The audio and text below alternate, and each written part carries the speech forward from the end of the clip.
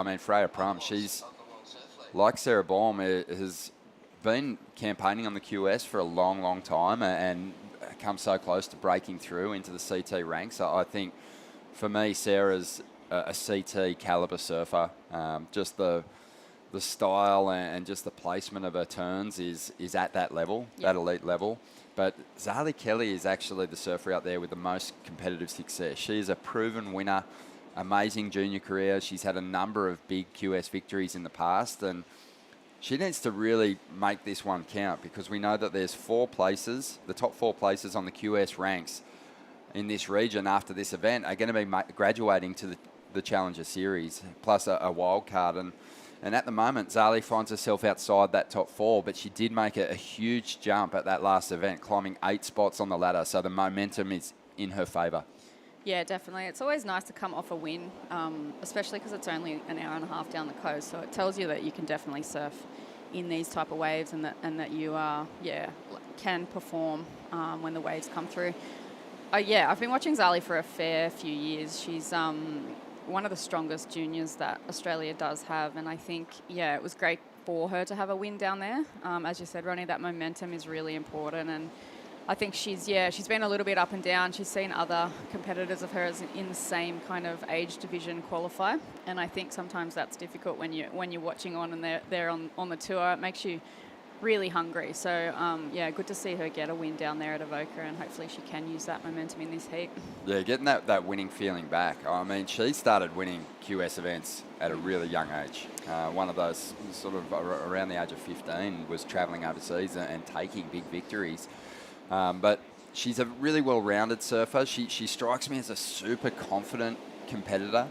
She just seems to sort of really zone in on that big finish and doesn't get flustered about who she's up against. So we'll see how she fares here. But this is a pretty stacked heat.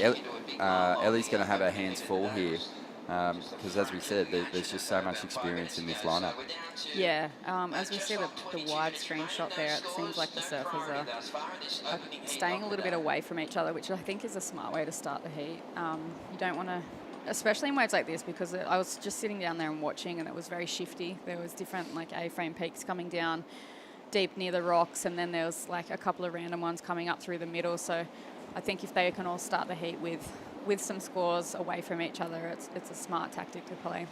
Beck, let's kind of dive into the mindset here of Ellie Lampkin, because you were in that situation of having a really strong junior career and getting the call up and opportunities as a real youngster to surf in QS events, and even when you got onto the CT, you were coming up against peers. How hard is it to not kind of get ahead of yourself? Do you think Ellie would have had a good night's sleep, or should have just been thinking, this is my opportunity at home to put in a big performance? Or what if I won?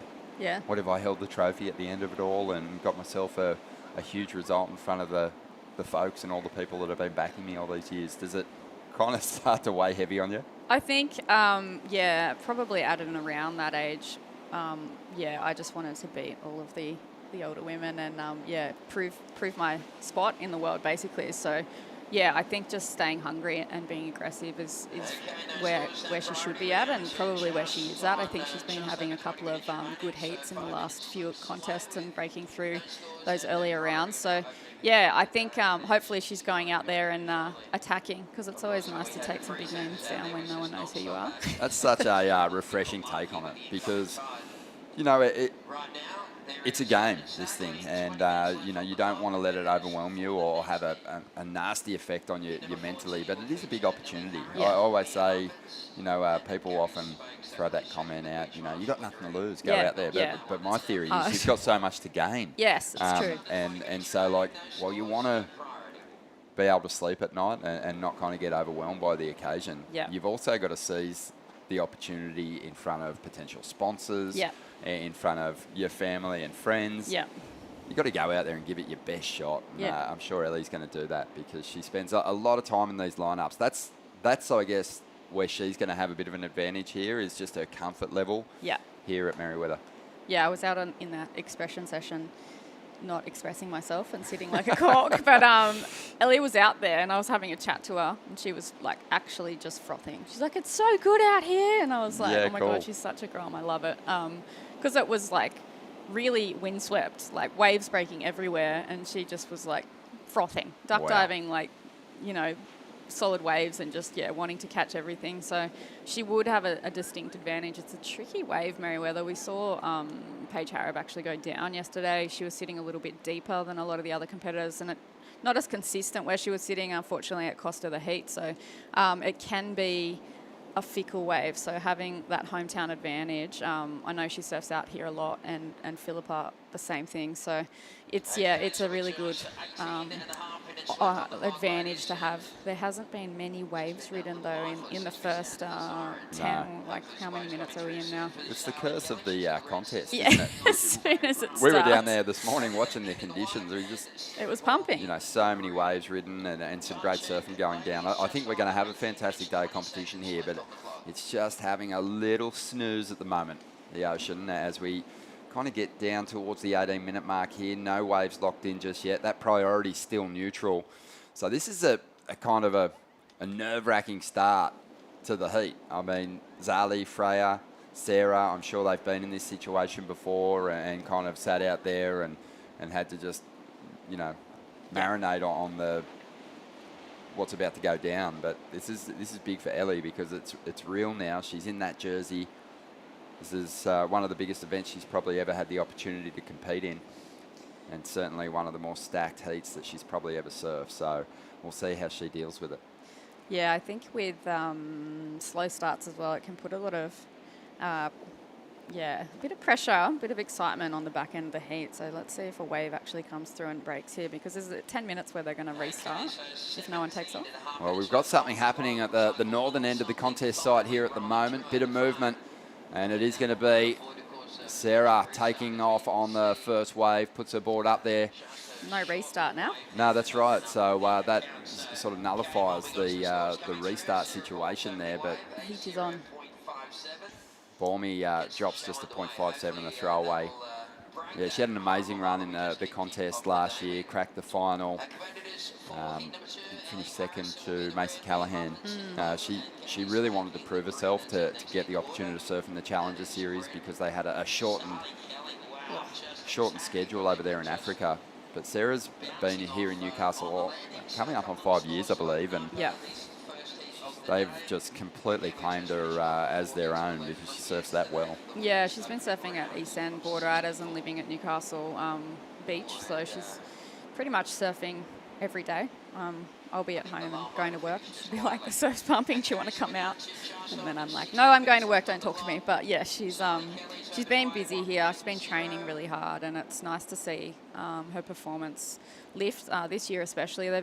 She's got the wild card for South Africa into the Challenger Series. She got 10th last year on the Challenger Series, which is a close finish to the top spots and what it takes to get onto the tour. So took out the Tweed Coast Pro up there. I think that's her biggest career win. I think in the 3 years that the Challengers have been running, she's kind of gone like 40th, 20th, 10th. So she's building towards something special. Halves. She's going down to 5th. Exactly. So, getting to that 5th place, all but shore up a position for her. But she's, the dedication's shining through in her surfing performance because she's kind of looking reinvigorated. Yeah. I think you surf as many heats as someone like Sarah has, it's probably going to just test your commitment a little bit, but she's found that fire. I think there was a bit of a sabbatical, obviously, 2020, and it gave a lot of those veteran campaigners an opportunity to just reevaluate what their goals were and if they really wanted it, were they going to dedicate to kind of travelling under trickier conditions and more expensive flights, obviously, and those that came out the other side with that goal firmly in mind are just looking so primed and ready to go.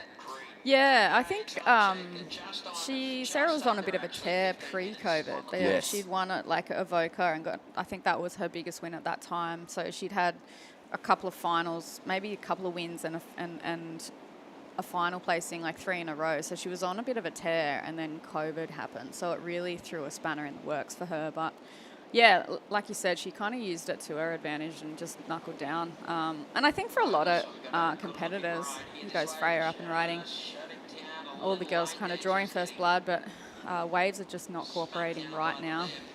No keeper scores just yet, which is it means that Ellie Lampkin's got an opportunity here to seize the lead early in the heat, and that should do it. Just the one turn on the outside, but it'll be the best of them so far.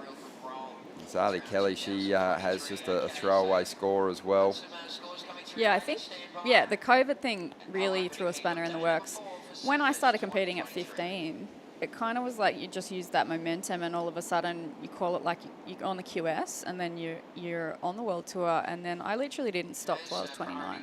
There was not a year in between. I just spent from 15 to 29 basically competing. So I think for a lot of competitors, especially on the World Tour, it would have been very strange. Here goes Ellie's replay there, and she did really nice to stamp that and actually ride out of it, because we have seen a few falls on the first wave. So everyone a little bit, I mean, wave's not cooperating, but everyone, maybe potentially not showing their best surfing yet.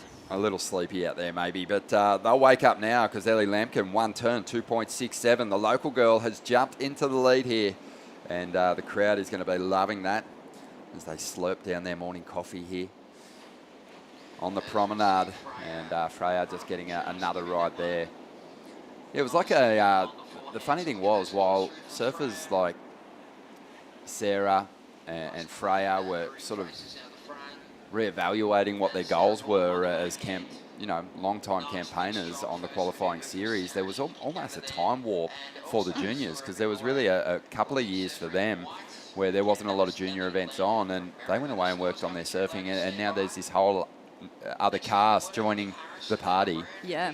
So while you've got reinvigorated veterans in the mix, you've got absolute fire rising through the ranks in the form of some of these young talents, and that's been really fun to watch. There's a big generational shift. It's clearly on show when you look at the championship tour, and I think that really does filter down to the qualifying series as well. Yeah, definitely. It's like a little bank up of competitors just chomping at the bit to come out. We've seen a couple more one-turn waves there from Ellie Lampkin. It looked like Sarah Baum down the beach as well, just banking a turn off the top. So bit of a failed to really stomp anything just yet. She's had 2 rides. She's done 2 pretty clean turns. I mean, give her a bit more space and the opportunity to link a couple of moves together, and she could really cause a big upset here. But a 2.67 on that first ride. She might have another score on the way too. Or was that replay just a pullback shot of that same turn? No, you're right there. She's just dropped a 2.7 as well. So, yeah, she's drawing first blood here. We see a paddle from red. Zali Kelly up and riding. Looks like a good-looking wave. Big slash off the top for Zali. So that's the class of Zali Kelly, the surfer from Cabarita.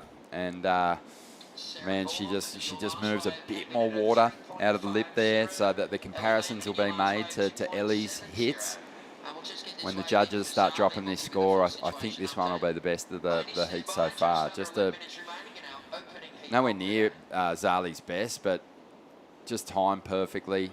Nice bit of flare off the top too. Yeah, she was thinking of like getting a little further down the line, so it was somewhat of a transition turn. She didn't overcommit to it, but it's still a 4.17 and enough to get her up in the second position here.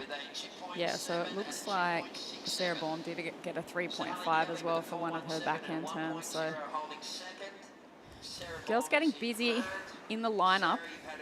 Looks to be, depending on what's going to come through, but there were some really nice looking runners out there. So hopefully we get a few more sets into the lineup with the last 10 minutes of this heat remaining. Beck, obviously, being a fan of competition surfing, you're looking at a couple of different aspects to when you're watching the sport. You're looking at the performance, the surfer's ability to absorb pressure in those tight moments where you need a score in the dying stages, the competitive strategy of an individual. But when you just are appreciating good surfing, for me, Sarah's right up there. That's why I touched on the fact that I think if she did get herself into some CTs and also I think the benefit of being pushed by the world's best. Yeah. The form is there for her. The technique's impeccable, and the read is just so mature and clean. Yeah. That I think she's one of my favourite surfers in the mix, competition aside.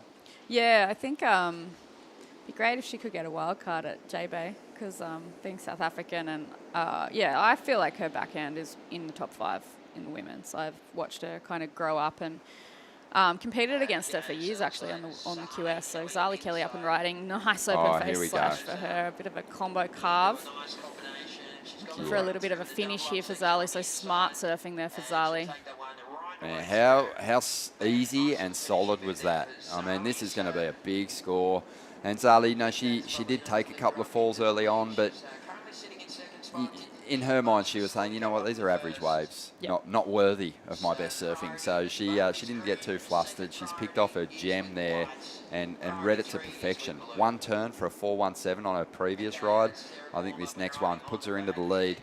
And here is some of that just trademark style and flow from Sarah. She finds an end section herself. Great exchange happening. Freya doesn't want to get left behind. She throws a nice hit on the backhand out there too. 8 minutes remaining here.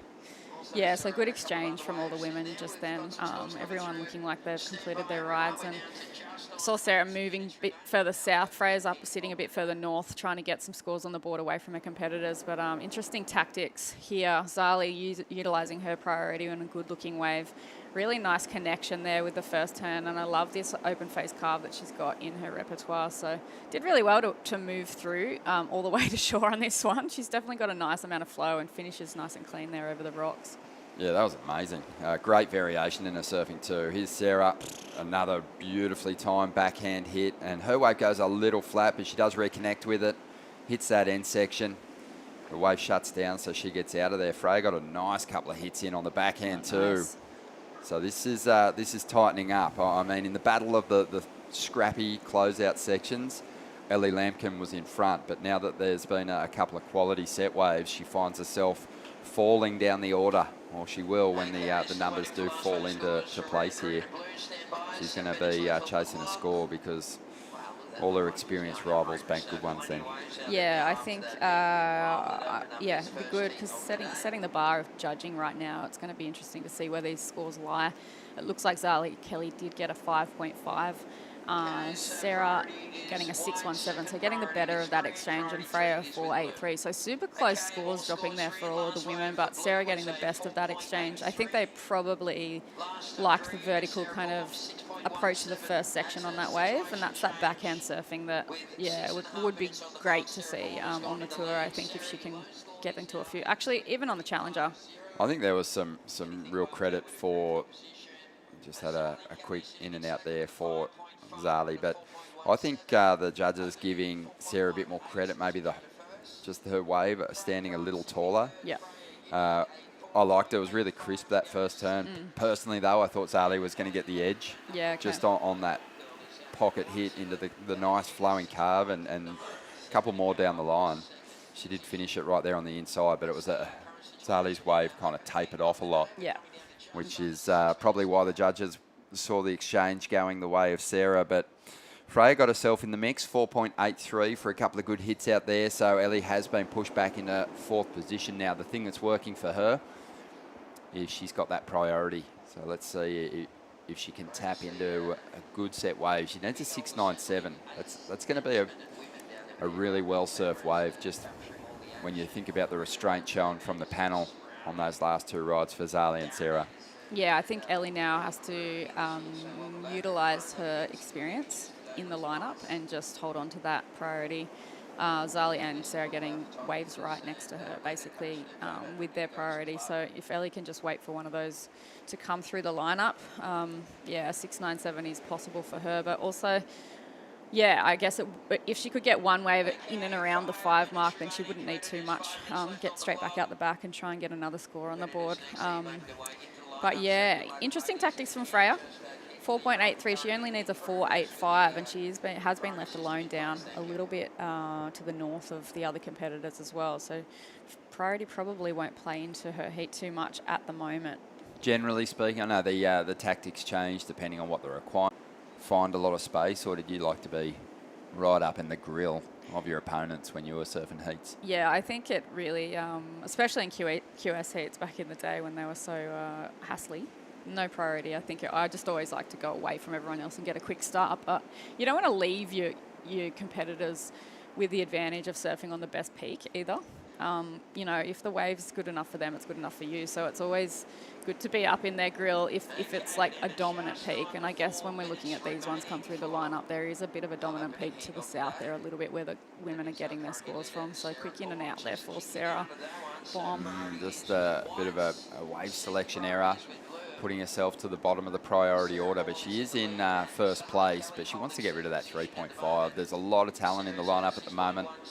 Even Ellie has kind of proven that she's got the individual turns. If she strings a couple together here, who knows? She might turn this one around. But just on 3.5 minutes remaining here, yeah, it's instinctual too, isn't it? I mean, I've never surfed a heat at this level, but in the lineup, just when you're free surfing, you kind of automatically, your instincts will take you to where maybe you think there might be opportunity, even if someone else isn't seeing it. Yeah. And even the positioning to get yourself deep on that wave, it's not something as a surfer after you've spent as much time in the lineup as these competitors have that you really even have to think about. It's automatic. Yeah, and like looking on screen there, the girls have gone down to try and, you know, put a bit of pressure on Freya. There's only 2 minutes 45 left in the heat, so I can tell Freya's trying to get away from them a little bit. She didn't have, I think she may have actually gone into a priority situation there, but this wave, a little bit of a quick turn in and out. She knows that's not a scorer, so she's going to get pretty quickly back out the back. But yeah, I think in this situation for Sarah and Zali, they probably are aware if they put a little bit of pressure on their other competitors now, they can, you know, possibly cause a bit of a priority error or you know, or put a bit of pressure on them to make some split-second decisions that aren't the right choice. Here we go. Ellie Lampkin using her priority, has to get going here, drives up into the pocket. Oh, well, she almost stuck that. She's still got time, 2 minutes, but you know, you got to give credit for the effort. Ellie, the Grom is out there really giving it a good nudge out here against 3 seasoned campaigners. Yeah, really nice vertical approach there for Ellie, but unfortunately just not able to ride through that bit of a newy shory bump. I have been victim to that, paddling out a few times. Popped my board to my face. All of the fun joys of... get a bit of reverb off that steep beach. But we've seen it bring the best undone, Beck. Yeah, it's always a good amount of power. You want that in a wave, and I think that's why this is a great location for a World Qualifying Series event, because it's difficult when the waves are a little bit flat, a little bit fat, and don't push you. Like some locations, like Huntington Beach, can be quite challenging because it doesn't really have that grunt. So it's nice to come here to Newcastle and know that the waves can actually give you a bit of a nudge. Coming down to the 1 minute mark, it has been pretty much all green and red at the moment. Freya in third priority is sitting quite close to red, so we'll see what happens in this final minute for Freya. She doesn't need too much, and she has won a QS this year as well, a 1000, and I think she won an Australian title too. So Freya's had a really good competitive kind of campaign in the last few years. She is a pharmacist by trade too, so she's a busy girl.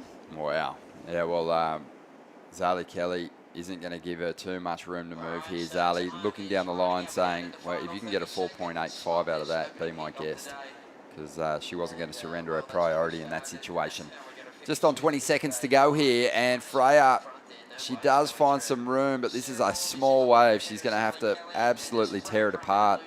A couple of little hits, and she knows that's not going to be enough, so she doesn't even waste her energy, and she kicks out of that one.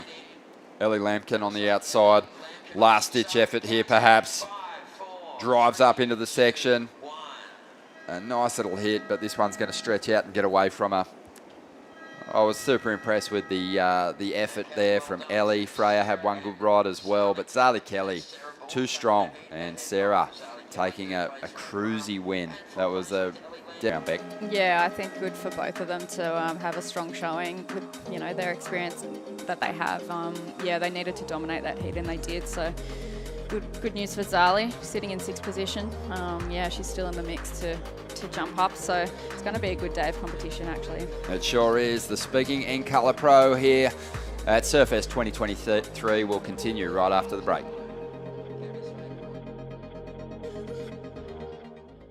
How to Newcastle GWM Havel. Save now on 2022 plated vehicles with stock available for immediate delivery. Find the perfect vehicle and get a great deal from the people you can trust. Take a test drive today.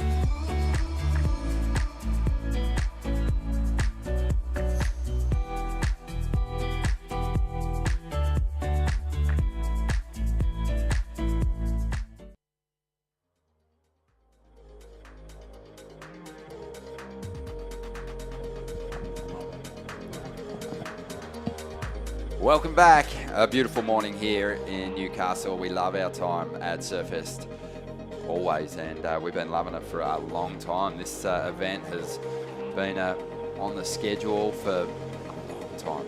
1985 was the first year, and yeah, always one of the favourite events.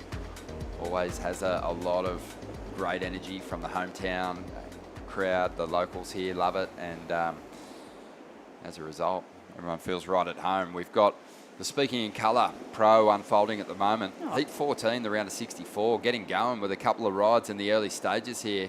Mia Huppert's great surfer is out there in the blue. Gabby Spake is in the green. Ellie Harrison, one of those surfers sitting toward the top end of the regional ranks, is out there in the red, the top seed. And we're seeing scores drop straight away here. Yeah, that was a nice looking wave for Mia Huppert's and a very quick start to this heat. So it probably watched on from last heat and thought, okay, we're going to draw quick blood. Really nice to see Mia Huppert's. I've been hearing her name around for a little while, and yeah, haven't actually watched too much competition surfing. So really nice surfing for her there. Great technique. She looks nice and fluent, super strong. And yeah, Surfer in Green also there, getting a 3.83. Gabby, is that SPA, Spake? Yep. Yep. That's Need right. some glasses, but Gabby Spake, yeah, surfing really well. Good technique for both of those girls. Yeah, Ellie's sitting in third. Yeah, Mia's dropped a really solid score here, and she's in a great position on the rankings to make a charge for one of those top 4 spots. Sitting in 8th position. She did drop a place after that last QS event on the Central Coast. But here we go, 2 surfers up, simultaneous hits, pretty similar turns. Mia kicked off with a 5.67, and you were talking about that smooth flow, impeccable technique. She does a lot of work with Brad Gerlach. Okay. Practicing his wave key. And yeah, I've seen shades of Ger's approach. And when I think about the athletes that Brad's worked with, or Ger has worked with over the years, Yeah. they all have that. It's the primary focus for him, even before he starts getting into that competitive stuff, is really honing their technique and ensuring that they can get the most out of each turn and harness the power of the ocean and unload it. And yeah, he basically teaches them the dance, the art of surfing before the art of competition, which I think sets him up for a long and prosperous career. He's worked with Connor Coffin, his brother Parker, and they're both like 2 of my favourite surfers to watch. So, you know, Mia's in good hands. And she's also just dropped another solid score, 5.43. So this is going to be interesting for Ellie Harrison. She's in that position of wanting to maintain her position at number 3. Nice lip line snap off the top there. We saw a replay, and we see Surfer in Blue again, staying super busy, doing nice open face turn, super strong slash commentator's curse. Is staying busy. I think her approach is good. 5.67 and a 5.43. Pretty solid way to start a heat.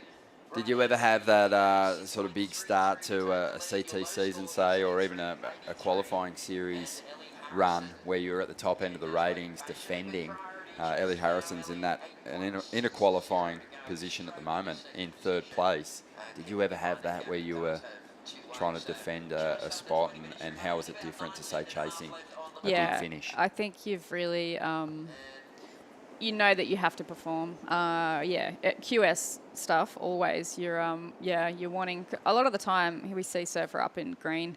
Good looking wave here for Gabby, quick in and out. A lot of the time, the QS would finish before the World Tour when I used to compete, so it would be nice to kind of qualify going into the last events in Hawaii. Surfer in red, up and riding here on a nice looking wave. Super quick for Ellie there. She does bank one off the top, but unfortunately doesn't ride out of it, so she's pretty aware that she needs to get some scores on the board now. It is early days, but it has been all blue and green at the moment, getting really quick starts. We saw a few heats yesterday where the quick start helped a lot, but I think, as the waves this morning, they're really high quality. If you can select the right one that comes through the lineup. Ellie is in with a good shot. I haven't actually seen too much of Ellie either, and she's really fast. Technically, to be sitting in third in the ranking, she's obviously had a really good year. Yeah, magic run, and also putting together some great surfing. And we're going to see her back on the Challenger Series this year is Sarah Baum, who joins us now. How are you, Sarah? You turned it around. It was a bit of a slow start for everyone in that heat, but you ensured that there wasn't going to be a restart, and you made it count. Yeah, I kind of just wanted to get busy straight away, and unfortunately it was a bit of a slow start, and I just wanted to get going. Like, first heat of the day is always hard, and I've been waiting a few days, so I'm stoked to just get going on that one. Most definitely. This is a pet event for you. Obviously, you had a great run through to the final here last year, but does this feel like a big hometown advantage for you, coming to compete in front of mates at Surfest? Yeah, definitely. It feels weird to sleep in my own bed and have everything around home living, and I walk down the street and everyone's like, "Oh, good luck, hope you do well in Surfest." And it's really awesome to come from a different country and be living here now and have such a big support over here. It feels grateful for everyone. Obviously, this is one of the biggest events on the qualifying series worldwide, really, but particularly for our region. Are you really just here to sharpen up your act and get ready to attack that Challenger Series? Yeah, definitely. I've been doing all the major QS events the last couple of weeks just to kind of iron out all those creases and make sure that I'm ready for the Challenger Series, and this is where I can make my mistakes and learn from them and take them into the Challenger Series, and just really come back firing, and boards are feeling really good, body's feeling really good, and I'm just really excited. For me, when you were sitting a little bit further north, I noticed that you paddled down when you had priority. What were you thinking there tactically? There's kind of two banks. I knew with the tide coming in, it might start breaking a little bit more on the rocks. So I had priority, and then I kind of paddled over. I saw one or two that didn't quite break, but they looked like they had better shape over there. And I was stoked to have priority when that one came through, and I got two turns, and it's like when I look back now, there was so many waves just coming through. I was like, I wish they were in our heat, but I'm happy with how I surfed that heat and made it happen. Sarah, we're big fans of your surfing. Love watching you get through these heats. Wishing you all the best for the contest and obviously the Challenger Series when it does get underway in just a month or so. Awesome. Thank you so much, guys. Well done, Bommy. Yeah, she's one of my favourites. Just the surfing that she's been putting together over the last couple of years is, I think, maybe going to take her onto the CT if she can maintain the form that she's got at the moment. As she said, good boards under her feet, body's feeling good, fit and ready to go. Let's see it, Sarah, on the CT next year. And there you have it. Look, Mia Huppets, Gabby spoke. They put the pressure right on Ellie Harrison, the top seed here. Really quick start here for Mia. That's exactly what you want to do to a more fancied rival, is sort of make them chase you, not give them the momentum early on. Yeah, they've surfed really smart going out with that approach. It looks like the younger generation, they don't take into consideration that sort of, that someone's got a higher ranking, that someone's been getting results, and that, that they're idols in the water. And I really love that about the next gen. They just go out and smash everything that's put in their pathway.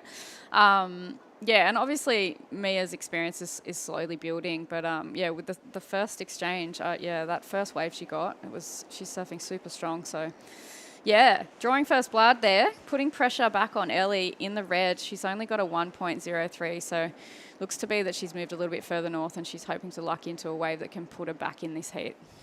Well, Gabby's from the northern beaches of Sydney, Long Reef, and Mia up on the Gold Coast. Huge the, turn there. Burleigh Heads area. I love Burleigh. It's a good spot. A little bit of a check turn there. We're seeing a replay of the heat. That was one of her throwaway waves there for Mia. That was her last wave of 263. But yeah, she did manage to get a 5.43 for one turn. So the judges are looking for those really big, solid and committed manoeuvres today. And I think that the following competitors can take that into consideration. We saw a few, fives thrown down. We see Surfer in green up and riding right now. Oh, just looked like she slipped off a tail pad at the back of that one. But yeah, we've got big heats still to look forward to as we move into the last couple of heats of the round. We've got a former winner in Philippa Anderson coming up next. Emily Burke's in that heat too, so a big one for the hometown crowd. And then in that last heat, Kailani Johnson, who we have seen in the CT event as a wild card over there in Bali before. So we'll look forward to seeing her surf. She's got a tough draw too. Charlie Hurst is in that heat, the Australian.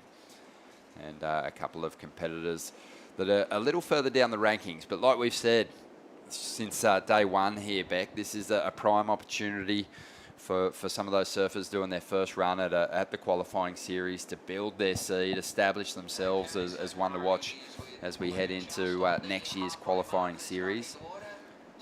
But also just wash off some of the nerves that come with competing at this level. And at the moment, we're seeing a really big push from some, Mia's well positioned on the rankings, but Gabby's given Ellie Harrison something to think about here. This is a tough situation with 12 and a half minutes to go. She needs a 7.57, but at the moment, probably still thinking about chipping away at the requirement with two waves. Yeah, it might be a 12-minute restart here for the surfer in red. Definitely enough waves in the lineup for her to get two scorers within that 12-minute mark. So yeah, I think the great thing about Newcastle and about Surfest is that, we do have a bit of a crowdfunder from the local community that goes on for this event for the women. And that initiative came in 7 years ago. And, this year there are 90 businesses on board supporting this event. They all put in the same amount of money. And, we've got draw a name out of a hat. Yeah, draw a name out of a hat. Naming rights. A fun night. They get everyone together. They draw the name out of the hat. And this year it was Speaking in Colour. Great organisation, 100% Aboriginal-owned, women-led business that connects people to Aboriginal culture and educates them. It's fantastic to see them involved, and good to see their name up in lights as the title sponsor of the event this year. Yeah, and really nice. It's a nice way to bring businesses and community into surfing as well. I think some people don't, it's hard to watch because if you don't understand what's going on, it can be a bit tricky and all of the systems and all of the rules. But I think, it really encourages the communities to come down and get involved. And I think, I was talking to a few of the sponsors when I was in the expression session, and they've basically said that their grandchildren are now starting to get surf lessons and really enjoying surfing and drawing that excitement that happens when you start getting in the lineup. And I talked to some of their kids, and they were super cute, and they're like, we've been surfing, we've had a few surf lessons down the coast, and they've got the blonde tipped hair starting to happen after the summer. So it's cool. It's great. It's a good initiative. It is, and it's an unbelievable I think way of sort of navigating what is a tricky time financially to get that big sponsorship backing, and we appreciate all the partners that are behind this contest and behind other surf events around the country during this QS regional leg. But yeah, that's a good way to kind of keep these events alive, and I think a lot of administrators from different regions could employ that same move. Definitely. But we're getting down to the 10-minute mark. Ellie Harrison's got to be wigging out here a little bit because, you know, that number 3 spot to get to there has taken so much hard work and consistent performance throughout this QS season. She doesn't want to let that go.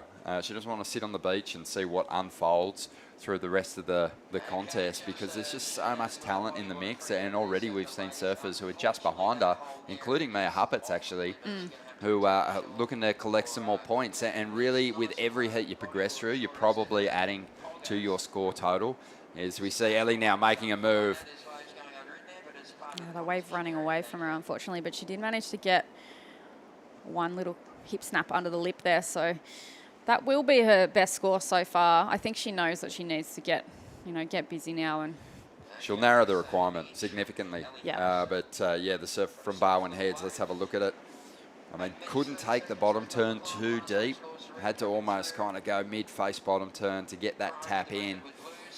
But she does almost get into the 3-point range. 2.77, the requirement now, 5.83. She's not probably thinking about getting herself to that number 1 position. That would be just a bonus, really. What she's got her sights set on is a 5.83. She wants to chase down Gabby Spake at the moment. yeah, and it looks like there's a little bit of movement out the back there with a few lines coming in. Here we go. Surfers staying away from each other, which I think is great. Now looking at, I mean, if this was a QS back in the day, people would be paddling on top of you. So, yeah, the women showing a lot of experience in the lineup at the moment, as we see a set just approaching here. Priority with Mia. And she is going to swing. She knows that even if she gets one big section on a wave like this, she can turn in a monster score, and she puts it right on the line. Total commitment there. Wow. That thing just stood up in a big way. I mean, had she ridden out of that, I think she gets herself the best wave of the heat, as we see the form and class of Ellie Harrison. Nice backhand snap there for Ellie, critical under the lip. So I'd say that will probably improve, or definitely improve her situation. She is carrying a 1. It may make that requirement a little bit less. So I think so. Yeah, that was much better than her 2.77. Yep. Maybe even 2 points better, but I doubt that it'll take it to the 5.83. Yeah, but not quite there. It was just a classy backhand slice off the top. The form is there. It's really just about finding the wave that provides the opportunity for Ellie Harrison. Her surfing looks spot on, but I loved the absolute attack there from Mia Huppets. That was a crazy section. Solid section, yeah. It felt like she pushed so hard on the back foot, she kind of almost lost a bit of contact with the front. Yeah. And as a result, just lost control. But she's so aware of the fact that a big turn can score. Yeah. That she just went all out for it. But this was nice. Really well-placed backhand reef off the top. Yeah, good-looking style for Ellie. That was 4.63, so well rewarded there for that backhand snap. And the danger when you have one section and you're back in 3rd spot, in danger of falling out of the mix, is over-surfing it. Yeah. Or putting more risk into a turn than you need. That's job done. 4.83 is a great score for a single move. And now she only needs a 3.98. Yeah, so just under a 4, so she's just proven that she can do that with one turn. It is going to come down to the 6-minute mark, so I don't know what Gabby is going to do here, whether she'll go down and start putting a bit of pressure on her. I know that I would if it was me, but yeah, I think we'll see how that exchange goes. Would you be there already if you were Gabby with priority? 100%. Because ultimately you're looking to, at the moment, Gabby can't limit the opportunities that Ellie might get on the northern bank. And she has the lead. So she's already got an advantage in that she's got the lead, and she's got the advantage of priority. Yeah. So giving Ellie distance at the moment, to me, is a mistake, because Ellie just proved she can take off on a closeout and get herself almost a 5-point ride. So this is, I don't know, maybe a tactically not a smart decision. Interestingly enough, Ellie almost seems to be heading down Gabby's way. Yeah, and I think with that, the tide's probably coming in a little bit now. So, she knows getting a 3.98 in these conditions, it's going to be really ocean dependent as well. So, it is a little bit deeper further north. There's a bit of a gully there. So, I think she might be moving just up toward that shallower bank a little bit there, but looking to be a nice little rib coming through here. This one's got a corner on it, and Gabby knows it. Now getting herself to the apex of the peak to ensure she gets a good run into this first section. Taking off, using her priority here. Needs to make this one count. Needs to push the requirement higher because Ellie Harrison is fighting back, and Gabby, she wanted to dig in big time on that final section, but she loses contact with her equipment. And here comes Ellie right behind her. Oh, she doesn't time that first section too well. She's got a decision to make here, and she commits to finishing this one off. And she'll now try and scramble back to get the priority, but didn't need a whole lot. Just a 3.98 might have done it with that last turn there. Yeah, that's going to be super close. It's unfortunate here for Gabby. Under a bit of pressure, she did manage a nice snap on the opening turn there and just went a little bit too high on that second one. So turning around and seeing Surfer in Red get a wave, she did catch a little bit of rail there, but she regathered really well, and that was a really nice finish turn there for the Surfer in Red. It's going to be a super close exchange there, but I do think Ellie may possibly get the score. I think you're right. I think Ellie jumps up into second at least with that one. Maybe even gets herself up into the lead. Mia Huppert's nice little hit there on the end section. Numbers starting to roll through for Ellie, and they are looking pretty strong. It is a 5.97, so just shy of getting her up into the number one position, but she does overtake Gabby now, and Spake needs a 5.84 with 3 minutes and 25 seconds to go here. So that fall really costly. I feel like Gabby had the better wave. Yeah. And she kind of got up there a little earlier than the oncoming section, and as a result, just sort of mistimed it a bit.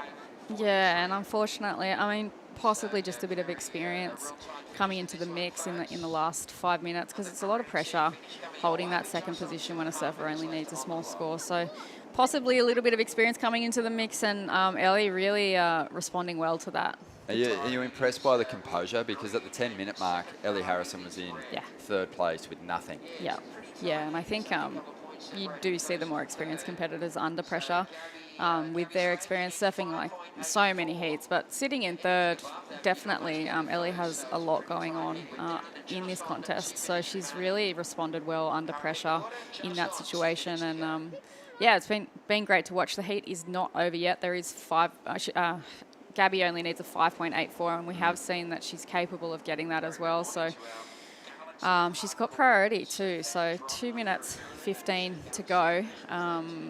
Pressure is on green again, and we'll see how she goes. Yeah, well, Ellie, like we said, when she still did a hit in the most critical part of the wave, but the first turn on Ellie's ride wasn't her best. No. But she committed to the end section, made it count. That did, however, put her inside of Gabby when they were paddling back out. So Gabby got the priority back, but Ellie was happy just to get the jump. Priority was actually just a second thought. Yeah. For her at that point in time. Main goal was getting up into the top two, and we'll see if it pays off for her here. Just on a minute remaining. Mia Huppert's still hanging on to the lead. She had that quick start. She's still hanging on to those two numbers. And Ellie's fought her way in a second spot here. Long reefs. Gabby Spake looking for an opportunity. Long reef. I've surfed long reef a few times. It's pretty fun down there. Very good. Yeah, well, it's in some ways it's kind of got some of those similar characteristics. It's got patchy reef sections, and it's bank dependent at times, but it's shifty too, because you've got all these outer reefs there that kind of break the swell up, and you've got to be really alert. You can't just drop anchor and think that the waves are going to come your way. You've got to be ready to pounce and chase down those corners. So Gabby, she'll put that experience to good use here in the final stages. She's not sitting still. She's kind of really seeking out the opportunities here. Got the priority. Mia's going to tap into one here on the outside.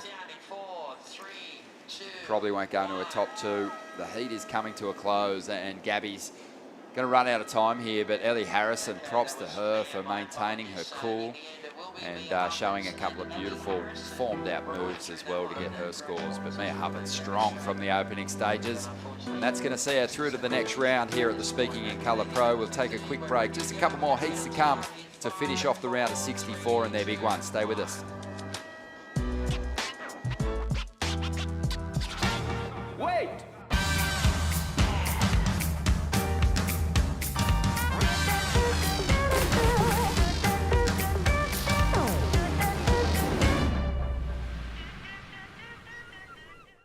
Hunter and Newcastle GWM Havel. Save now on 2022 plated vehicles. Find the perfect vehicle and get a great deal. From the people you can trust. Hunter and Newcastle GWM Havel. Take a test drive today.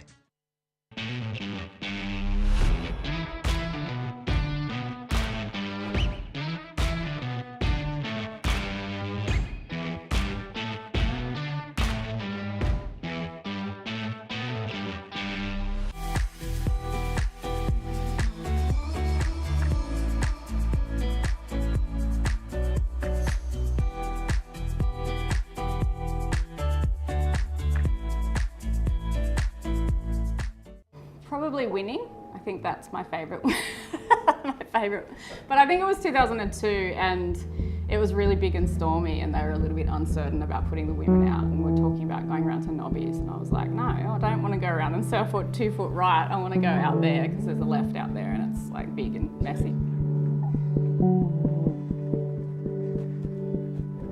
Yeah, it was really great. You don't realise it when you're young, but when you start competing, you end up going overseas a lot. And sometimes you're there and you win an event and, you know, all your mates aren't there and you're like, oh yeah, I won. But to have it in front of your family and friends down like at Newcastle was really quite special. I'm really excited about the way female competitive sport has headed and where it's gone. I think to see that there's equal prize money now, it gives a lot of people equal opportunity and takes away the element of privilege which can exist in some sports. I think that was really important in the female division.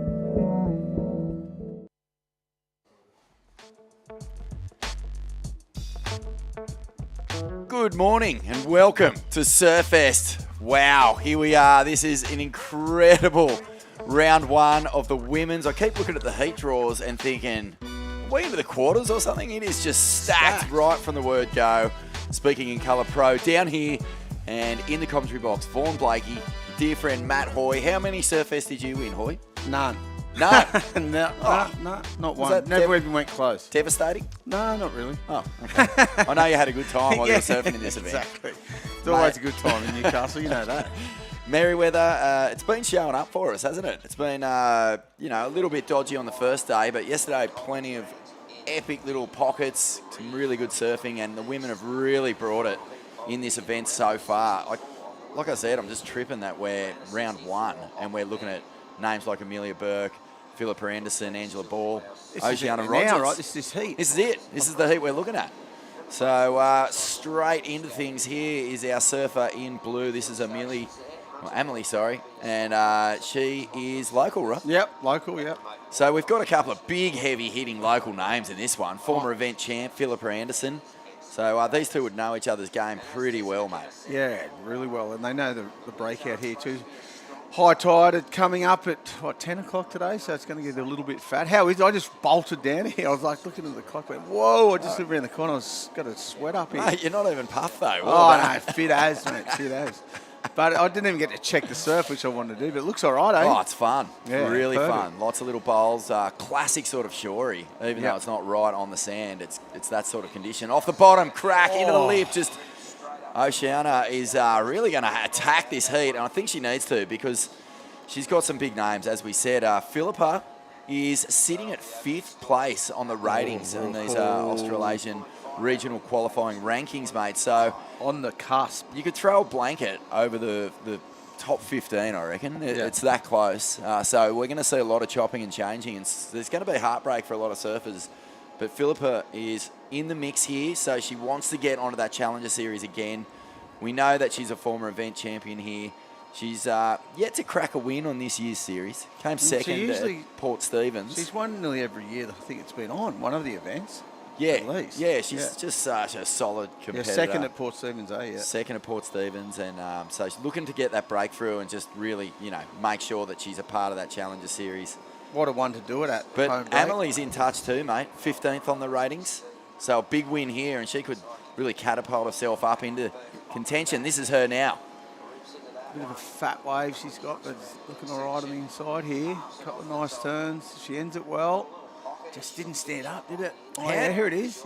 Oh, yeah, good Soft finish. bowl, yeah. Mate, how did you go against surfing against locals? Because we all know what Surfest means to the was a local local. community. It is. No, that's what I mean. Like, is it harder? Is it easier? Like, you know the people. Oh, you see them actually, every in the single heat. day, and you've got to paddle out. Oh, yeah. Surf a heat against them. I mean, how'd you go? Surfing against Louis or Nick Wood or? I just wanted to that beat crew? her more than anything, pretty much. Here's Philippa. Slicing off the top, so very calm this morning. I'd say like the true. Oh, there's Pauline great Mensa. memory What's she is- doing? I don't know what that. Just whack her in the mix. She surfed so well in the I expression heard that. session the other day. I think saw she a bit of caught, it. I'm not joking, Yeah. 300 waves. Yeah, I heard that too. They were She- all she blowing was- up. Beck was blowing up about it. Going, On the "Mate, back I of the said-" ski. He's going, Oh, where well. were these things when I was in my career? Oh, well, don't we all say that? How many years do you reckon you would have surfed extra on tour if you had a ski to paddle, whip you back out there Oh, after waves? I would have done another 10 like everyone else did. The replay, Emily's wave, it's a nice wave. Just didn't get that steep face, but she gets a few turns in, nice ending. Also in this heat, That's all mate, right. Angela Ball has been on the radar Philippa for a while. off the We'll rock. go, we'll just stay with Philippa here. Nice first turn.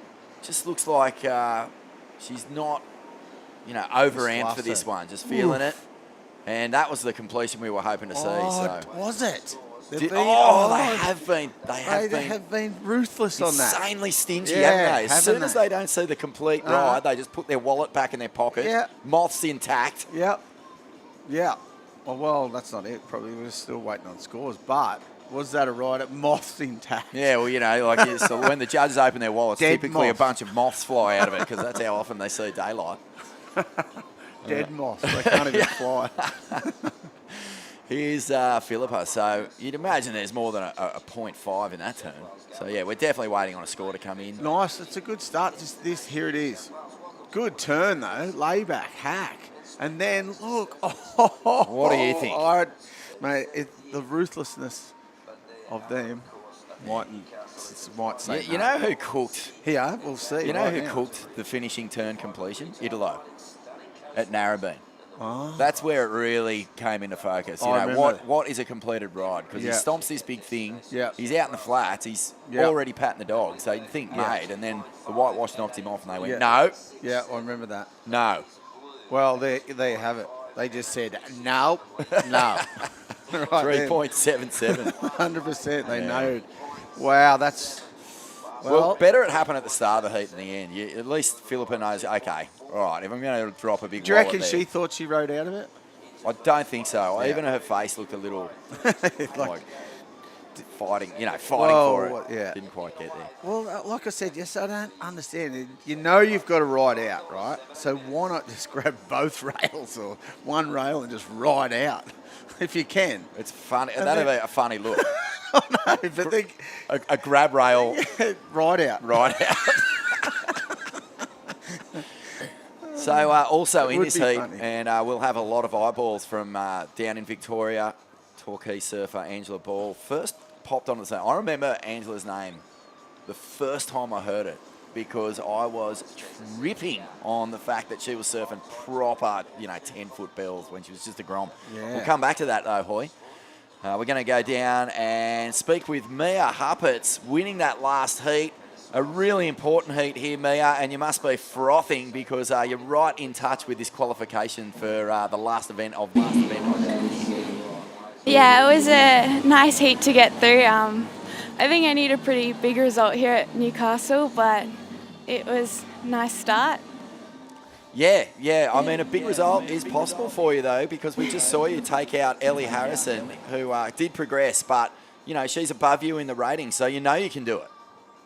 Yeah, Ellie's one of my good friends, and so was Gabby. So it was an interesting heat, but it was nice to get through with her. You've had a good run this year. Ronnie mentioned that you do a bit of work with Brad Gerlach, one of Matt Hoy's old friends, and he's far out, breaking new ground with Wave Key. What does that bring to your performance? Yeah, Brad's done a bit of work with me and also my sister, and it's a nice way to feel confident within your surfing and kind of bring it back to the land and work on that before taking it to the water. Yeah, it's so cool. I've done a little bit of wave key myself, Hoy, and it feels incredible. You really do, feel it when you paddle out that you've got everything tuned up and ready to go. Mia, how did you find the waves out there this morning? It looks really fun. Yeah, the waves are pretty good. It's definitely a lot cleaner than it has been the last few days. It was a little slow in the middle of the heat, but we definitely got a lot of opportunities to surf good waves. Fantastic. Well, look, it was a great result this morning. Round one, it's so stacked. It's so hard to believe that we're only really getting to see everyone surf for the first time. But you're into the next round, and we really look forward to seeing you get a good result here at Surfest. Thank you, I hope so. Thanks, Mia. A great surfer from up there in Queensland, mate. And little sister, I think, just won a QS. Yeah, right. That's what she was talking about, a sister. Classic. Yeah, huge. How old are they? Young. Yeah. Yeah, far out, very young. But, obviously doing everything they can to keep performance at the peak level with the Gerlach. Classic. But, yeah, Angela Ball, man, just such a trip out. I remember there was this big bell swell, and there she was out there just absolutely charging. We'll come back to that. Oceana Rogers is having a move here. Oh, and Angela is going to use priority. Gets a big snap off the lip, so a nice turn. Oh, gee, I like that. It didn't get up and over the foam climb, but, gets that little bonus shimmy on it. How good does that feel, a foam climb? It's a hard thing to do. That'll score nothing probably, but it's really hard to do, and it feels that good. Yeah, I've heard Cale Bell-Warren and Stace Galbraith both write foam climbs off as a high-risk, low-scoring move. Wow. But they do feel good if you don't get that weird bobble. Yeah, it's like you're floating on air. The best foam surfer in the history of surfing is Ockie. At Bell's, he'll just surf whitewash. Yeah. Fly off the bottom. Here goes Philippa. Nice little two-turn combo. Just feeling it out still. Sitting in the spot. If you ask me, she'll know where to sit out there. Straight off the rocks bowl. She'll be sitting on... She has her own surf school. Yeah. Philippa Anderson Surf School. So imagine that. You want to learn to surf. You come down. You've just got someone of her stature, former event champion, teaching you how to get it done. Have you gone down an adolescent? No, not yet. No. I'm on the verge. I'm getting to that age. Yeah, all right. I'm bringing girls and going for surf lessons. So what is your pre-surf routine? The same as always? Yeah, exactly the same as always. Pick up board, paddle out. Wax up. Yeah, wax up, Yeah, of course, don't forget always. that. Mate, fun little waves down here this morning. The tide is coming in, so that's going to slow things right up. Yesterday. It is. It's not high for another 2 hours, so it's going to slow things right Well, you up. heard But a there's couple of still competitors, sets, young crew who were surfing in this comp for the first time, saying, Jacko Baker got in their ear and went, "Hoi, tide's getting high. Make sure you get something quick." Oh. Real tactics coming into it. Yep, good call. That's a great call. Jacko giving away his secrets. Yeah, I know. Well, he's got to try and defend his title here, so he doesn't want to give away too many. Wouldn't be telling any secrets. What have you made of Jacko's performance just in the last 12 months, mate? Yeah, he's killed it. Stoked for him. He's come of age for sure. And I think winning Newcastle last year really helped his confidence. Just local. No one's ever done it before. He did it. You're probably not expected. You'd expect like someone else, like one of us before, or Ryan, but he did it. You know what I mean? It was sick, and he was ripping. And I reckon his confidence went through the roof. Does he like the nickname the Carnival Strongman? Because he does look like one. I reckon he looks like that guy who plays for the Raiders. Yeah.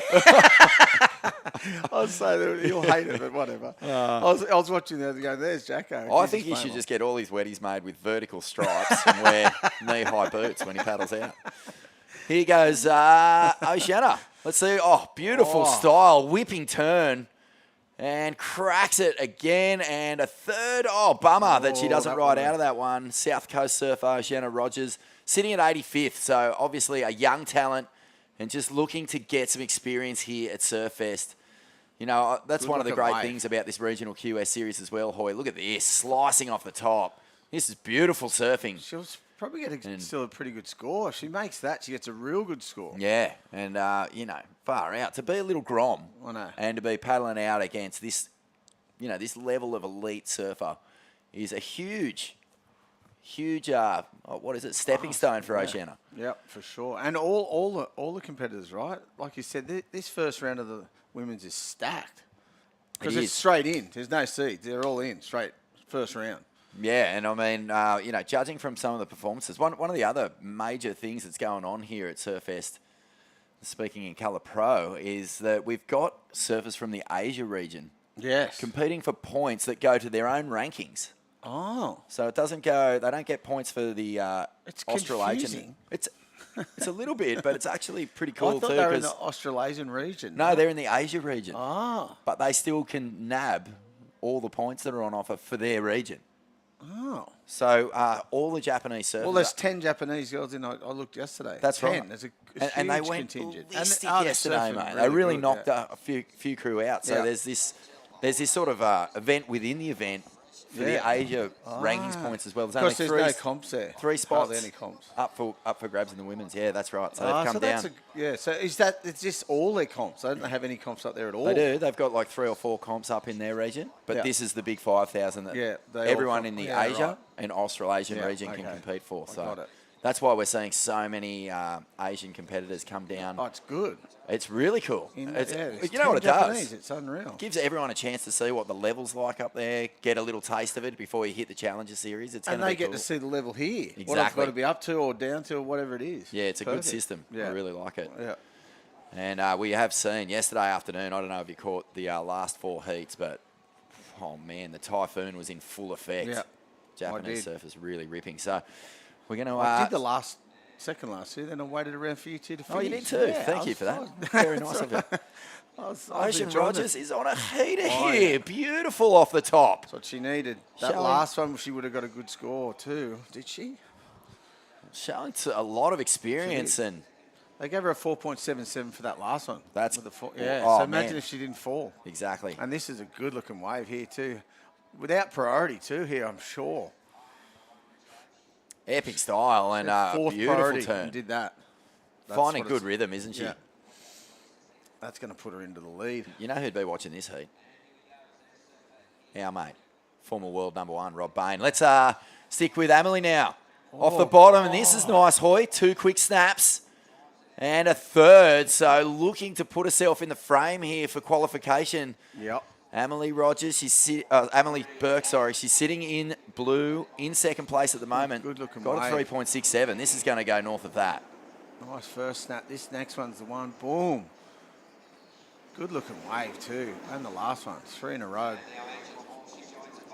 Gonna get a good score for that. And Philippa top. would have been filthy. She got that wave because she was right next to her without priority. But that's what happens. Priority. They're sitting in the spot. See the 2 local girls sitting right on the rocks bowl, exactly where that little peak is. And exactly Yeah. what they're doing, exactly the ways they want to get. Well, she's looking This is gonna staunch. She's put not even Philippa moving. in a position here, mate. This is she's gonna go back to third, I think, after those 2 waves. So did Oceania Rogers get a 1 for her first wave? No, that was a 4. We're waiting on a score, right? Yeah, waiting For on the the last score. event. Yeah, 2 scores. Yeah, Emily. And Okay, Michelle. so So 4.77 was that one, which she did 3 Oh. turns and just fell at the end. She would have got a good. she's going to jump to the lead, you'd imagine. Yep. This is a good heat, isn't it? We've a lot going on here. It's simmering. Feels like we're on the verge of seeing some fireworks. 3.83 for Emily. She went to first, but Oceana's wave still waiting to come in, so she's going to go to first after that.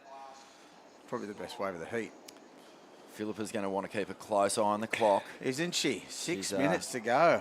6 minutes, just it goes so Pressure. quickly. Yeah. Doesn't it? Or it goes, when you're in the lead, it goes so slow.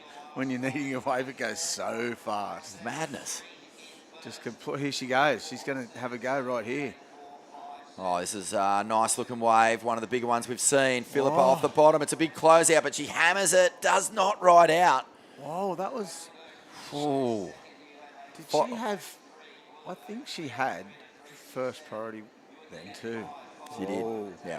And like you said, let Emily sneak one. Yeah. It didn't look like much. I And think how she had. much- I think Emily had priority then, though. when a wave's coming in and you've got priority, you've got to mind surf it, right? You've got to say, what's this worth? Yeah. Can I better my situation on Yep. this thing? Or should I just let the other person get it and try and milk a score? Yeah. So it's not just about what you want to do. You've kind of got to consider what the other person's capable what they can of. do on this wave as well. Crazy. 100%. All right, so slicing back here. And Angela Ball. Oh, they're both Nice back. finish. Yeah. Oh, I didn't ride Oh, out. no. Grab rail right out. Currently 28th on the rankings, and Philippa's just going to get a bit of hustle on here. Well, she needs to. Just under 5 minutes to go. Last wave was a 4.57, so she got more for that right than that completed left, which is, well, they were going to give that a huge score, that meant. Well, she's in the lead. In the lead, yeah. Scores come through. Nice first cover, and just this one doubles up and then just hits the trough. And What a bummer. She didn't get the completion. Nice finishing turn from Angela if she rode out of that one. Meanwhile, so this is just 2 turns, but at least it's got a little bit of sting. You know, that's a bit of intent there from Philippa Anderson. Looking for a 3.74. gets a 2.67. 2.67, so it was a smaller wave. Or And do the other girls get ruthless on Philippa here? Oh, Or you'd be imagine they heavy, will. Yeah, well, I mean, we've got 4 minutes to go here, Hoy. It's Oceana Rogers out in the lead. So Oceana from the south coast of New South Wales, Shell Cove surfer, and she's put it together beautifully, unrattled by the seasoned experience of the other surfers in this heat. She's just paddled out with a plan and got busy. And she's looking fast, smooth, and these little clean, glassy faces are really suiting her style. A 4.77 and a 4.57. Amelie is in second place. Philippa needing a 3.74. And Angela Ball needs a 4.5. You know what? That last turn that she fell on probably might have gone close to that. Yep, for sure. So 3 minutes. Everyone in touch here. Emily's like, look, near Philippa. She doesn't know what to do. It's heavy. The young, what do you call it? The young bull and the old bull, whatever it is. She doesn't know what to do. Well, yeah, we got to. Whether she should go and sit There's on the her. replay. See, now that was Angela Ball. If she rides out of that, she's well and truly in the mix. At the moment, she needs a 4.5, which is not a huge score. But, you know, this morning, she's just going to have to try and find the opportunity down in 4th priority. And Amelie and Philippa. Yeah, Amelie probably grew up worshipping 100% Philippa. doesn't know what to do here. It's like a hero. You know, she could just be ruthless and sit on her, but I don't know, it would be so hard. They're good friends. Like, what do you do here? Well, you tell Locals, me. I don't know. I'd do it. If it was Luke, I'd be doing it. And he'd do it to me. So, she's going to go. She has to go. And it's a nice looking wave here for Amelie Burke. Slice for the first turn. Flies through on the inside. Section looming. Cracks it up and over. That is a very strong finish. And now back. This is our heat leader, Oceana, and she gets a good connection. And, lets that one slide. I mean, doesn't ride out again. Not quite as clean as her other 2 waves, though, I don't think. No, that's not going to go into her scores. So this is great stuff. But Amelie's is going to for sure. That's probably up there with the best wave of the heat. I think the finishing turn's the best we've seen. Yeah.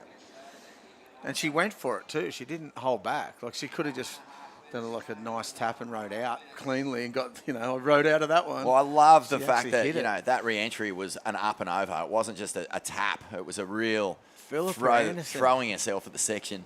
Philippa's in trouble here. I mean, Amelie was in second. She's definitely going to improve on her score. 1 minute. And Philippa is in 5th, mate. So she, at the moment, not in a qualifying position. It's top 4 for the Australasian qualifiers. You have to finish in the top 4 to make the Challenger Series. This is the last event, don't forget. So there's no second bite at the cherry. Wow. 1 minute. Oh, Newcastle is just chewing their nails down to the elbow. It's heavy. She's got priority too. Looks like there's a little couple of bumps coming through, needing. Score come in for last of blue, 5.67 for Amelie. So a big number required from Philippa Anderson here. A 5.57. She's going to have to let it all hang out on whatever comes if she gets the opportunity. It doesn't look like she's going to get. Those waves just went south. Oh, by the look of no. This is, that. 30 seconds. this is not how Philippa Anderson wanted to finish what has been a pretty solid campaign throughout the Australasian region. Well, sitting in fifth, it is, isn't it? You're not doing too badly. You're not doing too bad, but you've got to make heats. I mean, we know how strong this she's gonna field go. is. She's on here, Hoy. Philippa she got? Anderson Got it. needs a score, snaps off the top, comes down off the bottom. This wave, a good jam, comes back into the whitewash. Needs a 5.57. I don't think there's enough meat on the bone yet. No bonus section and a little bit of disappointment in the body language here. 1 minute, Angela Ball. And she's going to try to find something, but again, this could be heartbreak for one of Newcastle's favourite surfers. Oh, I think it is. And what a heat. So Heartbroken let's for check her. this out, Hoyo. What do you think? First snap's good. Second snap's good too. Just needed an end that needed to keep going like right to get another end section. One more of them, just with a nice clean end section, she gets it, but I don't think she's going to get it. Well, heartbreak here. Did not get the score. So that is Philippa Anderson's year on the Australasian Regional Qualifying Series is over. Oh, should be filthy. And we're going to take a quick break here from the Speaking in Colour Pro for 2023. We'll be back with more action in just a moment.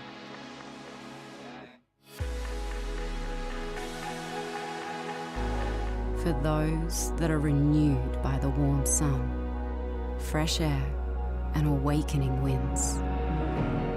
We know, you know, life's better outside.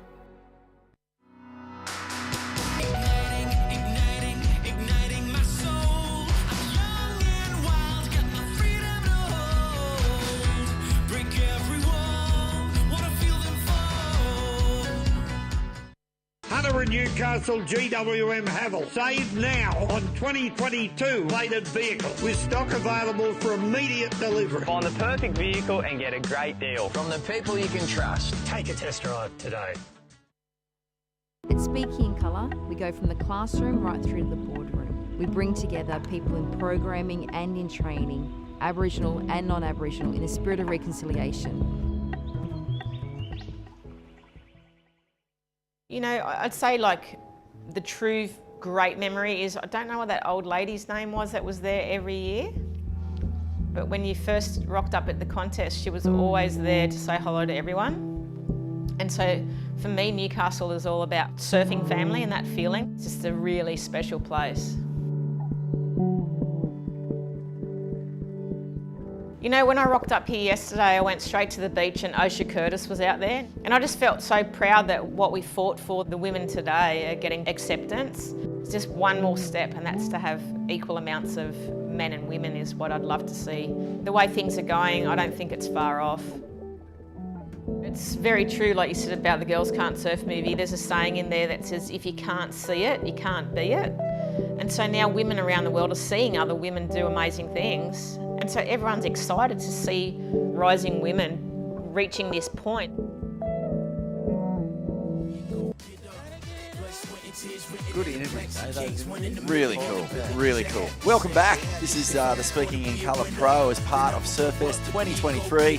And we are into, I believe, Hoy, the last heat of women's round one. It's been pretty exciting and a huge boil over just took place. One of the event favourites, one of the city's favourites, Philippa Anderson, unfortunately eliminated here by fellow Novocastrian Emily Burke and the on-fire Grommet, Oceana Rogers.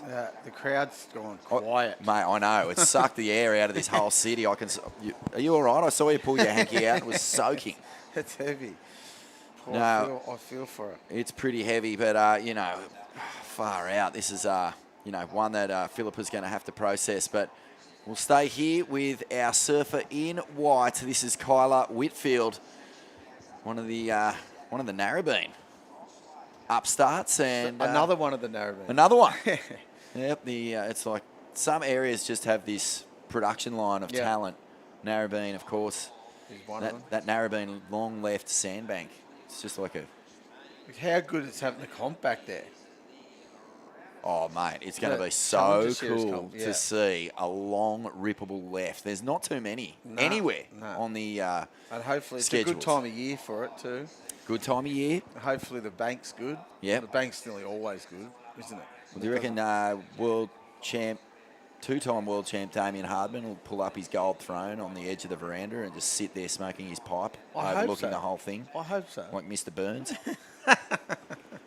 Hope so. I hope he does. That's right next to Simon with a schooner. Far out, some absolute legends, and a lot of narrowbeam surfers in this field. So it'll be cool to see. It's so good to have one of those events back at your home beach, too. It is. Yeah, and Kyla is a mad power surfer, mate. Oh, what have we got here? She's a surfer close to your heart. Oh, a little bit of a situation, and it looks like Coral Durant. Well, she didn't interfere. There was no priority. Nah. So what do you think? It's just that these things are so touch and go. Oh, When you're on a beachy like this, and you can't really, She didn't even look. It's up to the judges to make the call, of course, but you can't really get a gauge on sort of the distance, travel, the length of the bank, or anything like that. So if you get anywhere near the takeoff, you're going to put a question mark on what's happening here. Well, they're going to question that for sure. That was pretty close. It's no fun watching these things happen. So out in the water, folks, we have Kailani Johnson. Here it is. Look, we can't really see what. Oh, so he does go past the takeoff zone, Oh, mate. it's interference. This is a heavy situation. She probably wouldn't have made the wave anyway, but she went, like you said, went past the takeoff zone. Charlie Wow. Hurst is out there in the blue. That's the surfer who may have been impeded. We'll wait for the judges. And this surfer in white. So I see a touch of the alley rots. Yeah. Just going. A couple of nice snaps. On the attack. Kyla Whitfield's 35th on the rating, so might have watched this year sail in terms of qualification. Wider view. Oh. I think That's an Coral could be interference. in trouble. Yes. I don't know. We'll wait for the judges. I hope not, because She does I don't get- think she would have got there to where Green got to anyway. But you don't know, do you? Well, what's the deal? If you get past the takeoff point, is that generally speaking the rule? That's what or- it used to be. It used to be, yeah. I don't know. Who would know? Look, a good little bowlie right here. Great looking wave. Good first snap. Flicks it up Nice. over the white water. That was a good looking wave at the start. Kailani Could've Johnson. She's representing Indonesia, mate. Oh. Spent a lot of her childhood growing up surfing Padang, Uluwatu, can thread the odd orb or two. That'd be hard. Surfing for points in the Asia regional qualifying rankings. Currently 4th there, so she's right in touch, mate. If you finish in the top 3 in those Asia rankings, you're going to qualify for the Another Challenger good-looking Series. wave. So Kailani is really looking good here. What countries are involved in the? Is it Japan, Indo, all of them, I suppose, right? Yeah. Philippines, Thailand. Yeah, exactly. Japan. Yeah. Taiwan. Yeah. There's good waves there too. Really good, apparently. yeah. A lot of the Indonesian surfers opting to surf in that Asia region as well. And so this is going to be cool. Let's head down to Emily Burke. Congratulations, Emily. Put a beautiful heat there together. And probably, how good did that last turn feel on your high scoring wave? That was a massive whack. Yeah, thanks. I just knew I had to make it. Like, it was kind of low scoring heat. So it's like just get one big turn and hopefully get through the heat. When you've got waves that, aren't really allowing you to open up, it must be hard to really throw yourself at a section when it looms like that. Because sometimes, we're seeing heats where 3s and 4s are getting people through. Yeah, there's like a couple out at rocks, but it's not really as bowly as I was kind of hoping or expecting. But like to get a section, it's good to just give it a good hit. No, good on you. Matt Hoy was punching the air when he saw you attack that one. Hey, how are you? You didn't hold back. It was good, Em. I loved it. How hard is it to surf against, someone you've looked up to your whole life, probably? Philippa, eliminated sitting at 5th on the rating, so it's a heartbreaking result for her. But, you've just got to put that aside and surf your own heat, but it must be tricky. Yeah. I surf against Philippa at board riders pretty much every event here. So, we kind of go back and forth, but I kind of felt bad knocking her out. But, no, it was fun to do. Well, if it's any consolation, Matthew said he'd do the same to to Luke. And Luke can do the same to me. It's the same. So, it's part of the game. Part of the game. You can't be nice. All friendships stop at the water line. Yeah, definitely. Well, look, what's it like, pulling on the Rashi here at Surfest? Obviously, it means so much to the local community. The city gets right in behind this event, and they love nothing more than seeing a local perform well here. Is it extra pressure, or is it something that you really thrive on? Well, this is only my second year competing in it, so I don't know, I'm kind of just having fun with it. Like, all my family and friends are down there, so I don't know, it's a pretty cool experience. So, yeah. Well, it's great to see you in this event. We really would love to see you go deep. You're sitting at 13th on the rating, so you've kind of got a long shot strike at this thing, especially if you get the win. So all the very best for the rest of this event. Thank you. Keep getting the waves, Em. You'll be right. Yeah. Thanks, Roy. See ya. See ya. Mate, you should be a coach. That's That's good advice. Yeah. Catch waves. That's the best advice I've ever been given. Well, that's what you got to do. Look, here's Give the yourself secret a chance. between. Here's the secret between Winning and losing. winning and potentially not winning. Yeah. You got to catch Yeah, waves. you got to catch waves. Just keep getting your waves. Breno. Just make sure you get have a hope. Brent You know what I Dorrington, mean? mate. Give How yourself a good chance. does this guy serve? Yeah. Like, Did you see seriously. yesterday? He was classic. We were all talking about what do you do before heats, and he was there. Oh, yeah, doing the meditation. And he's cracked up though as soon as the camera was on. Tapping into a bit of that Jack Robbo It was so mindset. good. Mick Fanning of all, would you have picked Mick Fanning to be meditating before heats when you first met him as a little 15-year-old Yeah. coolie bogan? Yeah. You would have? Yeah. Classic. I would have. He'd have a go at anything to give himself an advantage. He's such a legend. How good. Yeah. How good to have an Australian surfing icon like Mick Fanning. Yeah. That's a classic. He's been through I something. don't know if too. Breno's tapped into all the Mick Fanning tricks of the trade, though. I reckon he's tried to. Yeah, he tried. Undercutting. So, this is the last heat of women's round one, and we're going to stick here with Coral Durant. Guess what, Hoy? Oh, right no out, interference. Right out. No interference. Oh, wow. So, good stuff here. The judges saying, no, there's no way Fair Charlie enough. Hurst Well- was getting around that section. So, this is great. We got the even I have to agree with playing field, and now Coral Durant is a 3.67 and a 3.5 on the board. She's And in this, the lead. And this, look, good. Turney, watch this snap. Rides out of it clean, too. Look at that. Excellent. Look. And yes, thank you. Not even a grab rail. Perfect. Oh, well, great judging. Yeah, there's I agree. nothing worse than seeing an interference, especially a touch and go one. Well, I don't think she was going to make it around the wave. No. That's to where she got to anyway. So that's what they have basically declared. They've gone, nah. Good. Ooh, Xavier Huxtable coming Oh. up next. Wow, the heats are so heavy. Are you kidding me? Look at that. Lennox Smith, Brent Dorrington, Jacob Wilcox and Zave. Oh, wow. Whoa, that could dead set be a final straight up. Yep. Round of 64, so a long way to go in this event. And already, you're going to have to bring all guns firing to this round of 64. Men's coming up next. Kyla Whitfield out there in the white is in second at the moment, Hoy. Charlie Hurst is in blue, sitting in third, and Kailani Johnson. Now, Coral Durant, guess where she grew up? The Bluff. Oh. So, What? way up there in the northwest desert. How? And can pack them, mate. Don't you worry about that. We got a couple of pretty How? hectic tube fiends in this one. Kailani would have seen the inside of some orbs over there in Indo. 100%. And this is her now. Crack. That was beautifully timed. Nice too. Found some rhythm, and Kailani is, desperate to get through these heats because sitting in fourth place. How So do you- in the Asia ratings, it's only top three. Oh, even In more Australia, reason. it's top four. So Kailani wants to crack that top three. 12 minutes to go here. Yeah, Coral Durant. I mean, No, how? You graph at the graph. At the bluff. at the how? graph. I know.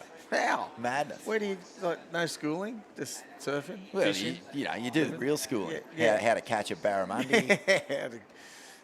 How to get barreled? How But to, where- yeah. lobster dive. Yep. Not a spot. How to light a fire without matches. Yep. All How that to- stuff. Yeah. Real life education.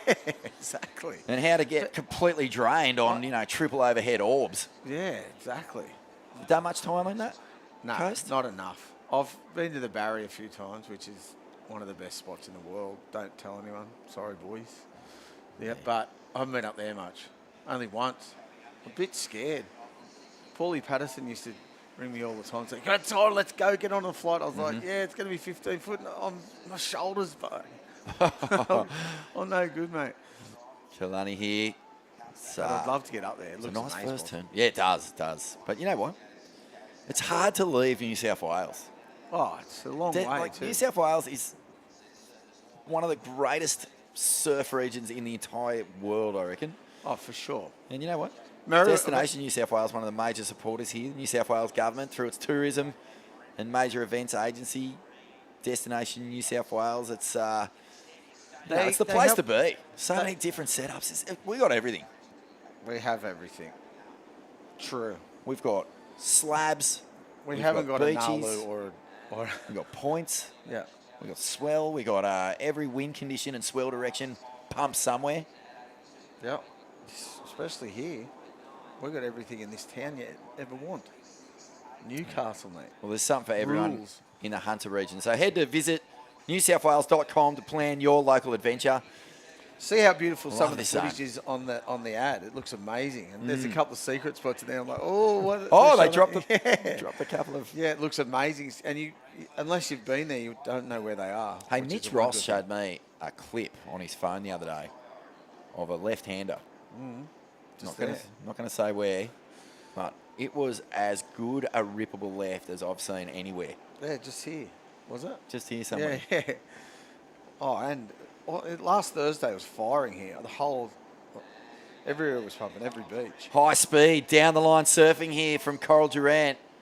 Not finding any sections. We just saw Jacob Wilcox preparing for his next heat. Heartbreak for Wilcox last year in that last Challenger Series event. Missed the cut by that much. A tiny, tiny amount. He'll already automatically qualify for the Challenger Series. There's a few of them, eh? But what he wants to do is get a good result here at Surfest. Because you know what? A result here really can slingshot you into a good form. Matt Wilkinson's the surfer who springs to mind for me. He won Surfest, then he won Snapper, then he won Bells. 3 comps in a row. I was talking to Mike Hall, his coach, about it. And I said, how many heats in a row did he win? Oh, in that, didn't even think about that. Like consecutively. And he said, mate, a lot. Yeah, well, and you can work it out. I said to Wilco, what was your secret? And he goes, mate, it's amazing what four sit-ups will do for you. I should have done 4 sit-ups before every heat my whole life. I probably would have been going all right. But, you know, it's true. That's as good a roll as anyone's ever gone on. Look at this set. And you can see down in the bottom corner of your screen, you know, witness the rise of world champs. Well, a lot of world champs get started with a big win here. Fanning won here. Yep. Steph Gilmore won here. Damien, there's Tom Curran. Yeah. Ock. Everyone. Pretty much every world champ has won here. That's right. And they win first. They win early in their careers. Yeah. I know with Ock, he won, 86? Yep. And then won the world title in 1999. Yeah. It's a long time between sips, that one. That's crazy. Like, you look on there and they've all been world champs. Not all of them, but there's world champs all through that Pauline winning Mensah. list. Yeah. Pam Burridge. Yeah. Did you see that turn Pam Burridge did in the expression session? Yeah, that was sick, eh? What is going on there? What a classic. I saw him down here. It was so good to see everyone. I didn't see Pauline, though, or Jodie. Yeah, I saw Pauline and Jodie. Yeah. The Swellian Queens. Yeah. Love them. Yeah, classic. And lots of local businesses getting in behind this event. I mean, the women's event really is funded, supported by a whole range of local business.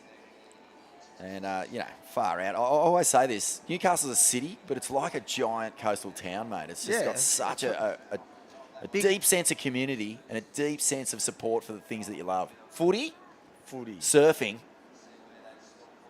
I was going to say, and good times. Good time. Well, there you go. What more do you want? That big town, little city. Sums up perfect existence. No wonder you never leave. Exactly. Big town, little city. That's what we always say. And it's true. It's everything you need to do in here. Everything's easy. Everything's close. Good surf, good food, good people. Yeah, City Newcastle, major sponsor, of course, of Surfest since the beginning. A foundation partner. Visit. This is the website, visitnewcastle.com.au. If you've never been here, the food's unbelievable, the nightlife is fun, the beaches are incredible, and you always end up rubbing shoulders with some big celebrity. Yeah. Who's the biggest celebrity from Newcastle in your mind? Mark Richards? No, Daniel Johns would have to be. Oh, Daniel Johns from Silverchair. Wouldn't he have to be? There's few doctors and his dad, Andrew. And he's He's a big celebrity. He thinks he's the biggest celebrity. But yeah, I spoke to him last night. Did you? Yeah, I told him to ring you. He was going to go surfing. He was given the he was at a function over at Newcastle Beach, but he told me, because we get stuck into the footy talk. Yeah. He told me that the Manly Warringah forwards are the best he's seen. He said they are big boppers. Yeah, right, which is good to hear. Sorry to go deep into the rugby league tangent, but I'm back on the Manly ferry. Yeah. So always good to get a little bit of insight from the great Andrew Johns. Did he ever surf in Surfest or an expression session at some point? Yeah, expression session. It was like 8 feet. It was good. It was good mirror. He goes all right. Yeah, he goes good. He surfs more than anyone I know. Him and his son Lewis are always out there. Well, he actually said to me, he goes, "How's my boy from Bronte going? Taco?" Yeah. I said, "He's going good, mate. He's still going. He's in the next still round. Going. He's frothing." So the Bronte crew have plenty to cheer on. Yeah. The pigs. So there's Jacob Wilcox, and, give us a bit of insight, Hoy, just while we've got a little bit of downtime here into how it affects you when you get so close to, achieving a dream but just missing it. Does it drive you more? Do you get up and reconfigure your whole attitude and attack it harder the following year, or does it actually sting you a bit? I reckon it'd have to sting. I don't know. I've never actually done, they didn't sort of have this when I was doing it, so I never had the misfortune. Did you retire from the tour, or did you fail at No, I retired. Yeah. So there was no. Nah, there was no disappointment. It was all. No disappointment, you say? There was heaps of disappointment. But you know what I mean. I didn't. What was your last event? Fiji. That was it. Yeah. Mic drop. Backside snap here from Kyla Whitfield. So Narrabeen watching on closely, and good surfer, isn't she? She took off on this one, off the bottom, times it beautifully, gets that finish. It's just a one-turn wave. A 3.68 is what she's chasing. Oh. Let's just revisit this heat. Is it critical We've enough? Been gabbing on for just a little bit, know. but Coral Durant out in front, a 5. So the tide's filling in. That's why it's slowing down. Coral Durant, though, in the lead after a little bit of a nervy start, sort of sharing a wave at the start, but luckily no interference declared by the judges. I don't think it was an interference. No, 3.67 as her backup, so looking to get rid of that. Kaylani Johnson desperately seeking big points here to get into qualification for the Asia rankings, sitting in 4th at the moment, so one spot outside the qualification for the Challenger Series in her region. The Indonesian surfer representing Indonesia is currently in 2nd in this heat. Kyla Whitfield sitting in 3rd and needing a 3.41. And Charlie Hurst. Oh, he's a good-looking set too. From Port Kembla. Just to finish this heat off. This is Coral. Another good bowler one. Big snap. Oh, my goodness. Big snap there. Beautiful turn. Good-looking wave. I thought it was going to hold up, but it's a bit straight, eh? That next one was straight as well. The timing off the lip, impeccable. Threw heaps of spray too. She had a good heat. I'm glad she didn't get that interference because she's... Look, huge snap. Threw some spray and it's lobster dives off. Yeah, she's had the best heat out of everyone. It would have been so disappointing if she had been called that interference at the start. I would have changed the heat though. She would have just, How amazing. I think earlier this year, maybe at Pipe, we saw Kyle Belly get an interference and still win the heat. Yeah, that was crazy. It doesn't happen all that often. Were you the kind of surfer who would get an interference and go into fight mode, or were you the kind of surfer who'd get an interference, start splashing water and both, swearing at the sky? And yeah, both. Oh, both. Yeah. Do that and then go, right, I've still got a chance here though, because it used to be only half a score maybe. Yeah, that's right. And there was 3 or 4 waves anyway. Still so in with a you shot. could win on 3 waves with a guy with best 4. One of the heaviest interference I think I actually won a heat performances. with an interference. Yeah, right. I did. I know I did, in Japan. That's the one. I had a heat and I came in out of the water. Derek Hine was coaching me the first year, like just helping me out. And he goes, come out of the water. I got out of the water and he said, all right, this is what you got to do, because I was getting hassled. And he said, just sit near your other competitor so that guy doesn't know who to hassle. And I ended up getting through the heat with an interference, double interference, and the other guy lost, so I got through. Yes. Dr. I Evil know. works his magic. I know, but I was saying that the other day. Someone was Yeah. getting hassled out. I said, just go sit next to the other person. So then if someone's hassling you that much, just try and go sit next to someone else. So they're going, they don't know what to do. Gotcha. Yeah, and it works. That's clever. Mm. 40 And seconds here. I've used it ever since, don't worry. Quick story. One of the heaviest sort of reactions to an interference I ever saw was that Pipe Masters 98, where Andy Irons copped an interference against Munga Barry, and he just paddled out and waited for the biggest closeout of the entire day, threw himself over the falls. Remember that? His body went over the falls. You saw it in the lit line. Here's Coral Durant. And as you say, Hoy, having such a good heat. I thought she might even ride out of that little wobble. And has there been a late charge here from Charlie Hurst? There's a lot of waves being ridden here. So Kalani just wants to put it out of reach in the last 5 seconds. And this wave is, it fizzles. So we'll have to wait and see if Charlie got something done on that last wave. The heat's at an end. That one snap of 5.07 just says it all. Solid, doesn't it? Yep. Yeah, the judges all this event, if you get something that stands up and you clout it, they're going to give you a big score. All right, we're going to take a quick break here from the Speaking in Colour Pro Surfest 2023 and be back with more action. The men's round 3 coming up next.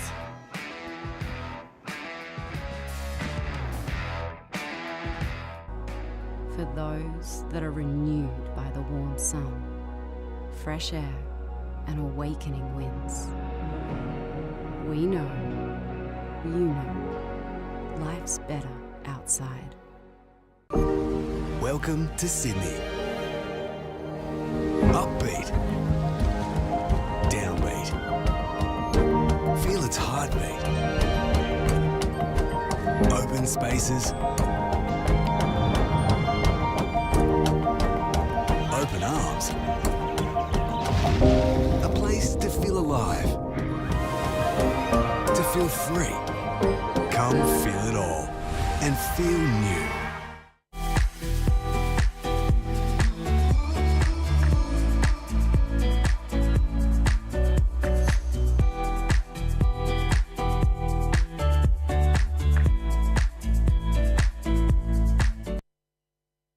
There was only a couple of minutes left.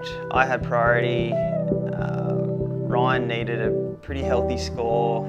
I let him go on one on the inside, and I think definitely local knowledge came into play because he teed off on it. I thought, oh shit, I've let it go here.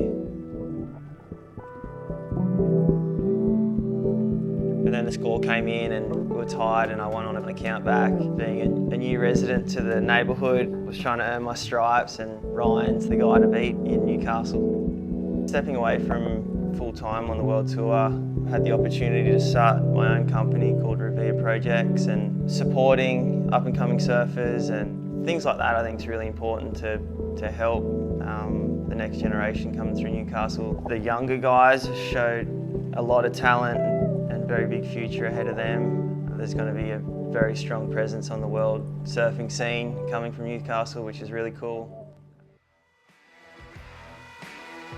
Welcome back. We are into the Burton Automotive Pro once again here at Surfest 2023 and the round of 64.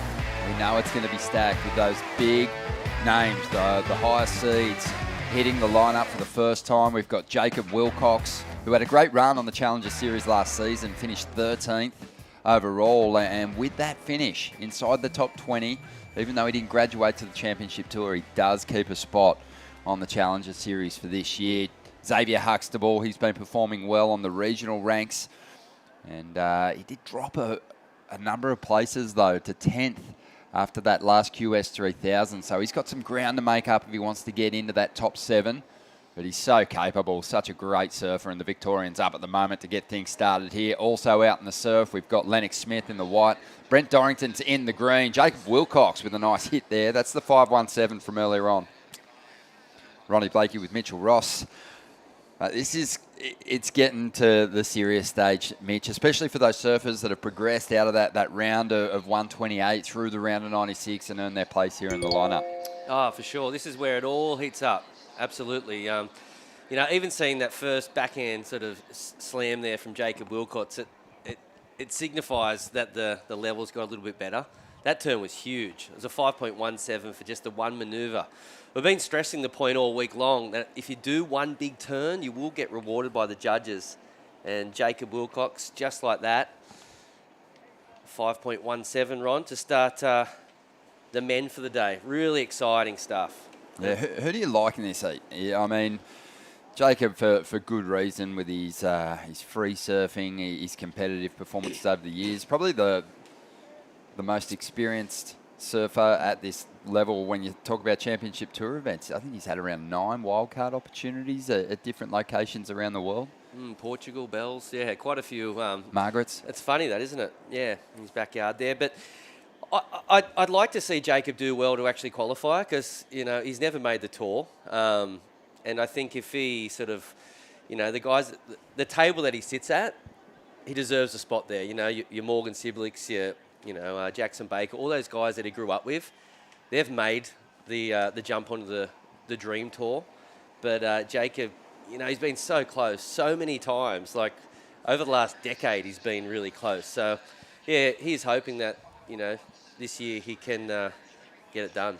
Yeah, well, definitely his focus at the moment is going to be taking out Surfest 2023, the Burton Automotive Pro back underway here after we got through that opening round for the women in the Speaking in Colour Pro, and great performances across the board. Top seeds generally shining through, but a couple of upset results. So that's going to make things interesting, and some surfers who are right up there at the top end of the regional QS ranks have lost that opportunity excuse me, to get themselves into that top 4 and onto the Challenger Series. So, there's a lot on the line for these competitors. Jacob Wilcox, he's one of the rare surfers in this draw on the men's and women's side that's already solidified a place on the Challenger Series. So really, this is about keeping your weapons sharp, staying on tactically with your competitive approach, and gearing up for a seriously good crack at the Challenger Series. It's pretty cool to see that a lot of those guys that have already got sort of spots in the Challenger Series, they're actually here at Surfest. Dill Moffat, Jackson Baker, Morgan Siblick, Jacob Wilcox, Kalani Ball. It's really cool that they're showing up here at Merriweather to, push the next gen. I think too. It speaks to the prestige of this contest. I mean, as far as qualifying series events go, around the world, I think this one, has the most history and is the most regarded. You look at the honour roll here, it's unbelievable. Mick Fanning, multiple victories. Kelly Slater, Joel Parkinson on the men's side. Tom Carroll, Tom Curran. And then on the women's side, all the world champs have had success here. Wendy Botha, Lisa Anderson, Pam Burridge, Lane Beachley. It's incredible, and we've even got a 3-time winner on the commentary team in Beck Woods. So, it's certainly an honour roll that you'd love to throw your name on, and that's probably what Jacob's intending to do as he taps into his second ride here. Great sequence of turns on a smallish wave, and his class on show here in the opening stages. Yeah, nice 2-turn combo there for the West Australian 20-year-old. A couple of big turns there for Jacob. As we look at the replay, that board looks super responsive. It is, of course, a Darren Hanley. Been riding for a long time, Jacob. Looking really fast. One of his strengths is probably small wave surfing, but then you see him in big wave stuff, and he's maybe even better again. So it's a little bit confusing. So fast in the small stuff. He's just so well-rounded, isn't he? And actually has spent a lot of time on the East Coast too in recent times. He wanted to get over here and actually sharpen up that part of his surfing. He thought it would give him the best chance at success on the qualifying series and into those challenges. But he has got a new edit out, which is exciting. It's playing on Stab at the moment, Into Dust. His peers have really celebrated his surfing, and it's like you said, he deserves a seat at the CT table. As we see now, Brent Dorrington, who performed really well since he came to life here at Surfest in the round of 128. He's looked solid, so we'll see how he fares. Such a great surfer, been at it a long time, has had QS victories in the past. But even with a victory so far down the rankings, even with a win, he won't get himself into that top 7. But I always enjoy seeing him compete. Gosh, he put the wave together well. It was exceptionally done there from Brent Dorrington. He'll do the little run around down south and paddle out next to the rocks there at Merida. But a lovely ride there from Brent Dorrington. 3 solid manoeuvres. I love how he sort of moved through the dead water. He did it actually twice between the first and the second turn, then the second and the third. He's an old warhorse in these qualifying series events, but he's got the same kind of moves as all the younger guys on the QS schedule. There's a couple of veterans that don't have the air game that are still campaigning as well, but Brent's really well rounded. Yeah, he's got it all from 20 foot to 2 foot, as we're seeing today. He can get it done. Love this final manoeuvre there. And I think Brent was starting to get in a position in this heat. He was getting a little antsy because he hadn't had a wave for the first 5 minutes or so. So happy to get that wave locked in as we see Xavier Huxtable. Big turn there. Just the one manoeuvre from Torquay Xavier Huxtable. Comes with a lot of power. Well, just on 15 minutes to go, something standing up on the outside. A very committed paddle there from Xavier. And he finds a little more room to move on this one, but it's going to fade away pretty quickly. Behind him, Jacob Wilcox staying busy. Already has a couple of mid-range 5s. This is a good-looking wall. Nice hook off the top. Didn't really tee off on the final section the way he would have liked. Not sure if that'll go into his top 2, but he looks on. That is for sure. As Lennox tries to get himself into the mix here, using priority on this one. Yeah, needs to make this one count. Hasn't had a good score on the board just yet. 2 big turns there. That might be the best wave of the morning. A lot of props coming his way, and we'll be talking more about his surfing in just a moment. But right now, we want to congratulate Coral Durant, who had a great performance in that last heat of the opening round for the women. Congratulations, Coral. Thank you, guys.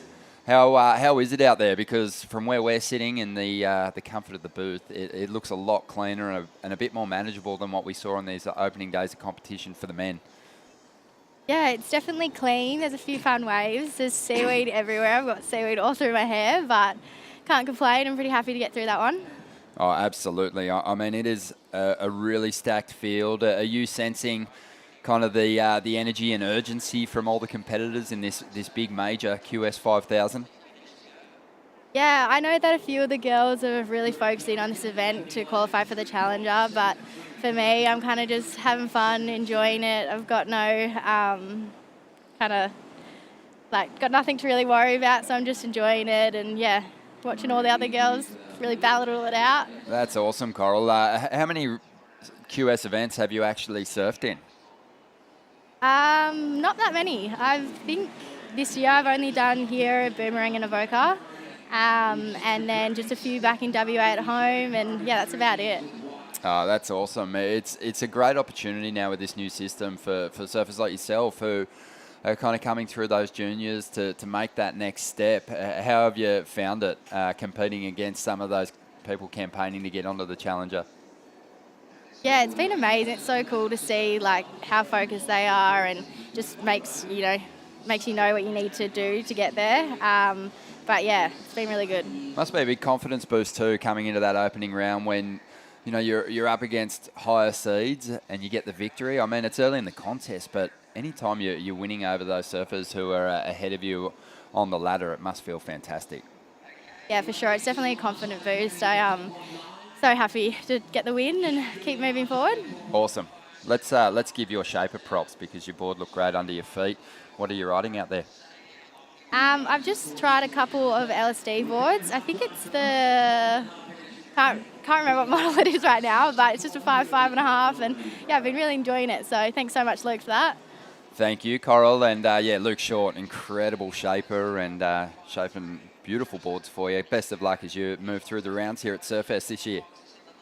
Perfect. Thanks so much, guys. I think one of the best boards I ever had was the Luke Short, and he's created some magic boards with Noah Dean And Julian Wilson. Julian Wilson over the years, yeah, he's put boards under the feet of some of the best. And they could take Coral a long way in the draw. That was a strong first-round performance. But back to the Burton Automotive Pro and this stellar opening heat of the round of 64. We're seeing some replays here. This is, on paper, just an unbelievable heat. But then when you look through this round of 64, you're going to look forward to a lot more of these. Yeah, some amazing heats coming up throughout the day with the top seeds hitting the water. I'm really excited to watch Morgan Siblick later. I know there's not much up for grabs for Morgan as far as a berth into the Challenger Series, but I know that he's treating this event pretty seriously because he wants to get one for the home crowd where he grew up at. He'd love to win this event, Ron. Yeah, for sure. And I think, Morgan's taking his surfing to another level, having been to that elite level, having gotten himself into the surf off for the world title a couple of years back. So when I see him in these events, these days, he just looks a cut above, and we'll see if he can prove that when he hits the lineup a little later on. Also, Dylan Moffat, it'll be exciting to watch. Jarvis Earl, Jolly Vaughan.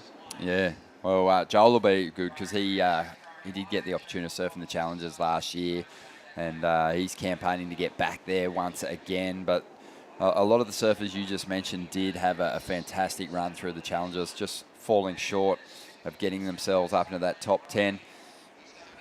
As we see Lennox Smith, big snap there. Unfortunately, just getting bundled out by a bit of backwash. Tell me a bit more about Lennox's surfing. We touched on it the other day. You've got big raps on him. There's something about this kid that you can see there's some real potential there. I've just watched him, what's basically on the internet and his Instagram, but I just think he's really talented, and I know he rides big waves super comfortably. He wins big events from time to time. Speaking to Jarvis Earl, Jarvis says he's arguably the best surfer in the country at the age. So I like that he's kind of a bit of a sort of throwback approach too. Surfs a lot of power. I know he has got the airs and tricks, but his rail game is sensational.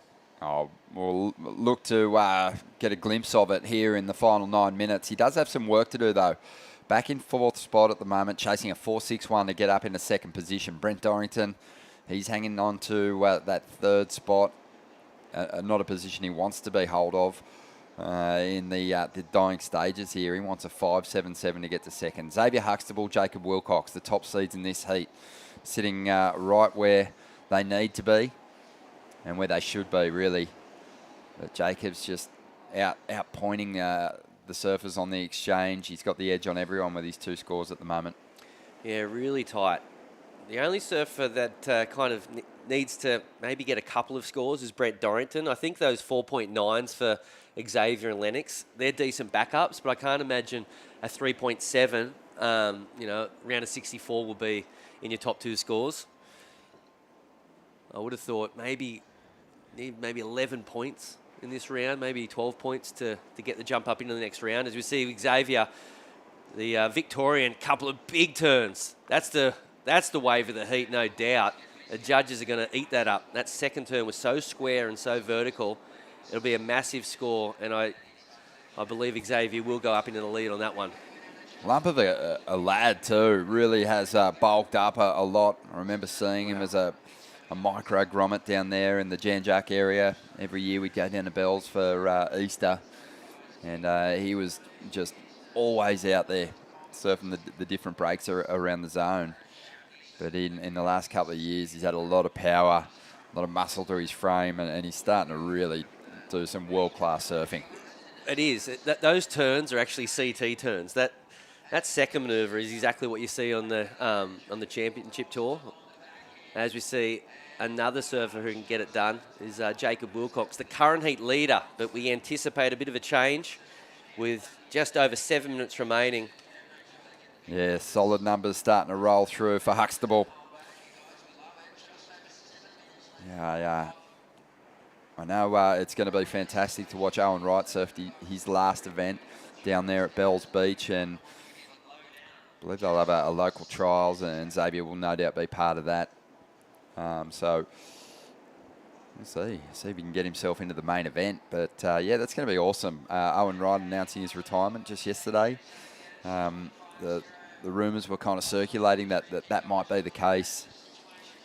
And, yeah, I heard there was a bit of a sort of a banquet planned to celebrate Owen. He said, you know what? I don't want that. I just want to surf the event. I want to go after the win and give it a good nudge. But you can guarantee it's going to be a big year down there because of the announcement. I'm sure plenty of Australians who have watched Owen's career and seen his amazing performances in heavy water waves will be down there to cheer him on. Yeah, never won the event. He's actually got a chance when he gets that backhand going out there. Well, he actually got down there for a recent swell, just week before last. They had a solid swell down there, and he got a piece of it. So he'll be primed. It's a location that you want to get some reps in before the contest gets underway.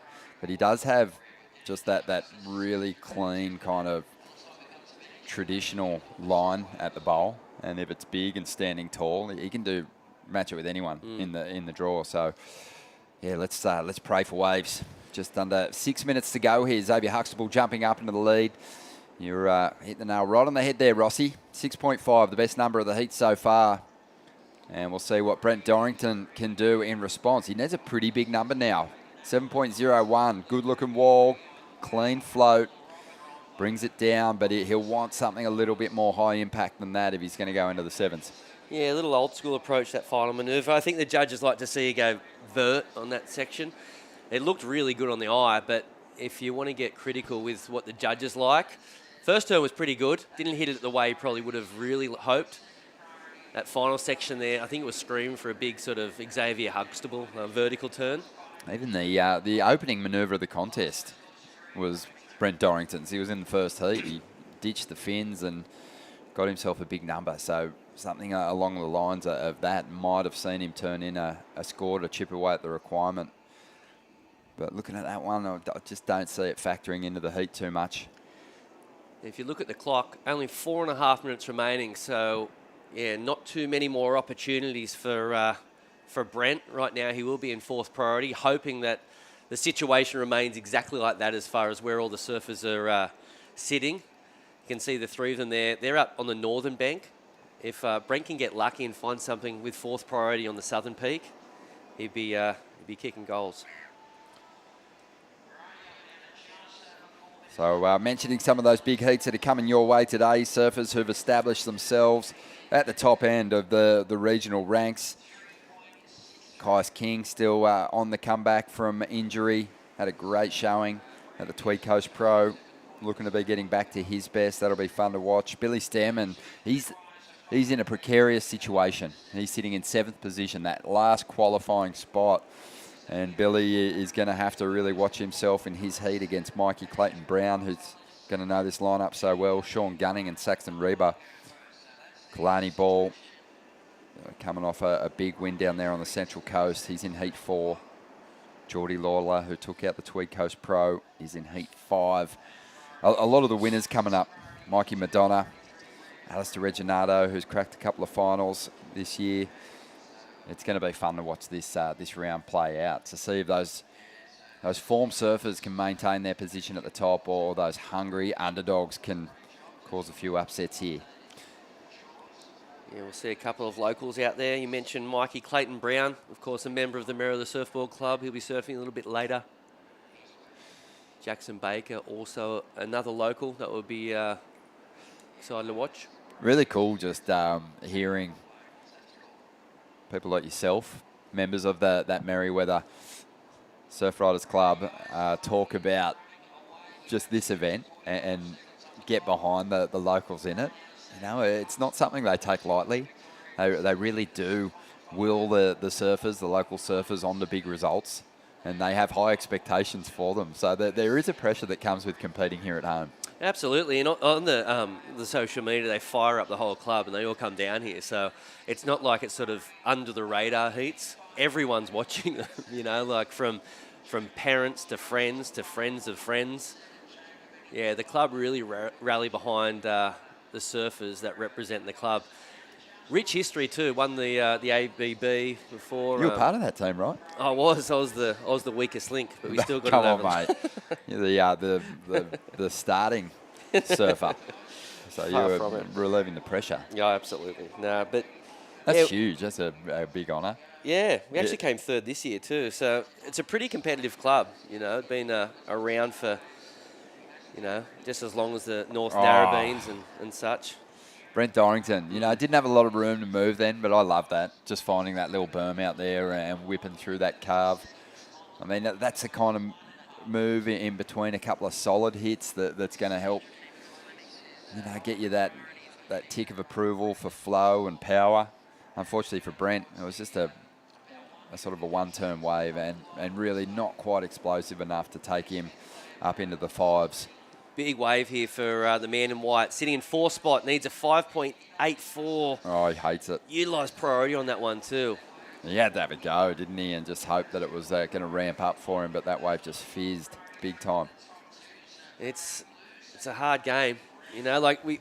All we've been doing is saying how good this kid is. It's like a game of chess though. But it's, that's okay too, I think. It just means that he's got the potential, and it'll happen at one point. I mean, it is pretty tricky out here at the moment. It's not like there's a predominant takeoff spot, and you just wait your turn with priority, and that wave's going to come your way, and you're going to get your opportunities. He's found something on the inside here. 20 seconds to go. I mean, an amazing amount of talent, a big future ahead of him. He's only young. Lennox Smith will bounce back, but a really difficult draw too for Lennox and for Brent, you'd have to say, with the form that Xavier Huxtable and also Jacob Wilcox have been showing over the last year or so. Yeah, too good this morning. Great performance there from Xavier and Jacob as the two surfers shake hands and say, yep, moving on. Great performance here in the opening round of 64. These seated surfers just too strong for the underdogs in this one. We're going to take a quick break. Back with more from the Burton Automotive Pro in just a moment.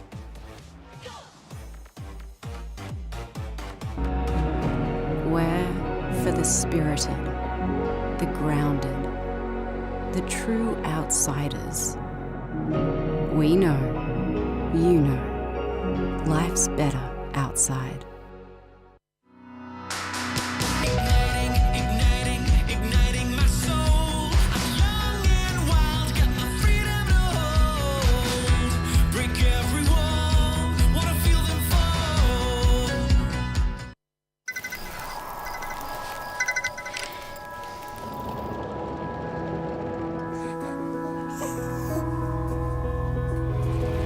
It's me. We got out. I love you, Dad. 300 kilometers to your destination. No beds to Michaels. Get to the Royal.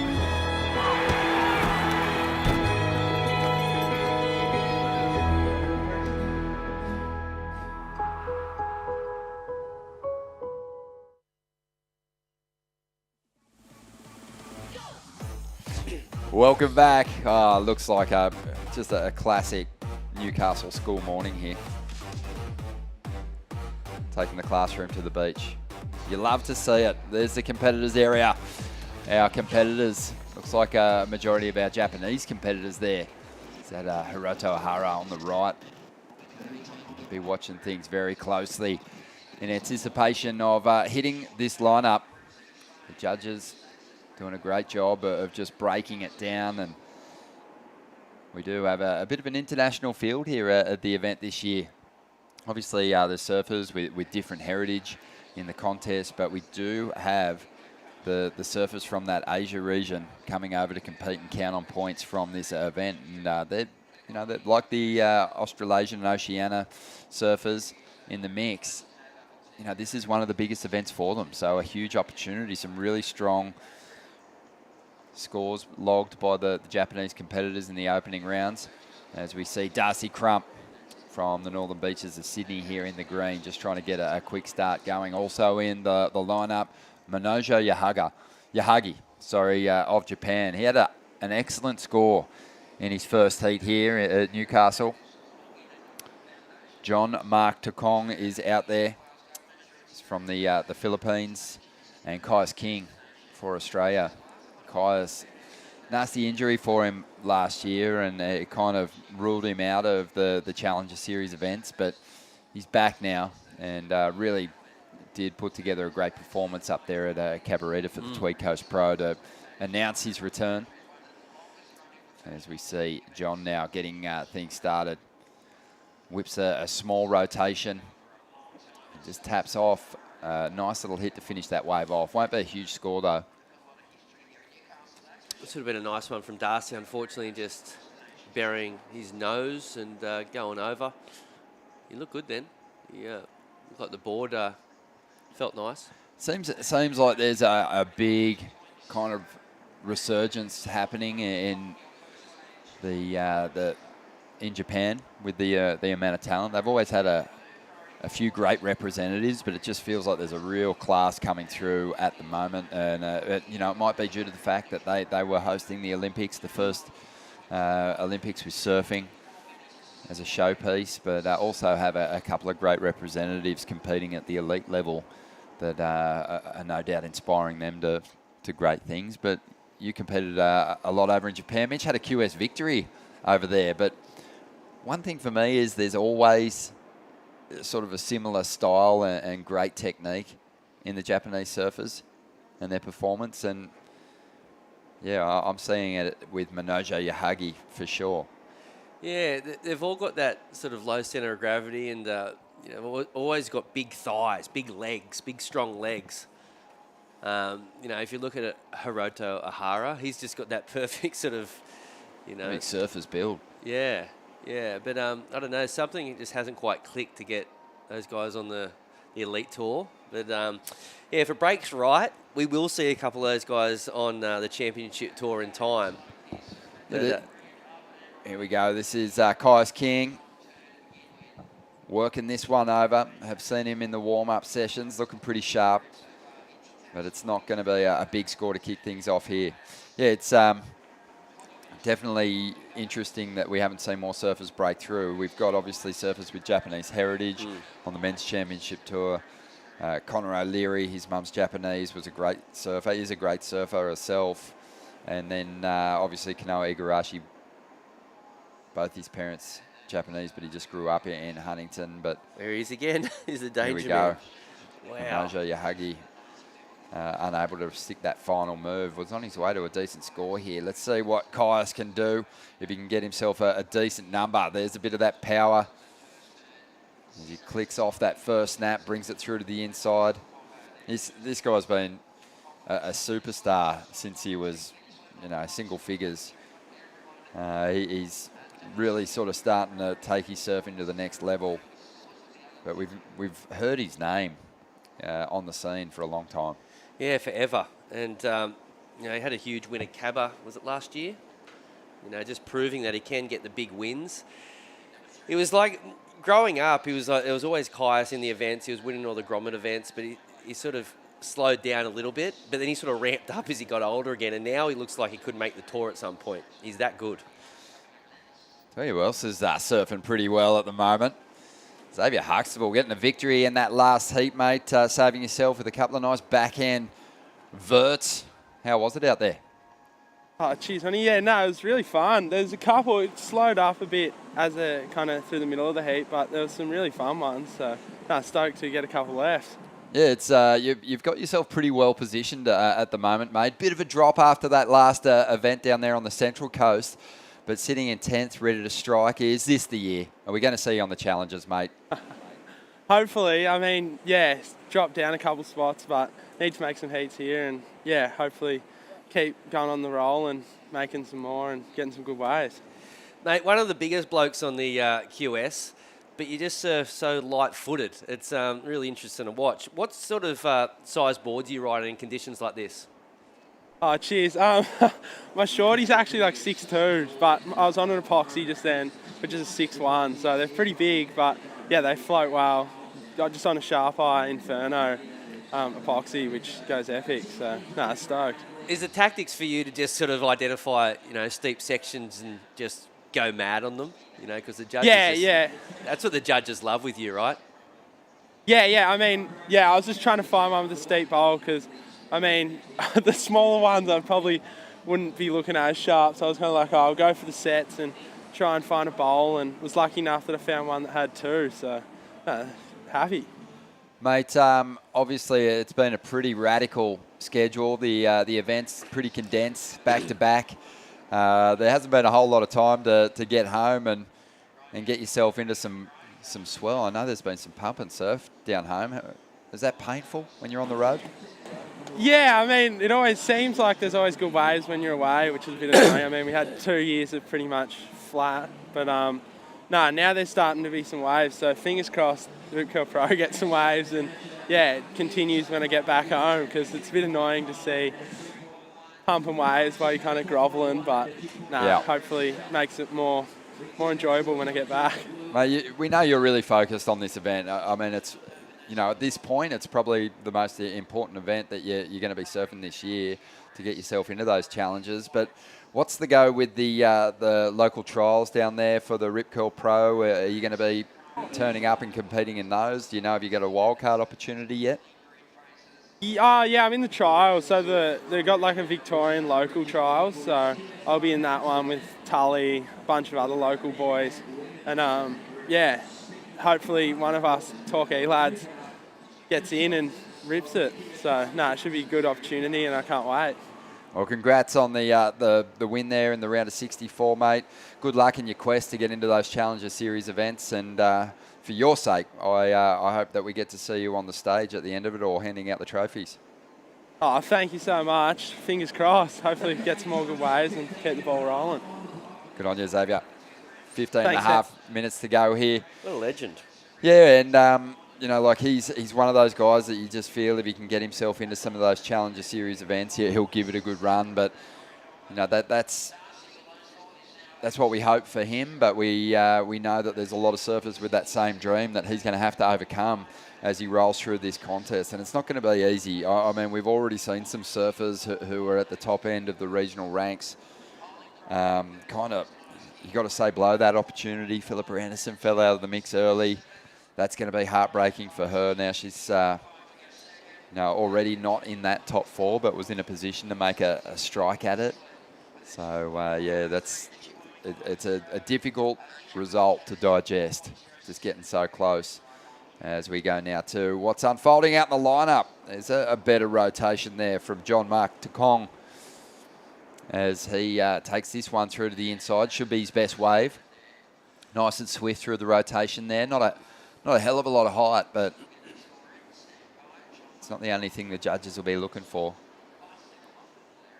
Definitely sort of strung together a score out of nothing. The wave, he was third priority going in that ride, so I'm sure he just thought, you know what, I'll give it a go, and I'll throw something at it. If it sticks, might be a score. So let's see what the judges thought of that last ride there for the man in blue. As we see Darcy Crump, he just locked in a 5.67, and he's looking to back it up. Nice combo there from Darcy from down at North Avalon. Nice combo there, and it looks like he's trying to ride that thing out. You can see that there was a little bit too much pressure on the back foot when he spun around, so he couldn't ride the manoeuvre out. But I think the damage was done. The first couple of turns were pretty nice. He's had some equipment changes too, Darcy. He's on some different boards, riding the Salakis boards now. Looking pretty good. I mean, he's got the lead in this heat, 5, 6, 7 on the previous wave, waiting on the numbers to drop for that one, as we see Ricardo Christie getting a little bit of work there. It looked like he'll be coming up a little later on. But the competitors' area is... it's got it all. The surfer's really comfortable there. Ricardo's going to be surfing in heat number 6. He wants to limber up because he's got a tough draw against Huey Vaughan, Kajiro Nishi of Japan, and Mikey Madonna, who's showing that he can go all the way. Take these QSs down this year. Kai's up at the moment. Utilising priority. Nice first turn. Second turn was good. It was all about the third manoeuvre, just trying to square off the bottom, nice and vertical. The first turns weren't really majors, but the third one was pretty strong. Yeah, Kais didn't need a lot though, did he? Just a 2.87 to get himself to second place. I feel like there's a bit of surfing left in this heat. There's definitely going to be some bigger numbers drop. These surfers, they're too talented, and there has been some bigger set waves than what we've seen. So, yeah, I think we'll see things ramp up towards the end here. Darcy Crump with the early lead, though. Yeah, pretty tight. There it is. Caius King, last score was a 3.3, so moves up in a second spot as we see Surfer in white getting ready for that next heat of the morning. That is Sean Gunning getting loose and limber. It should be a good heat. We've got a local bloke in Mikey Clayton Brown out there, the New Zealander, Billy Stairman and Saxon Reba from the Manly area. I think that's why some of the local school kids have been gifted a bit of time down here on the promenade this morning. The opportunity to get behind Mikey Clayton Brown in this next clash. It might be from a school bus from up at the Bay driven down for the day to watch Mikey. He's actually one of the important parts of the mayor of the board club. He's really important. He's like Iceman. You'd nearly put him ahead of some of the top guys like Ryan Callanan and Jacko Baker. That's a big call. He's that brutal. He never falls off. They'll put a little bit of pressure on him. But there they are, the school kids down here checking out the pros. And they're looking at their face on the big screen right now. Look at that, Ron. Yeah, welcome. Welcome to everyone down here watching. Welcome to our supporters, our strategic sponsors, major partners, Burton Automotive, Destination New South Wales, the City of Newcastle. And we're focused pretty much on a stretch of this lineup that's maybe around 200 metres long, but around this area there's so much to do. Go to visitnewcastle.com.au to get the tip off on great restaurants and cafes to visit and other activities that you can get into when you visit Newcastle, as we see the young Japanese surfer Minojo Yahagi, who blew our minds in the early rounds. Excellent numbers dropped. Just seemed to have the place completely figured out. But today it's not working out for him. He's back in fourth spot. He needs a 3.91. Yeah, not a tall order. And, 3.91. One big turn, that's about it.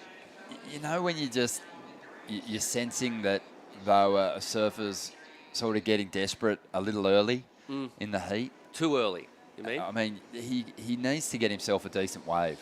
I mean, there's been some pretty decent scores put up, or reasonable scores, and they have come on the better waves. So, like, to take off on an average closeout where you don't even have the speed to launch into the sky high enough to get the judges on the edge of their seat, you've got to think of it as a mistake. You're better off really getting in the order for priority and giving yourself a shot on a good sized wave.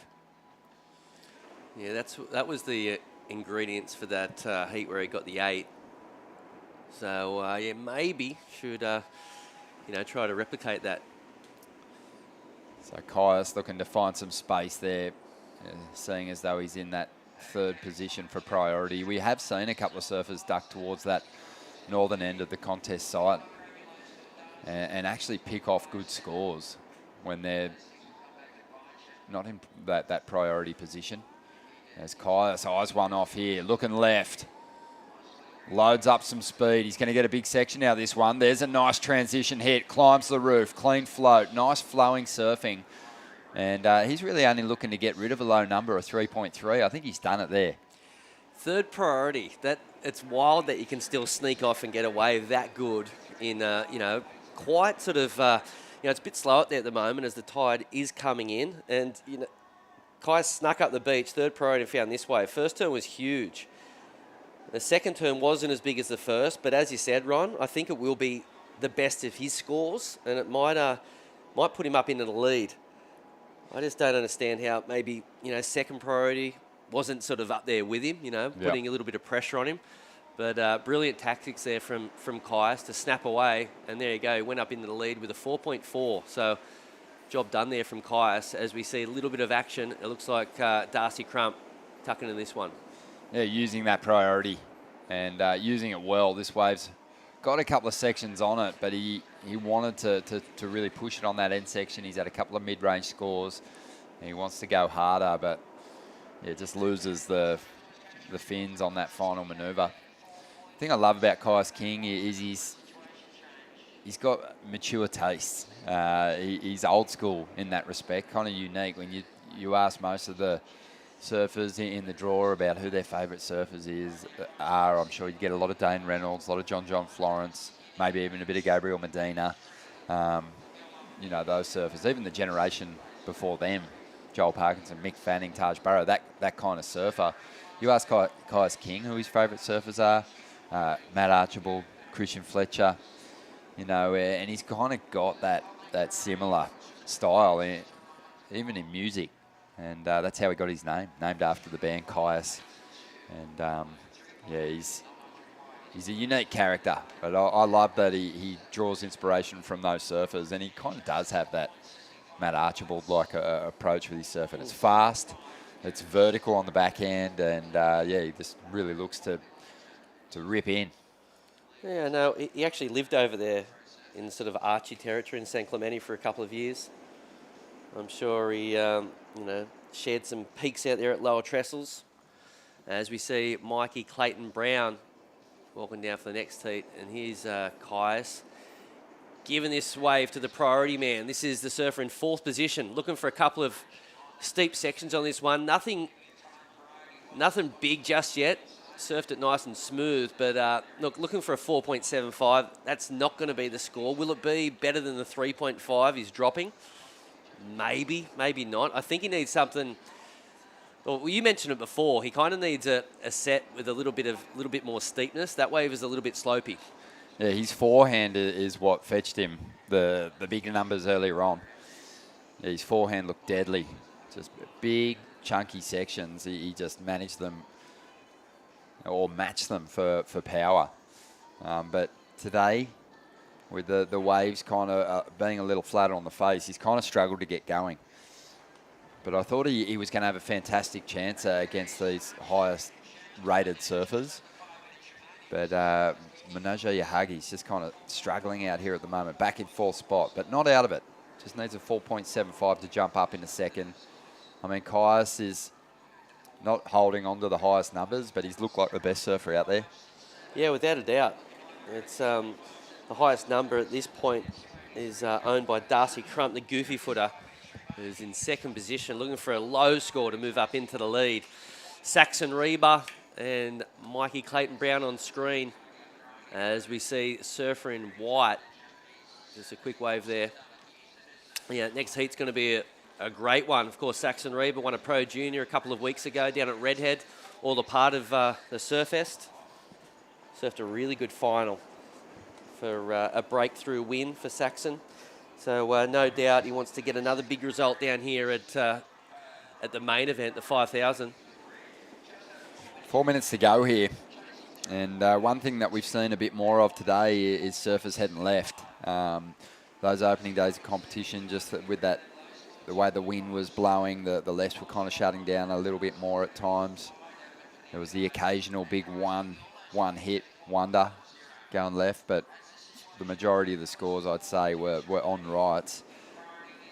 That could play into the favour of Billy Stearman. He's got a seriously good backhand, and he's coming up in the next heat. The Kiwi, who's, as I mentioned, sitting in that 7th spot. To me, that's one of the most interesting stories about the Burton Automotive Pro and the obviously the Speaking in Colour Pro as well, is just how those surfers who are already in those qualifying positions deal with that pressure of maintaining that position.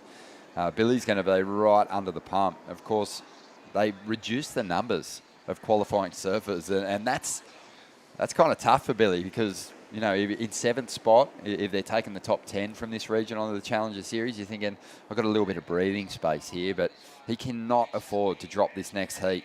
As we see a great rotation here from the Filipino surfer, John Mark Takong. Wow, he did the hard work. Just got bombarded in the foam. I thought he was going to ride it out, Ron. Yeah, he did. He did all the hard work. Oh. Gosh, so close. It's like knocking over 9 pins when you're bowling, and the 10th one's just swaying there, and the difference is the pin stays up. And, yeah, in surfing, if you go down. Needed a 3.82. That's a bad thing. That was going to be something around a 7, maybe. He would have easily got up into the top 2. He might have even Lead. jumped into the lead because this heat's been a little short on big individual turns, and that's a monster. Oh, he had it. He totally had it.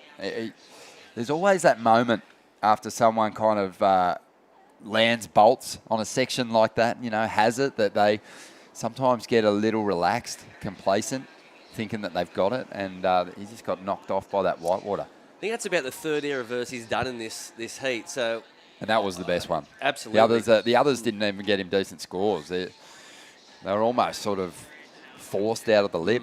That one was a proper ramp. Yeah, I don't know too much about John Mark Takong, but I dare say his secret weapon is the front side air reverse. Doesn't need much of a section to do one. With 90 seconds remaining, still looking for a 3.82. So not a big score at all required for the man in blue.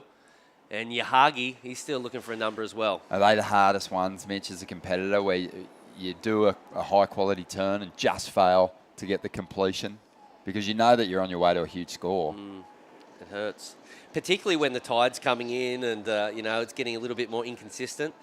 The high tide, maybe 40 minutes, an hour's time. You can tell that it's slowed up a little bit. So I think one of the things, as you're falling off, you're starting to go, oh, gosh, there's not going to be another wave. Not another opportunity. Not only that, not going to be another wave. He actually needs almost like 4 waves to come through because he's 4th in priority.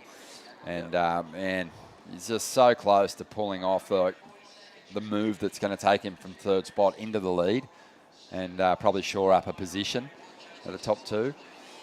But, he's still got work to do. He's found some space out there, though. The wave he's looking at, though, is tapering, and what he wants is an oncoming section.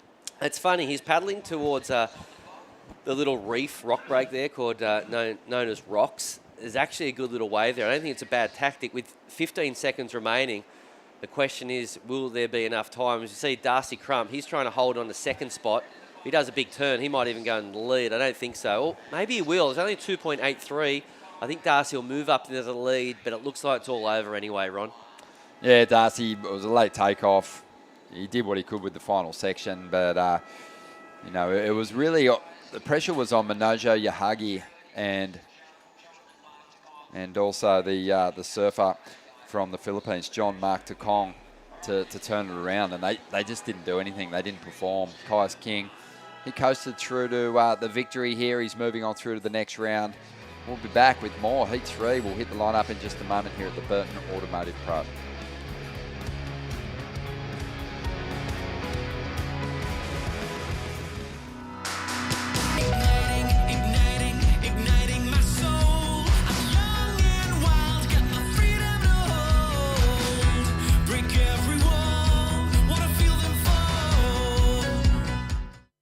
At Speaking in Colour, we go from the classroom right through to the boardroom. We bring together people in programming and in training, Aboriginal and non-Aboriginal, in a spirit of reconciliation.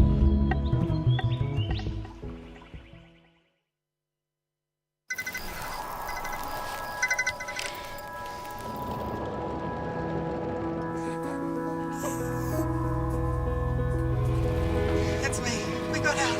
I love you, Dad. 300 kilometres to your destination. No beds to Michael's. Get to the Royal.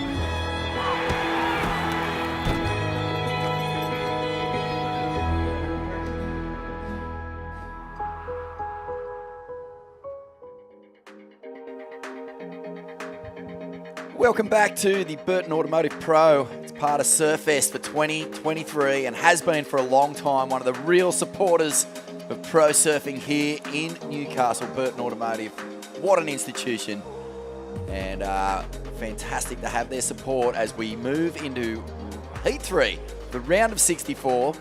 Billy Stammond out there in the water at the moment with Mikey Clayton-Brown, Sean Gunning and Saxon Reba, Vaughan Blakey in the commentary booth with the 3-time Surfest champion. I get a little bit starstruck and a bit nervous just sitting next to you, Beck. Sorry about that if I trip on my tongue sometimes. It's just, I'm in the presence of greatness. Oh, that's very nice. Thank you.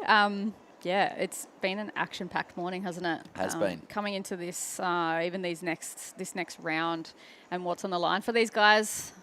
qualification for the Challenger Series. There's a few surfers in the next two heats who are really high up there on the ratings. So it's going to be very exciting to see how all of this unfolds right now. This guy is the man who'll be feeling it the most in this heat. He's currently 7th place on the Australasian rankings, and crack, he wants to get moving. Will he get the completion? Yes. Such an experienced competitor, Kiwi surfer Billy Stammond. And he'll take this one right through and milk every last little bit of point out of it, because 7 qualifiers go through from this Australasian regional qualifying series, and Billy is in that final spot at the moment. Mikey Clayton Brown from Newcastle, he is also, right in contention here. He's had a couple of good results this year. And Sean Gunning, how impressive was this guy yesterday? He was sensational. A really live wire, goofy footer. Spends a bit of time on the Goldie, but actually surfs for Spain. Yeah, spends a bit of time in the air too, I noticed, after yesterday's heat. He was pretty much landing most of his airs and tricky conditions yesterday, so he's already been out and surfed through a round. So stacked heat here today. I was just wondering if Sean Gunning may have been Rob Gunning's son.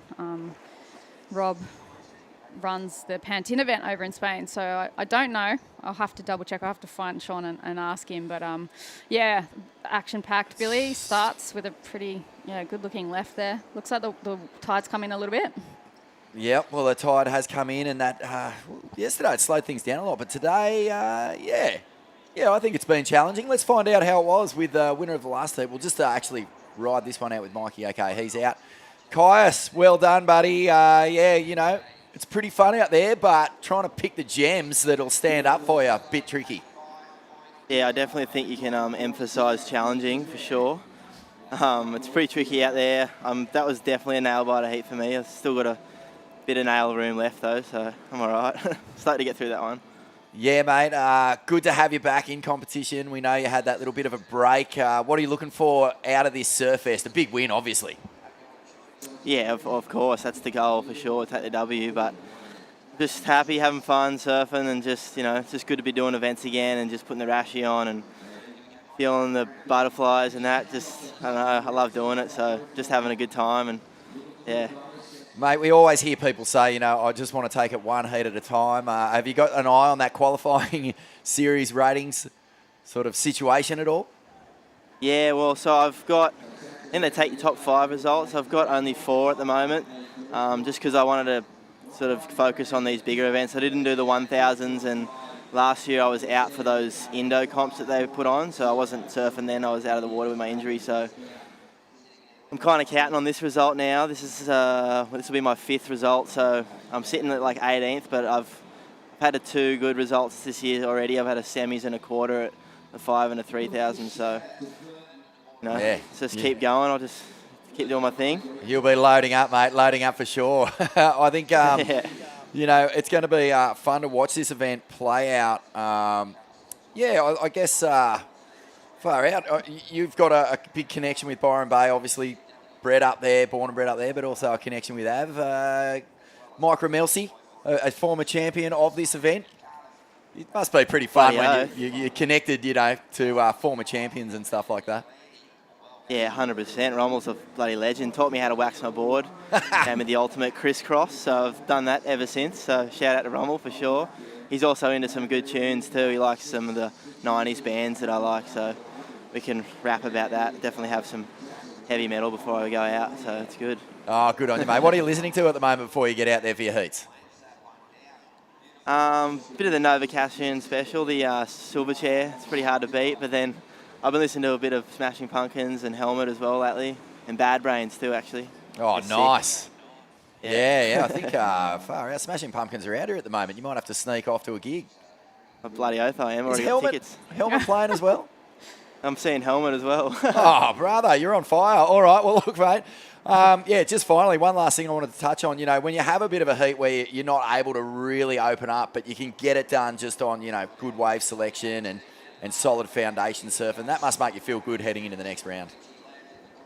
Yeah, for sure. I mean, those nail-biting heats like that, they're kind of nice to get out of the way. Sort of gives you that bit of like, oh, okay, that one's done. Now I can just kind of, ease the butterflies a bit. So yeah, it's always good to get that one out of the way. First heat, get the feet in the wax, just dust that one off onto the next one. Awesome, mate. Well, look, it's a big event for you. We look forward to seeing what you come up with next, and well done. Cheers, guys. Good job.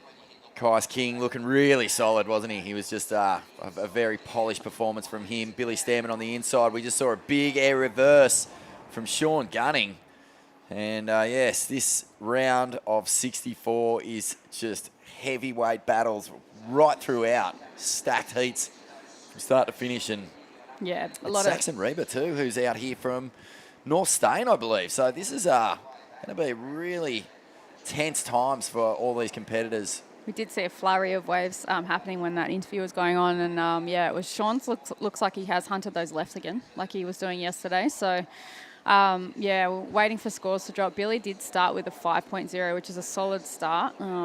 Yeah, and he has just backed that up with another wave. So is Kais King still being coached by the Doof up in Byron Bay? Oh, I'd say so. Adam Dufner? So. Yeah, I saw there's a bit of a crew down there. Hedgie's like to the right of the surf club down there, and they're all hanging out. It's the spot, they say, the lucky spot. So I know that spot. Yeah, it's a good zone. Observe the lineup zones, but yeah, Kais not even carrying a counter at this time, so I'm sure he's going to be moving. We go surfer in blue up and riding nice vertical attack. Huge second. Oh, nice. Throw of spray. This is a big heat as well for Mikey Clayton Brown. You know, he's one of those guys who everyone knows how good he surfs. Yeah. But we are yet to really see him crack that top tier, and getting him on the Challenge Series that, you know, we've seen what it does for your Morgan Siblicks, your Jacko Bakers, even the crew who didn't qualify, you know, from last year. Kind of in the back of my head, I've got Kalani Ball in mind just because he was a surfer who really just grew 10 feet tall on that Challenger Series. Towards the end of it, he was just on a mad roll. I thought, holy smokes, this guy could go all the way here at Haleiwa in particular. But, you know, Mikey Clayton Brown, he's sitting at 5th on the Australasian ranking, so this is a massive event. It's a home event, and he wants to get started. He would have seen Philippa this morning, unfortunately eliminated. Big boil over. She was at 5th place on the ratings as well. So opportunity lost there for Philippa. But, you know, he'll be wanting to keep an eye on things here because there's some really good scores going in here, Beck. Billy Stammond out in front, a 5 and a 4.33. Saxon Reba holding down a 4 and a 3.5. Mikey has a 4.2 and a 2.83. So that last wave of Mike's, that really nice backside whack. It was kind of a carving snap, getting 4.2. And Sean Gunning, he's in a pretty good posse here because his last wave was a 5.4 for the big air rev. Snap off the lip and crack for a second turn. Billy getting moving now, and he's starting to open up. And, you know, last year he was on the Challenger Series. He finished at 82nd, so he did not have the year that he was hoping for. He wants desperately to get back on there and show what he can do down the beach. Saxon lets that one go. But pretty sensational surfing there, Beck. Yeah, Billy, I don't even know if he had priority then, but he could see that right coming in, and it had a little double up section on it. So he's done really well to read the line up there, hunt that one out. And those are two huge turns out the back. We'll watch it in the replay again. But he's looking pretty sharp, Billy. He's already qualified for the Olympics, right, for New Zealand. He has. Yeah, so he's sitting in that 7th position with Mike Clayton Brown just a few positions above him on the rating. So it's a bit of a cracker of a heat. But, yeah, the way that, I mean, Billy's experience is really shining through at the moment. So this bottom turn to top turn combo. Oh, that is as crispy as anything. Nice little tail slide there. And, yeah, tried to milk it through to the inside. But all the work was done out the back and a bit of a carve through, looking for that lovely Nui Shory link up. But Billy, I remember watching one day, I was out at Raglan randomly, just doing a little bit of a coast trip over there, and he was out at Raglan just throwing down the biggest backside airs. I think he was practicing that day, and I think he did about 4,987 backside airs. You see a lot of 4,987 everythings if you're on your backhand at Raglan. Yeah, it's a pretty long wave. Yeah, he just would stay on and be just punting off each section, and I was like, who is this guy? And then, yeah, it ended up, like, I think a year or two later, I saw him on the QS, and, yeah, he's been killing it. But, yeah, we see Saxon. Yeah, nice opening half. Back to the power source, hits this end section, gets the slide. It's a beautiful turn. Just not quite getting that nice, crispy, perfect timing off the lip that Billy had with his wave. Burton Automotive Group, 60 years of supporting the community here in Newcastle, Maitland area, Cardiff, Port Stephens, GWM, proudly part of the Burton Automotive Group. And, of course, our major sponsors here at Newcastle Surfest. Off the bottom, and you can see it's beautiful surfing, really stays on rail, stays in the perfect section of the wave.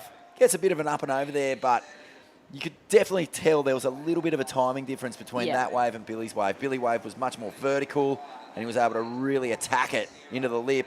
Scores dropping, a 7-point ride. Billy is off to a little flyer here. 12 minutes to go in this one. Yeah, Saxon just a little bit mistimed on that second section of that wave. But the first carve, I love the way that he finished his placement there. We see Surfer in Blue up and riding. A bit of a slash after a first vertical attack coming in through the inside section, and again banking one off the inside. So all surfers showing their consistency here and experience in this heat. Saxon, yeah, I think it'd be interesting to see what they score him on that wave. But his first open face carve, really nice technique. Nice and vertical there from the surfer in blue. He kind of put it up there, and the wave didn't hit the bottom of the board back. So it was almost just like a placing turn rather than a really good attacking vert. So a little bit disappointing there. Probably some points left on the table. But Mikey, you know, he's looking really good. I love the drive that he has. It's a big, chunk of power. Big water flying off his rail with that carving backside turn he's got. So that one, it's a pretty nice wave. It was really well put together. He'll get a decent score for it. It's a 4.07, so it does put him up into second. Yeah, it's almost like Mikey's got that fluency between turns, which is nice. I think when you're watching the World Tour, that the differences between judging and like the tiniest of technical changes for some people can then like be the difference that, 1% of difference when in scoring when you're out there. So you do notice that changing every year, but we've got Surfer in Green up and running again. Nice front side little tail slide there into a lip line flare. He does land it.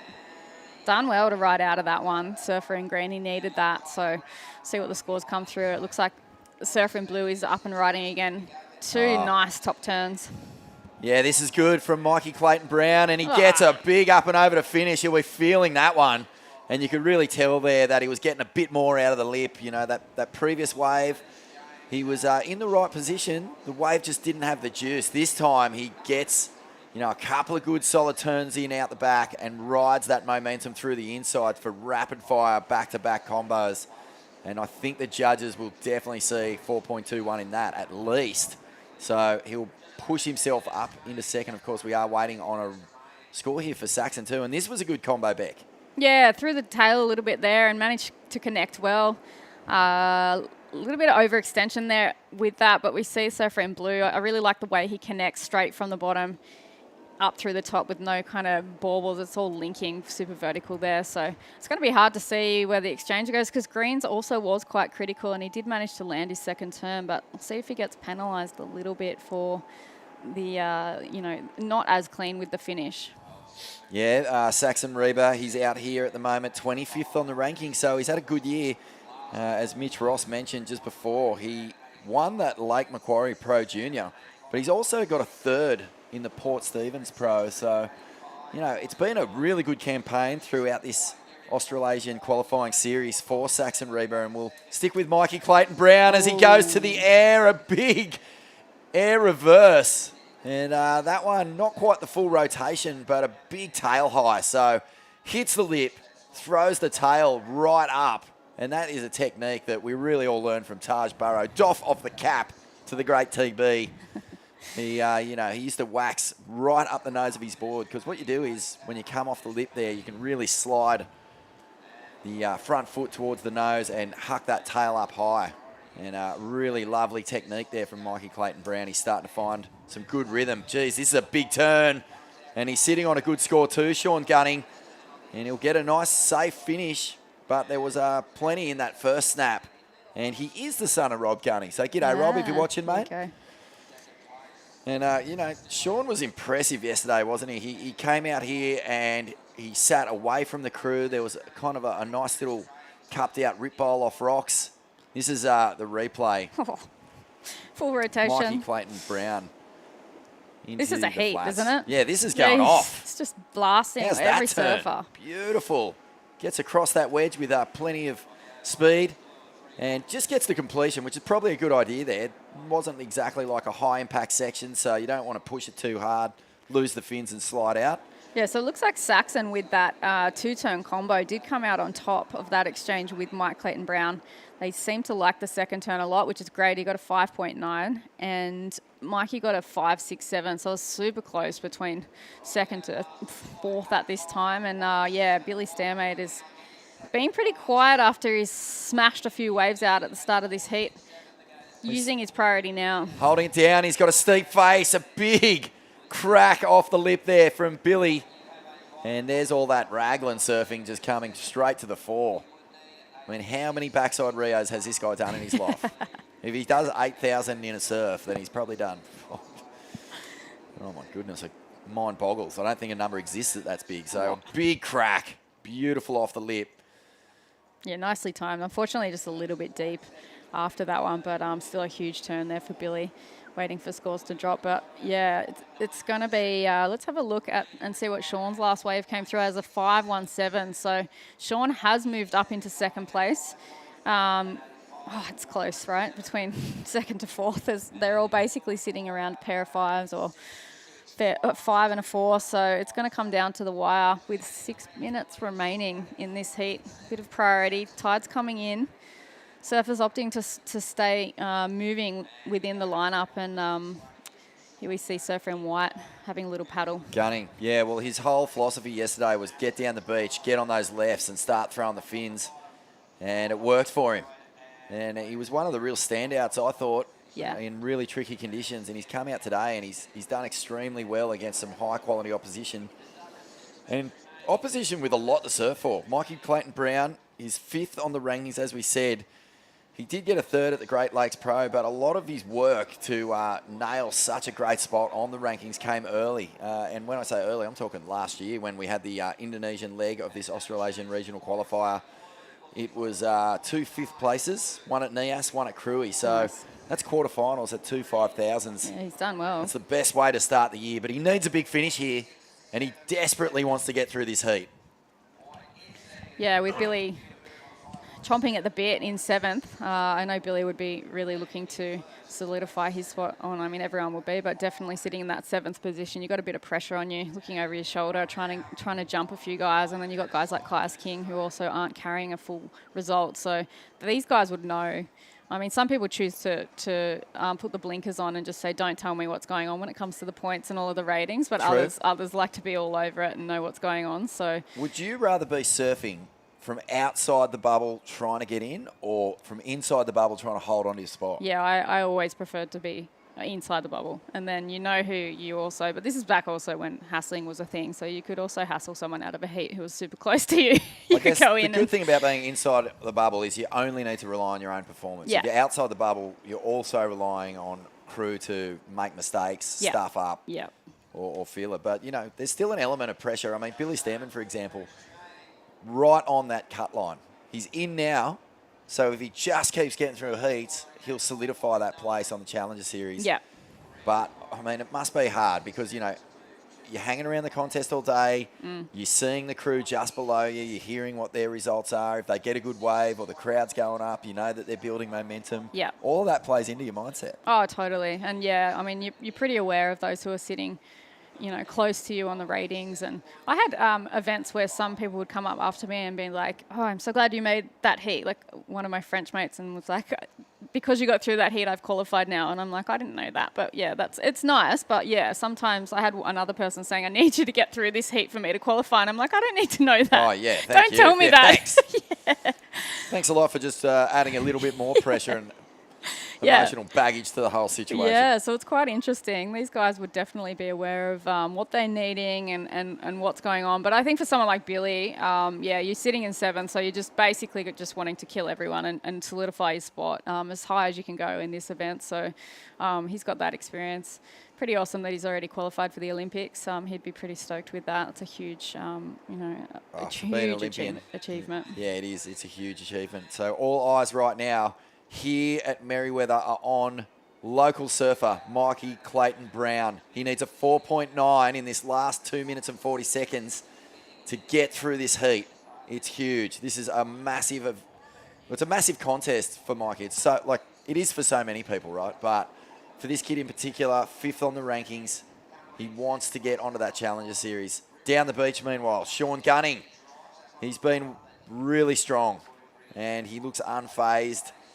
I get the feeling he's just all about his own performance, this guy. He doesn't get out there and get into the hassle. A couple of times he's just moved away from all the other competitors just so he can surf. And it's really been reflective in his performance. He's been able to, get progressive, throw a lot of high-risk manoeuvres into the air, and he seems to be just riding out of them with ease. So he's in a good space, and that means the pressure is on Saxon and MCB.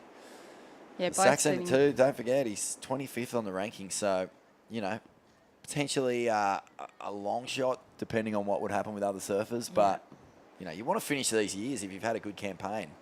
Yeah, as high as you with a can. big result. Yeah, so it is interesting that they're sitting apart. I guess the other two who don't have priority are just opting to stay out of that a little bit. It does get a little bit harder on the higher tide here sometimes. You do get these lulls that happen. When the waves come through, they're pretty amazing. But, yeah, you do, with the higher tide, you get a couple of fat sections that do come through.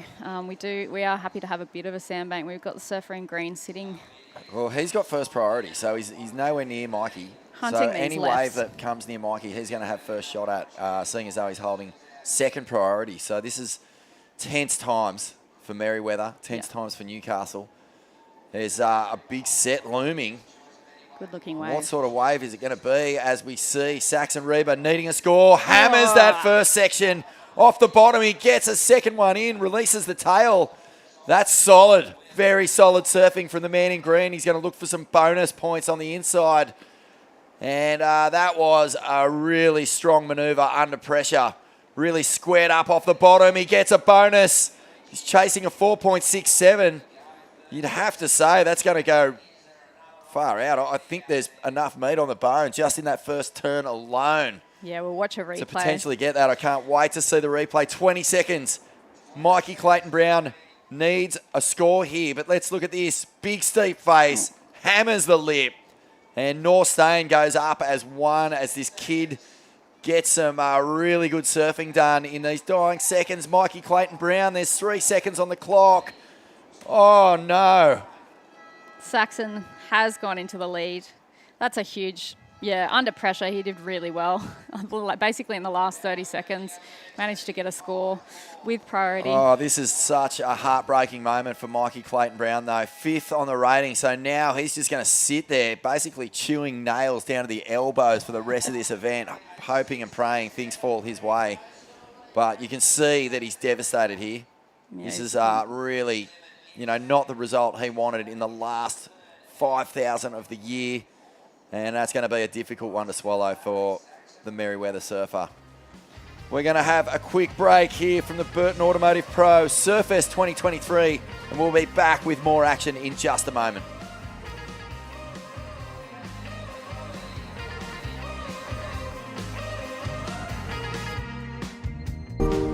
Welcome to Sydney. Upbeat. Downbeat. Feel its heartbeat. Open spaces. Open arms. A place to feel alive. To feel free. Come feel it all and feel new.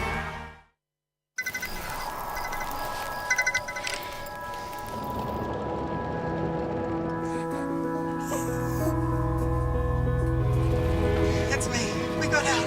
I love you, Dad.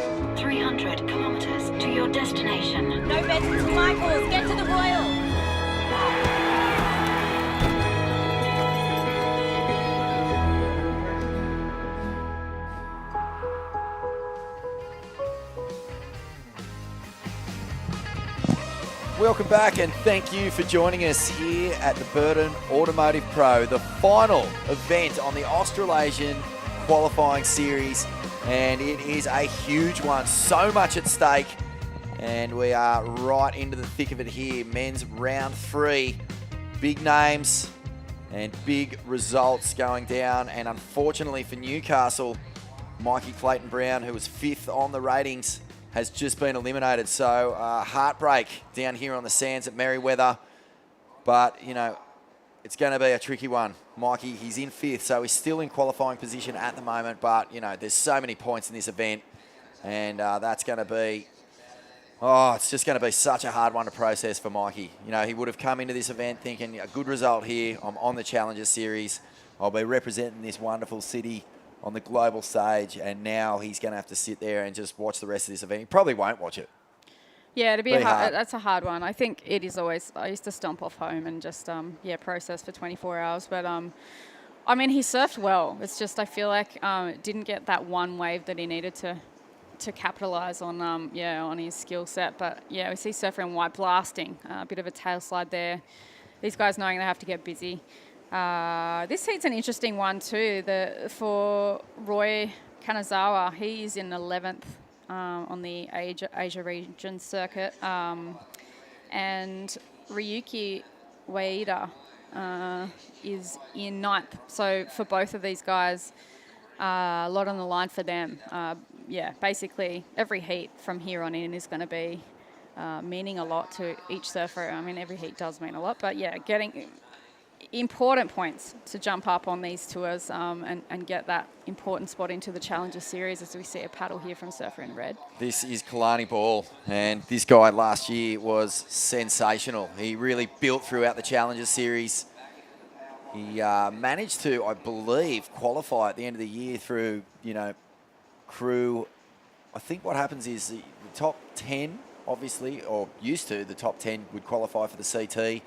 The next 10 would automatically qualify for the following year's Challenger Series. So that's why we see Morgan Siblick, Jacob Wilcox, Dylan Moffat have already qualified for the Challenger Series, even though we're going to see these guys surfing in this event. Yeah. And I think Kalani, on the back of a really strong run through the back half of the Challenger Series, finished the year at 26th, but due to a few double qualifyings and stuff like that, managed to sneak into that next 10. So, okay, good. Yeah, but he's at the moment he's 17th on the regional qualifying series ratings. He got a 5th at the Tweed Coast Pro, and he's basically looking to just start this year off with a bang. He wants to, a big result here, as we've always said, you witness the rise of world champs at this event. So Kalani has really grown into an elite level surfer. You would not be surprised if he makes the CT, and if he gets to that level, he's going to cause some, a lot of upsets on that elite stage. Yeah, I mean, if he's had a strong end to the year as well, he's obviously used that momentum. I feel like, did he just win the Central Coast Pro? He did, yeah. He's on the back of a big win just last week. So using that momentum from finishing in Hawaii, getting some solid results, and then, already qualified, obviously, for the Challenger, and then as we see him up and riding, huge fin waft there, unfortunately coming unstuck. But I think coming off the back of a win in the 3000 and just, again, that momentum where if you can keep building, utilise that into the first Challenger Series. Everyone's throwing fins at the moment. Ryuki there, that's Rio Waida's younger brother. And I was wondering that. Yeah, so that's his big bro, the first Indonesian representative on the World Championship Tour. And there's no doubt Ryuki wants to get there as well. How was that simple air that his brother did in Portugal? Like, no grab, just freezing waves. Just, basically launched. He's didn't grab. Rio, isn't he? He's just, he's flaring. He's really, made it known that he is of that level, and he's at home on the CT by the looks of things. It's taken him no time to get a few good results. Yeah. But Ryuki, he's just a young fella. I think he might be 15 or 16, so he's got a lot of surfing ahead of him in the junior series. But here he is, on the Asian qualifying rankings, he's 9th. And they're like ants on a boiled lolly. There's no points between 1st and 9th at all. A big result here, and he could find himself on the Challenger Series already. Yeah, I was having a look at the points. They're so close. Over in the Asia region. So, yeah. very competitive, both regions here, Australia and Asia. Okay, well, we're going to throw down to the winner of that last heat, and taking it out on the last wave with a huge backside vertical blast was Saxon Reba. Saxon, tricky heat, mate. A few nervous moments. Yeah, for sure. It was pretty hard. It was just a bit wobbly and a bit hard to find a bit of rhythm, but there was some good waves out there. Mate, you were finding lefts in the early part of that heat, and it looked like they were kind of linking up for you. The first one, a little sort of all over the place, but the second combo the judges liked. But what was it like, you know, as the heat's sort of counting down and you need a big score to pluck off that right? Yeah, got a little bit nervous, but there hadn't been a set for a while, so I was pretty hopeful that a set was going to come through. And I saw it peak, and I thought it was going to be a good left, but it ended up being a good right, and pretty happy I was in the right spot for that one. 25th on the rankings now. It was a big heat to make. Yeah, it's just got to surf them all, I guess, how you would surf every heat. Try and not get too caught up on all that stuff. Mate, when you started this Australasian qualifying campaign, you know, you're a young fella, but was making that Challenger Series at the top of the goal list?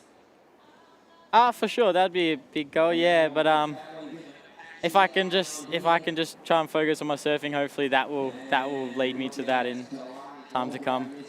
And from North Stain, mate, all the crew would be online watching. Anyone you want to give a shout out to? Yeah, just the family and all the boys watching. Thank you very much for that. Appreciate it. Good on you, man. That was a really impressive finale to that heat. You jumped up out of almost, you know, being in an eliminated position to first place. So a great result, and you really kept your nerve, mate. Impressive surfing. Thank you very much. Appreciate it. Good on you, Saxon. Really solid, wasn't it? An exciting finish to that one, and he really teed off when that section loomed up for him. Yeah. Good stuff. And Billy Stammen, you know, he's sitting on a 7 in that heat. So the judges must have loved that last wave.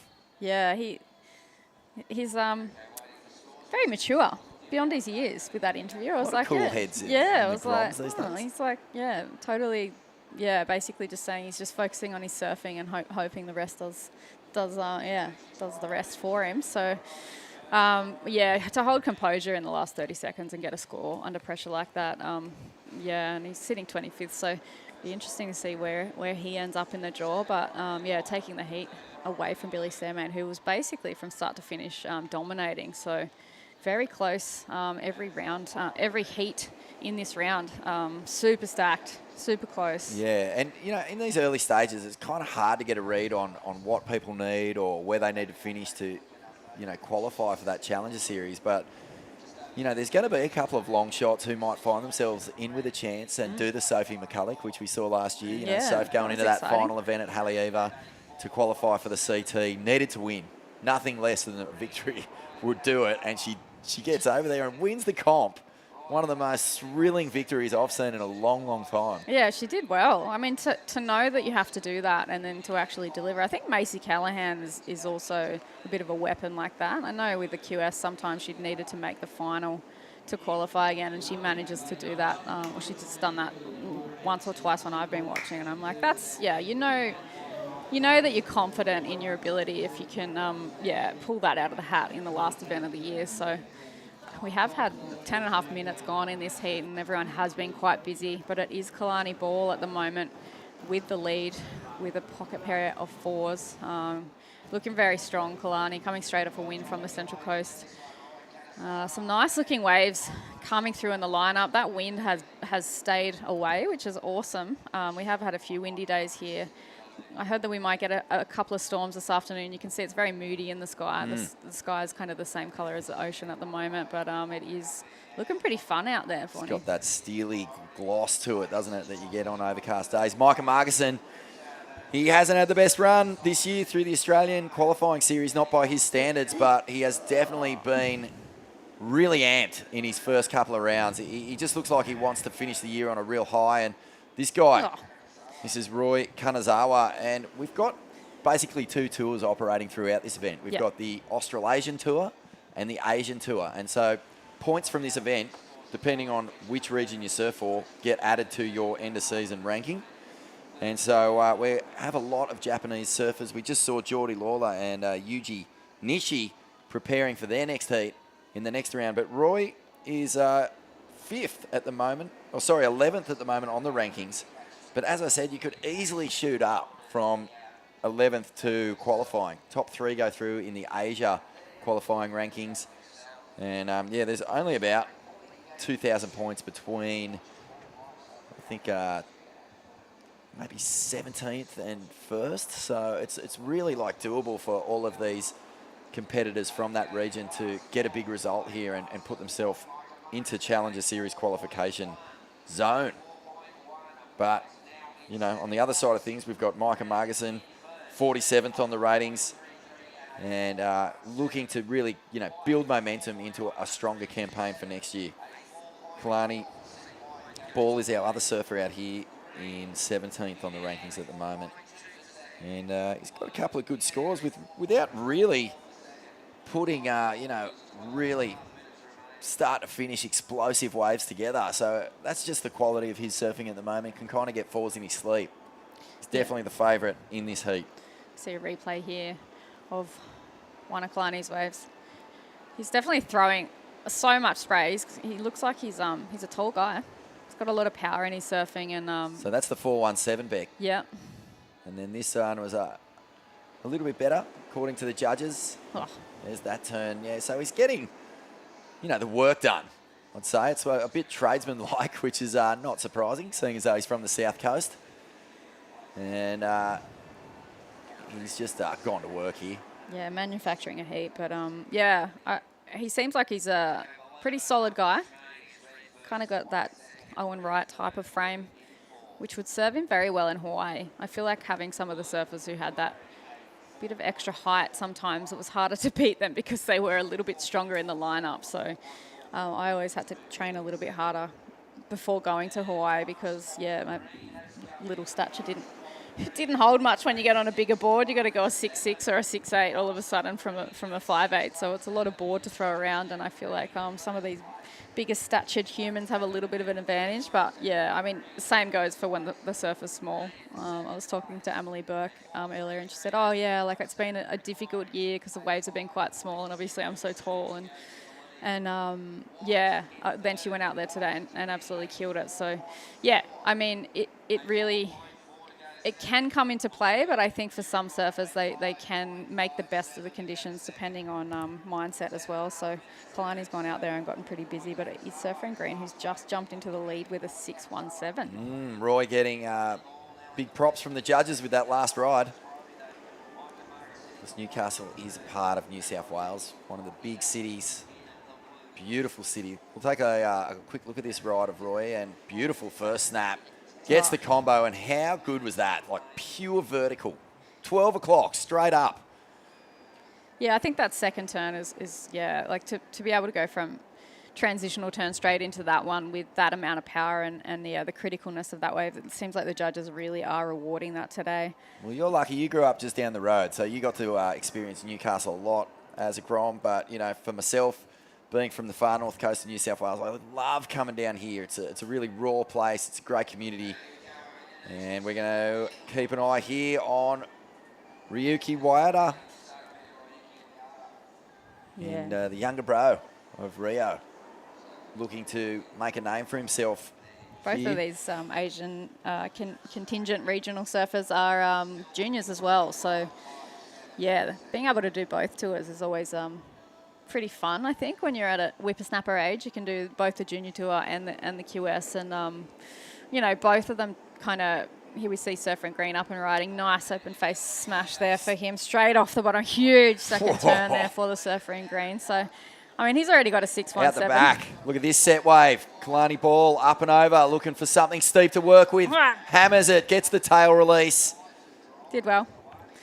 So Roy Kanazawa is on a roll here. Again, he's definitely going to replace that 3.17, but Kalani Ball, you would imagine on one of the bigger waves and finally getting to, just drop the clutch a bit. So he'll improve on his score as well. So Micah Margison and Ryuki Waiata are going to have some work to do after this 8.5 minutes remaining. But Newcastle, Beck, I mean, it's just so good. It's cosmopolitan. It's kind of, it's like got a big town feel, even though it's a big city. Yeah. I mean, you can experience all the fun stuff to do in a city. but then you've also got this awesome community feel to it as well. And this is the replay of Roy. Oh, wow, that was just solid surfing. And it's an 8.17, so into the excellent range for Roy Kanazawa. And that wave for Kalani on replay, that was pretty technical as well. That second finish. So yeah, 5, 6, 7. You can see the difference. You know, Roy's wave was steep. It was just really fast. And even though Kalani did get to match him with a couple of big turns, the wave just didn't really allow that extra bit of sting. Yeah, so Roy is ripping. Shredding at the moment. I think the wave's really suiting his style, actually, that little bit of the zing that he gets out of his backhand from coming through that vertical turn. He's going to be one to watch in the future for sure. I mean, he's already one to watch now, but yeah, he's still surfing in the juniors, I think, and looking for a result here to push himself into those top positions. Finding a bit of a flatter right here, obviously wanting to keep catching waves, keep that rhythm moving for him in the lineup. But yeah, Kalani Ball and Green, Roy at the moment, just holding down lots of dominance in this heat from the start at the moment. So we see a bit of a paddle here from behind, surfer in blue. Ryuki, he's going to get a section up and over. Balinese surfer, and he's just finding a little tricky to find the waves, at least the quality of wave that Roy and Kalani have found out here. Micah's in reach here, you know, not out of it by a long shot. A 5.9 is all he needs, sitting on a 4.1. And he's got priority too. So yeah, the priority, like playing it smart here with his priorities, having a bit of a sniff at this one. Bit of movement at the station there, but yeah, he's played it. He's been patient, which I think is given away that one to surfer in red, Kalani.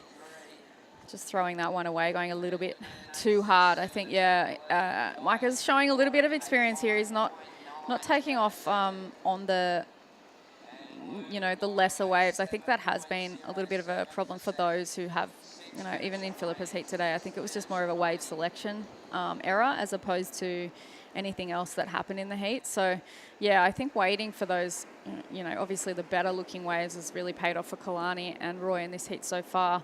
But, yeah, Micah is being patient. He's got priority. We are coming down to the 5-minute mark, and we did see surfer in the last heat take the lead in the last 30 seconds. Yeah, it's a long way from panic stations here. He's got a half-decent score, Micah, but he'd be keeping an eye on it. You know, Kalani's throwaway is a 4.33, so he's going to be looking to improve on anything. And we know that Kalani is the kind of surfer who can pick something off on the inside and get a score, you know, much bigger than that. But Roy is definitely finding a lot of opportunity. A couple of nice little snaps. This thing looks like it might weave through onto the inside and give him a bonus section. But to get rid of a 6.17, he's going to have to do something pretty special. And here it is.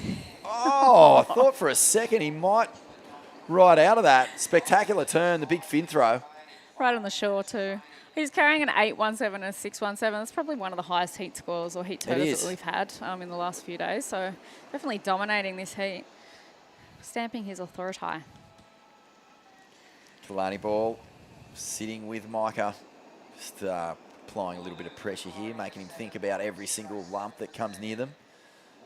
Down the beach, Ryuki Waeda, he's just decided to peel off and just try his luck on a different part of the bank. Geordie Lawler, already a big winner on this year's Australian qualifying series. He took out that Tweed Coast Pro at Cabarita, and what a surfer. He's experienced the Challenger Series, surfed a couple of CT heats, got that experience at huge pipeline in that classic event won by Kelly Slater last year. What an event. Holy smokes. So much just pumping surf. Oh my gosh, yeah.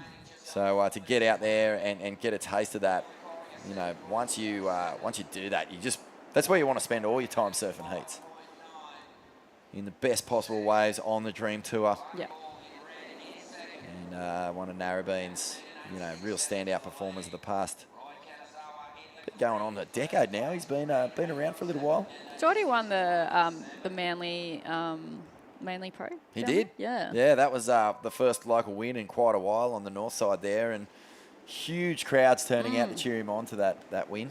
Yeah, that was a good one. I remember, I think I was watching that one online, and I thought, oh, it'd be nice, because I know Laura Enever took it out too, and yeah, having the local crew take it out. But I do remember there being a huge crowd down there for that. And yeah, the airs he was punting were pretty nuts as well. Yeah, well, that's the thing. He's such a complete surfer.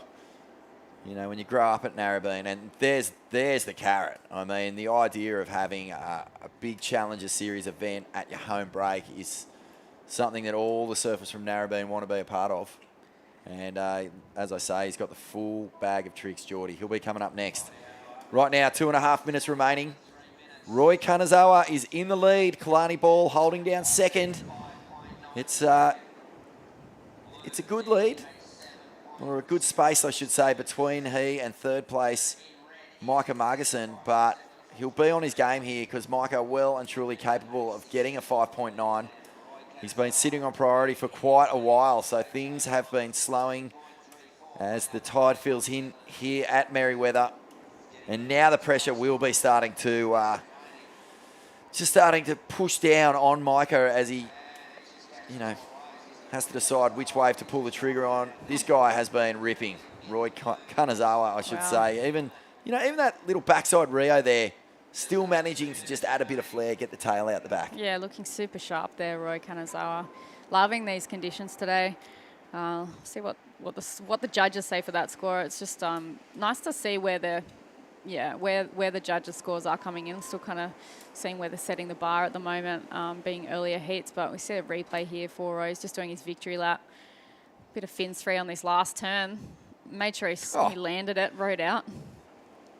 So yeah, you'd almost think that the other surfers in this heat would go, I'll take that. That was a really strong wave. It was only a 4.87. But it was still spicy. Yeah, Micah 1 minute. Margison, 1 minute remaining. Okay, Micah's got to make a move. This is, he's been sitting out here for 5 minutes with priority now. He would have just been going, surely something's going to come in and I'll get a chance to flare up. A 5.9 is what he needs, which is going to be, right up there. I mean, Roy is sitting on an 8.17. That was a really strong performance. But you think about Kalani's waves in this heat, that 5.67 was a bigger wave. He was able to get a good combo in, even release a bit of tail, so there was flair. So Micah, he knows what he's got to do. He's got to bring something pretty special to this last 30 seconds. Is he going to get the chance back? That's the question. Yeah, we need a bit of a wider shot there. But I think, time just ticking down, and it was Kalani that just basically built house in that heat. He started, pocket pair of fours foundationally, made sure he got his waves, and then, waited for that better wave to come through in the lineup and unleashed. Ryuki's going to throw something big here. He can't do it with safety surfing. Needs a 7.07. Here we go. And he throws up the vertical Rio. Frustrating heat, really, for Ryuki, but even more frustrating for Micah Margison. He sat out there for 5 minutes. Nothing came near him. Yeah, it's a shame for Micah because he surfed so well yesterday. But, the more experienced competitors shining through there. Surfer and Green taking that heat out. Roy Kanazawa. Exciting times. Lots on the line here for all competitors in the lineup. We are into the round of 64 for the Burton Toyota Pro. Congratulations there to Roy Kanazawa taking out that heat. We're going to have a break here at the Burton Automotive Pro for Surfest 2023. Stay with us. Ronnie and Hoyo in the booth next.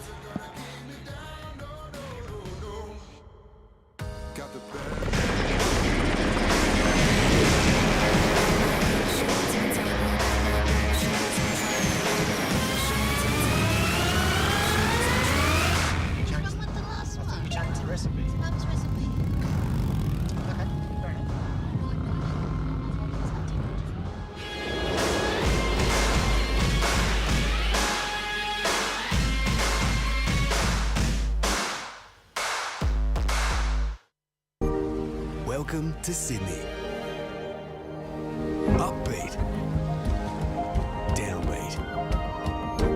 Feel its heartbeat.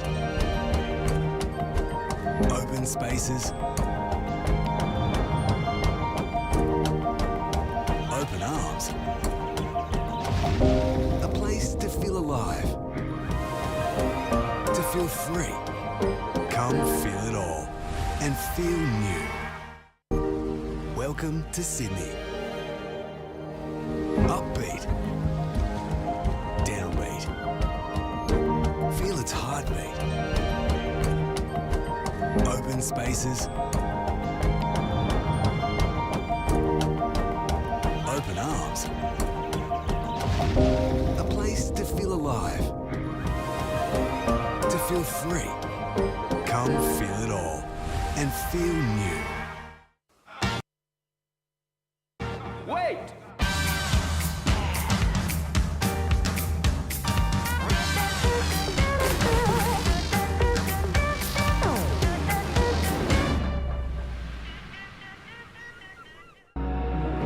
We're for the spirited, the grounded, the true outsiders.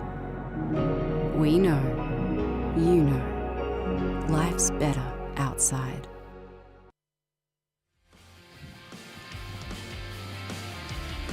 Welcome back to the show. You're watching the Burton Automotive Pro Surfest 2023 presented by Reflections Holiday Parks, and we've been loving the surfing as we've moved into this round of 64 with the big dogs, the top seeds, those sitting at the top end of the QS rankings are hitting the lineup and really asserting their dominance over the field here. This is a good heat. Geordie Lawler is out there in the red. He won the last QS 5000 up on the Tweed Coast.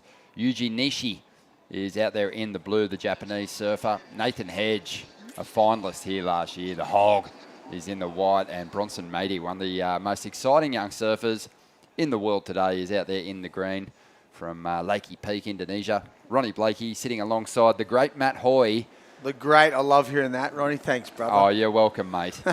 So worthy of the title, as we see. Nice wave standing up here for the man in red. Geordie Lawler just blitzed his way through the field up there at Cabarita with clean, stylish, flowing backhand surfing. It was great. He's got that, hasn't he?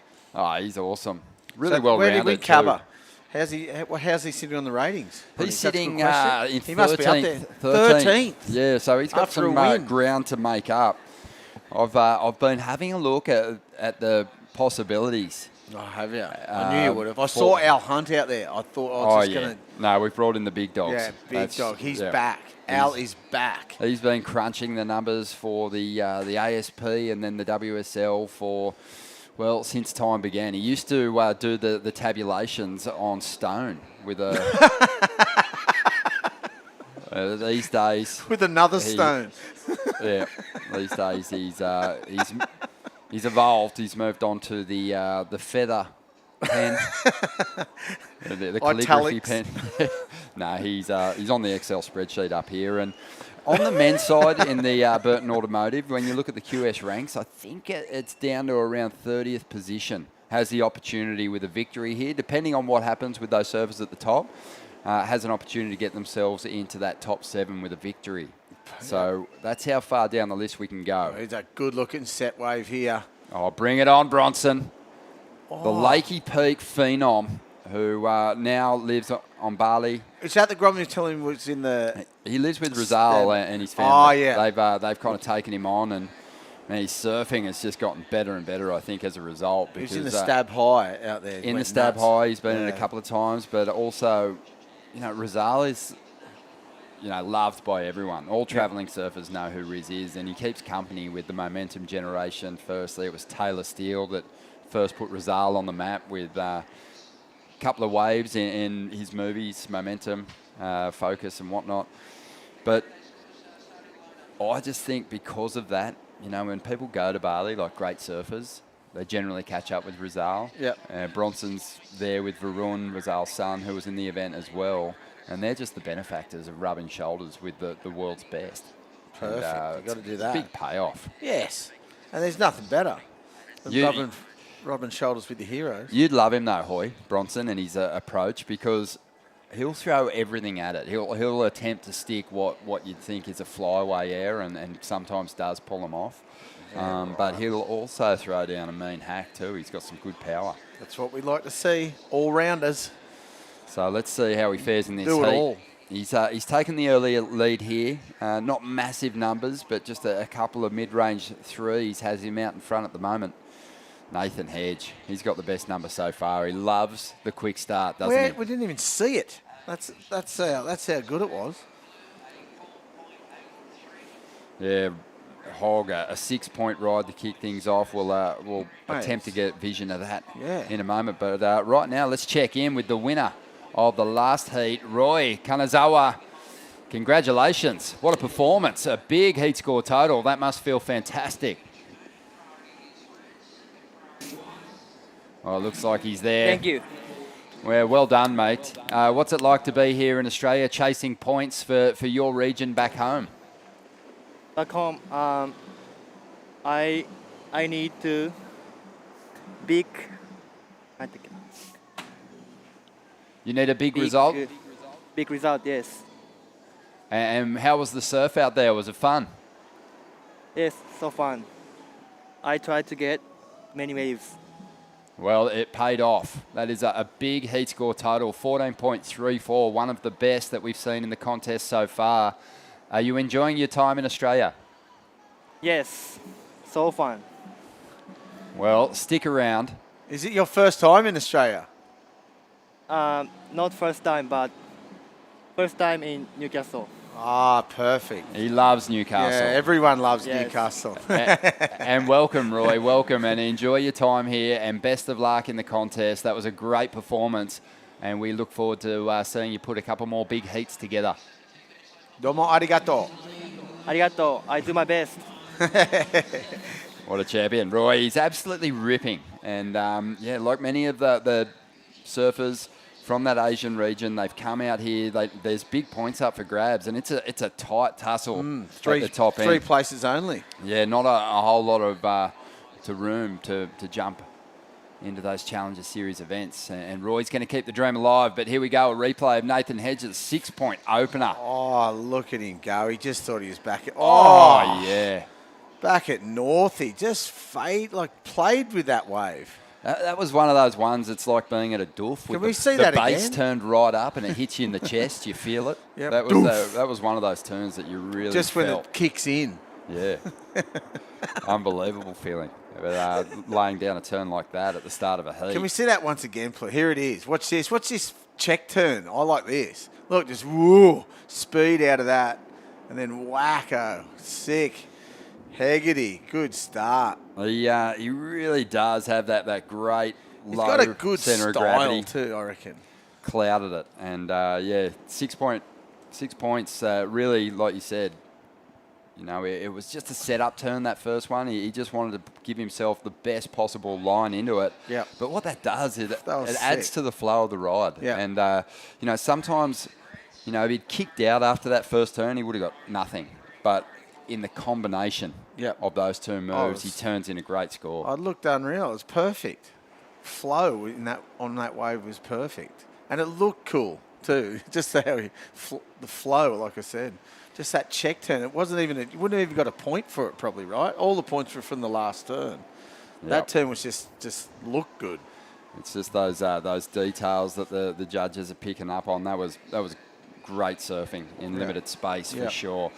Bronson's still hanging on to that lead though, just with his 2 rides. He's the only surfer out there with a couple, but he'll look to clean things up. In his last round performance, Bronson was a little underwhelming. For how talented he is, he's going to want to definitely put something together. He had a couple of big individual moves in the last heat, but he's a guy that would be wanting excellent scores on his road through the contest, even at this early stage of the game. Is his points going towards the Asian tour? Yeah, okay. right. So it's Indo. Yeah, they said that earlier. And he's sitting pretty nicely in 11th position at the moment, Bronson. So this, we'll touch on it. There's going to be a bunch of surfers, as I mentioned before, basically on the men's side, on the QS ranks, down to about 30 on the ratings, has a chance with a victory of getting themselves to maybe 7th position. Wow. It's a long way down for the last event. Mikey Clayton-Brown fell out of the mix earlier on, and he was at the top of the ladder. So he was on the top. right up near the top. I think in 5th position. Well, I thought he got a bit underscored in that heat too. I watched that whole heat from up the top there, and mate, I thought that a point per wave. Actually, I thought one wave that he got a 4.2 was what I thought was better. So that is really unlucky in that heat. Yeah, it was a close one. That's for sure. We just saw Geordie Lawler really stomp a couple of big turns, and we also got eyes then on Bronson. Incomplete there. So, yeah, not expecting a big score out of that one for the young Indonesian, but expecting that Geordie Lawler's going to step things up here with his last ride. But Definitely. yeah, fun heat. Nathan Hedge, I just love all the interviews with Hogg, and there's been a few lately. I think he wins some heats. That's why. Yeah, well, he made the quarters in Tahiti last year, and as a result, there was a bit of media attention. There was a great interview with him in Tracks magazine and a little profile piece, and they kind of talked about the peaks and valleys in Hogg's life and in his competitive career, and it was a great celebration. But one thing that he's gained over the years, Hoy, is just obviously some life experience, but great perspective on the situation he finds himself in now. You know, he is in the twilight years of his career, and he's at the end of it, but he's sort of also saying to himself, I've got plenty of time to sit around and reflect on my career. I'm still doing it. I'm still feeling the competitive fire. I'm Yeah. still feeling the burn. And he's winning heats. He's Yeah. still in the event, getting second last year and going so well. Why would he give up? And he loves it. He does. So, He loves it. And I think what he's doing is he's bringing kind of like an old school mentality to these younger surfers that he's surrounding, that are surrounding themselves around him. And surfing He's old teaching school, them fire, really. though. He's Yeah. teaching them determination and grit, and just to have a little bit of that, more of that competitive resilience. And yeah, it's paying off for him in a big way. I think he's a guy that's really responsible for a big push. Oh, for sure. In Australian surf, for sure. I totally agree. And he's surfing old school. He's not doing any air reverses or spinners or No. tail wash. He's surfing old school. He does that version of surfing so well that if you want to beat him, you better be on with those big individual turns, Yeah. or you better be able to match it with him with that traditional line. Yeah, well, I don't reckon anyone's matching with the traditional lines. Not yet. Well, no one that I've seen. Geordie Lawler had a Geordie 5.43, but he's You've got to he's beat him grown another up way. surfing with Nathan Hedge his entire life. Yeah. So he's got some similar shades of that approach. But here we go. There's the backup score for Hoggy now, 5.8. The replay of Geordie's last ride. Oh, that was sick. Well That was planted. a heavy section. Well planted. And Bronson, let's see. Just you can see he wants to push that innovative approach, but yeah, it doesn't work if you try and force it. No, that was not that good a wave either. It's also sort of been the case for me. It's the case with air shows as well, you know, and we worked on plenty of them back in the day together. But air shows, the strike rate comes down so much because the aerialists who in a lineup with a lot of ramps, they will stick the majority of the airs. But when you go out there and say do an air, Yeah. you're trying to manufacture it off sections that don't actually Yeah. ramp up enough. Yeah. And it just doesn't work. And for that reason, I think quite often you're a little underwhelmed at the air shows. You kind of like, you see some great flyaways, you see one or two, three amazing turns stuck. But if you just read the wave and surf it for what it is, you know, probably a lot of the times you just go for a big Just hack have tour or at a surf show, big not snap an air instead show. of an air. And A free surf show. It might just... Wow, that was a sick... Might work in combo. Bronson's favour just to pull back a bit on the innovation and just throw surf. a bit of power our yeah, way. for sure. Surf what the wave allows you to surf. Yeah. If it's a wave there to be hacked, hack it. If it's a wave there to do an air on it, do an air. And Nathan It's all Hedge about at the the moment, wave. looking just the manoeuvre choice for each section. Obviously, that one was complete Not that garbage. But Geordie's he was a does sick pick one though his before moves that. really, really wisely. It's his experience shining through. He's just saying, Well, there you go. You got a 5.8 for that one big backhand turn. yeah. That's a huge score for that wave. Here's a little insider for Geordie. Look, check turn like Hegarty did. Nice little another check turn. This last turn's the one though. Oof. Bit of Hegarty in that actually. Yeah. Like his first turn. Then that's a good turn. This one's even better. He's looking like he's just been on a Right. diet of baby turtles, Nathan Hedge. Just shells and all. He's just so ripped. Yeah, I know. Full 8-pack. Clean living. Clean living. He's definitely not on the same dietary regime as I am. Me either. Around Surfest. But, yeah, I mean, I'm here for the surfing, but I'm here to enjoy myself. Here for the cakes I saw upstairs before. You and Mitchell can't help yourselves. Well, Johnny Harvey's been part of Surfest for a long time. He's bringing his wife's cooking up the caramel slice and bringing it down, making sure we're all happy. And I'll go with caramel slice any there you day. go. Good. Yep. So basically a block of brown sugar. Perfect. 8 minutes to go here. Nathan Hedge, strong lead. Geordie Lawler, who's well positioned to make a strike for that top 7. He is sitting in second spot, trying to stave off the fight back from Bronson Matey, who's had another kind of low-scoring heat so far. He's capable of turning this one around with a single ride. He needs a 6.1. Yuji Nishi, he's back in fourth spot. He's after a 5.18. Here we go. Bronson loading up, big section. We're going to go to the left, though, and see Geordie rolling through to the inside. Another strong finishing turn for the surfer from the northern beaches of Sydney. Trying to better at 4.57. Pretty similar to his last ride. We'll get caught up on what Bronson was able to achieve on that right in just a moment. But The cameraman went from the right to the left. I was confused. He must be from Narrabeen. Just playing favourites, you reckon?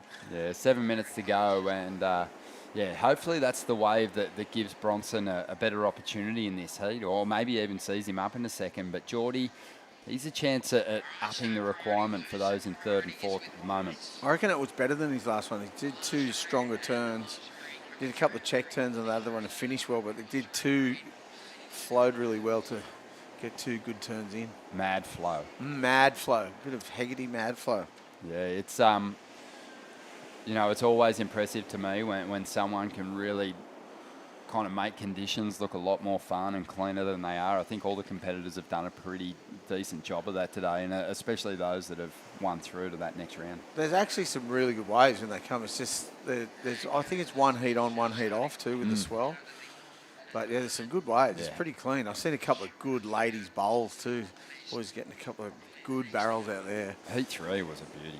That was the Billy Stammen, Mikey Clayton Yeah, that was Brown, good. Sean Gunning and Saxon Reba, all got competitors waves. with fantastic numbers, and a heat score total of 12.57 for Saxon Reba, who got the victory Here he from goes. some more fancied rivals. Here's that replay. He did do a And big turn on the outside. There's a little bit of that flair that we've been touching on for the young Indonesian, who's does make that connection through to the inside. Mate, got a good score for it too. 5.53 for that one. And here's a replay of red. Nice first turn. This is the last wave of 4.8. Did better that last score, so 2 good turns. I like those last turns. They look good. It's really funny to me. I think with the rotations, you know that there's more risk in getting that board above the lip. But it's so refreshing to see someone not go Don't to do- it oh, for sure. and go to I'd that much way rather back, see that. that drift. Yeah, it's funny. It didn't. I know where the judges are at. 4.8. We also saw yesterday a couple of rotations that looked rode out. Looked pretty impressive from the drone. But when you but saw when in you front saw on? in front, they looked even better. Oh. And that might have been the case too for Bronson on that last one, that 5.8. He definitely gets. Yeah, I'd like to see that from the front. He gets the tail so high. He sort of ticks all the boxes with his version of the air reverse. 2 But, Narrabeen boys splitting the peak there. Ali rights and lefts. Nathan Hedge in transition, still collecting numbers, but this way's fading into deep water. So we're waiting on scores to roll through here. Geordie Lawler, he's in danger. Bronson's chasing him down now. He needed a 4.7 now that last ride. Went the backside rotation, just a reverse, kept the board in the water, but there was a bit of recovery time in it. Yeah. And that'll Rode out though, that'll hold you back on the scale more often than not. So I'm not convinced that He's going to get it. That he's going to get it and jump ahead of Geordie here. He's another good set approaching too. Boys just saw it. I think when you compare Geordie Lawler got a 4.8 and then Bronson needed a 4.7 out of that ride. Yeah. You just kind of Geordie's, go, nah, yeah. Geordie had that big power hit. Yeah. Bronson only logged a With flow, 3.57 speed. with that. Yeah, for sure. So he's still chasing the mid-range 4. And he's been quiet out here, Yuji Nishi, but he's not out of this one. 5.41. I mean, if you're up against some tough customers and you say to yourself, wait, I've got priority and the opportunity to turn this heat with just a couple of decent turns, you're in a pretty good spot. Yep. You're not out of it. Because the three surfers that Yuji, I haven't seen too much of Yuji surfing, and I'm going to be honest, but the three surfers that he's drawn here are three of the toughest in the event. Yeah, for sure. Always getting their waves too. You never see those guys sit out there and not, give it a good crack. Well, Nathan Hedge looking like a absolute speedboat out there at the moment. Looks He's straight. going into the offensive mode. Well, they're both going to do it, are they? Just sit on.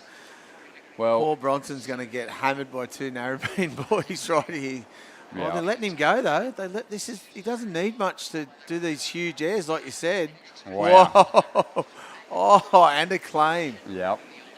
Well, that's a go-to right there, and they let him have it. Yep. Is it going to be enough? You know what I like too? They're not scoring those manoeuvres as high as they used to either. No, they're super critical Yeah, on them. They, it's good though. I think they should be. the head judge gets the monocle out and has a good look over those turns, and there's a couple of things that they're looking for. First of all, they're saying to themselves, was the section critical? Yep. That's the first thing that they're looking at. And that wave was a bit smaller, so it probably won't score as high as his 5.53. Well, there you go. It's in. The other thing that they're looking for is, I think we're still waiting for it, but the other thing they're looking for is how much did the surfer rotate. That's one thing that we can give him in that instance. But height is another factor when you're looking at ticking off the, whether it's going to be a big score or just a mediocre score. It really did well to manufacture that move out of the section. They've got to get it in there because now they're wasting time for the other two to know what they've got to get if he got that score. He's not banking on it. He's actually looking inside and looking to get more work done here, Bronson, as he hammers the section, whips that board tail high into the reverse, but you saw that back foot kind of crept up the board, and as a result, he just couldn't maintain his balance. So that one's not going to factor in, but we're still waiting on that previous score, and it's looking pretty decent. Well, he got it. He got a 5.2, and there's 50 seconds remaining. Geordie's out there.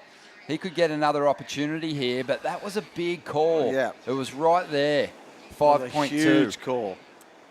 Again, like the judges, you can tell that they're thinking there's more risk involved in the airs that Bronson's doing, even though they're not the best versions of those moves that he can execute.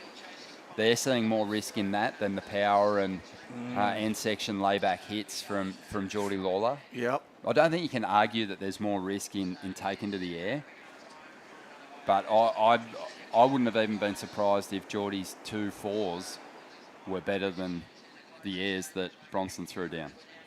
I just think it's a matter of opinion. There was some split decision amongst the judges too, but the majority gave it to him, and they've been doing a great job of picking these close heats apart. I think in these conditions too, Hoy, what they're looking for is a bit of that progressive element in beach break conditions. That I think that's the message I'm taking from it, from the panel. For sure. I agree. It's a vicious circle. It's a tough call. Yeah, it is a tough call. Geordie might be able to reflect on his heats and think to himself, could I have done more with the opening stages of those waves? Did I wait until the final section to do my real business?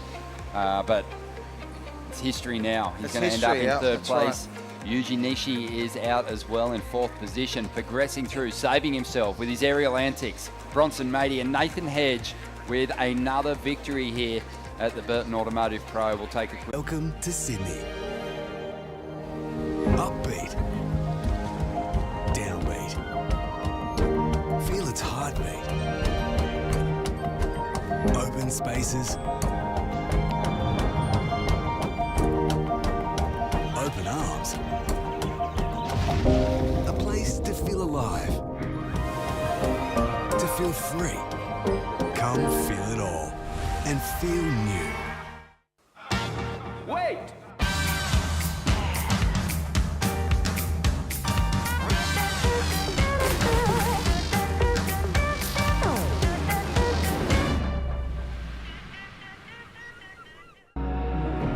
Where for the spirited, the grounded, the true outsiders.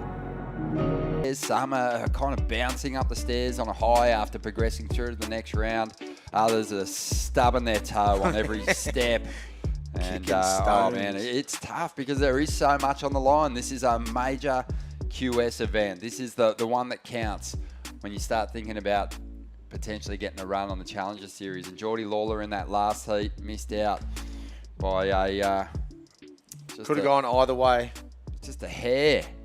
And yeah, Bronson Matey, his progressive approach paid off in the end. It kind of had him frazzled at the beginning. It felt like he was forcing it, but he settled into it.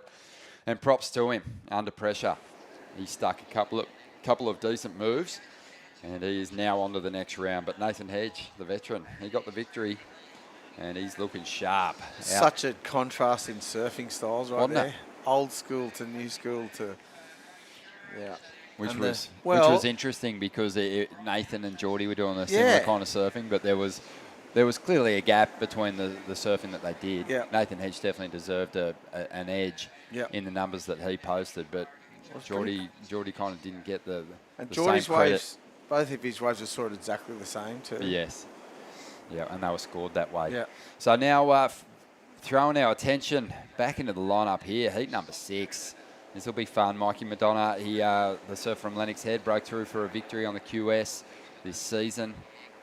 Kajiro Nishi, he's out there in the blue, the Japanese surfer. Huey Vaughan, the super micro grom, who's been on a mad tear, is out there in the white. And Ricardo Christie, the Kiwi veteran, is in the green, but it is going to be Mikey who'll get a couple of scores on the board first. This is a replay. Oh yeah, nice couple of turns there. Just doesn't get an ending, but that's good turns at the start. And they just barred the ending. He's blew up and running. Oh, nice carve. Another one. Once he gets an ending here, he's going to get a good score. Oh, a bit of a soft ending, but not too bad.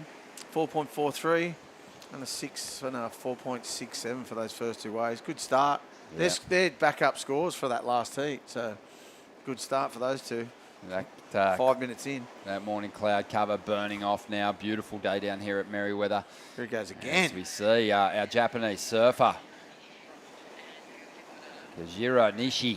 He had a 4.43 on that opening ride. I like the carve off the top. There's been with the arcs, there's been sort of a tendency for the competitors to cut those turns short. He brought it right back into the bowl. So promising signs if he can thread a move like that together with a big end section hit. I think he'll score well. Yeah, he just needed that end section, didn't he? At the end of that wave sort of just went out to sea and the soft foam coming at him, so he had no opportunity at the end there. But that first carve was good. So Mikey Madonna is another one of those surfers in 8th spot, just outside that qualification mark. The opportunity is there with some movement already within the top 7. So Mikey's got to get himself through this heat. The surf from Lennox. He's how's the pressure great on talent. That? Do you think they have to be feeling the pressure? Oh, I feel it for them. But yeah, in 8th, and then you've got Kajiro Nishi. He's in 6th place on the Asian ranking, so he's right up there. But he needs to jump a couple more spots. Yep. So he's top 3. He'll be out there. He'll be out there hungry for a big result here. Are all those top competitors here for the Asian rankings, are they all in this comp? All of them? The ones that are right up there near the top, I believe so. Yeah, they'd have to be. They're mad not to be, because exactly. if you've got all these guys who are in these places below them, you've got to be here trying to beat them. Look at the hustle going on the outside here. These guys are all over each other. Oh, no priority. The Grom versus the veteran right here. Huey Vaughan. Wow. Not backing down to Ricardo Christie. Well, a bit more paddle power to him. Wow, they're not. These are the only two without priority. They're having a go at each other. I love it. Careful. Oh, he took the inside too. Huey wanted this inside for this left. Out paddled him to the Grom. Careful, mate. Ricardo Christie will just turn around and take a big bite out of you. He's a big unit, Ricardo Christie. He has a lot of power and just trying to, you can tell what he's trying to do. He's Intimidate the Grom. And it's not Why working. not? Yeah, it didn't work at all. Huey's, he's got his chest out. Yeah, so I think they were trying to get the inside for the left, obviously.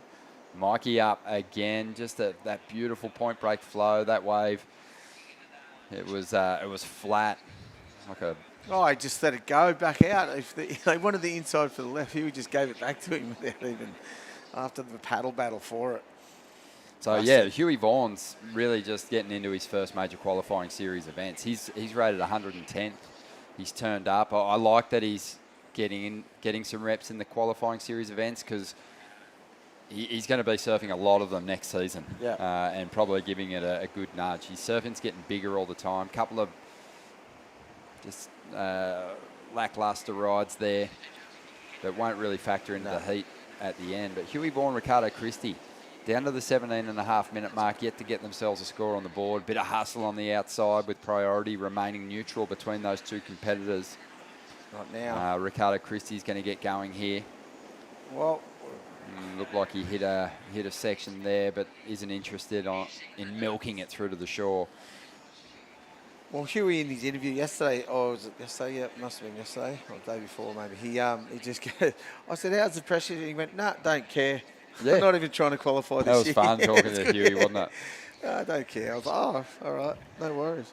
And it's good though. He shouldn't. He's such a Grom. You don't want to start putting pressure on yourself at that early age.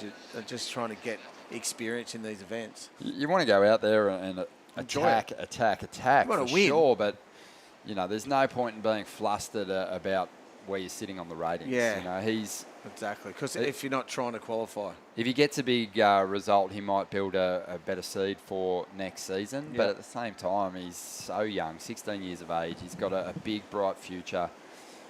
Really, I think at this stage, he's just working on his surfing, and he's doing a great job of that. He's been collecting some amazing clips, some incredible images. Definitely worthy of a follow on Instagram. Such a classic ROM. And here he is loading up, and he will take to the sky. And amazing strike rate with the airs. do you think he watched the end of that last heat and saw all right, or heard it anyway because he was out there and just went all right? Well, that's what's getting scored. And if you got it, and you know that's the trend, you may as well flex that part of your repertoire. I just love seeing the control that this next generation has once those fins grab. It's so easy to kind of get lost as You that knew what board he was going to swings do. around. Oh, geez, it spun around quick at the end, didn't it? Got that awesome technique too. He's got that wider stance that he just masks beautifully by dropping that back knee a la Taj Burrow. And that was a really front sweet knees. little version of the turn, and it's going to help get Huey in a solid position to potentially get through this heat. He's got the best number of the exchange so far, 6.5. Wow. Kid's on fire. They've changed the way they're judging. Yeah, well, one it's quick foul swoop. I don't know about that. I think Power's still kind of getting the nod if you think about what Nathan Hedge did in that last heat. So That's a huge score for just that. The thing is, you're just not going to get too many big, powerful. No. To do a power turn, you need kind of a powerful sectional wave, right? For sure, big wedge. You can't do it on. He couldn't have done it on that wave. So he surfed the wave to its potential. But it's a big score. Oh, well, that's it, mate. That's two it. air reverses. Yeah, it's not a surprise. Here we go. To see that Here's score the there. 6.5. Yeah. So you can see, but after that last heat, where it's changed. Well, Hegarty got his scores. Look at it. Here it is. It's pretty. It's not that high. Pretty flat. Good. The landing spin. You know more about that than I do. So, what do you reckon? I thought it was great. Got the tail high. Yeah. Did a majority of the rotation. Yeah. All right. In the sky. Perfect. And just there was not a single moment where he was looking like he was recovering from the impact of that landing. I know. Straight on his toes. Yeah. And spun so quickly. And looking for sick. more down the line. All right. Perfect. Here's where he strikes a blow, especially on Ricardo Christie. Hustled Ricardo. Yeah. The Grom hustled the veteran basically out the back. And then Ricardo moved inside, took a wave. Ricardo turned into 3.57. And then Huey initiated his priority over Ricardo, kept him off that wave, and almost doubled his score. It schooled him. So it was impressive stuff from the youngster. 13 minutes and 20 seconds to go. I am loving the new regional qualifying series for the fact that we see surfers like Nathan Hedge and Ricardo Christie up against the next crop of talented rising stars like this guy, Mikey Madonna. He's had a sleepy start to this heat by his standards. I would have thought that he would have asserted his dominance early. He's such a big, powerful unit, great flowing surfer. Just gets a little bogged down on that shore break there, and took that wave right through to the inside, and it gave him nothing. Absolutely nothing. Full waste of time. Gear up, Hoy. We've got some big heats coming our way. Alistair Reginato, who's been one of the standouts on the QS ranks this season with a couple of finals appearances and some big scores. He's coming up in the next heat. And then heat 8, last year's champion, Jackson Baker, the top seed in the event. He'll be out there looking to defend that title and get it done for the hometown crowd. The Bakehouse. And the Bakehouse, young Manning in that heat too. Little Grom from Merriweather as well. You're good. Merriweather clan will be down there cheering them both on. Big moment for Manning too. He's frothing. Oh, that's awesome. He's like I saw his mum down there before. She said it's like his childhood dream to be in this comp surfing against Jacko. Look Surfest. out. Look who else is down here catching up with mates and gearing up for a heat later on. Heat 9, Julian Wilson making a competitive return. Julian living down here in Merriweather these days, and he loves it. He absolutely loves it here. 11 minutes and 40 seconds to go. Time to chat with the winner of the last heat. What a start to the exchange. Hog, big 6-point ride and a real powerful hit on a rare end section out there, mate. Yeah, I mean, that's the kind of surfing I like to do, and I don't have the trickery that some of these other guys have got, but I think the power and the rail's never going to go away. So that's, stick to my strengths as the section comes, just get it and get it good. So stoked it worked out. Really smart strategy, mate. Fighting the progressive approach of Bronson with a little bit of power. And, man, how good is it, though, to have some of these young Asian competitors, Japan, Indonesia represented here, mixing it with the field. It's a good test for everyone. Oh, it's such an incredible addition. It really complements the whole event and lifts everyone's level. And it's so great that surfing's, such an international sport. And it's great for everybody, because I'm sure when they come to Australia, they think, it's heaps harder draw, and so it pushes their surfing as well. So I think everybody wins, It's a gnarly draw.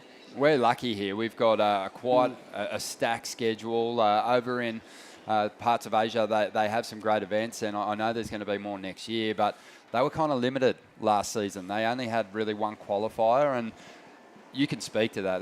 That's pretty brutal if you're trying to get a spot in the Challenger. If you have one bad heat, you're done. Yeah, we were really fortunate to get some momentum and do a little leg and a little series. So, yeah, we were really fortunate here in Australia to get, like a little leg. But, yeah, say if you have a bad night's sleep or you just get have a bad one day and you're over there, you don't get another crack. So it's pretty cutthroat. So I'm stoked that there's been a dual sanction thing happen and we get to hang out and get a full multicultural experience with all the good old boys too. That's we awesome. go there and give them a good wave at Merriweather, then you get one at one of the key locations when you go over there. That's what I'm thinking. Oh, I love it. Mate, obviously you got a good night's sleep and probably a ripper feed into your guts too last night, Newcastle. It's got it all. Yeah, I was fortunate last night. I've been getting out in the town and mixing up the dinner spots, but last night, the Airbnb where I'm staying, this beautiful couple, Christine and Bob, little Airbnb on Janet Street, they cooked me up a feed last night, so I fill it with spuds and asparagus. It was mental. What are we having for dinner tonight? I know. Seafood. Surf and turf. I love it, mate. That's it, yeah. Hedgie, obviously, mate, you've had the pleasure of working with so many different craftsmen over the years and established some great relationships with different shapers. Whose boards are you riding at the moment? Because they just look like they're flowing through this flat water so beautifully. Yeah, cheers, Ron. I have been blessed with a bunch of different shapers and having that surfer relationship over the years. But right now I'm on Takoros. Wade Takoro. You know, I always had in mind, like after Tahiti, that he was really good wave boards, and when the waves got mental, his boards went to another level. I never really thought of him as like a short, small wave board guy, but Z Cloud won the US Open on this 5+ model, and if you saw Keanu sing last year at Bolito, he was riding the 5+ model, so I was like, yeah, I'll give him a try, and they threw me a bone after Tahiti, and I'm getting bored, so I'm just frothing, and they probably gave me 25% more spice in my surfing with this model. I got like a double running through them, and I think that's what Cluffy used to do for me when I rode Alohas. So it just feels natural, and I'm doing turns and they're staying under my feet, and I'm, hopefully doing another turn. So keep it, yeah, it's going good, eh? Scoring really well, mate. Yeah, ripping. Boy's impressed, that's for sure. That's so good. He felt the thump of that big end section hitting that last heat. Just good flow, Hegarty. It's good to see, mate. Keep it up. Sick. No, I love that, boys. I respect what you boys see, eh? Thank you. All the best, mate. Yeah, Powering keep through rolling the on, rounds. Brother. Nathan Hedge, he scored a total Sick. of Thanks, 11.8. And he is loving his time just chasing results on the qualifying series. Out there in the lineup at the moment, Mikey Madonna's starting to make his move, but Huey Vaughan's the danger man at the moment. Even though he's outside the qualification positions, he's got the benefit of a 6.5, and he's just waiting to get to the top of the priority order here. You know what he's thinking. Yeah, he's just cruising, mate. For a Grom, his competitive head is unbelievable. Yeah, you see it. He's got that cheeky grin on his face. He knows what he's doing. He knows what's up. He's streetwise. Streetwise. Surf-wise. Yeah, surf-wise. Exactly. But yeah, 3.8. He's just found that backup score that he needed. So he's in front. Mikey Madonna's been pushed into second spot. Needs a 5.64. I will say, Mikey and Ricardo, like Nathan Hedge in the last heat, give them one big stand-up section, and you're going to see one of those ribeye fillet turns that Nathan that just Hedge got cooked laid up down. last night. Yeah. How's that for Airbnb? We'll be getting that link. Oh, 100%. Where is that joint? Go for the weekend. Here's Huey. This is his 3.8, eh? Yep. Yeah. See, he just needed a backup. He's just such a smart contest surfer for such a Grom. And Mikey Madonna, here we go. He logged a 4.57, one of his best here. He's just kind of hanging on, going through the motions at the moment. He hasn't yet connected with that truly special ride. Onto the rock shelf there too. That's dangerous. He goes, Big Rick. Nice floating re-entry over a lumpy old section there. Wasn't it? Rode out of it too. The strength of him. No one else probably would have rode out of that besides him. Finishes it off, Been to the CT a couple of times, got knocked off once, 40's way back. He's had a CT quarterfinal finish before. Had some big numbers too at Jeffreys Bay when he competed there. He can reef a big rail turn, that's for sure. Look, he's a big boy. Thick. So this one's getting interesting. Yeah, Mikey's got a different style, and he looks like his front foot. You know how everyone's front foot's like 45 degrees? He looks like his front foot is like straighter. Angled back. Yeah, straight across the board like a snowboard type setup. Have a look when he gets up. It's good. I'm not knocking it at all, but it's a bit of a point break flow. Yeah, it's not like mine's 45 pretty much front foot. His looks like it's 30. I point both my feet forward like I'm on a single water ski. Yeah. That'd be, right. Look, here we go. Initiating that priority. Look at that water coming off the rail. There's a clean sequence of turns. Maybe it's not. I'm just seeing things, but that was a sick couple of turns. Yeah, that's his best wave. I think so. There's not a massive difference, but the speed that he carried, and look at the, he finds the finish that he's been after throughout the heat so far. So he only needed to better a 4.57 to consolidate that second position, and we feel like he's done that. Huey Vaughan wasn't able to stick that one, but it was a bigger version that was going to turn in a bigger score if he did. He actually, I think he second-guessed himself there. He looked like he might have go for a floater, and then he went, oh, no, air. Sort of got a bit mistimed. Look at this set coming in. This could be interesting. This could be danger for Huey Vaughan. Mikey Madonna might just get himself up into the lead here. We're waiting on the numbers to roll through. But Ricardo Christie, He's got some They're gonna watch that space one out again. there. Oh, he's Here he gonna goes. go- Oh, he's not going to get oh. into this one. And on the inside, Huey's having to think about it. Good He's got to looking get wave. over this lump to begin with. Float it. Has some speed, but the wave just backed off. It just laid down. Just Wow, where'd that set go? It was a fizzer. Wasn't it? It's still coming, maybe. This is it. What? So 5.4 for Mikey. Doesn't take him into the lead, but does push the requirement a little higher for Ricardo Christie and also Here it is. Kajiro Nishi. Nice. It's a check turn, that one, this second turn.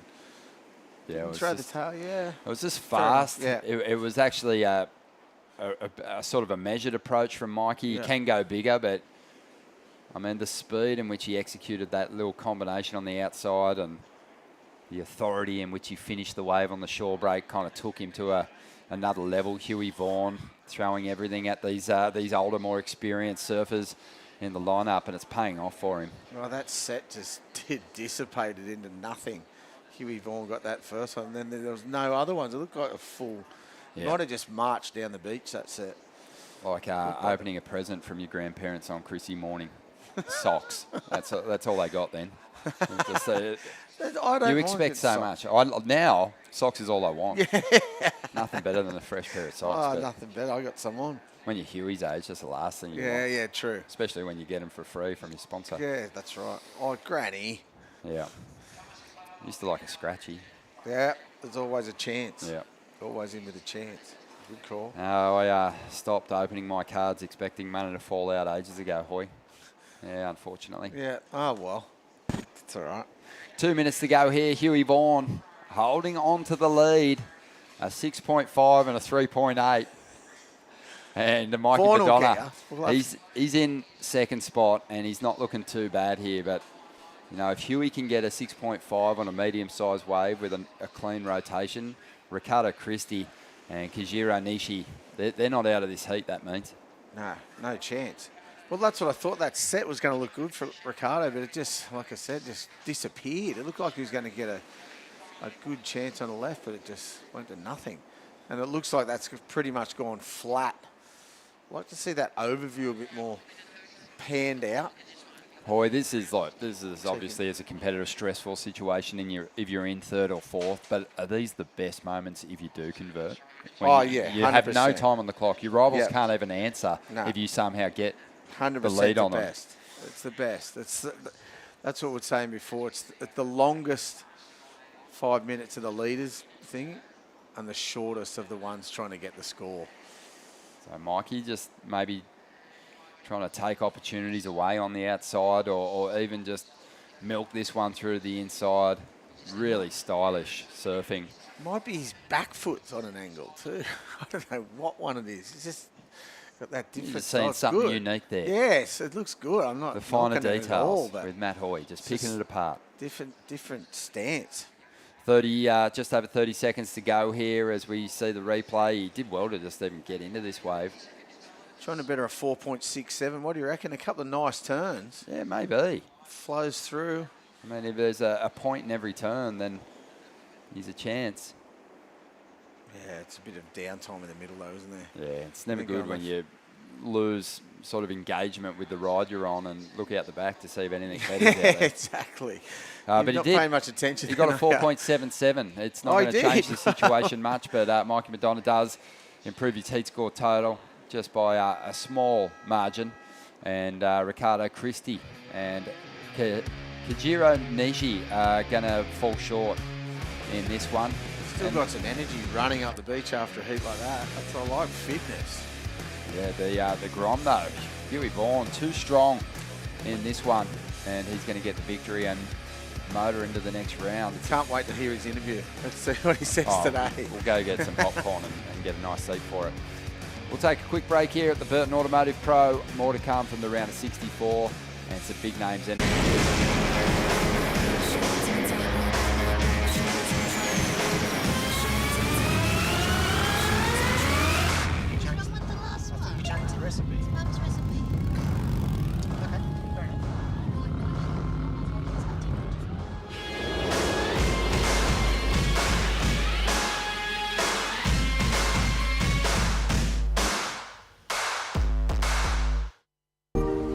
Welcome to Sydney.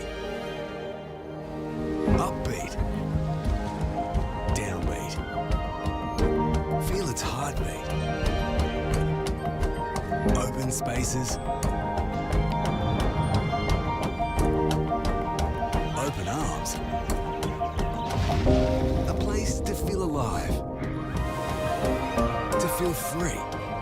Come feel it all and feel new.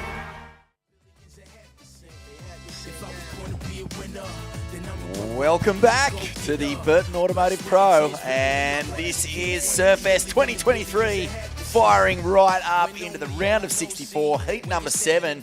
Little Huey Vaughan getting it done just a moment ago. Looking forward to speaking with him. But out in the water, Oni Anwar from Indonesia, Alistair Reginato, who is well poised to have a first strike at this Challenger Series, currently sitting at second on the Australasian rankings.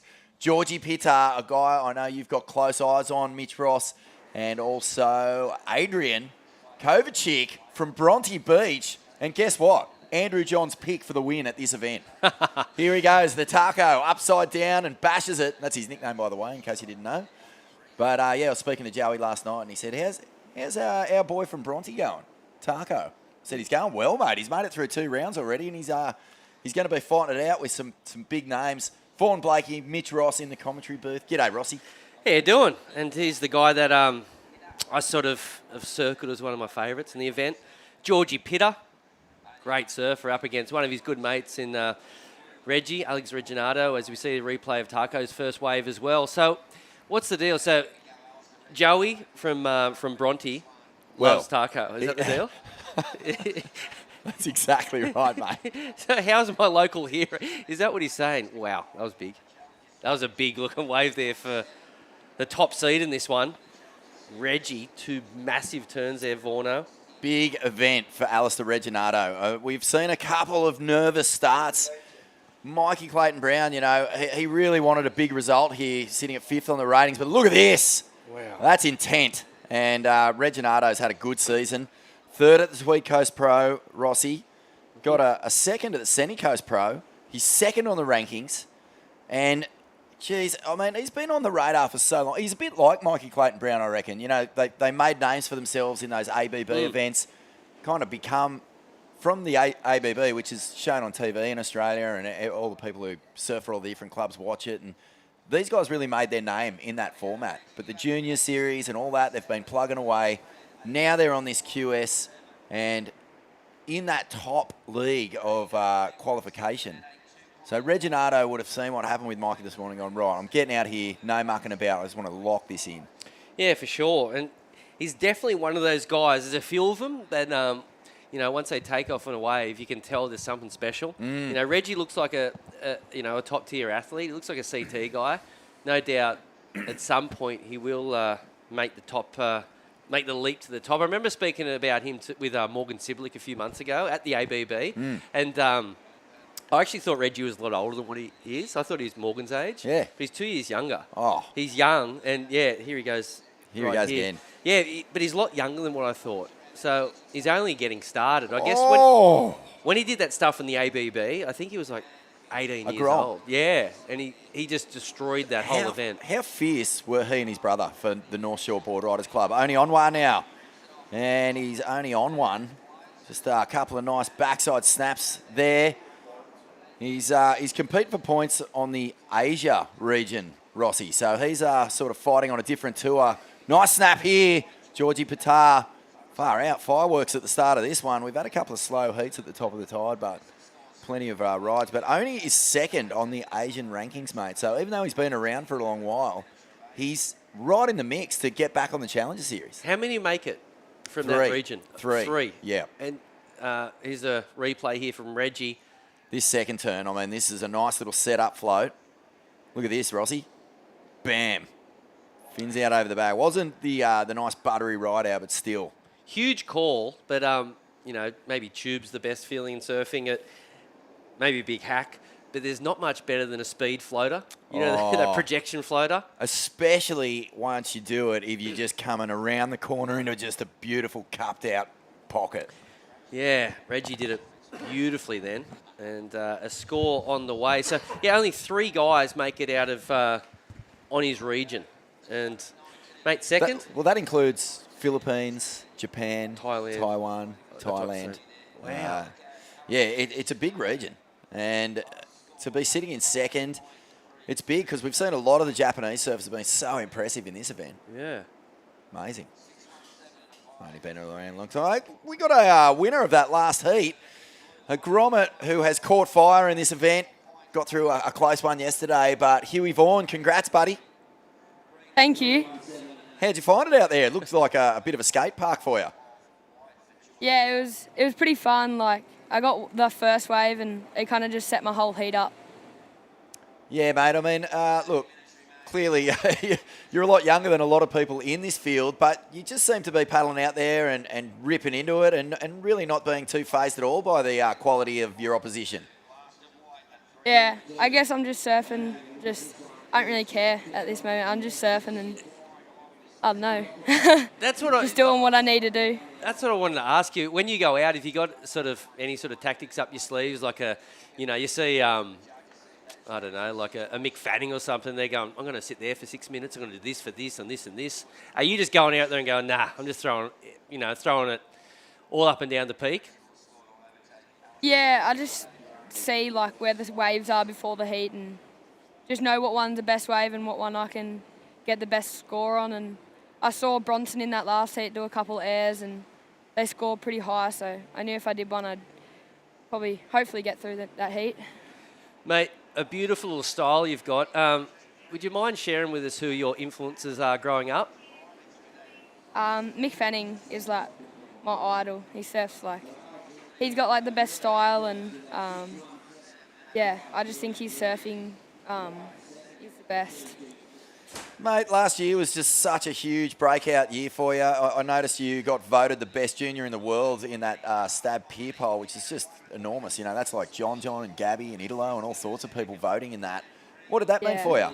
Was that cool? Yeah, it was so good. Like, I don't know, I couldn't really believe it. Like, yeah, I was kind of lost for words when I actually saw that I was getting votes and yeah, I was just having heaps of fun just surfing and yeah. And mate, your older brother Joel, he's been performing well on the Challenger Series. You know, what sort of time frame are you giving yourself to get on that Challenger? Are you looking at next year's regional qualifying series and going, yeah, why not? Let's have a crack at this thing. I don't know. I just want to surf some comps and just see how I go. But it would be good if I could get up there. I'm just kind of doing this one for seeding for next year. Get a good seed in the 5,000s and all the QS rankings. So, yeah. Mate, growing up just down the road at North Shelley, how is it surfing for that club? I know it's really competitive and it must push your surfing a lot. Yeah, the community gets behind you whenever you're surfing a heat or even surfing board riders. Like, I think last board rider was like 162 competitors. So it's a pretty big board riders and I love the community there and so many people rip around there and yeah, it's good to look up to people like that. World number one coming from that club as well, I believe. Yeah. Pretty cool, man. That's inspiring. All right, Huey, we'll let you go, mate. But far out, great result. Took down some big names in that one, and we look forward to seeing you surf in the next round. Thank you. Good on you, buddy. And ripping. Richie, isn't he? Gosh, he's just everywhere. Look at this guy. Taco from Bronte. And gee whiz, I mean, there's such a powerful, well, it's a legacy of power, really, from Bronte.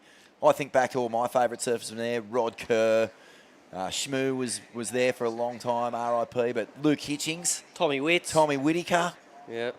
Far out, mate. And now the Taco, here he comes. Look at this guy. Yeah. Current heat leader. Yeah, Reginato. There's been a flurry of activity while we were chatting to Huey there. Rossi, anything stand out to you? Him, the man in red, he stood out. Everything he's stood up on is a score so far. I mean, ripping Alex Reginato, 14 minutes remaining. A couple of nice peaks. I know you mentioned before, a couple of slow ones through the peak of the tide, but the good news is tide's going out now. So it's going to get consistent. It's going to get good. Yeah, should be. Winds are light today, right? Yeah, I think it's meant to be sort of variable from the northeast direction. Swell direction's a little bit more east today, which I think is a little bit better than the south yesterday. As we see Georgie, Whoa. the placement there was just perfect.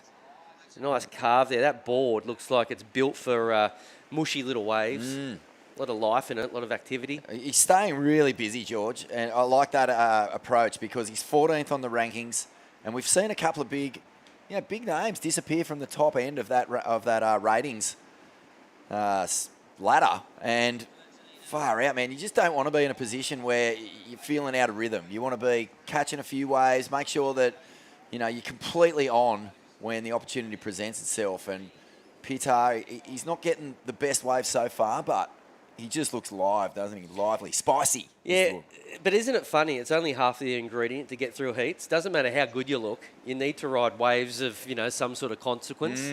The judges aren't really rewarding the small waves that sort of pitter out. Pitter out. Yeah. Well played. Really need to look for a wave that sort of offers up a bit of an end section. Look at this set. Yeah, nice looking right-hander. Who's in position here? It looks like Oni Onwa. No, too deep. Yeah, well, you want sets. I mean, the big scores have been coming from the bigger waves. Anything that has a little bit of a scooped-out face where you can really attack the lip, that's what the judges want to see. Oni Onwa, mate, representing Bali, Indonesia. He's such a good surfer, and he's been around for a while. I remember he sort of had some really big breakout performances in his early career, and he spent a lot of time up there on the Goldie. This is him riding. Yeah, he's one of those Indonesian surfers that really invested in his surfing. As you said, he moved to the Gold Coast. It was always sort of, always like a bit of a question mark with the Indonesian surfers, how they perform once they got out of Indonesia because of the climate, the warm water, the perfect waves. But, there comes a few of these guys that actually really sort of, as I said, they kind of invest in themselves. And, yeah, when he moved up to the Gold Coast, would have lived there for years. Became sort of a bit of a resident as much as he was over in Indo. Right now, looking to move on through this round. Right now in second position. Looking for a 6.67 at the moment. Looking to replay here from the current heat leader in this one, Vorno. Nice hack down, beautiful speed check, and gets a big finish. Alistair Reginato's been on fire, only on way. He's a Lakey Peak resident. That's right. That's where I remember seeing him flaring up, and that Lakey Peak's churning out some talent at the moment too. Here's Tarko from Bronte, and Adrian has been impressive throughout the early rounds of this heat. He's going to have his work cut out here. George Pitar. Oh, he is looking sharp as, but he needs better waves than that. He's sitting down in third at the moment at 4.27. Jeez, he's milked some scores out of those insiders. Yeah, looking really good. Looking like he's got a great board under his feet. I actually think we did touch on it yesterday. Remember in a post-heat we talked about that board. Said he's got a couple of doozies. Made a board change a couple of years ago. Went from riding Matt Biolis's over to the CIs. Both beautiful boards, both incredible boards. But sometimes it's sometimes said people might get stale on the one shaper for a while. Oh, do you think that's true? I think I think it sort of creates some spice every now and then. It's a pretty classic battle, the old CI Mayhem battle. Do you see crew going back and forth from between those two brands too often? I don't think you do. It's nearly like if you go one way, you're probably not going back. No, exactly. Is that right? But what do you think about that? Like, I really do believe mixing things up isn't so bad. Like, I mean, you've got people who understand your surfing. Like when you're on a level like, say, Mick Fanning, where you're just completely dialed in together. That's a full-blown symbiotic relationship where, anything that Mick needs to fix, he can just say it to Darren, and without really even having to say it, Darren probably knows. But, even Mick would jump onto Mayhems if he went over to Trestles. It's sort of like, I guess there's spots and shapers who can really play to the strengths of a certain wave or region. And that's something to keep an eye out for when you're at the top level. Yeah, the old battle of the boards. What do you think about that new sort of shapers rankings? I can kind of understand what they're trying to do. It's like the Constructors' Championship on the Formula One. Yeah, it's a little bit kind of trippy, I suppose. I guess there's a handful of shapers that everyone goes to that become fashionable on the back of whoever's leading the rankings. But, yeah, I mean, My favourite shaper is Ian Burton, and he's not anywhere on those ratings. He'll be coming good at Bells, I reckon. I think so too, eh? House of Burn up there at Burley. Love you, E. Here we go. Here's Georgie Pitter looking for a couple of sections. A nice transition snap there. Another big turn. Gosh, that was sparky. He looks like he's just skating across the surface of the water like soap on wet tiles, don't you reckon? It's just, there's no grab. Looks so good. He's really fast.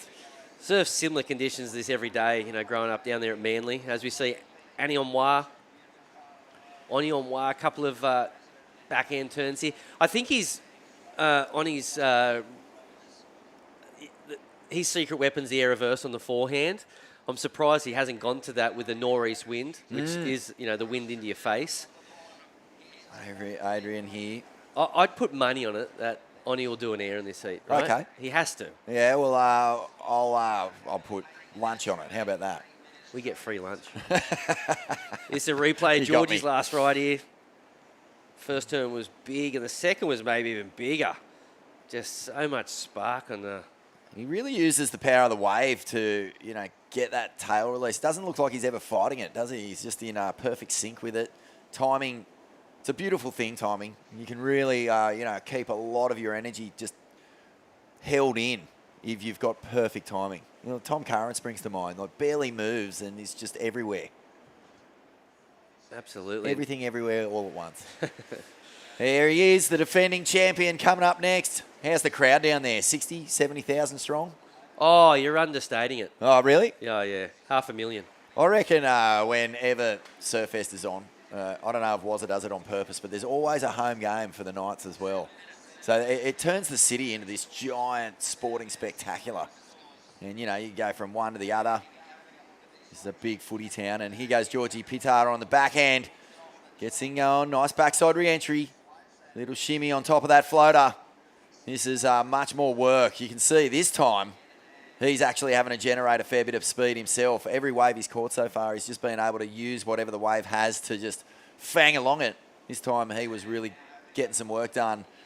Adrian Kovacic, I should say. He's been really strong. He's such a powerful surfer. He's got scores here that are right on par with second, third and fourth. It's really only Regginato who's run away with a couple of good scores, Mitchie, a 6.17 and a 5.33.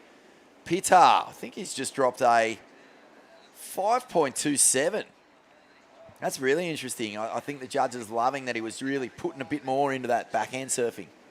Yeah, big score, particularly, in this heat. 6 minutes to go. It's, pretty tight for second spot at the moment. As we look at the replay here for Georgie. Nice snap there. Just throwing a nice little floater there to try to get a couple of more sections down the line. Looking really busy. See what I mean, though? That the last wave, the right, he was just fanging along it, barely having to turn. Put much energy into it. This time he worked hard for those extra points. He's really having to work harder. That little right hand, a 4.27. A little bit more than that. Sometimes you just have to listen to the judges, though. Is that right, though? Yeah, you've definitely got to cop it. You can complain as much as you like, but you just got to listen to them. They just want big waves and, big sections, big steep sections. Yeah. Give it some. Show us that you care. Regginato is really, he's given us plenty. Giving the judges a lot to love out here. He's sort of taken the foot off the gas. He got those scores nice and early. His first two waves, actually, 6.17 and a 5.33. Even his throwaway, in the context of some of today's scores, like a 3.77. Crew have been getting through with one of those. So he's done well to just come out of the blocks with, plenty of intent. And currently second on those Australasian qualifying series ratings. What do you reckon? I mean, are you bold enough to make the call? Is he safe? Is he going to do it? Oh, he'd be safe unless it's just a nightmare, occurrence of everyone under him that needs results do it. And I'd say, there's less than a 10% chance on that. So the thing about Reggie and all these guys right at the top of the rankings, they wouldn't think they were safe, which is probably the smart tactic. But I'd be surprised that someone up at the top one or two will get overtaken here at Newcastle. Georgie Pitter throws the fins out. This is the guy from the northern beaches, the north side of Sydney. Home of a couple of your good friends and some of the best surfers in the world. Richie Lovett. Indeed. Around North Stain area, as we see a little air reverse there. I'm sure Rich is watching. Reckon he's tuned in? Absolutely. Looking forward to hearing Rich back on the comms for Bells, Margaret's. Yep, for sure. He'd be proud today watching Saxon Reba and Georgie do their club pretty proud. Some good performances from the boys. Has been. Yeah, Saxon was really impressive. I think what I loved about Saxon's approach was that he was really needing a big score in the tail end of his heat, and he got this beautiful wave, like a really good wave, and a wave that was without question going to provide the opportunity, and he just attacked it with everything. Backside, under the lip, hook here from Adrian, Bronte's finest. And he's had to just cop the one turn. Spewing he didn't get a second section. That first turn was big enough for to warrant a big score if he could get something on the second. But the judges don't love when you sort of look for another section and you don't get it. Oh, what about this? Disengaging some fins there on that one. Wow. Far out, man. That is just whiplash sting, isn't it? Nothing better than seeing someone hit the lip and just throw fins when you're not ready for it. Who did that? Andy Irons. That had Isn't some it? Andy, That's an Andy turn. Yeah. You whack it, really hard crack off the lip, but then you just Wasn't tweak the part of fins the out as plan? well. Nah. There's no chance that was planned. And Taj Burrow, he's another one, but he actually would project the fin throw a little bit more. That's got to be a good number. I'd assume that last ride there for Georgie Pitter scores on the way with 2 minutes remaining. This is the replay. Check it out, Vorno. Yeah, love it. Deep bottom turn. Throws a big slice to slide. That reminds me a lot of someone. I'm going to try and tell you who it is. But that last turn, where you hit the lip and then you just fang the fins out. Beautiful stuff. And having the ability to really add flair to your turns is something that is, that is muesli for the judges. Healthy. Muesli. Well, a healthy option. With some maple syrup. Bit of maple, maybe even a chop up a banana on there. Some bacon. Bacon on your muesli. Interesting. I was just trying to make it unhealthy, but I was being cheeky. Given the choice between a big bowl of muesli and a big plate of bacon, which way do you lean? Muesli. Do you? I don't know. 1 minute to go here. And George fangs up into the lead. So a 6.73. That first turn, who did it remind you of? It was like a skinny Margot. Yeah. A big body talking hack into a kind of tail release. When you said the Andy thing, though, I started to think about Andy, too. Yeah, true.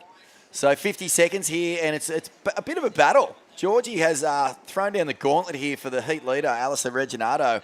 So it's Oni Onwa and Taco with the work to do, but Pittar's found a nice one on the inside. My goodness. Nose pick. See, now that's a TB move. 100% Taj Burrow, where your front foot slides right up onto the nasal hairs. And there's a nice air reverse. So Reginato not to be outdone by the flaring tail drifts of Georgie Pittar here. And he's going to come in. I think he'll be pretty happy with that performance. Is Taco going to get a bite? Oh, my goodness. It's a big set wave. He needs a 7.5. What a moment here for Taco. Off the bottom, bashes the lip. It's a huge turn. So, what a bummer that thing didn't open up down the line a bit. Big turn. Big turn. Big fella. Get the feeling that could be the end of his campaign at Surfest, but I want to say thanks to Taco for bringing it. He was a lot of fun in those early rounds. Yeah, he did a great job. And all you want is a chance. He got a chance, unfortunately. It won't be the score he was looking for. Looking for a 7.5. And I think that number will come a little under. It looks like Alex Reginato locked in a 5.13 for his last. So it looks as though the man in white, Georgie Pitter on screen, he will win that one, and he'll win it convincingly in the end. Great surfing. We're going to take a quick break here from the Burton Automotive Pro Surfest 2023. We'll be back with more action in just a moment.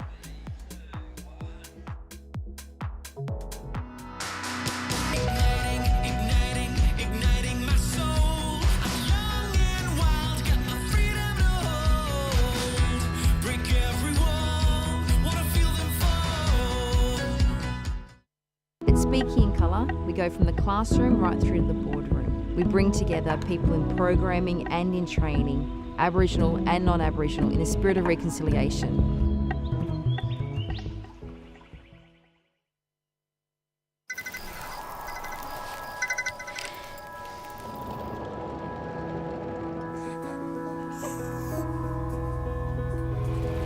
It's me. We got out. I love you, Dad. 300 kilometres to your destination. No beds to Michaels. Get to the Royal.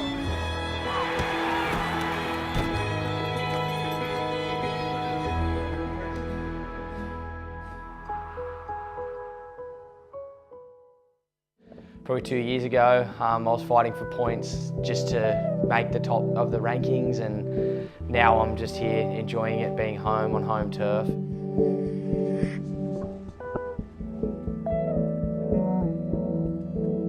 Surfest is a great platform for your juniors to your pro juniors to your QS athletes. I'm so lucky to have had that on my doorstep. I feel like for myself it's kind of shaped the competitor that I am. Just to be surfing against the best in the world on a regular basis is a dream come true, and I feel like it's huge for me and also for my family and just the local community as well. Now I get to be the top seed is a pretty special feeling, especially coming from the bottom. Yeah, it's been a very exciting journey, and I feel like the younger kids, they've still got the same platform that we all had, myself, Ryan, Morgan, hopefully put on a show and make it worthwhile for myself. Kind of at that crossroad. Welcome back, and far out, cool clip of Jacko, but where did he end and the background start? Almost the exact same shade of pink there. This is the Burton Automotive Pro for 2023, the final event of the Australasian qualifying series. It's a big one, Mitchie. 5,000 points up for grabs, and this could really make or break a year, to coin the phrase. But a big result here, and you could shoot up the ratings and find yourself on that Challenger Series. That's what everyone wants. And I just want to give a huge shout out here to Burton Automotive Group. Big supporters of Surfest for so long now. They've had the naming rights, and we just wouldn't be able to do it with such an epic, community institution backing us. Yeah, absolutely. The amount of good that it does for the community, Burton Toyota, is unfathomable. Yeah. I know, and I won't mention any names. I know that Kim and the crew, they give cars out to so many of the local surfers. They support them. They get them around to these events. They don't have to do it, but they just love surfing. That's so cool. Yeah, it really is. I think it'd be pretty hard to find any other sort of car shops that look after the surfers the way that the Burton family look after theirs. Mate, this is the final spring, the launch pad into a big career in pro surfing. So it's such an important event to get behind, and Burton are proud partners, basically the senior partners here at Surfest. Look at this, Jacko Baker, the defending champion.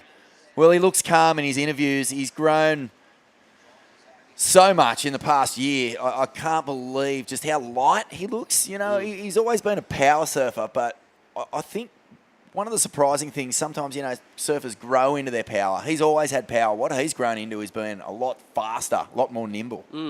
I think on either of the tours, you need to be a little bit more nimble. So it was something that Jackson worked on for the last couple of years, and now he's playing with the big boys.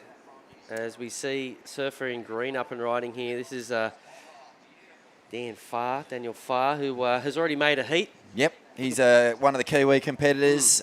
35th on the ratings. This is Thomas Carvalho from up there on the Goldie. Falls off on that one. He's had a pretty, a bit of a few mixed results, I'd say, for a guy of his calibre. He's 31st on the rankings at the moment, so a big result here will shoot him up for good seedings into next year. Got a third at Maroubra. That's his best result on the qualifying series so far. Mate, I'm just thinking back to the semi-finals in Maroubra. He must have been up against Mikey McDonough, because the other semi-final was Joel Vaughan and Dakota Walters, and probably one of the heats of the year already on any level. 10 and 9 from Dakota. Air show, yeah.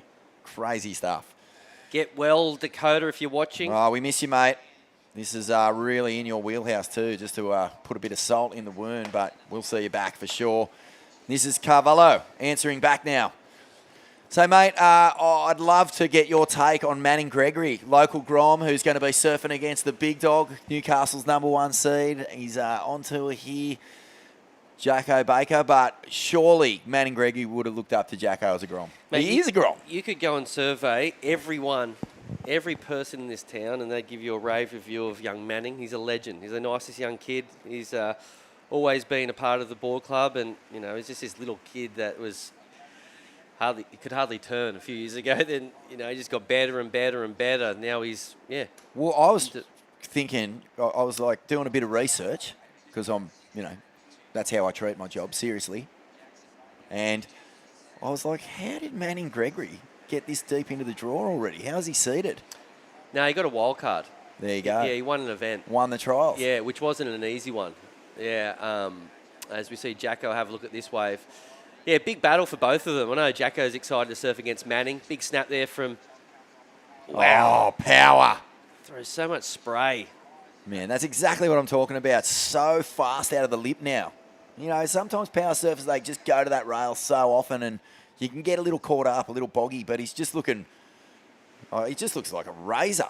So sharp. Picking up where he left off 1 year ago. Nice check snap.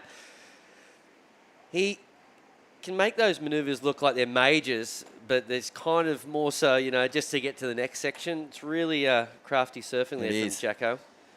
Going to be a big number there. I dare say it will be the highest scoring wave of the heat. But, as I was saying, Manning, he won the local trials up against a couple of, gnarly surfers. And it was the day that we're having the Mirror of the Surfboard Club presentation. And, Manning was up at Burrubi in the event.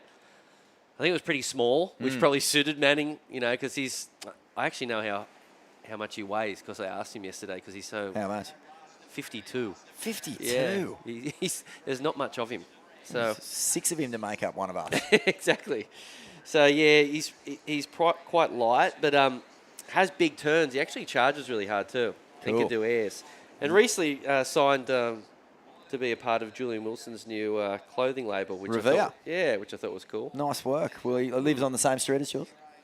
He did. He did. Yeah, he there did. you go. Yeah. That helps. All right, let's throw it down to Georgie Pitter. Well done, mate. That was some pretty live wire surfing. You just look like you're really finding some good rhythm out here in this event. Jeez, I don't know about that. I was having an absolute shocker at the start. My legs felt so shaky and I don't know, I was just like, oh, this isn't my day. And then I was like, I just need to surf myself in. Yeah, I was like, I just need to surf myself into the rhythm and just back myself.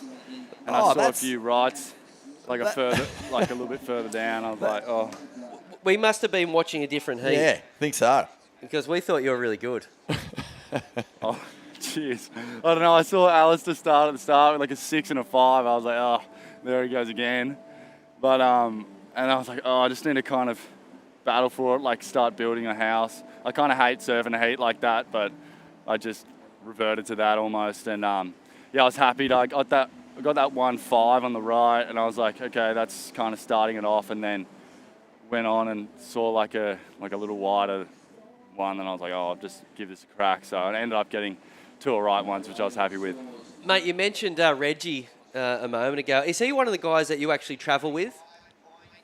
Yeah, we're really good mates, me and Reg. We've been staying with each other at most of the places. But he keeps knocking me out of the round of 16, like in the last couple of minutes, like every comp. But no, I'm stoked for him. He's ripping and he really deserves to be there. I guess I'm just trying to kind of follow his ways and, I don't know, get some good ones. Well, man, that was a big heat for Reggie, but it was a massive heat for you too. 14th place at the moment on the rankings. Every heat, it helps you build momentum, but it helps keep that dream alive of getting onto the Challenger Series. How hard is it to just focus on what's in front of you and not look towards, anything beyond that?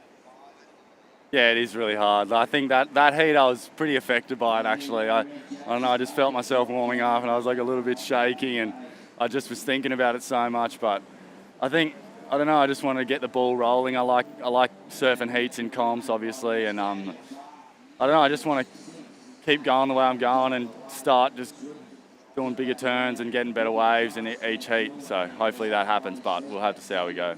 Mate, is that a different board you're riding today from yesterday? Yeah, I haven't ridden that board in like a week and a half. And then I was like looking at the conditions. My mate came down and he's like, oh, I'll ride that board. And I was like, okay, well, I'll wig myself out if I ride another board. And then, so I was riding that board. It went good, actually. I think I could have ridden my other board. Like, it would have handled the chop nicely. But no, they're both really good boards, so I'm confident on either of them. Is it epoxy or a PU? It's a PU. I just sprayed it black because I like how those dark arts things look. But yeah, it goes good. You don't do the epoxy thing? Now, I do ride epoxies, but I really I like them only when it's real clean and small. I just think like the chops sometimes you can't lay its rail as much, but I don't know, it depends on what the conditions are and how big it is. So job done today. What are you going to get up to this afternoon in Newey?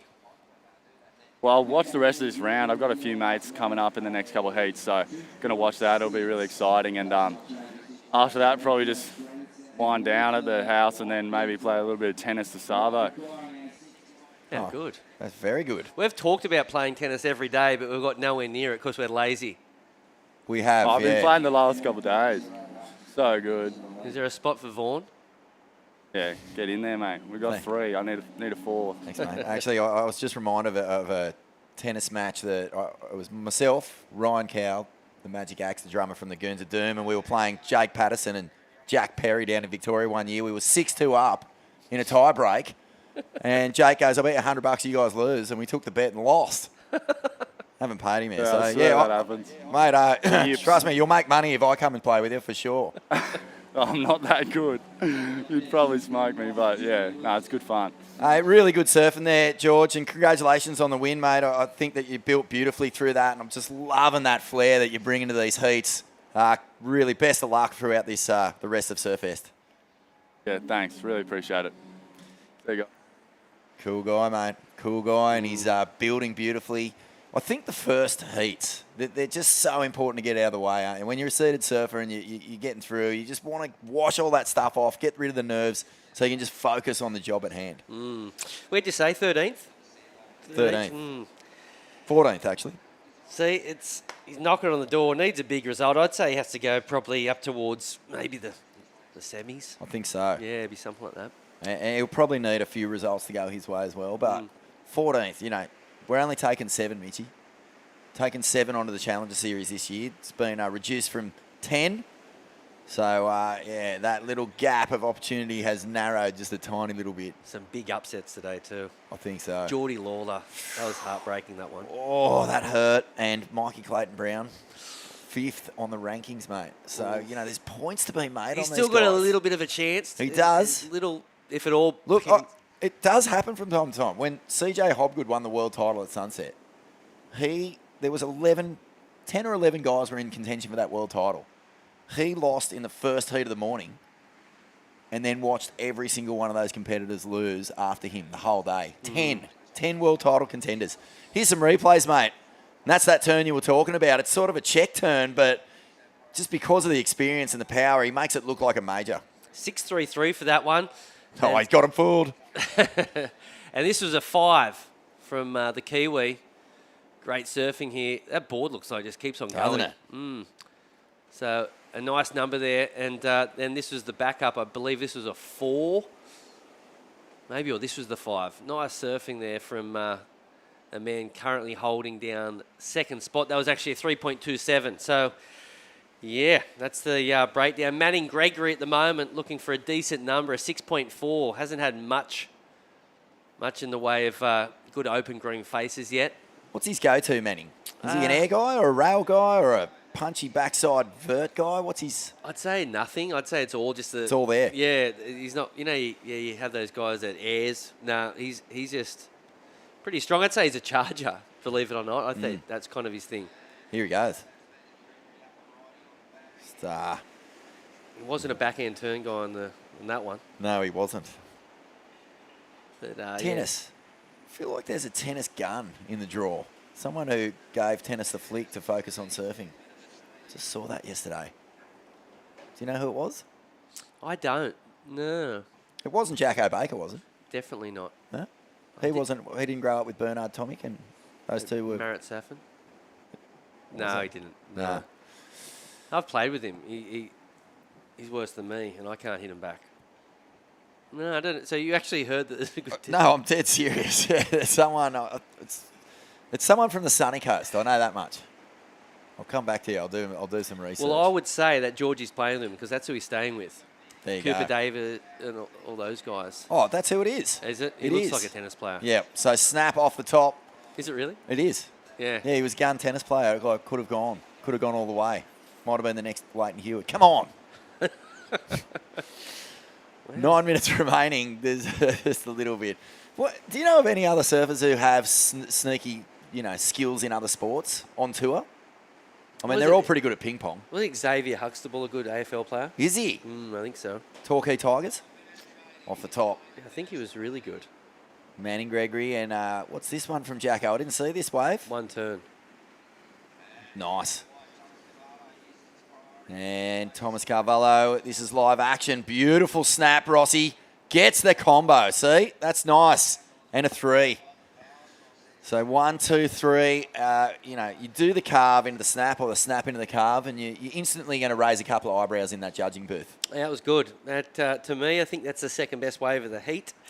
And I dare say the man in white will move up in a second spot. Not looking for... Well, actually, he's looking for a lot. A 5.8. Was it a 5.8? I think it's a squeeze. I think it's going to be close. So, well, that was a pretty similar to Jacko's little speed hack. Gets the carve, gets the finish. Probably needed a little more sting on the end. I think the second turn was just a little bit sort of soft for, if you're looking for a massive score. Could be wrong, though. Let's see what the judges think. Daniel Farr from New Zealand out there, 5 and a 4. So he's just been quietly going about his business, getting it done. Carvalho, he's struggling to really get a decent number up here. Don't know. He's looked good. I think he's looked good at times. He's just sort of hasn't had the wave with the big finish, or he's had a little misstep here and there. So we'll keep an eye on him. But this guy's out in front, 6.33. Snap off the top from Jacko Baker. Off the bottom. Oh, the power and the passion. Midnight Oil. Well done. Well done, Mitch. And what's your favourite Midnight Oil You look song? like Peter Garrett. I do a bit. Yeah. Yeah. I dance like Peter Garrett. That's scary. Yeah, it is. Get out of my way because you could lose an eye. Here's a replay of the last ride here for What did you Jackson like? Baker. I liked it all. He had 2 sections to deal with, and he put everything into each one of them. Here's Cavallo now. Slicing, so throws a nice bit of spray off that, mistimes the second hit. And he's really working hard. He needed a 5.8 on that last ride. Got a 5.9. Yeah. Wow. Just like that. What do you think, first turn and finish? Yeah, what you liked? but I actually said I thought it was the second best wave of the heat. Oh, there you go. So I thought it was somewhere around that region. He's but done well. This wave, I think, will be a bit of a throwaway. Caught a little bit of rail at the beginning of the wave. It looked like it was going to be a good one, but kind of went into the hole, so to speak. As we see Manning Gregory, be interesting to see what he got up to on that one. Looking for a 6.5. So a tall order here from Manning. Nice snap. Unfortunately, riding some of the smaller waves. I think he needs to get in a bigger wave, Vaughan. Yeah, I mean, you can see hints of why he's in this event, how he won those trials. His positioning's really nice. But let's see him get something a little more meaningful. 2.63 and a 2.6. I like that Cavallo's just gone about it here. Rolled up the sleeves. You know, it wasn't really flowing for him, but he surfed his way into second. 5.9 on his last ride, and here we go, Rossi. He's found another one. Yeah, you can see those ribs from this angle. Looks like a difficult wave to navigate, and unfortunately went down in that second manoeuvre. It's funny, those ribs are actually working with you on some of those sections, if you can time it, so you can sort of poke your board sort of when you're getting one of those ribs. That drone angle makes it look so much harder, doesn't it? Totally. Here's Daniel Farr out the back with priority, so he's going to have the next wave. It's all his. He's rubbing his hands together. Jacko's deep, but he'll keep an eye on Farr because he's making a move. He doesn't want to go anywhere near him. And here he is, off the bottom, the Kiwi. Just the one turn, punches it. He tries to hold on, but it's a bit of a frivolous move. What's he looking for to get up into second here? It's 4.81. Yeah, medium number required. 4.81's not that easy today. 4.5 minutes remaining. It is the local Jackson Baker out in front. He is a member of the elite top tour. 27th on the CT at the moment. Yeah, got some work to do. What's the cut-off line, Rossi? 25. 25. So 22. 22. These next 2 waves suit him. I would argue. Like Bells is right in his wheelhouse. Big open-faced wave with a couple of looming sections. The bowl, just a Baker hook on that bowl. I'm looking forward to seeing that. Takes one event, mate. It does, and he's been. You could argue that he's been ripping. Putting on some really good performances. Even you looked in the last event in Portugal, there was a couple of guys that had nothing. And then, Conor O'Leary's one that comes to mind.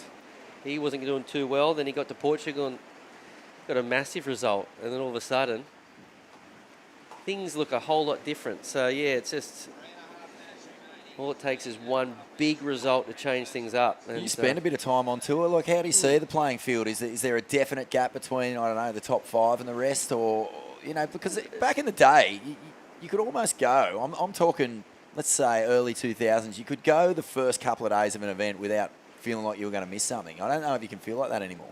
Nah, I think on their day, I think the guy that's coming dead last can still kind of keep up with the guy that's coming first. There might be a little bit of a difference in maybe, confidence. And some of those guys at the top, they're just stone cold. They don't feel any sort of pressure. That might be the biggest difference. But who's the coldest? Medina? Yeah, him and Felipe and John? Jack is probably the coldest. Jack's cold, isn't he? He's icy cold. They're just really consistent with the work they go about. But as far as talent, the talent's really close between all of them. I think that's, even if you go back to talking about tennis or something, it's just like, is it Djokovic? Djokovic? He's just like... unflappable. Exactly. Does not get rattled. Yeah, but the 50th guy is probably, skill-wise, not much different. And a lot to do with what's between the ears. And what's between the ears here? What's going on here in Jacko Baker's mind? He's got a 6.33 and a 5.6. It's a good start to his campaign. Defending champion. What's he thinking about right now? You reckon he's thinking about the heat or is he thinking about lunch? I know he's got a bit of a deal with the local bakery down the road, Mirror the Bakery, so he might be thinking about a big sandwich. Nice. What do you reckon? Yeah. Oat milk? No, I don't know. He's probably thinking about improving on the 5.6. As we see a bit of a set coming on through. Minute and a half remaining, and it looks like Jackson's got a little peak to himself up north, but it looks as though the Kiwi looking for a 4.81. Oh, no. Manning utilised priority or second priority. Nice hit. Gromit's been impressive here. I know that he hasn't had the waves that he's probably would have liked, but definitely some good signs here from Manning. Can see why there's a bit of banter about him around Merriweather and Newcastle. Julian Wilson catching the eye of the great pipeline master from 2014, putting the Revere sticker on his board. Got to actually hang out with Jules last weekend. It was nice. He's surfing We had today a great too. time. He is surfing today. Daniel Farr needs a score. 1 minute. Throws a little choppy. The cheesy. Can't see the judges loving it. We don't know really what he got up to out the back, but Carvalho, I mean, credit where credit's due. He has surfed himself right into this thing because it looked like Farr had got away to a pretty good start with a 4 and a 5. And Carvalho, really had to build his heat in the back half. Yeah, he did really well, didn't he? But I don't know what the man in white was thinking catching that wave. Kind of opened the door a little bit for Daniel Farr, but it looks as though the priority, as you can see, hasn't been rewarded yet. I'd be interested to see if Green gets it because he's still looking for a number. Okay, he didn't get it. He got third priority, so I don't think he'll get another chance here. With 15 seconds remaining, it's looking as though Jackson Baker will be moving on through along with Thomas Carvalho. Good signs here from the defending champ. And I have seen Jacko Rossi driving around in one of those Burton Automotive vehicles. Been supported by them for about 5 years. He's doing it in style, isn't he? Absolutely. Righto, folks. Well, thank you for enjoying that heat. Jacko Baker, the local legend, the first local to win here at Surfest in 37 years. His defence kicks off with a beauty. We're going to have a quick break. Be back with more from the Burton Automotive Pro Surfest 2023 with Ronnie and Beck in the booth after the break.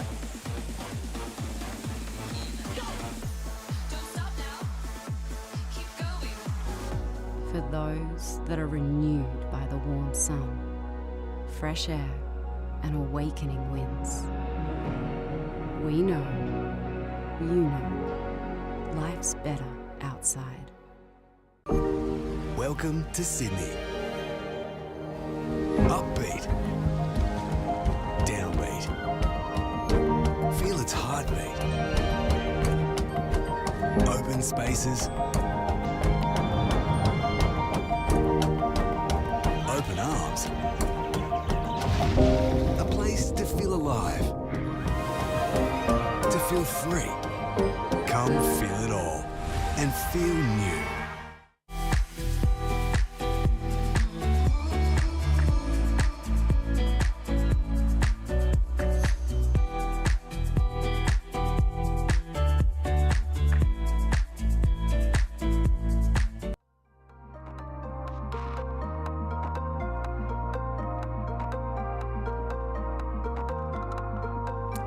Welcome back to the show. This is the Burton Automotive Pro. You're in for a rare treat here. Julian Wilson, a former winner, former Pipe Masters champ.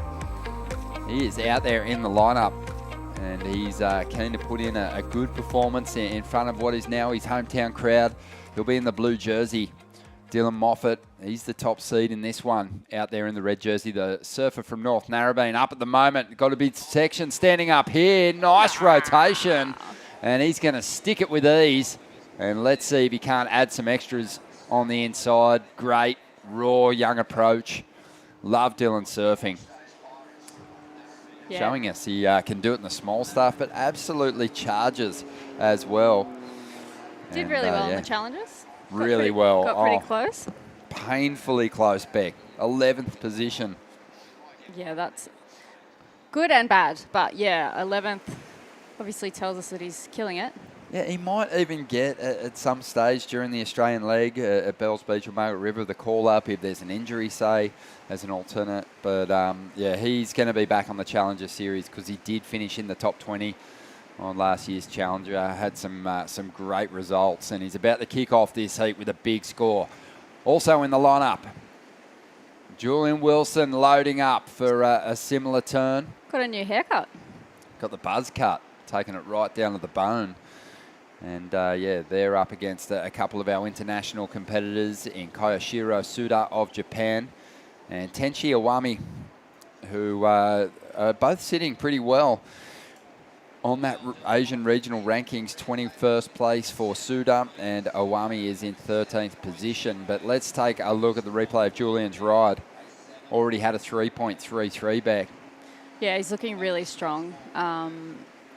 Yeah, awesome to see Julian back in the heat draw. I've kind of missed him from contests, actually, and I see a wind up here from the Japanese surfer. That was a pretty nuts turn. See a replay here. Huge open face. Love that. That was a very nice start for the surfer in red. Yeah, Dylan's just, he's got it all. I love his power, but he stuck that move beautifully. Julian with a similar rotation, maybe not the same kind of height that Dylan threw our way, but Julian's going to get off to the quick start here. A couple of waves, mid-range threes. Dylan Moffat's the danger man, though, holding on to a 7 at this stage of the game. But I'm with you, Beck. It's a great call. Julian, one of the best that Australia's ever produced, and a legitimate title threat. He had a couple of amazing runs at the Crown, but he won multiple CT events at some of the most prestigious venues on the schedule. Yeah. And, yeah, I just... And it was a shame with, like, COVID happened, and then... It was so disruptive. It just, you know, it was a big commitment required from all the surfers, and one that Julian, with a young family, 2 young kids, he just wasn't willing to continue to go through that kind of quarantine nightmare that was the reality at the time. And yeah, I think he's really enjoyed his time away from the competitive side of surfing, and you see him riding different boards. He's released some collaborations with JS and done some softboard stuff, and yeah, such a great surfer though. Man, oh man, one of the best. Yeah, I've seen him releasing a few clips up and down the East Coast, and yeah, residing in Newcastle now, nice little whipping backside hack there. I think it is like challenging for a lot of surfers as their careers kind of wind down a little bit, and I was wondering for Julian whether it was just a decision because of COVID and whether he is going to make a comeback, whether he wants to come back into this arena, because it is challenging. See him with a nice little kind of check turn there, straight up into a vertical attack. But yeah, I think transitioning is something that, I mean, I found confronting. Julian was and is a world-class surfer and has had event wins at the highest level. So nice opening face turn there for the Japanese surfer in white. But yeah, I'm wondering how he's going with all of that. And yeah, I think also seeing Adrian Buchan retiring. I just saw the news that Owen Wright is retiring, and it's yeah, it's a little bit like they were kind of a little bit. Adrian's a little bit older than me, but the other two are a bit younger than me, and it's kind of like a little bit of an end of an era in a way. So oh, for sure. Yeah, I hope that Julian. I don't know what his plans are. Man, he's not wasting his time away from competition. That's for sure. He's been so busy. He's kicked off his own label, Revere, which is doing really well from all reports. He's got a great team, and I see it all over the place. So getting a lot of sales around the joint, and yeah, making inroads in that space. I saw him launching off ramps on a motorbike the other day, clips of him doing that, which was pretty nuts. I was like, oh my gosh. He's got such varied interest, Julian, yeah. And that's what his brand Revere is kind of all about, just sort of playing on all his favourite sort of lifestyle activities, motocross, golf, mountain biking, surfing and skateboarding.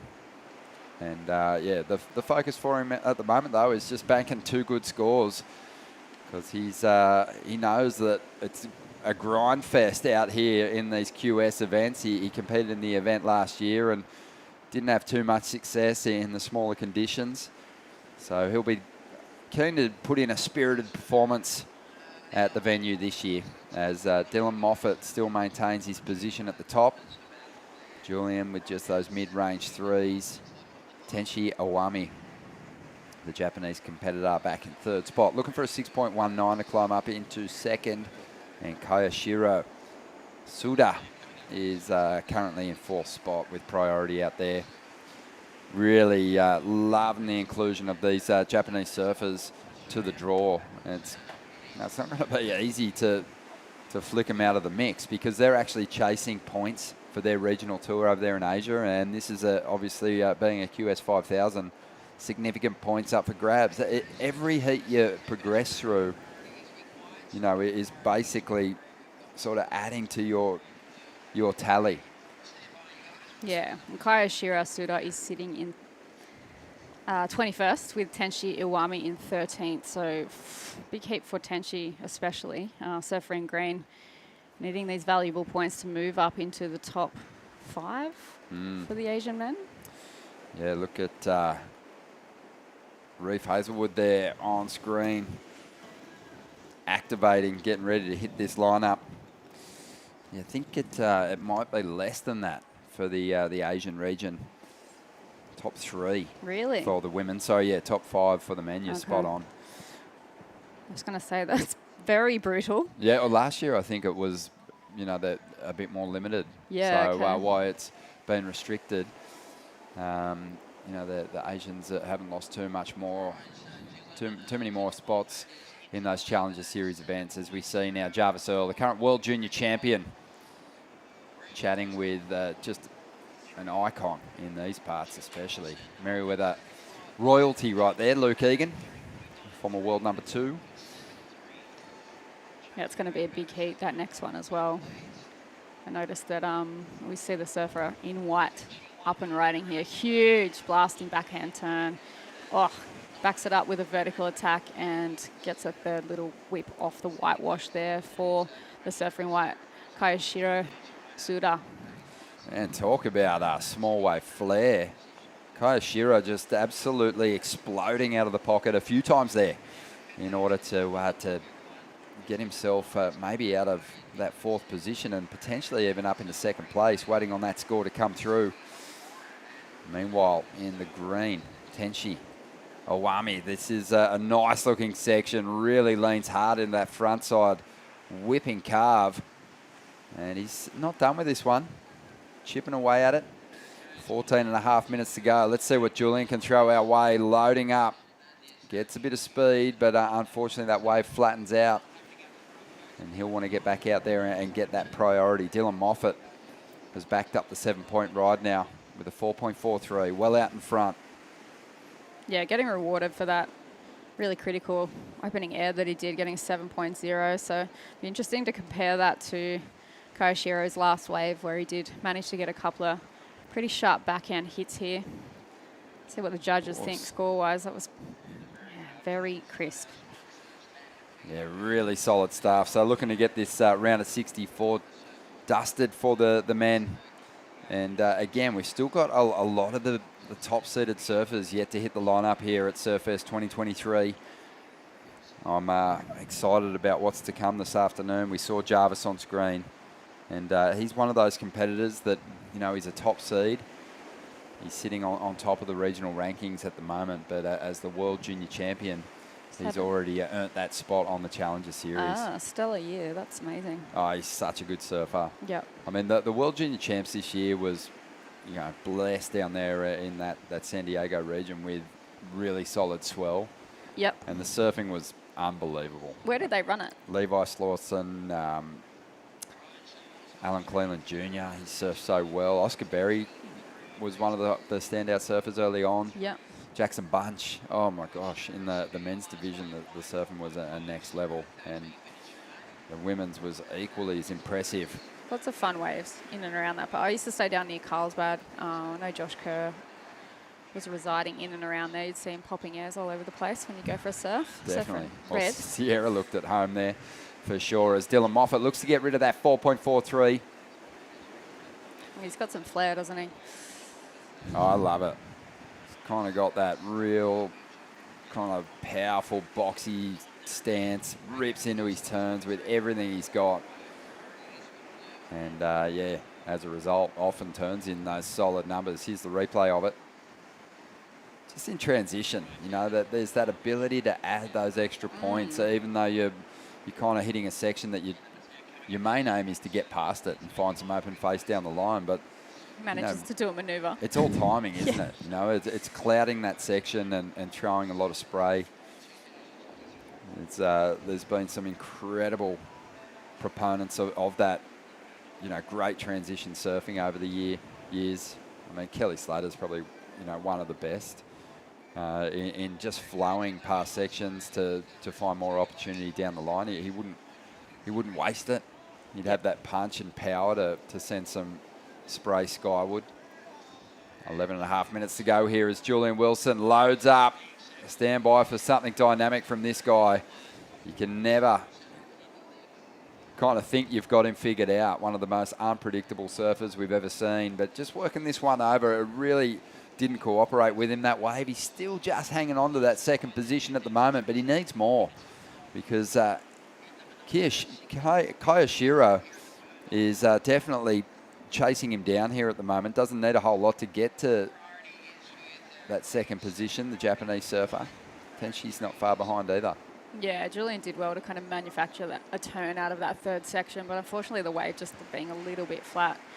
See if it does match Kayashiro's score there with the 4.5 for his last wave.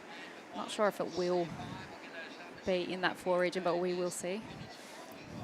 You know, it's so great with the regional qualifiers giving surfers of Julian's calibre the opportunity to compete because they're following so big.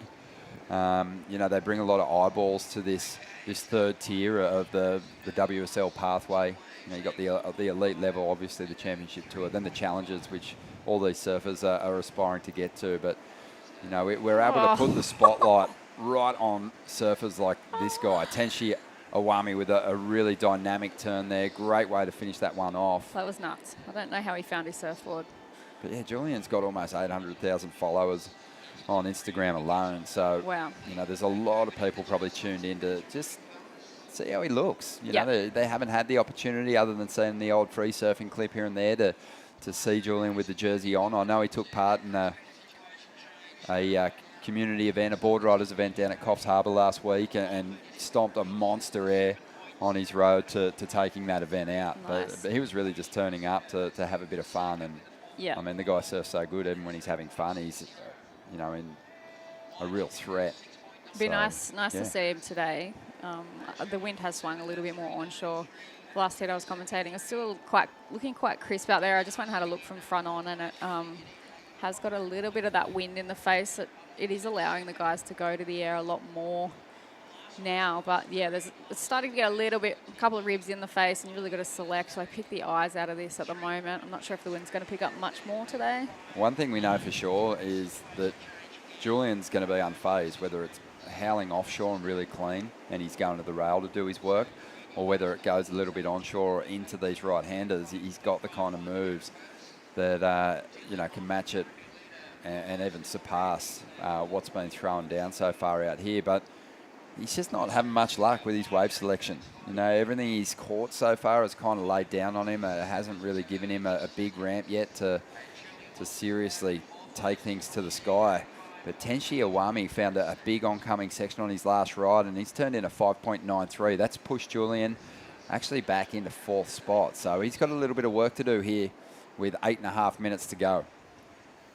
Yeah, that was a huge turn from Tenshi there. I mean, the fact that he was able to reconnect with his board, he looked pretty much, like out of control, but in control at the same time. I haven't seen a turn like that in a long time, so he did really well to connect with his board. He knew exactly what he was doing, and he was duly rewarded for that. So a 5.93 for one turn is pretty, all of these surfers are capable of doing that. And you can kind of tell that Julian is hunting those sections a little bit because he's got the speed. Once he gets the speed to be able to launch, he's going to go pretty big, I think. Well, here goes Koyashiro Suda, just tapping one there. This wave's not doing much for him. He needs a 5.27. He's going to opt out of this one. And we also had Tenshi Awami get a ride as well. He's trying to improve on a 3.83 to push the requirement up for Suda and Wilson here.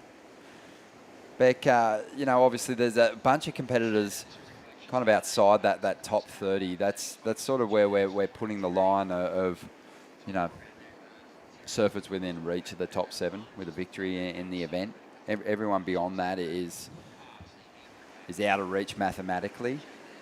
You definitely probably outside of that top 30 thinking, you know, I don't have a whole lot to lose. But even like someone like Julian, who's not looking to get himself onto the Challenger Series at the moment, still wants to go out there and put a good performance on. You surfed in the Surfest Expression session. Did you sort of that competitive thing just sort of start to kick in, even though it was meant to be a fun showcase? Yeah, and I was talking to Jodie Cooper about that. We were laughing about it because as soon as I was out the back, I started getting nervous. And I was like, what is going on? Like, it's not even a heat. I love that. And, it brought back all of those emotions that go on, and your adrenals are pumping, and then, like, you're trying to control your mindset. It's just like, oh, my God, what if I don't catch a wave? And then you're like, oh, you're like having brain battles, being like, just have fun. That's like, classic. Yeah, and we've seen that in those expression sessions so often when the icons get together and they have their icon heats and, you know, talking to Oki when he's taken on Tom Curran around events as a showcase piece, you know,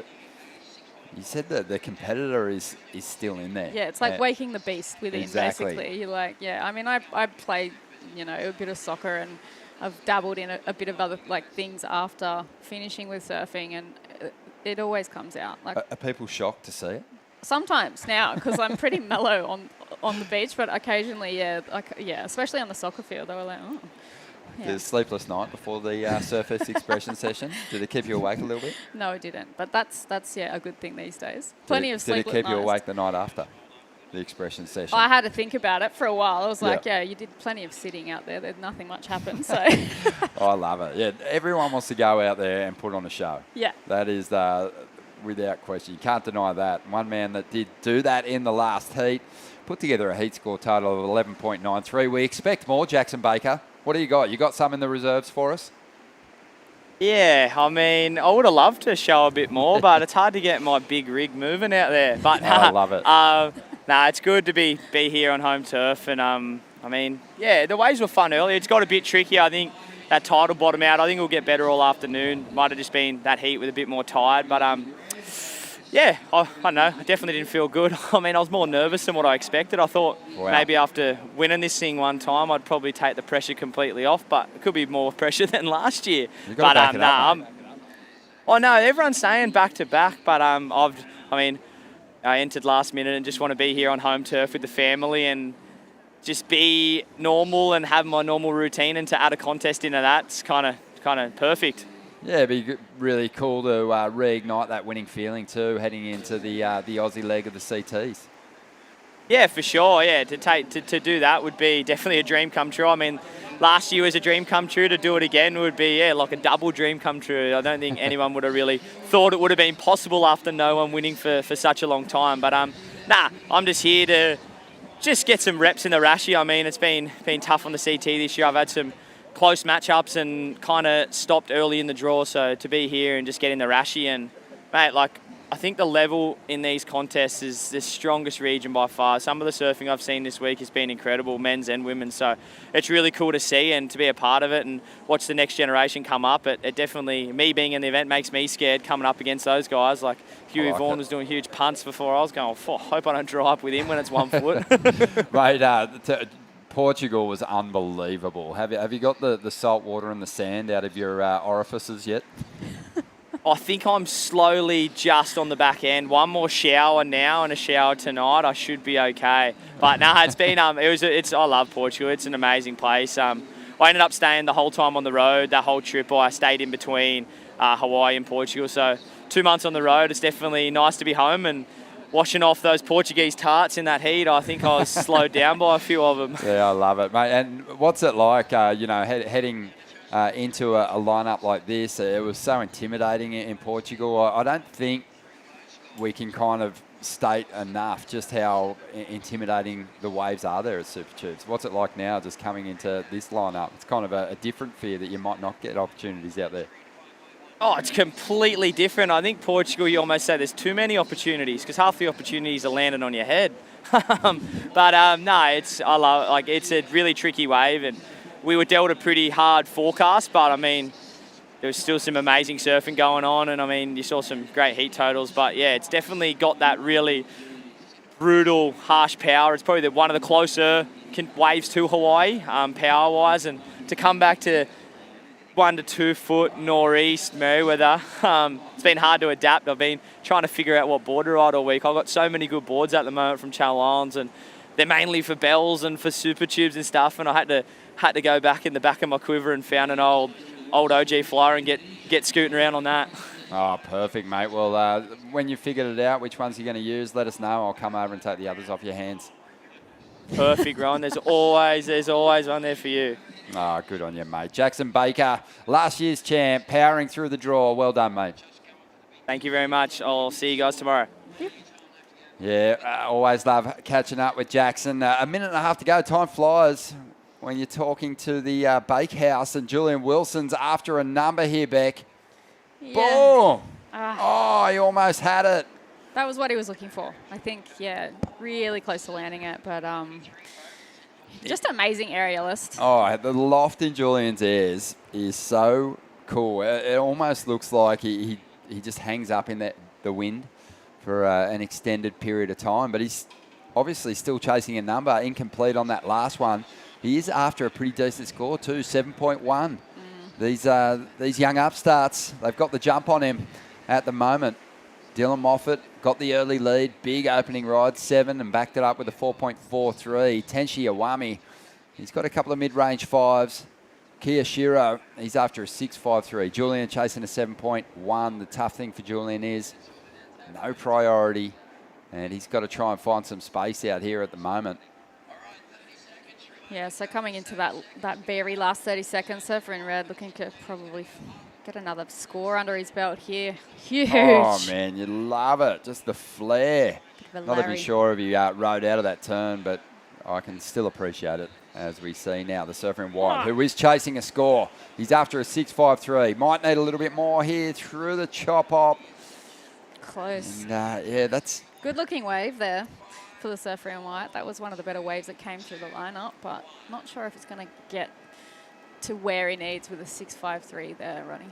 Yeah, and unfortunately for us, we're not going to be treated to another performance from Julian Wilson here this year. He's going to finish up in 4th place. We're still waiting on the score for Suda to come in. Needing a 6.53. He whipped that board beautifully through those first couple of turns. The chop hop, I just don't know if you get credit for that anymore. It's almost like save your speed and hit the shore break section instead. But the first turn and the second were solid, but there's just no points in this. Yeah, the second connection there, he really timed that well, even over that big lump that happened in the middle of the wave. So we'll see what scores come through for the surfer in white. He was sitting in 21st on the ratings for his region. Yeah, it came through. It was a 5.27, and he's going to fall short. So Tenshi Owami and Dylan Moffat powering through to the next round. We're going to take a break.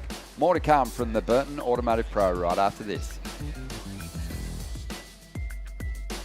Hunter and Newcastle GWM Havel. Save now on 2022 plated vehicle with stock available for immediate delivery. Find the perfect vehicle and get a great deal from the people you can trust. Take a test drive today.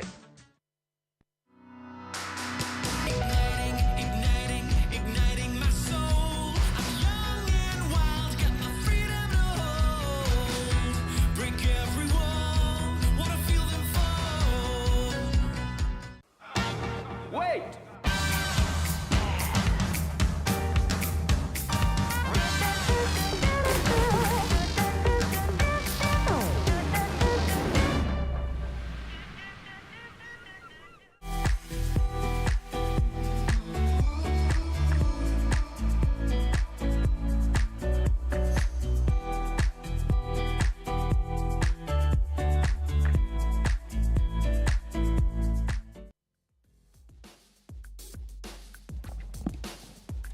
Welcome back. Just a beautiful day here at Merriweather as we witness the rise of champs. And this is where it all begins. You've got to get through these regional qualifiers, get yourself on that intense Challenger Series. What a fantastic charge we saw from the Australian representatives that came through the QS ranks last year. We had a number of them finishing in the top 20. Therefore, we've already got 3 surfers solidifying a place via a top 20 finish. That's Dylan Moffat, Morgan Siblick, Jacob Wilcox, but also with Jarvis Earl winning the World Junior Champs. There's another surfer from this region, and we've still got to decide who the top 7 are going to be after this event is wrapped, and also that we'll have a wild card for our region too. And yeah, that's going to be awesome to watch this next crop, because as Jackson Baker said, you know, he's really recognising an intensity, a rise in the level in this region, and feels like it's the strongest from what he's seen around the world. Yeah, I think the way that they've set these regions up, I was actually just texting the other day with Jessie Miley-Dyer, and the setups of it, like the competitiveness of the regional tour, which is then leading to the next level of competitiveness in the challenges. And then on the world tour, like it is such a solid pathway, but it's definitely going to push that level just up and up and up. You just can't step away from it or take your finger off the pulse, because, yeah, I mean, it's moving forward so quickly. I think even watching the women's heats yesterday, round of 64 was stacked. Like, you can't go to sleep at all. Sometimes in my heats, you'd look at a round of 64 and there'd be a couple of heats that were a little bit easier. Sometimes that made me surf worse. But yeah, I think when you've just got that extreme level, the level just keeps rising and rising and rising, because you do have to work really hard. I mean, even in this heat alone, looking at Jarvis Earl and Reef Hazelwood sitting in 1st and 3rd, interesting. Like, this is round of 64 still. A Challenger Series surfer might find an easier heat in the opening round of a Challenger Series event than they would in the round of 96 in this region, I feel.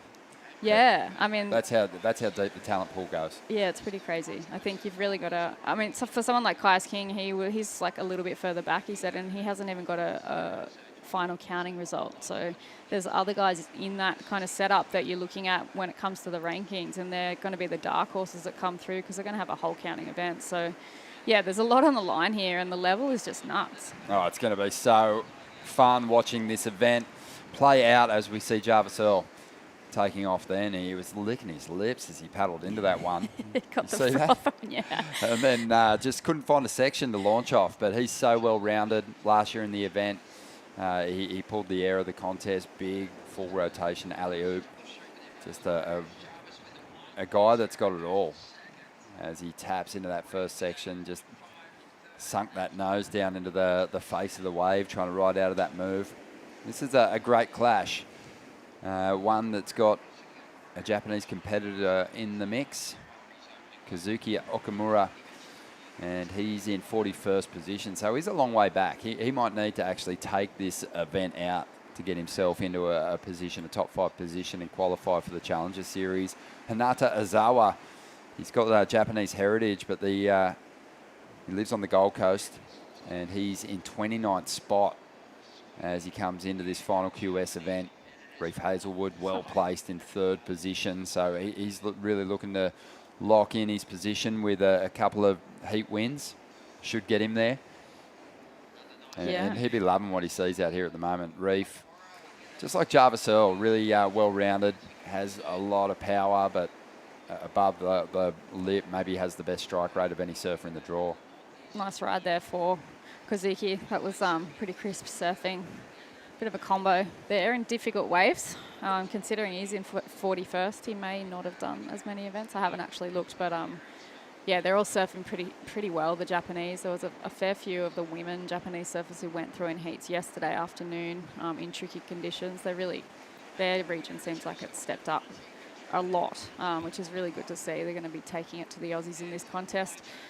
Big, nice looking left here for Reef Hazelwood, unfortunately coming unstuck. I think I was looking at Jarvis Earl and Reef Hazelwood's results. They've kind of gone 1st and 2nd in the Taiwan event, and both got 3rd and 5th respectively in that nice little snap there, and then unfortunately just a bit high. Reef's kind of one of those guys where it almost seems like when he's not toning it back and just goes full all out with those end section hits, his strike rate goes up a bit. If he gets a little semi-committed to the end section, that's when he has his falls. He's one of those guys that seems to perform at his best with the foot to the floor, giving it everything he's got. But he was on his way to a really good score there to kick this heat off. Yeah, and unfortunately. he's left some points on it. Yeah, nice looking wave, choosing to surf away from his other competitors. Yeah, I was going to say that. Today's, probably there's been some slower periods with the frequency of the set waves, but there's probably been more quality out there, and also the opportunity to break away when you don't have priority, move to that northern end of this sandbar and maybe find yourself something special. Just one of those rare left-handers, which Reef tapped into then. Yeah, the goofy footers seem to be hanging out there a little bit more than a couple of the natural footers, but it is a nice little left when they come through. Saw a few of the surfers this morning capitalising on that. Tide's draining out a little bit. It's such a nice day out there, not too hot. Nice and sunny. I think we do have a bit of rain predicted, but yeah, it's been really turning it on in Newcastle the last 2 days. Not as much wind coming up now. I'm not sure what the forecast is like this afternoon, but I'm thinking we're going to have waves for the rest of the day, which is nice. We may get a small break in the swell possibly tomorrow, and then weekend looking like we're going to have some waves for the finals, which is always something that you want to see. You know it. And there's been some amazing finishes here. I mean, it wasn't all time for the finals last year, but there was such good surfing going down, and surfers willing to just risk body and equipment finishing their rides off right on the dry reef. That was pretty entertaining to watch. 16.5 minutes to go here, and bit of a wave out the back. Some real big names coming up in these next few heats, so do not go anywhere as we see Hinata taking off. Got a really strong backhand, and he whips it up into the lip, just gets a little lost there. But yeah, Joel Vaughan, his little bro's been going absolutely mad on his road through to the next round. Kehu Butler, who's well positioned at the top end. He was on the Challenger Series last year. He's looked good. Had a final at the last QS 5000. And you just want him to get through heats because his post-heat interviews are so good. Sheldon Sipkis is in heat 13. And then we've got a couple of big heats with some of the standout performers on the Asian Tour. Ketut Agus, he is so strong in the Challenger event down there at Manly last year, the Sydney Surf Pro. Hiroto Ohara, he's had a major QS victory in the past. And then Morgan Siblik in the last heat of the round. So it's going to come to you thick and fast, the action this afternoon, as Jarvis Earl puts together a couple of decent hits there. Let's take this opportunity with just over 15 minutes to go to have a chat to one of the favourites in the event, Dylan Moffat. How are you, Dill? Yeah, good. How you doing? Mate, having an absolute ball. Thank you very much. Unbelievable way to start that last heat, mate. A 7 to kick things off. That's got to feel good, and obviously you're looking to really build some competitive momentum before heading into the Challenger Series again. Yeah, for sure. Like I've just been so psyched to compete. I feel like I haven't had a break this long from competing for a while, and I've like missed it. I wanted to get back into it. I've been watching all these regional series events going and seeing everyone surfing so well. I'm like, far out, I want a piece of it. Man, Scruffing to see all my mates surfing good and get a couple waves out there. No doubt. Oh, you got so close last year. 11th place, just outside that top 10. But what a fantastic consolation prize to be told that you're actually on the Challenger Series again for this season. You must be absolutely rubbing your mitts together at the opportunity to get back out there and have another shot at it. Yeah, for sure. 100%. Like it was kind of, you get to the end of the year and it's such a big like build up, and everyone was like, all the guys I was staying with, at least Morgs and Jacob Wilcox, we were all right on the brink. So to have a little bit of time to kind of just focus solely on surfing and just enjoying it, like surfing with mates, ride some fun boards and take a bit of time to kind of relax for a bit was pretty nice. But then I'm pretty fizzing to get back into the season. Like it's pretty fun surfing comps. I'm not going to lie. And one of the things that kind of wasn't spoken about, just because you got on a roll pretty early and started collecting results, is that you were on the rebound from a pretty bad injury as the Challenger Series got underway last year. How's that going? And are you back to full strength and ready to go? Yeah. All praise to Scotty Atherton and Matt Grander at the Surfers Gym, and Sam Pingington, the physio that kind of helped me get through the injury. I'd never really had an injury like that before, and they just made the whole process kind of nice and smooth, and I feel like I learned a bit from it and learned a bit about myself, and everything's feeling sweet now, so like good to go, ready to rock and roll. Fully recovered from that knee injury. Dill, what were you riding out there, mate? It looks like that board, whether you're on rail or flying through rotations, is doing exactly what you need it to. Yeah, I just got some new boards actually. I've been psyched on them. Wayne Lowen shapes them. It's a Lost Surfboards sub-driver, this one, which just kind of is like cheating in the small fat waves. It just flies over dead sections and kind of creates speed itself. So it makes surfing these smaller waves pretty fun and easy. Mate, we're loving sitting back here, just watching you do your thing, and really excited to see you on the Challenger Series. But I know you got your sights set on a big finish here at Surfest. How good would it be to put your name up there with Curran, Carroll, Parkinson, Fanning, Slater, and get on that on a roll? Yeah, wow. There's some history on that trophy. That'd be pretty special. Go after it, mate. Good luck. Cheers. I'll give it my best. Thanks heaps. Yeah, Dylan Moffat, he's I love his surfing. It's just so raw. Kind of in his stance sometimes, I see a bit of that sort of Trent Munro, boxy, low centre of gravity, load up off the bottom and just give it everything you've got. Yeah, he seems like a super positive guy. Oh, just man. Enjoying, the journey at the moment. He's had a lot of ups and downs with injury at a young age, it sounds like. So, to come so close is amazing. interesting to see that like he's had a bit of time off and he's like, actually, I just want to keep competing. He's still putting in hours at Damien Hardman's Rip Curl store too down there at Narrabeen. And last year I went in before heading over for the WSL finals and was served by Dill, and customer service, got to give him full props for that. That's awesome. He's an absolute champion, and I think it's just given him great perspective on just the opportunity that he has. You know, obviously working between contests and then really wanting to make the most of this opportunity that he's got. And yeah, like I said, a knee injury last year probably saw him surfing not to his full potential, but he's still savvy enough and still talented enough to wrestle some big results out of the schedule last year. So this could be his year. Yeah, he seems like he's very on point. First wave, just blowing an air out, straight up. I think, injuries can teach you a lot as an athlete, especially when it happens when you're younger. It teaches you to look after yourself a lot more. And sometimes if you do keep competing, nice looking backside blast there from the Surfer in Red. You don't get that consistency of training that you need, and a lot of that kind of strength training will prevent injury. So huge backside attack there from the Surfer in Blue, and straight up and down.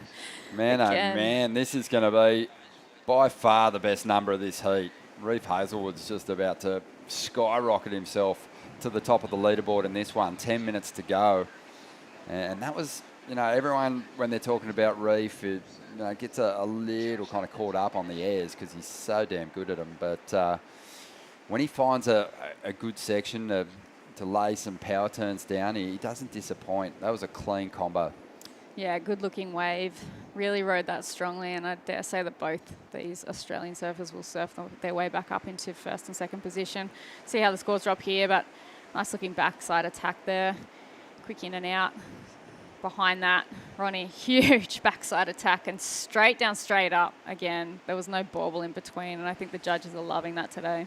Got really right under that critical section of the wave on the first turn. Maybe even Reef would reflect on it as a slightly mistimed hit, but he didn't lose any speed, and the finishing turn was very dynamic, as we see Jarvis now trying to string a couple of turns together there on the inside.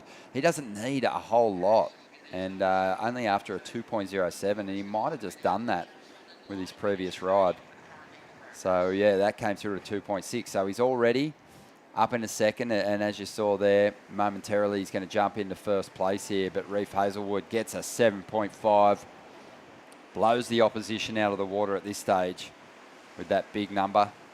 And Jarvis is going to be needing a 6.31. Kazuki Okamura, he's after a 4.08, and Hinata Izawa after a 4.64. So it's turned a little bit into the battle for second position at the moment, as the man in green down towards that rock section of the break finds something to work with, drives up into it. Nice turn to get started. Little tap on the rail there as he again lays it over to get into the pocket one more time. Hinata is after a 3.94. So yeah, it's kind of left the door open, the fact that Jarvis hasn't found a solid backup score just yet. And with just under 8 minutes to go, he'll want to clean that up at some point. He's got to find a wave with a bit more space. You can tell he's got that beautiful rhythm when he gets going. And here he is again. So he's just letting himself down a little bit with his wave selection at this point in time. Yeah, I think he's wanting to get scores on the board, but I think watching Reef's wave selection, he has waited and been a little bit more patient.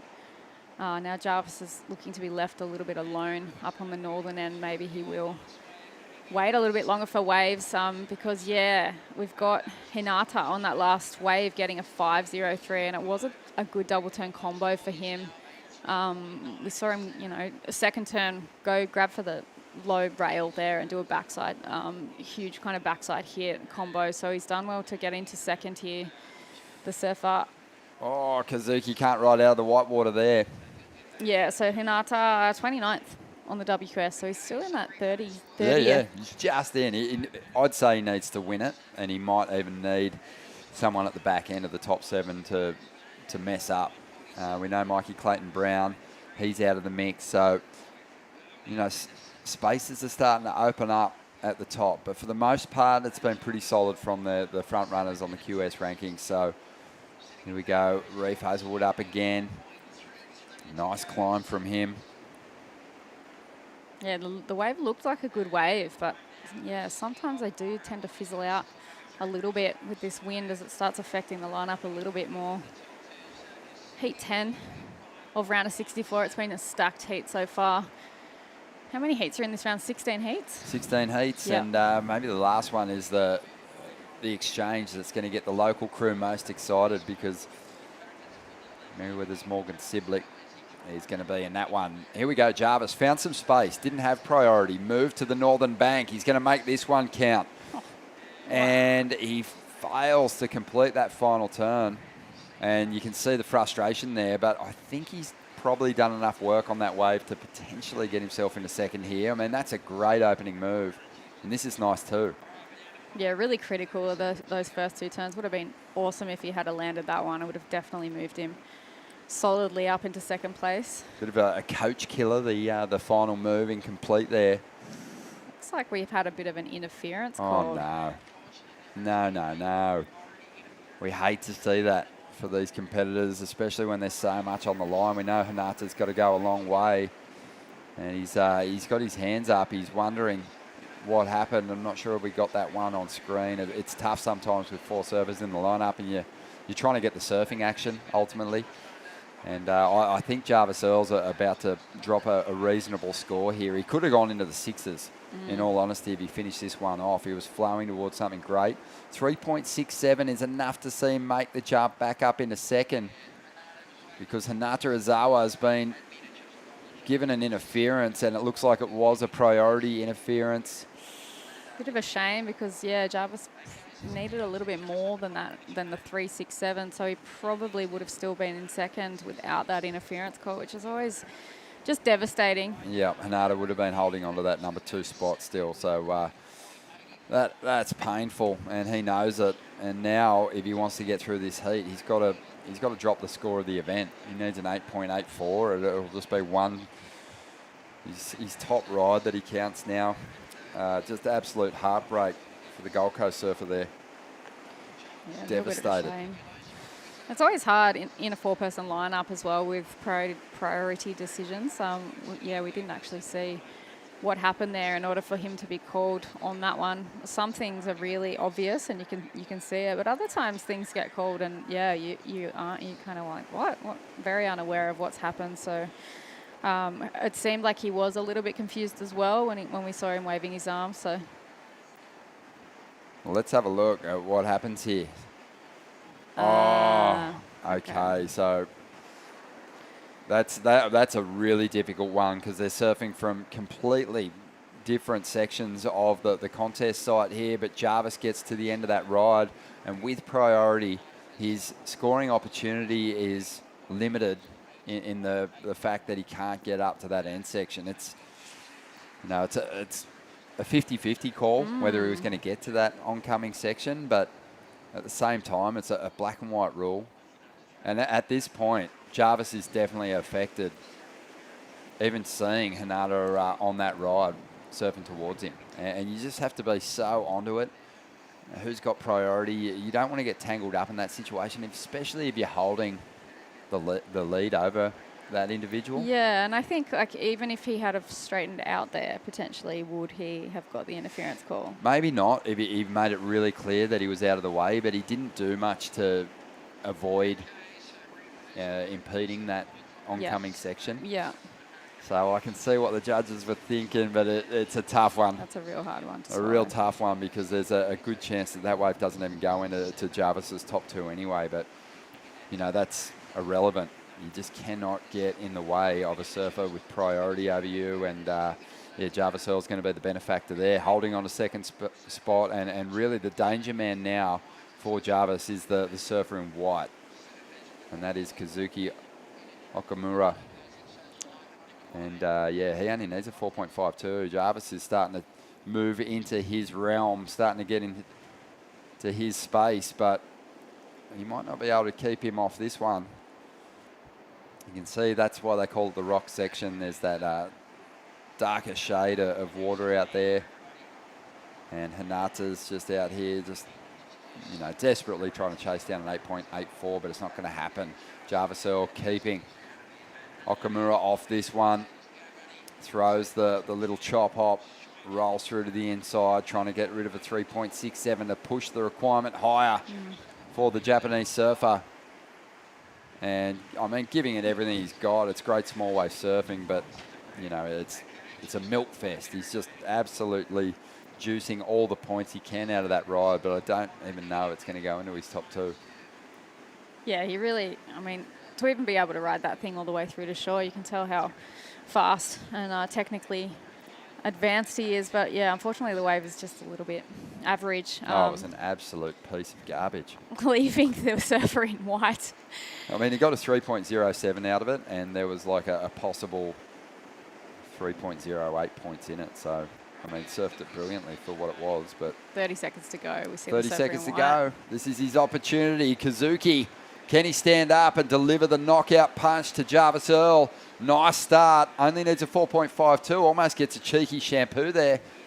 And he likes the feel of it. That's a close one. Yeah, it's going to be interesting. There'll be some comparisons made to the 3.67 for Jarvis Earl, which had a couple of pretty reasonable hits on it too. But let's see. He's certainly given himself a fantastic shot. We know that Hinata Ozawa is really up against it. He needs an 8.84, maybe even more after the final exchange there. Yeah, unfortunate for Hinata with that interference call because he did have a really good heat. Yeah, I think let's have a replay here of surfer in white. Goes huge on the first turn. Banks it in the pocket, gets a little kind of half barrel and then manages to hit it off the section there. I don't know, maybe the little bit of bauble in between. Yeah, I really feel they're going to be comparing these two rides. That's what the judges are actually doing at the moment. Even though Jarvis was incomplete on that second turn, I felt like the combination on the outside was just a little sharper. And the judges agreed. It came in under the required score for Kazuki Okamura, and he's going to finish up in third. Jarvis Earl, he's going to hang on, but he's got some stuff to clean up as he moves through to that next round. Reef Hazelwood with a classy win over Jarvis, the World Junior Champion there. We'll take a quick break here. When we return, stand by for some entertainment. Vaughan Blakey and Matt Hoy are going to be stepping into the booth.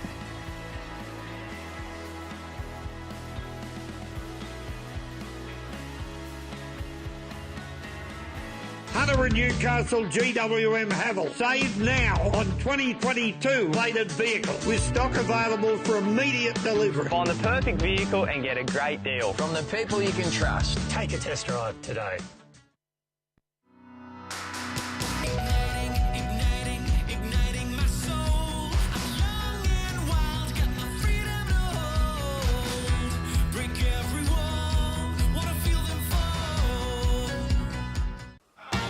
Wait!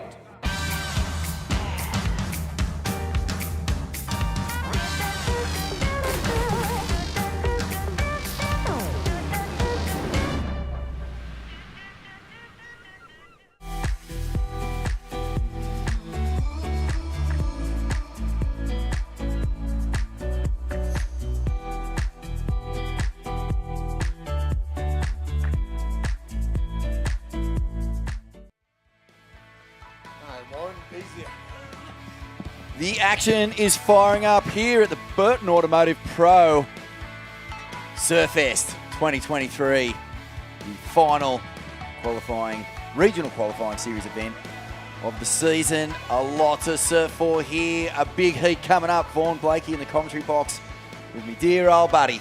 How you going there, Matthew Hoy? I'm terrific there, Vaughan. How are you, brother? I'm great, mate. Yeah, this is a big event. Isn't it? Yeah, it's huge. It's absolutely massive. And we've got, Hirota Arai out here right now. He's trying to rack up some valuable points for the Asia region of the qualifying series up there. And meanwhile, a big snap on the inside. I like it. Hiroto, and he's off to a flyer. So a 4.33 for that first wave. And this one was a 2.67. Just loses it. Would have been a good Oh, score when if he he first didn't went make up, that. I was going, geez, Yeah, 2.67. Here we go. Someone needs to talk this head judge. So down he it. went right and then just went straight back to the left. But no, he fell. So good Yeah. call here. And another one. Hiroto, he's on a tear and throws the fins. Now, Throws it away. he's an absolute character from Is he? Japan. Oh, yeah. Yeah. Big time. And he's doing extremely well. I tried to get the ratings sent to us. Well, so look, we know what's he's going on. 8th on the ratings in the Asia region. And so big points is what's on offer for him. He's chasing it. But this guy, my goodness, launches into outer space. Joel Vaughan. Watched his brother do it Yeah. this morning. 19th at the moment, Hoy, on the ratings. on But I think he may have already qualified for the Challenger Series. Pretty sure, based on double Last qualifications and stuff from last year's Challenger Series. Because, you know, if you don't make the CT, but you finish in the top 20, so basically the back 10, you qualify for the Challenger Series. Oh, straight back on. Yeah. Was that the changes they made? Which So is a that's good thing. Well, that's I think you Morgan deserve Sibley, it. Yep. Dylan Moffat and Jacob Wilcox finished 11th, 12th and 13th. Yep. So they all go straight back on the Challenger. It's kind of a bonus for performing well Yeah, if you're going- throughout the year. Off the bottom and huge tail high air rev. Oh, this guy, well, he was on the Challenger Series, as we said, and have a go at the lofty punt. Just landed on his toes, didn't he? The board actually slid out, is how he didn't make it. Joel Vaughan from North Shelley, and he's been such a standout in the past 18 months. You know, he always puts on a strong performance. So we see Hiroto now gets a strong finish. This guy is just so busy. Oh, no. What? That's, What? No, that's got to be ridden out of. Do you think? Oh, it has to He be. never got out in front of it. He was on top. He was on the roof. Oh, no, but he held on for so long. What? Yeah, Well, we'll look. see. We'll see. Look, mate, let's introduce our other surfers in this heat. Oh, actually, no, you take me through this wave first. Good Beautiful first bottom turn. turn. Snap. Good looking wave. Nice second turn. And then he just rides into this section with no speed, hits it, rides the foamy, doesn't get in front of it. Mini Margaret's, wasn't it? Full triangle. Now, this kid off the bottom, and that is Ben Spence from WA. Surfed in a CT already. What? Last year, won the trials over in Margaret's, and far out, man. I mean, what an experience in front of your home state to paddle out against Kanoa Igarashi and Connor Coffin. He also surfed a heat against Kyle Belly and David Silva. So he's tasted that high energy. And At his home surf break was too. cooking too. Yeah, what's that? Big. At his home break. Oh, mate, that last year at Margaret's was huge. And that's a proper scary wave when it's big. You get lit up out there. Yeah, he's a real talent, this kid, Ben Spence. So snapping, Carota. And another representative from North Stain. North Stain's got a little push coming out at the moment. Yeah. We did see some good surfing from Saxon Reba this morning, and have a go at this, Varney. Oh, he's got to get him. Oh, extra fireworks here. Extra points for running over your competitor. Is it? Oh, it should be. Yeah, okay. Well, that's news to not? me, but that was an amazing turn. And far out, straight out of a pretty decent snap too. So this will score big. Watch the check. There's a check turn at the start. Look, the waves are just pulsing. What's happened here, Hoy? The tide's drained out a little bit. We're starting to get a bit more push onto these outside banks. Well, it said that the swell's going to kick in a bit more this afternoon. It gets bigger this afternoon, actually. That's what they're saying, but, don't believe the hype. Hey, mate, look. Oh, yeah. You and I just ate lunch with Al Hunt. Yep. And I know Read there the wasn't rule much book. left because we went through after him in the Bay Maries and, got a couple of scraps. But I will say this.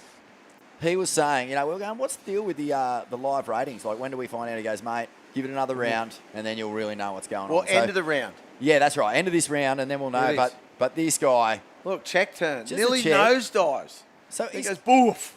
far And then- out. Oh, I like the end bit. Just Man, everything avoiding that could have his- gone wrong went wrong on that wave, and then he hits that end section and just completely blasts it. Yeah. So that is the class of Joel Vaughan. 7.33. There it is. 7.33. Imagine if he really snapped that first bit and clean bottom turned into Yeah, that. it didn't. Yeah. But sometimes you bobble and it puts you in a better spot. I think he did then. That little nosedive set him up for he might have got into that too fast. 7.33. There's been some big upsets this morning. Has Huge. Well, Geordie Lawler. Yeah, out. watch that heat. Julian I Wilson. commentate that hit. Pipe I think master. that was a bit. touch and go. Dubious. Well, here it is. Look, okay, t- bobble. Nosedive. Bang, hits it as Look, sweet oh, as and then you can runs hit his, nearly just Now- swerves off his You know competitor. what that remind me of? Hitting the coping, like really getting that little click. And projects out into the flats. Hoy. good. Joel Vaughan, you've seen a fair bit of this kid surf. He was on the Challenger Series last year. Didn't have the greatest year, but I mean, it wasn't a bad year either. 28th. First crack at the Challenger. Yeah, I mean, he's only young too, right? He's real young, and that's his first shot at it. 18, or is he that young, that old? I think he is about there or Yeah. thereabouts. So, He's yeah, going on his North brothers. Shelley is far out. What a breeding ground that is. Yeah, it is. for Number sure. one on the women's tour right now from Says it North all. Shelley board riders, Yeah. Molly Picklum. I think we're going to throw it down to And Reef she's ripping too, Hazelwood. isn't she? Reefy, you there, mate? Yeah, how are you boys? G'day, mate. Yeah, Reef. Good to hear you guys. yeah, we're just Thanks, babbling on up here while you're standing in the wind and the cold, but pretty pretty cool here, mate. Always a bit scary when you're coming up against the junior world champ. Jarvis like hot on your heels there, but you had a nice heat, found some rhythm. Yeah, definitely kind of set away from the other boys and had kind of identified a couple lefts down the beach, which didn't end up actually being my kind of scores, but yeah, it was good to get a bit of rhythm and just trying to get busy and trying to get some scores on the board. Felt good. That's unreal, man. You've had a pretty nice run throughout this Australasian qualifying leg. Far out, we want to see you back on that Challenger, and even further, we want to see you on that CT. How are you feeling about where you're at the moment? Yeah, definitely. Like, you know, didn't qualify for the Challenger Series last year, so was pretty fired up and yeah, have some results and feeling good for this year and yeah, hoping to obviously continue on to the Challenger Series and hopefully further. But yeah, feeling really solid. Just got some really good boards on my feet and have a lot of confidence. So yeah, just hoping to take that out into the water and put some heats together and get the job done. And that's kind of just what I was able to do in that heat. Got the job done. Wasn't always pretty, but yeah, just getting through, which is the main thing. Good on you, mate. And Surfest, it's been around for a long, long time. Newcastle, it's such a cool stop on the tour. What would it mean for you to do well here?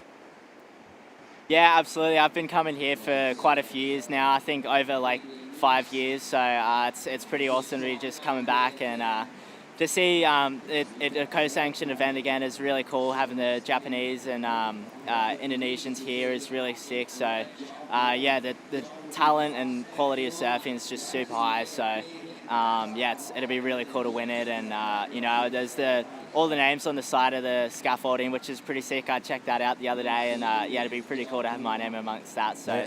that's the plan, and yeah, hopefully I can get the win, but just one hit at a time. One head at a time, Hoy.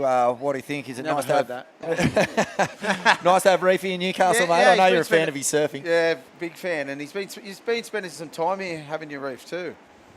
Yeah, I have been. So yeah, my sister just moved down here a bit, kind of last year, and got married down here. So coming down to see her, and it's a place that I've sometimes had good results, sometimes had some pretty bad ones. So just wanted to put the time in and love it down here. And you know, you've had a lot of good surfers come from here, so just trying to maybe steal a little bit of that juice, you know. Yeah, that a boy. Good. That's the way, Reef. Well, yeah, congratulations, mate. As you say, sometimes Thanks it's so just much. good to get those grindy ones out of the way, and hopefully you can flare up even more in the next round. Congrats, buddy.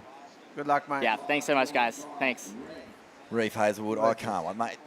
Hoy, Amazing remember when he got the wild card into the Narrabeen CT when during that shortened year, and we saw him surfing in the Narrabeen. He got this.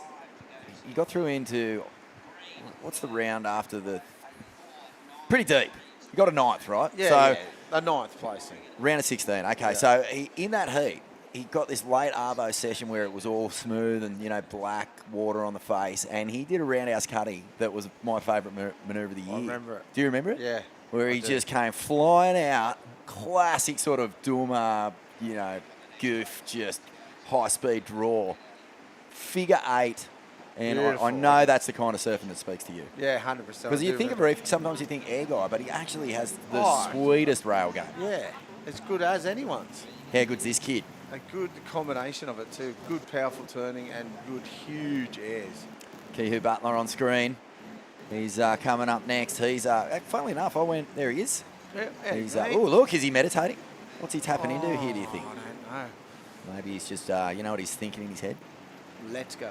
I reckon he's in his brain. He's going da da da boom, boom, da, da. No, he looks pretty serious. He's I don't think he's listening. he's a cool.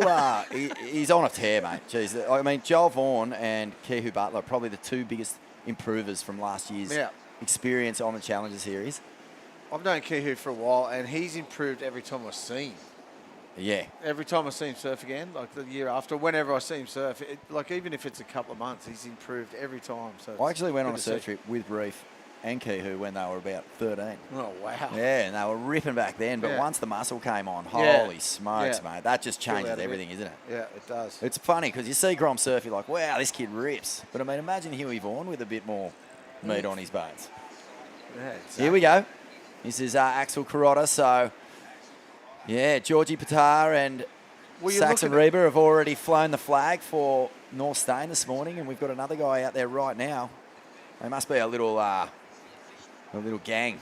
You're looking at Huey Vaughan with more meat on him right in this heat. Oh, yeah, too, yeah, of course. Pretty much. Carbon copies. Yeah, exactly.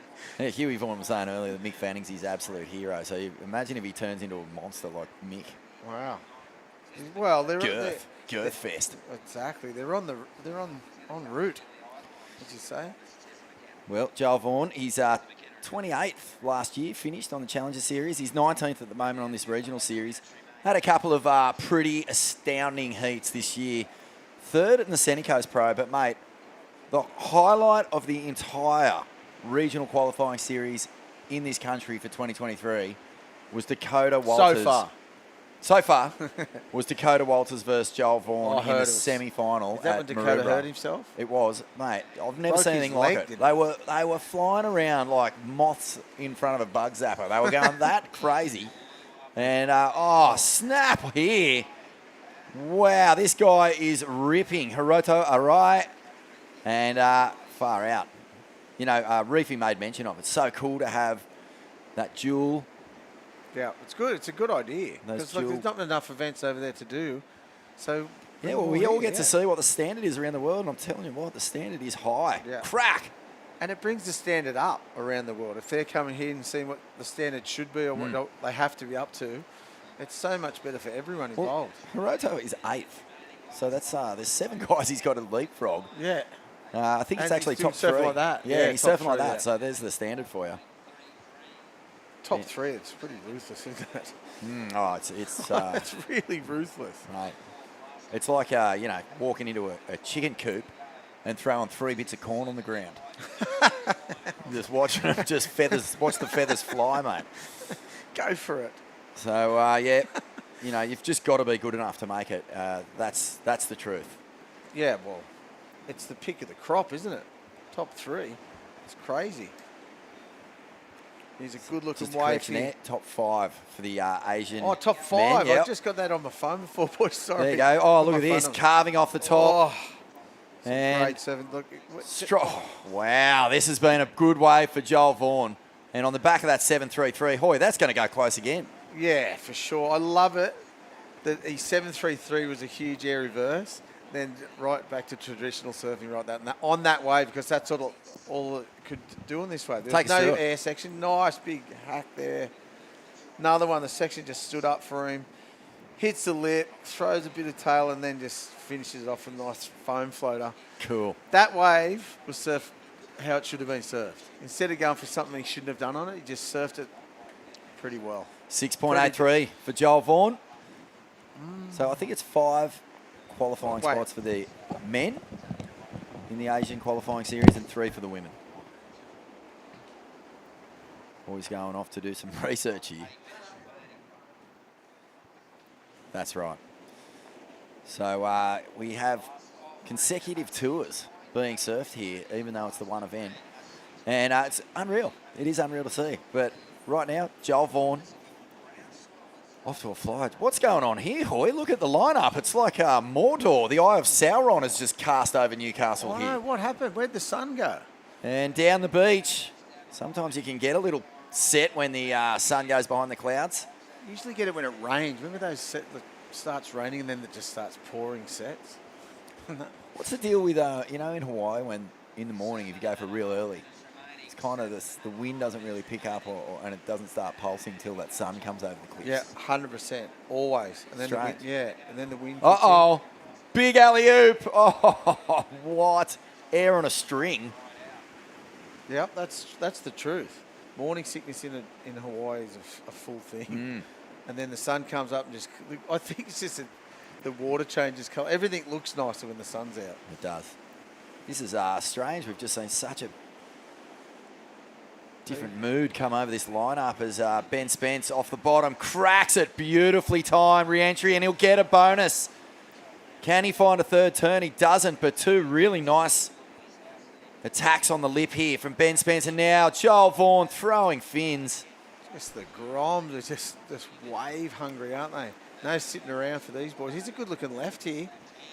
What's he got? Nice vert there. Is it going to stand up for him? Or is it going to go out to sea? No, it's going to stand up. 3 nice turns. Needed to score 2.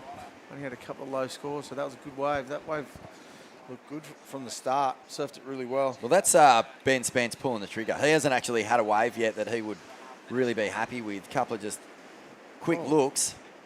See that? Yeah. You know, that is a little crested turn. Diving for some sort of small fish, maybe a sardine I or was going to say even an anchovy. An anchovy, wow. You'd spit that one out, wouldn't you? Off the bottom, cracks it vertically off the top. Axel Carotto. It's a good wave, and then finishes pretty well. Nice backhand turns, did all he could on that wave. Nothing too outlandish, but just a solid wave. Sun's back. Oh yeah, beautiful. Looks just changes the outlook, doesn't it? The sun makes everything look so much nicer. Kehu Butler preparing, getting in the zone. He's got his boards down the field. Psyching. Yeah, what's he doing there?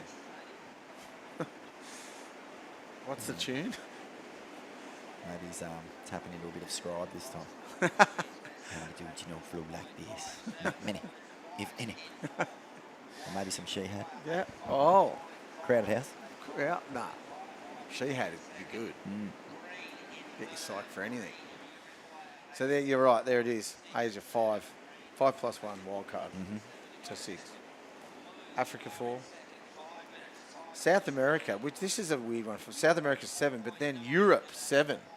That's a lot, if you ask me, compared for the amount of surfers that are out of Europe. Europe includes Morocco and yeah, I get it, but there's nowhere near as many surfers. Iceland and Norway, Germany. Germany, yeah. It's a big area, I get it, but there's nowhere near as many surfers in Europe as there are in South America or North America or Australia. Is Turkey in Europe? Would you consider that part of it? Yes. Greece? Definitely. Yeah, Greece. Yeah, that's all Europe. Yeah, okay. Europe. Remember Biles's famous quote? Yeah. Do you remember it? Yeah. I remember it.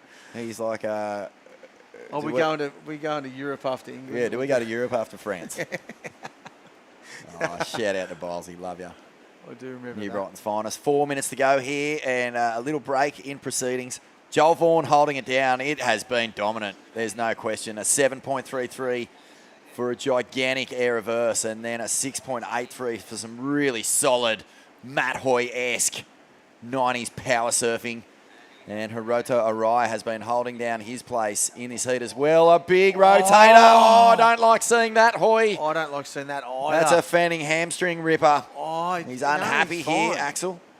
He looks healthy, though, thank goodness. He's fine, though. Good. Nothing worse than back foot off the board, front foot sticking. It's the worst. Ben Spence, what did he get on that last wave? A 3.73, so he's pulled himself right back into this one. 5.5 will get him through with 3 minutes 20. I liked what I saw from Ben on that last wave. It was a smaller inside bowl, but 2 quick attacks, Hoyo, and I think that he'll have more to show us, given a better opportunity. Oh, definitely.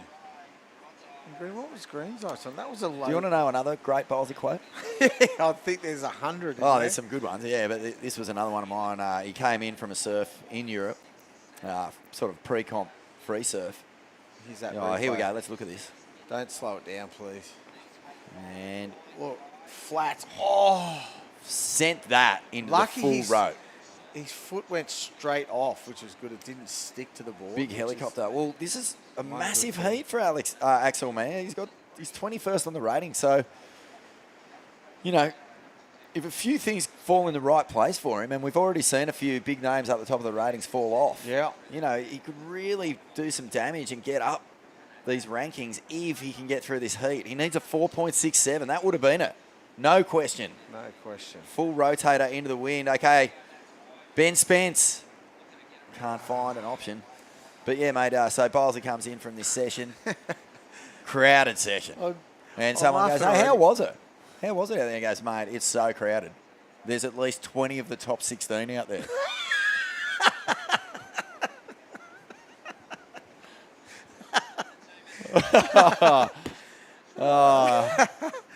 Oh, jeez.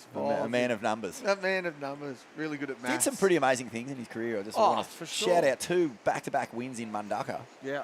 Like pumping Mundaka. Yeah. Crazy. And took out Tom Curran twice the Wow. year that he surfed through the trials. The only surfer to beat Curran twice that year. What? Yep, 1990. Yeah, no, I was Hey, gonna say Curran's here, by the way. I heard that. He's In doing...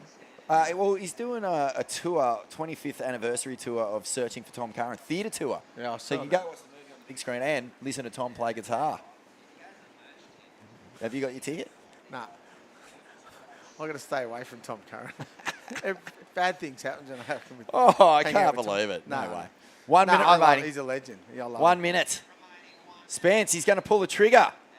No, that one has not much on it.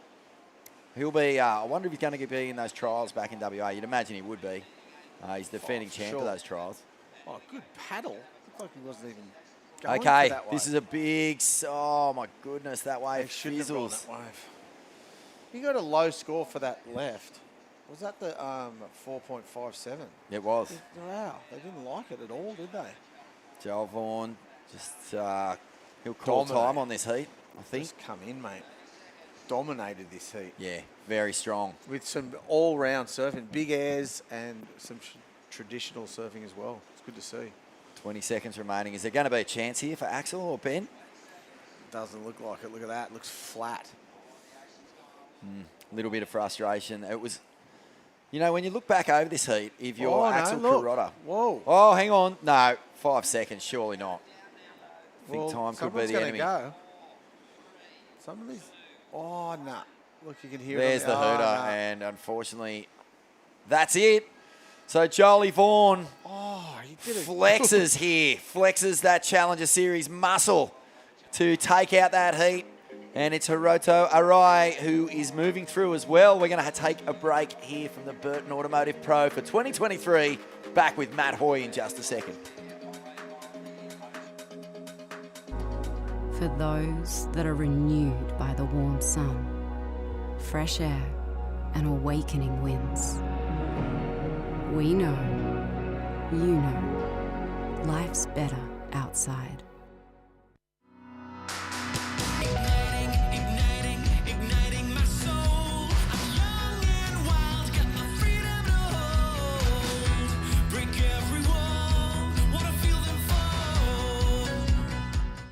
Hunter and Newcastle GWM Havel. Save now on 2022 plated vehicle with stock available for immediate delivery. Find the perfect vehicle and get a great deal. From the people you can trust. Take a test drive today.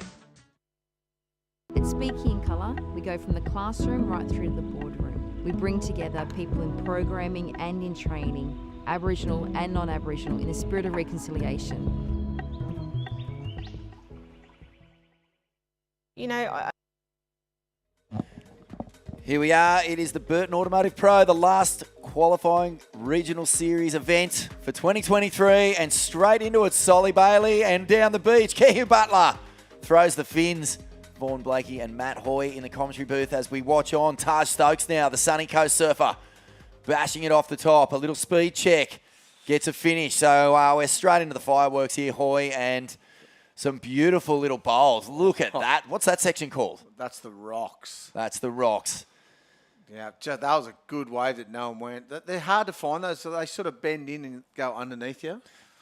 They do. Good ones, but yeah, Mate. that was a good-looking wave that no one got. But Pretty that was a flurry of waves for the Wasn't it? start of this heat. I like Straight it. off. Now it's going to hopefully doesn't just keeps on pulsing through. Mate, some beautiful scenes during the break there. You know, New South Wales, you've been all over the world. You've been far out. Every place that matters. If it's got a beach, you've been there. Yep. Pretty much. How does New South Wales rate, your home state, compared to the very best all over? It's the best spot in the world. It is. Say that, yeah. From here, just the whole of New South Wales, really. From here up to, like, around Foster area, I think it's the best place I've ever been in the world. Just for the difference of scenery and waves. And here's Kihu, sorry to go on about that. Good-looking wave, some good turns. Rapid fire. Wow. The blackboard. Yeah, epoxies, right? All the black ones. Are they sharp eyes? We heard Georgie Patar before say that he just paints his black because he likes the look of it. Oh, fair enough. Well, I like to hear that. I wouldn't be surprised if Kihu's on the epoxies. Yeah. You know, sharp eyes? What's that? Sharp eyes. Yeah, sometimes. People have been doing sort of dark arts wraps on them as well, different boards. But off the top, this is a good start here for Solly Bailey. 2 turns, returning into the contest Rashi after a little bit of time off. He surfed on that CT, of course, and tell us what you think of this wave of Taj Stokes. Just a little stuck on this turn here. I saw it at the start. Let's get stuck up there a bit and miss times the last bit. He might have just been better off doing 2 big turns instead of that middle one. And there's Kihu throwing the tail on that one. Nice turn there, and finishes with a good over the top, over the lip, sort of lip climb, I suppose you call them these days. One of the best post-heat interviews you'll do, Kihu Butler. Really? Oh, amazing. But yeah, just getting back to New South Wales, you know, Destination New South Wales, one of the proud major sponsors here at Surfest, has been for a long time. And, you know, Newcastle at the heart of New South Wales. Is that a fair call? Oh, I think so. Yeah, you know, it's Sydney siders wouldn't say so, but we are the heart of New South Wales. I think so too. It's a thriving city, a gateway to the Hunter region, vibrant retail and dining, stunning coastlines, world-class vineyards of the Hunter Valley just up the road. There's something for everyone in the Hunter region, mate. We've got everything you need. Visit newsouthwales.com to plan your next adventure. After Surfest, I'm going to grab my wife. We're hitting the Hunter Valley. Yeah, it's good. It's beautiful up there. Snap to slide. Some amazing vineyards. Amazing wines actually come out of the vineyards. Fancy that. And just good countryside up there. Until you see the big hunks of earth being hacked out for all the coal up there. It looks all beautiful, and then there's just pillage. But that's nothing, you know. Can't deny that. Mate, there's so much beauty here, though. We're so spoiled. It's beautiful up there, though. Where are you headed? Where do you want to go? Anywhere. Yeah. Anywhere. Wollongby. You should head to Wollongby. It's beautiful in there. Okay. Yeah. Yeah, really good tavern in there. Visit newsouthwales.com.au. Jump on it, folks. 20 minutes to go in this one. Great to see Solly Bailey back, isn't it? Yeah. It's, you know, this guy what a good bloke. won probably the most all-time QS event ever. Took out the Vulcan Pipe Pro in gigantic, perfect pipeline. Very similar. We'll come back to Solly in just a moment because right now, whoo-wee, Jolie Vaughan. Oh, mate, hello, settle down. guys, What how's is it going going? on? What is going on out there for you?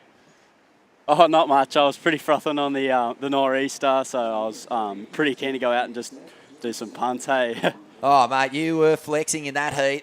You absolutely smashed your opposition. You just look so calm, so comfortable. I know that you live just down the road. Must be fun coming up and surfing in the Burton Automotive.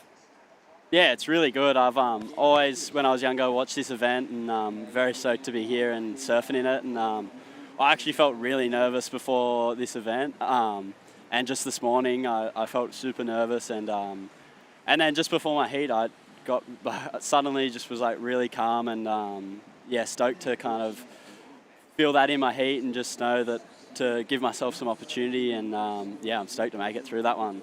Mate, you finished 28th on the Challenge Series last year. Is that automatic qualification for this year? Are you straight on, or do you have to get through this heat, get through this event? Nah, I have to get through on the QS, in the regional. Whoa, okay. So this is a huge event for you. Gee whiz, mate, far out. I know you're feeling nervous. You weren't showing it. Big old air rotators and smashing vertical Rios and just giving it everything. Yeah, definitely. I'd rather go out and commit to every section, and I'd rather go and do that and fall on a couple than have good sections and not commit and not get a good score. So that's kind of how I'm feeling. Fair enough. That's the way to do it, mate. And you did a lot of different surfing in that heat. Went for airs, and then on the wave, the next wave, you just did all the turns on it. It was good to see you mixing it up. Yeah, it was kind of good to just get a good wave and did a first carve and then I was like, oh, this has got a good couple sections, so I thought I'd just stick the fins in the water and yeah, pretty stoked. I wanted to do 2 snaps on that first one, but kind of come off the bottom and bogged, and then I was like, oh, looks like I'm going to go for an air now. Had to kind of redeem myself. That's amazing, man. No, we watched that wave, yeah. So go. Oh, I was just going to say, just the thinking, you know, you're coming off the bottom thinking, I'll just slam this, and then all of a sudden you bog, and in that split second, you got to make the decision to throw the fins out. Your brain moves a lot quicker than mine, Jolie. And mine. Yeah. No, it was sick, though, because you nearly nosedived on that wave, too, as you come around that first section. It sort of set I don't you up know for really the air, what though. happened. Yeah, it definitely put me in a good timing for the last section, and I've kind of just bottom turned and like bogged, and I was like, oh no, and I was like, oh, I'm just going to commit to the last section, and yeah, it just kind of put me in a really good position for the little ramp, and stoked I rode out. I almost rode over Axel on that wave, and like just tried to dodge him, and yeah, it was all happening fun. on that wave. Everything happened. Hey, mate, I've got to ask you, just while we've got you here, you know, a couple of third places this year, so looking for a breakthrough here for a big win, but that semi-final against Dakota Walters down in Maroubra, like, now that you've had a bit of time to sort of reflect upon it, is that one of the heats of your life? I definitely think it is. I just came in with pure stoke after that heat. I didn't know what to do. I was just smiling for the rest of the day. It was a really fun heat, and it was good. I got to me and Dakota just spoke to each other out there, and we were like, it's so pumping out here, and just go for some big airs, and it was a really good heat. Unfortunately for him, he hurt his ankle, and I wish him a speedy recovery. But yeah, that was a really fun heat. Likewise, mate. Yeah, we wish he was here and wish him all the best for a speedy recovery. But yeah, congratulations, Vaughnie. Stoked to see you get through, mate. You are absolutely ripping. We're really got our fingers crossed for you for a big result here. You look like you don't need any of our luck, though. You're just ripping. Yeah, thanks so much. Good on you, mate. Look forward to seeing the next round. Joel Vaughan. Yeah, on a pure, tear. Pure flex. Yeah, it's good. Just to see him mix it up too. Do all forms of surfing. Mate, he's got some work to do. 19th in this race. And he said he was so close last year too, and now he's not that close. He must have just missed it, because I know that one place above him is Kalani Ball, and I think he got in. Yeah, right. Could be wrong. Been wrong before. I have been wrong before. But 15 minutes to go. So not many times, though. Let's talk about Solly Bailey for a second. So he won that QS at Pipe. Crazy qualified wave. for the CT. Kind of had a tough year on the CT. Came back to the Challenger Series and sort of, you know, just lost a little bit of enthusiasm for it, I think, Hoy. You know, it's a hard thing for a young man to sort of taste that real top-level competition and then come back to grinding it out. Look at him go. He's looking so polished. Look at but that. he said to me, mate, I've had a year off. I feel charged. I'm ready to go. And you can see how much intention he has to really get back on there. I think we all know how good he surfs. And there was an O'Neill clip just dropped recently of him in Indo with Geordie. Yeah, didn't they do a Crane. trip? Yeah, I heard that. Go and watch it. Yeah, I heard Unbelievable. The waves were firing too, eh? And he is doing turns as big as those, you know, heavy hitters, Geordie, Smith. Yeah. So yeah, this is his chance. He's sitting at 6th, so he's on the bubble. So you know, these are the guys that. These are the heats. These are the got to heats. get through too. You've got to. Yeah. He's doing well. A 5.83 and a 4.33. Kehu Butler, well, he's 4th on the ranks at the moment. That first year is always hard on the CT, no matter who you are. Not no matter who you are, unless you're Fannings or Porcos or, you know, Idalos and those, you know, the elite guys, Johns, whatever. But if you're not one of those top 10 guys, the first year on two is hard work. Yeah, and then if you're getting schooled, you think you're killing it, and you're going, yeah, I'm on here, and then you just go, whoa, I'm nowhere near these guys. And if you don't sort of somehow manufacture a little breakthrough in your first event, you just get seeded out of the events in a way. And especially now with the cut, it's even more Brutal. ruthless. He's a good-looking bowl here. Nice first snap. And whacks it. Oh, come on. Push him up. No. Hey, how heavy is this heat, Hoy? We've got Kehu Butler's in 4th on the rankings currently. Solly Bailey's at 6th in the rankings currently. And Taj Stokes is 12th. Wow. So this is really, this is a huge arm wrestle. Someone could, if Taj gets through this, the other 2 guys will be looking over their shoulders going, oh, no, this is a nightmare. Because he can really make up some points here. And let's see what he did on this one. Nice. Clean snap. Just threw the tail a little bit too hard, didn't he? Spectacular turn. Would have been mad if he made it. He just didn't stay over his board enough. Our mate from the Philippines is in this one too. Oh, yeah. Shane Cadden. Very impressive yesterday. Son of legendary Stuart Cadden. Stuart Daff Cadden. Low centre of gravity, Yeah. Daff. One of the first. Did he win a Pro Junior back when it was the only comp worth winning? Yep. He did, didn't he? Yeah, 100% he did. I think the year before Ock won. There you Sure. go. That was the junior world title and back he in was the day. ripping at Northie. One of the first exponents of the lay forward barrel riding. The too. lay forward barrel. I'm pretty sure too. I don't quote me on that, but that was one of the first person I Can saw you ever do describe it. that for me? What's it look like? You know how they do. Oh, hang on, wait. It's on your backhand, but you lean over the like Luke Egan barrel. Yeah, well, Daff was one of the first exponents I ever saw of that. Gotcha. Daff and late great Adam Parra from Merriweather, first ones I saw. Luke copied them, mate. I always, you know who took Luke's tube riding, if we're going to keep going down the line, people who do that. Chris Ward. Yep. He did it. Yep. And now Mason Ho does Oh, it. Mason Ho, yeah, he does it. He's probably the best at it. Snap into the flats. Bailey keeping himself interested. It's nice to see, Neil how Purchase. loose. Oh, Neil Purchase. Oh, China. stop it. Yeah, I think it's a good sign when you see Solly Bailey throwing fins and having a bit of fun as well looks as tight. ripping in. Because, he can just rely on the meat and potato surfing to get through, but he's got so much flair, and I think it's a good sign when he's throwing fins. I just think it means that he's feeling comfortable. So he's out in front in this one, a 5.83 and a 4.33. Shane Cadden there gets his first. Yeah, just a quick up ride. and down. He's been a bit slow in this heat. There's been 15 minutes gone. That was his first wave. Taj Stokes, he's in 3rd. He's got priority right now. He's got a final. That was just the other day at the Great Lakes. I think Mikey McDonough might have pipped him.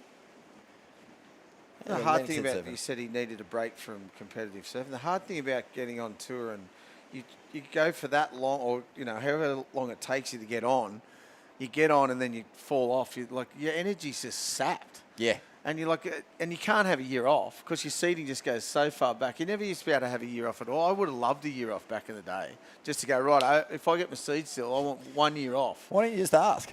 Right. Did you ever ask? Nah. You should have just gone up to No, there was no chance. Renato and the boys and just said, "Hey, I'm a bit buggered. Can I just have They a would have breather?" laughed in your face. Gone as if, mate. That was I've won 3 CTs. I finished 4th in the world. Come on. I know, but they're laughing at you. If you weren't a world champ, not getting a year off. Solly Bailey, off the lip. Oh, nice. Rides out of that one. It's funny, looking into the wave, if you were side onto that, you get a bit more feel for how fast he was going, and that little side slip might have looked cool. Finishes it off, too. Does nice. Is that score he got in? They didn't like it. If it's a 3.5. It was a little chop hop, wasn't it? Yeah, it wasn't. Yeah. Nothing. He's Down on the a beach. good-looking wave. Oh. Well, that wave he could have maybe just done a big hack and then... See, sometimes I don't like that when they just go for an air on a wave that there's not an air section. You know what I mean? It sort of fizzled. I mean, that's one hack versus a pretty decent air like rev. Vorney's in that other heat. The wave he did the turns on, there was no air section, so he didn't go for an air. Mm-hmm. I think the waves just has to be Hey, surfed. mate, the new school versus old school war's over. Boy. I know. You don't have to keep beating the drum, mate. I'm not saying that. I just want to see people ride the wave as it should be ridden. He's having a great year, Kehu Butler, on the regional qualifying series. He got a second up at the Tweed Coast. That was a good final against Geordie Lawler. He's had 3 rounds of quarters, Great Lakes, Port Stephens, and at the Sunny Coast Pro. Finished 55 on the Challenge Series, so learned a lot last year on that Challenge Series. But, you come home from getting around the world, surfing against the best, all that crew trying to qualify, and you're a different person. You're a different surfer. You come back to these regional qualifiers and all of a sudden you're not looking at the opposition and being intimidated. You're like, okay, I'm going to take you down. I've got this. Yeah, for sure. And surfing with the best surfers in the world, you're going to become a better surfer no matter what. He's an Olympian too. He's already qualified for those 2024. We're going to see Kehu Butler at Chopes, mate.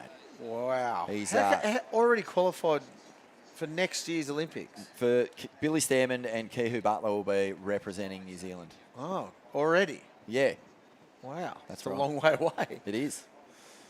When do those teams get picked? It's something to do with the qualifying format. They've already done the work. I think their qualifying happened from last year's Challenger Series ratings. Wow.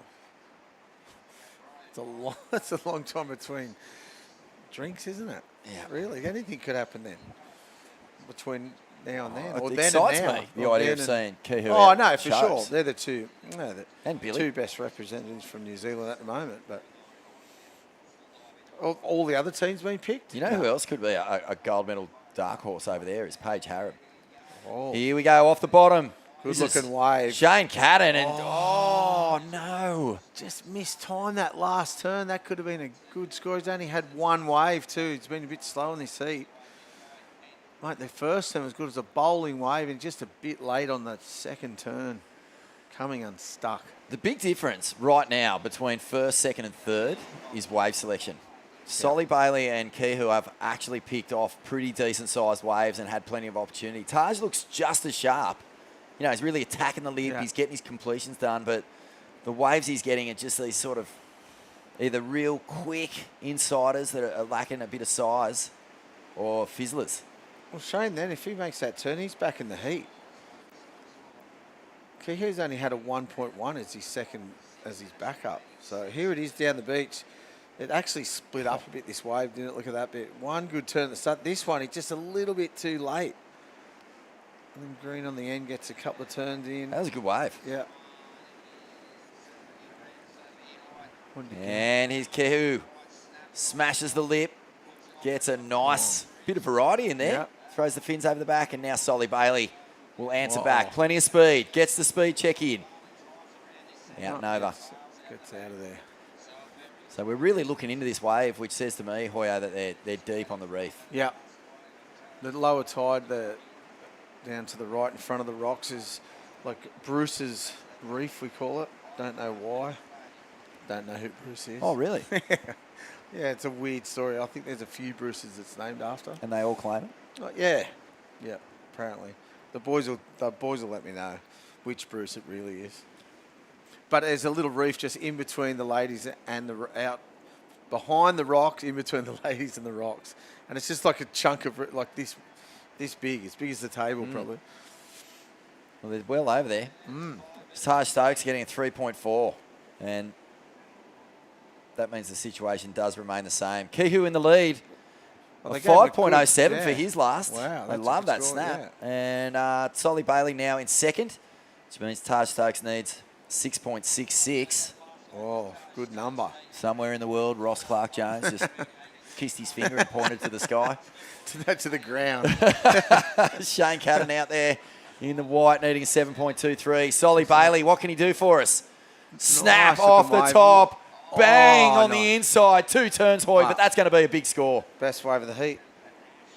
And Fitted another it one in on the so outside. well. Kehu Butler now. High line. Sets this one up. Deep bottom turn. Hack. Back to the pocket, sorry. And gets a little second move in there. Oh, a little sticky. But he will complete. Nice. Two And best waves of the heat. that would was you nice. say? Yeah, I think so. I think Solly's was sick. He fitted those 2 moves, and they were big moves too. It's one of my favourite things. Felipe is the absolute master of just 1-2, where by all means you'd only really fit one in. Yeah, for sure. That was like that. That was full Toledo style. We have Kehu in the lead. Bummer that the second turn was a bit sticky there. Oh, what do we say here, Solly? That looked good start. Yep. We're onto it, Blakey. So Solly Bailey is sitting at 6 on the ratings, Hoy. Big part of that is late last year when the Indonesian league kicked off to start the points for the Australasian qualifying Here league. it is. Watch He this. did really good well. turn. Good turn there. Hacks it and then boom. Oh, that's throws a the tail. That pip was- special, isn't it? Yeah.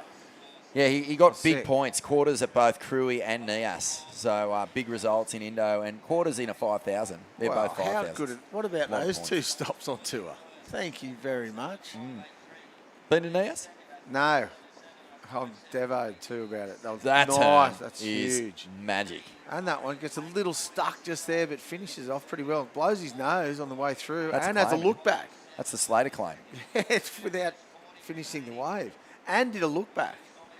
See that? It's another claim. Isn't it? I like it. The claims without claiming. Look back, nose blow, short adjustment. What else? Double guns. That's just a blatant claim.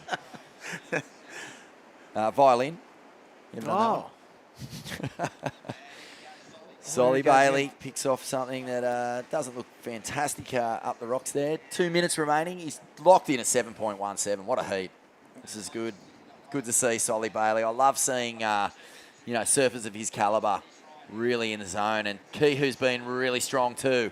Snap, pulls that one in. Oh, nice. And again, really getting on the tail. Some pivety turns. What?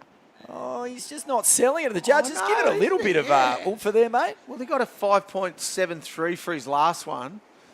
And I reckon those 2 turns are better than that. But then the last bit of the wave, he looked a bit like, I don't really care here, which he obviously does. But those first 2 turns were sick. Crisp. Solly Bailey. Spicy, did they say? Spicy. What the hell? That is it's a word that's crept No, into the I surfing hate vernacular. it. What? That's like a taste. Yeah. Here it is. It is a taste. Woof. Here's Kihu. Nice. That This second turn was sick. What's he upset about here? He ripped this know. thing to pieces. Look at him. Look, Oh, man. did he just swear? He's just... I know, he didn't like. That was sick, those Do you turns. reckon that what he didn't like about it was that there was a wind blowing up the face and he didn't get to really open up? He had to just kind of pivot. But he wasn't really seeing how much spray he was throwing. And in the pocket, too. They were good turns. The Still second turn was It's not quite his highest score. but spicy. Yep. He's 40 seconds. Stand it. Consolidated, improved upon that second place position. Taj Stokes, Oh, he's he's having gonna a get another frustrating one. heat, but has he got something here? This is a pretty solid looking left hoy. What's he need? But stay with him. A vertical section approaches. Oh. He punches it up over the back. No. He lets it go. Oh, he and needed a huge score. He needed an 8, and he had to go for it. well, he needed an 8. He did go for it. Yeah. Thought that wave might have just been sitting there perfect, saying, whack me. Well, those boys just took over that heat with a vengeance, didn't they? There it is, 7.17 for Kihu. Was a good one, those 2 snaps, huge score. And Good Kihu on gets ya. another one before the end of the clock. Big Good tail heat, slide. boys. Very good heat. Yep. But it's Solly Bailey who's going to take this one out, I believe. Oh, unless Kihu got a 5.83 on that last one. Oh, he did. Did he? Or a 7.17? No, we're waiting on a waiting score. for one more score. Yeah. One more score to drop. But I think that was that one. I think he just surfed one after there. But I'm not sure. So we're waiting on scores. But That was a good score on this heat, is, those boys just- this is agony for Taj Stokes. He's got to be disappointed. You know, at 12th, in with a real shot to qualify for the Challenger Series. Scores have dropped in. And it's Solly Bailey who holds on to take the win. He looks fantastic, doesn't he? Really throwing a lot of variety into that heat and backing up that recent win at the Port Stephens Pro. We're going to have a quick break and we'll be back with Ronnie and Mitch from here at the Burton Automotive Pro. Surfest, yes. Wrap my hands up tighter than the wrap that he wrote, then let it float like a butterfly. Wait!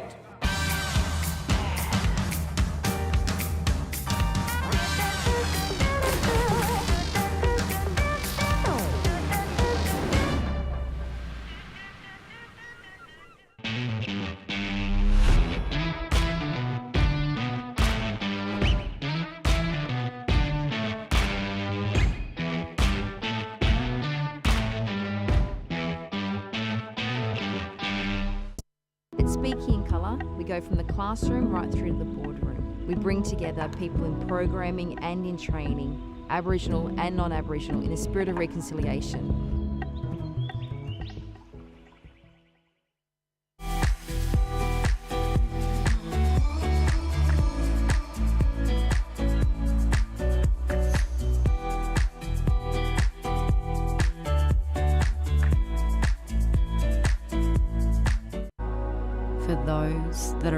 renewed by the warm sun, fresh air, and awakening winds.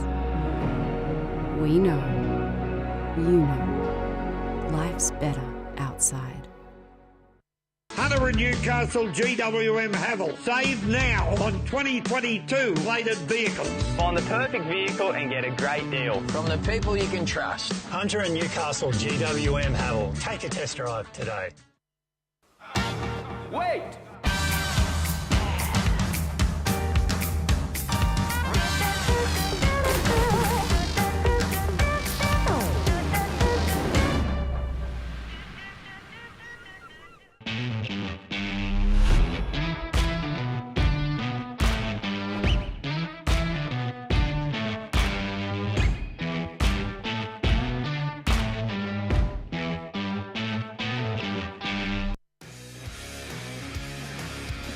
Welcome back to the Burton Automotive Pro. What a performance there from Solly Bailey. Great to see him loving his time in the jersey. Kihu Butler also one of those surfers at the top end of the QS ranks, performing here in the round of 64 as we gear up for heat number 13. It's a good one too. Sheldon Simkus, who had a runner-up finish in that first Challenger Series event at home on the long walls of Snapper Rocks at the start of the season last year. Wasn't able to carry that momentum through the season. Finds himself here campaigning hard to get back onto the Challenger Series. Marlon Harrison's out there in the blue. Jamie Thompson from Narrabeen's out there in the white. And Jagger Bartholomew, the big man, out there in the green, ready to rip in. Ronnie Blakey sitting alongside Mitch Ross. And Mitch, we had a couple of exchanges during the break. Yep, this is Jamie Thompson opening ride here. Nice little combo there. It's not going to be a big score there for the man in white. 3.5. Jamie out there alongside 3 snapper locals. What's the chances of that? Of course, those 3. Born and bred on that classic right-hand point up on the Gold Coast. Yeah, that's right. So don't expect to see a lot of left-handers ridden in this one. It was funny yesterday. They'll be focused on the rights. I thought Jagger actually, he put on a bit of a show on a left-hander. I was really impressed. His best score of his heat was on a left. Yeah, well, these guys are trying to make up serious ground. Jagger's sitting in 11th position on the regional rankings, and with just a couple of trip-ups at the top end, just Mikey Clayton Brown actually, who's fallen out of the mix so far. There's an opportunity there to make a charge, but Jagger knows that he's got to go a long way through this draw because those performers above him staying in the mix at the moment. Only 7 spots up for grabs as we now see Sheldon, who, despite the fact he didn't break through and get himself into the top 20 on the Challenger Series last year, Mitch, his surfing is looking strong. He's been having some big performances lately. Yep, I think he's good. I think he's got a good chance to move up the ratings and, really sort of make a case to jump on that Challenger Series. Of course, last year he had a huge result up on the Gold Coast for the first event. I believe he got second to Cal Robbo. He's a very good young surfer, is Sheldon Semkes, as we look at the replay of this one. Nice little check turn here, but turned in a bit of a major. Lovely turn, the massive fins out, blowtail down the line. I'll fetch big numbers. So what we worked out on the live leaderboard is basically the top 30 kind of had a shot, mathematical shot, as we moved into the round of 64. I think that mathematical chance is probably diminishing a little bit with all the top seeds kind of keeping alive, or most of them keeping alive so far in this round of 64. So, it's kind of, for those surfers at the back end of sort of the top 30, the mid to late 20s, it really feels like they will have to win this contest. One of those surfers is Jamie Thompson, sitting in 24th position at the moment. But I tell you, another one like Jagger Bartholomew is Marlon Harrison, sitting in 9th position.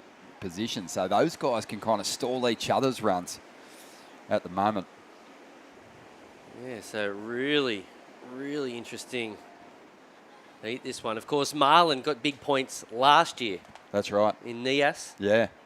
It's funny when you look at the rating system. If it's a head scratcher. It is a head scratcher, for sure. Yeah. And a lot of the surfers didn't actually do the events last year. So, I've been going and trying to find out where those results are coming from that are attributing to the ratings at the moment. I feel like my eyes are like those crazy ones on the springs that you get in the show bag. You've got to really do your homework to figure out how it's all come together. But the surfers are aware of it. They know what they need to do to improve their points, being that this is the last event of the QS season in this region. So, they know. Jagger knows for sure in 11th position that he needs to get himself to deep into the finals to even have a shot at climbing into that top 7. And at the same time, he kind of needs, Marlon, who's ahead of him, to lose. So this is a good scenario for Jagger to improve his chances and limit the points on offer for those above him. He wants to get the jump on Marlon here. A lot of the time, you haven't got the power in your hands. But in this particular heat, Jagger can knock out someone who's just a little in front of him. So a good opportunity here for the big natural footer. Score coming through for Jagger was a 4.07.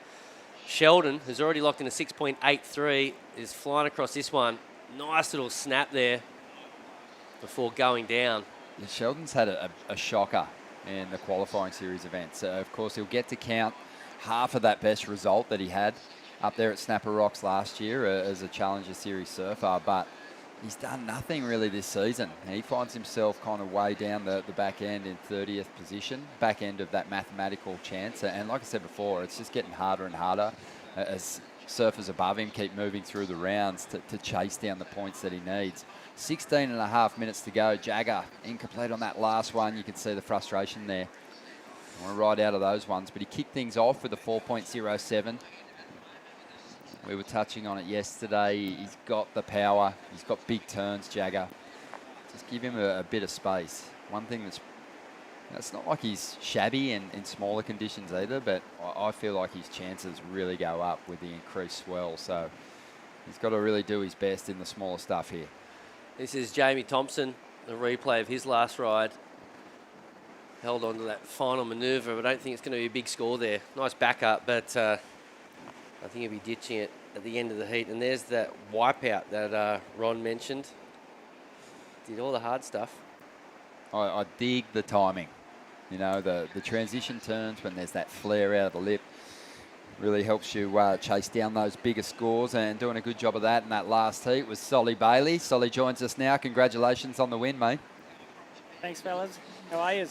Oh, loving our time. Now, you've had a pretty impressive run on the QS this year, mate, and good to see you getting a victory at one point there. But, what are your intentions? Because I know that you had a bit of a break from competition there for a while. I just sort of lost the love for it for a second. Yeah, definitely. I don't know. I guess I probably didn't lose the love for it. I just was a little unsure of where I was at with it all. After the World Tour year, I was probably, to be honest, I was on the verge of burning out competitively. I just felt smashed. But that little bit of time off really showed me what I love doing, and just super happy to be here and enjoying the process. And it's really cool, this new the new system where it almost feels like you're qualifying again. I kind of feel like I'm in Hawaii doing the whole last 2 events and trying to get on that World Tour in 2019 or 2018. It sort of feels like that to get on the Challenger Series. So mate. Well, enjoying that process. And if you're feeling like you're in Hawaii, everyone's in trouble, because we know what you do over there. You win big events. But, mate, huge jump up the rankings at the last stop, up 5 places. I mean, you really are giving yourself a great shot here. But how important are heat wins like that now, and just relieving the pressure of having to sit on the beach and hopefully watch other people fall over? Yeah, definitely. I truly think the very first heat of any event, no matter the competitors you have in it, is probably the hardest one. You're a little unsure of how you're going to compete, what processes you're going to take, and how your boards work under pressure and all those things. So getting the first one out of the way is always nice, and feeling good. Mate, how are you, mate? It's Mitchell Ross. How you doing, Sol? Good. Yeah, Rossi. How are you, mate? Mate, you mentioned boards a moment ago. I know it's something that you've sort of been, picking through over the last couple of years since you did drop off tour. What are you riding at the moment? What's working for you? I rode a LSD in that heat then, and it's working really nice. I just got it for this event, and then I've been riding through the rest of the series, Alex Cruz and Axod surfboard, and it's also been an absolute gem. I could pick between either of them, and they would both win heats, no worries, which is awesome feeling to have because anything can happen in a heat. You break a board or free surf, whatever.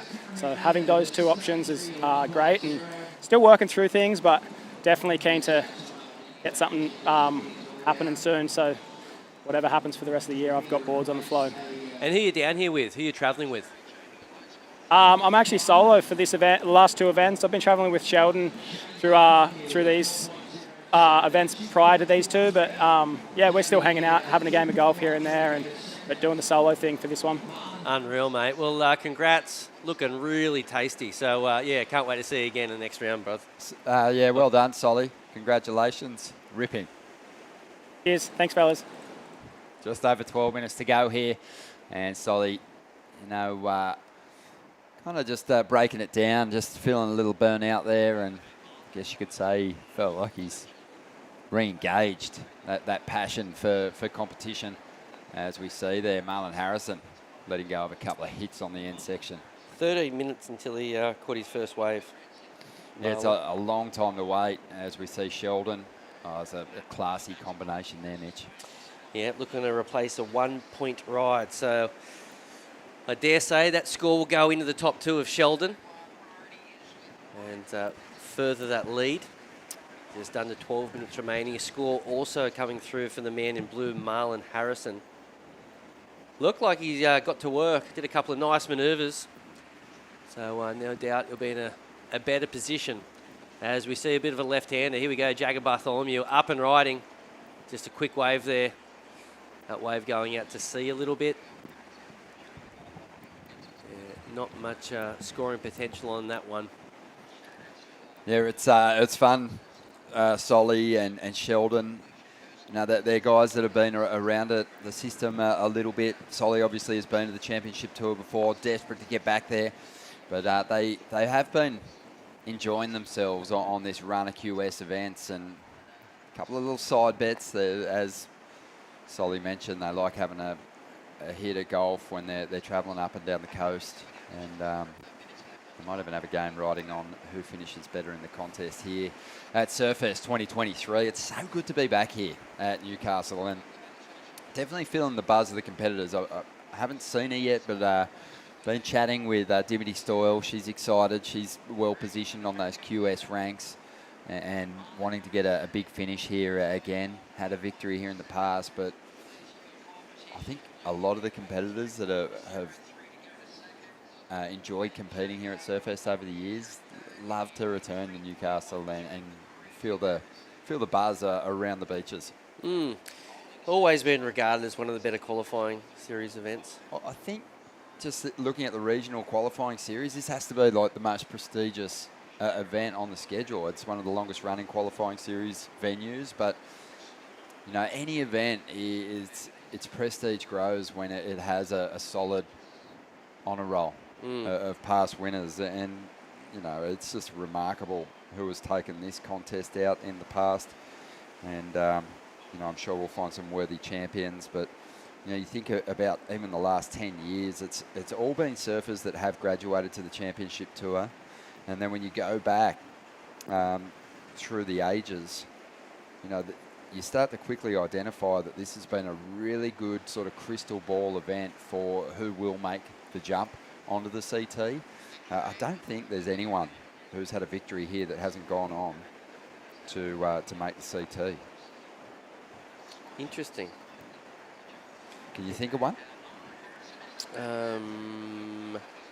Probably... No. No, I'll back that. I'll back that claim. Every single one of the competitors that have won this event have... Oh, is that the answer? Gone. So there's no one? Win. Yeah, I knew the answer. It wasn't a guess. I was just putting you on the spot. Yeah, so that's... On the men's side, that's... Wow. That's true, yeah. Pretty amazing. It's funny, I'm still trying to think to... Go on. To prove you're wrong, but yeah. You love to do that. There's only been a couple on the women's side too that didn't make the Well, Philippa CT. would be one, wouldn't she? Philippa's won. I feel like that's not very fair. Ellie Brooks had a victory here. But yeah, for the most part, you win here, you'll get onto the CT. So that's probably what's lured a few people who've already made the grade and got themselves onto the Challenger Series back here to Surfest, because you can't argue with the stats.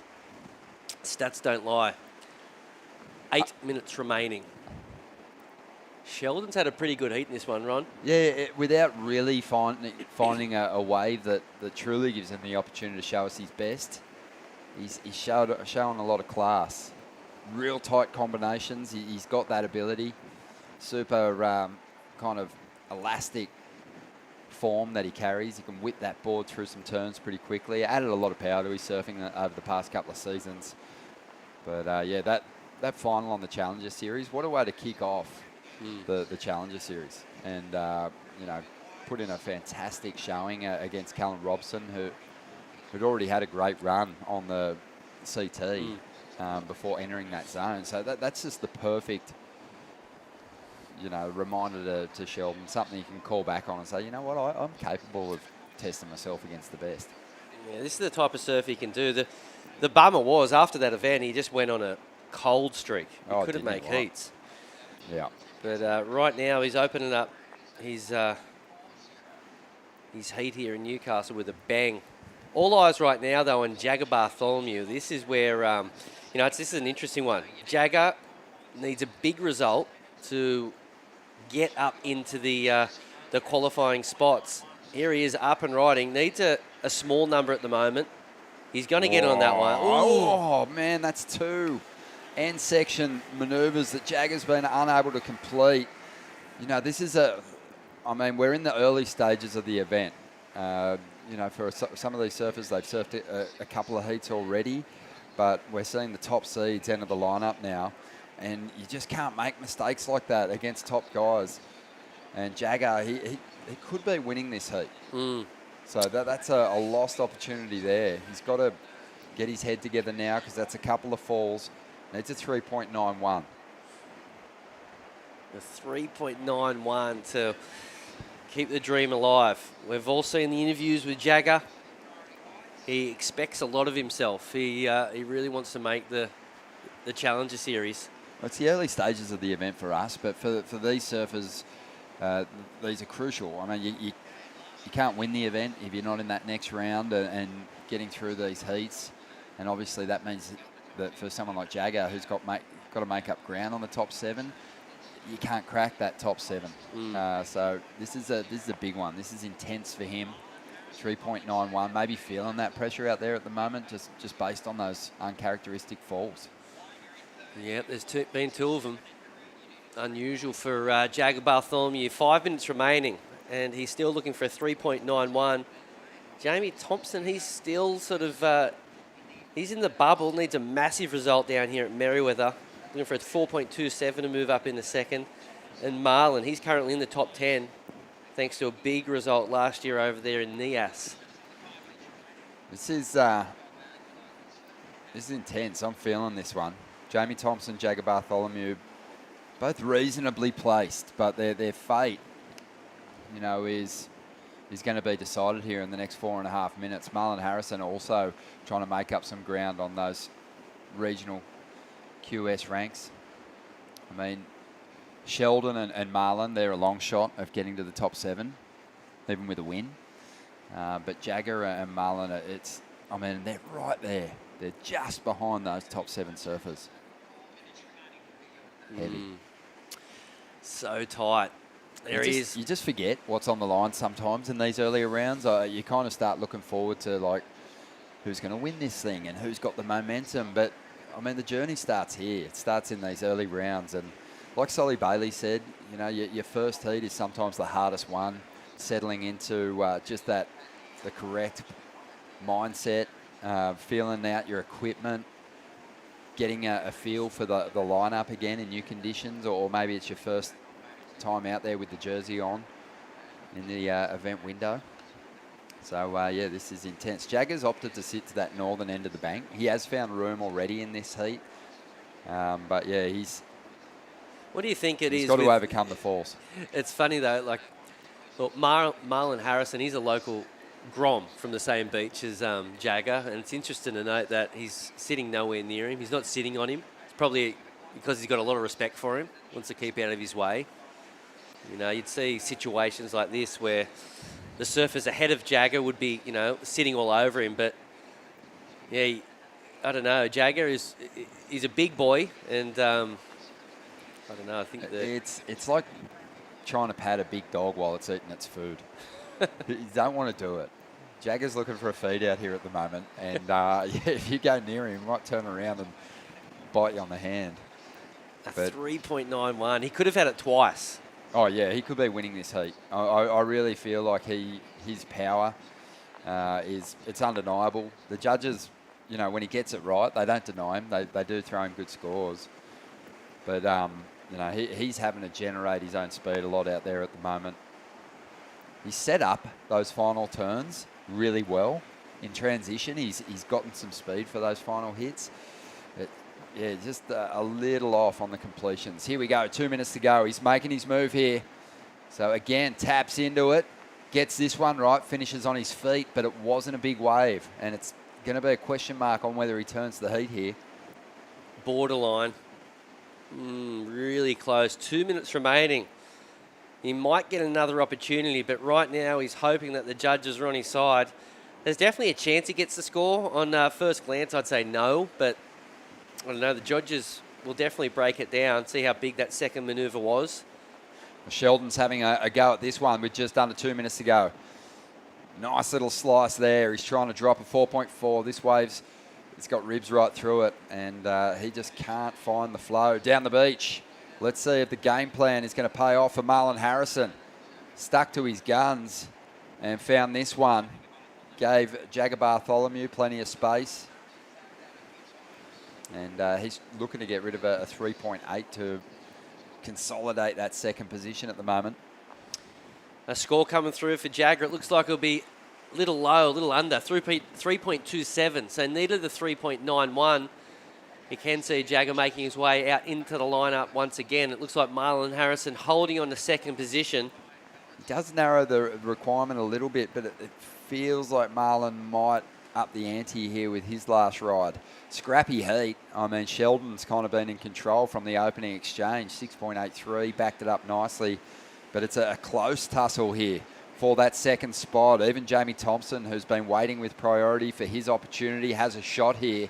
And is a 5.3. The score comes in for Marlon, 4.83. Jagger is now after a 4.93. Jamie needs a 5.3, and here he goes. Good looking wedge here. Nice snap there. Really aggressive. Would love another big turn. This wave's starting to fizzle out. 10 seconds to go. Jamie, razor sharp, whipping through some turns on the outside. We do have Sheldon up again. He's already solidified that number one position. But the battle for second spot's going to come to a close with Jagger Bartholomew left without an opportunity. And he'll be frustrated with the way that heat panned out. Jamie Thompson, well, he's got a score on the way. And he needs it to be a pretty decent one, 5.3. Do you see it going there? No, unfortunately, I don't What think... was it missing, in your opinion, if it doesn't get there? The second section just, yeah, it didn't work out for him. It was like a floating section, and just needed to stand up a little bit more so he could do a re-entry. I don't think it will be the score required. So Marlon Harrison lives to fight another day. Oh, yeah, the score's coming through now for Jamie, 3.63. Just didn't really feel like... even though it was crisp that first turn for Jamie, it didn't feel like it had enough in it to turn it and get him into second spot. So you're right, Marlon Harrison hangs on, but Sheldon, his solid work in the early stages is going to get him the victory here, and he'll move through to the next round. Stay with us, you're watching the Burton Automotive Pro.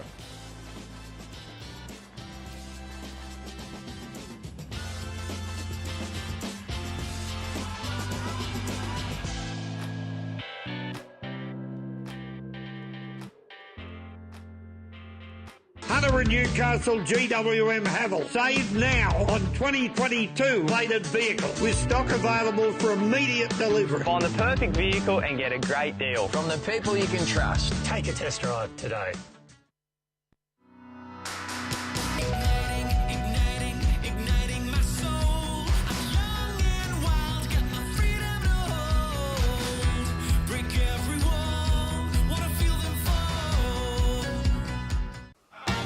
Wait!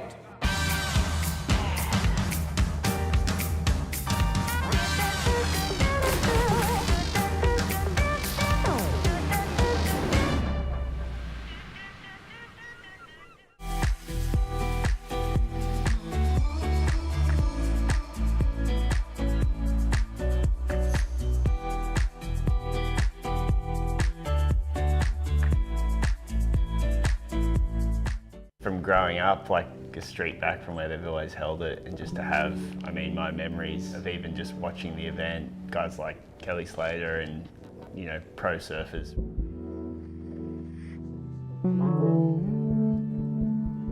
Just one of the first years I remember watching the comp was at Newcastle Beach. I was sitting like above the old skate park because we couldn't get down. The crowd like around the beach was so gnarly. I just remember sitting on this thing and seeing Kelly like snapping his board mid-turn, and then all the Groms like running down. Trying to get the board. One of my good friends at the time, Jake Sylvester, actually got the board.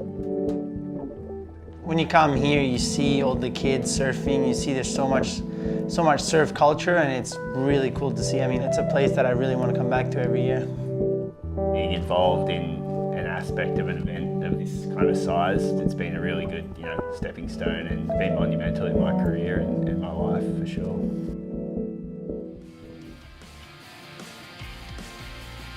Welcome back to the show. The Burton Automotive Pro continues with the round of 64, and we love this round because it's our first look at the top seeds, and we're seeing how they deal with the pressure of trying to hold off those underdogs who've come through the round of 128, through the round of 96 to earn their place here and to shake things up. And now we're going to see Kyan Martin. Oh, smooth. He's kind of held his line there. He's come via that Asian region as well. He's got Swedish heritage, but he's competing over there on their regional tour. So looking to wrestle some points away and give himself a chance at getting up into the Challenger Series ranks. Also in the lineup, Katut Agus, great surfer. Didn't he have a fantastic showing at the Sydney Surf Pro last year in the Challenger Series event? Really swift backhand Oh, verts. it's gnarly, yeah. You'd hate to surf against him in your opening round heat. Dom Thomas, he's been moving nicely through the rounds and gets a 4.17 to kick things off here. And Kaiki Yamanaka of Japan is out there in the green. As we look at some replays here on, this is Kyan's last sort of smooth little tail side there. Really, like if you did it in a free surf, you'd just be going, that was cool. That was interesting. Not sure how it's going to Pretty big score actually. Here. That's a big score for a tail slide. 2.83. Yeah, no, I thought it was a 3.83. 2.83, yeah, and then a 1 throwaway for Martin. But yeah, it does get him into second position to kick things off here. But yeah, we're seeing some pretty dejected souls make their way up the beach after losing out in this round because they're missing their opportunity to get themselves way up that ladder and into a position to have a go at the Challenger Series. So, you know, we offer our condolences, commiserations to those competitors that don't progress out of these heats. It's been a long and grueling QS campaign, as we see now. Dom Thomas looking to back up that opening score, and Wow. he hangs on for the finish there. That was nuts. Semi-local from just down south, Frenchman's Beach. Dom Thomas looking really good. 2 big turns on that last wave there. He's had a couple of great performances. A few days ago, he had a buzzer beater. He got the score right in the last 5 seconds or so. So been a great event thus far for Dom. And he started strong on this one, Ron. Yeah, that's right. Well, 20 minutes to go in this one. Let's hear from the man who took that last heat down. Classy performance, looking sharp, and his good mate progressed just before him. He's loving that. Sheldon Simkus, how are you, mate? Yeah, better now. That's it's done. Finished with the rashy for the day, so it's not Nice. a bad day. Yeah, mate. Solly was saying that quite often the first heat of an event is the toughest one. You got to overcome some nerves, figure out your equipment a little bit, and just find your place out in that lineup. Do you agree with that statement? I totally agree, yeah. I think you're spot on. Mate, did it feel like you're a part of a local board riders heat out there then? Yeah, I didn't realise until I think it was Tapper was mentioning over the commentary on the beach. So I looked around and saw a few guys that I regularly see in the surf. So yeah, it kind of made it a little more, I guess, fun in a sense. Sheldon, you come into this one in 30th position, and I made the mistake of thinking that there might have been a bit of a switch up in the rules, and you were going to be able to hang on to half your points from that runner-up finish on the Gold Coast last year, but they scrapped that. I got slapped in the back of the head by the administrators here at WSL, and yeah, that's not the case. So that means that a victory for you is possibly your only chance of getting into the top 7. How hard is it going to be to navigate your way through this draw? Yeah, don't worry, Ronnie. I'm just as confused as you are with the whole situation. But, I'm here to try my best and try to win the event and see where that gets me. Well, looking really sharp, mate. Obviously, the Challenger Series is really difficult, but you proved last year that you can crack a final. And for me, that was one of the best finals on the Challenger Series last season. How did it feel to go up against Callum in that exchange? Yeah, it's the Challenger Series. It's a whole nother ball game. It's you're surfing against the best other surfers from their regions, and you got to beat your best at every event. And I think I was surfing my best at the first event and got to surf against Cal, and we had such a fun, 35 minutes at Snapper. I felt like I caught about 35 waves in that final, but we were just going toe for toe, and I mean, that was, it's such a good highlight for me, and I wish I could have done that at another event, but I know I can do it, and I don't know what the go with this year will be, but I can't wait to get back there and compete in the Challenger. That's where I want to be, and that's the pinnacle of our QS. Most definitely, mate. Obviously, heading away on the Challenger Series gives you time to hone your craft and test yourself against those other surfers from different regions. But you come back and you also learn pretty quickly, I think, being around these events, that there's an evolution that happens on the qualifying series for those surfers that didn't make the Challengers last year. Are you sensing that in this region there's a swift evolution happening in the performance of the youngsters coming through? Oh, for sure. I mean, everyone's growing up, and all these heats, you got to be on top of your game and surf well to get through. So if you're doing that, you're making heats, I guess. Yeah, we've seen some standout performances from some of the youngsters, but you're still young, mate. You've still got plenty of time, and you're still alive in the draw. So best of luck as you charge on through. Thanks, fellas. Appreciate it. Yeah, he looks a cut above Sheldon, and even in a heat where he didn't post his best numbers. It just looks quick to me, and obviously has that variation, especially on his forehand. Yeah, his forehand's definitely his flavour. Growing up at Snapper Rocks, is it a surprise? Probably not. A 6.83 he had in that heat. So, when you say he didn't have a huge heat, you could nearly say I'm wrong. A 6.83 today is pretty good. It is pretty good today, but he's an excellent surfer. And I expect him to get up into the excellent range at some point in his run through this event. And he's got to pretty much go all the way, you'd think, because we knew that today, looking at the math, he was the last surfer with a mathematical chance. So that's probably going to require a victory here. 15 and a half minutes to go. Dom Thomas, been a bit of a revelation on his road through to this point in the competition. Some people have to surf more heats than others just based on their seed being a little bit lower, and Dom survived those tough opening rounds. And watching him, he's really, his strategy looks as though he's just going out and having fun. It's easy to say, but it's hard to do. And I think Dom, he's just getting out there and going for it. Held a leather, a big air reverse there. Yeah, this is so similar to the same sort of waves around his local beach break down in Frenchies. Really similar. So no doubt he's really comfy.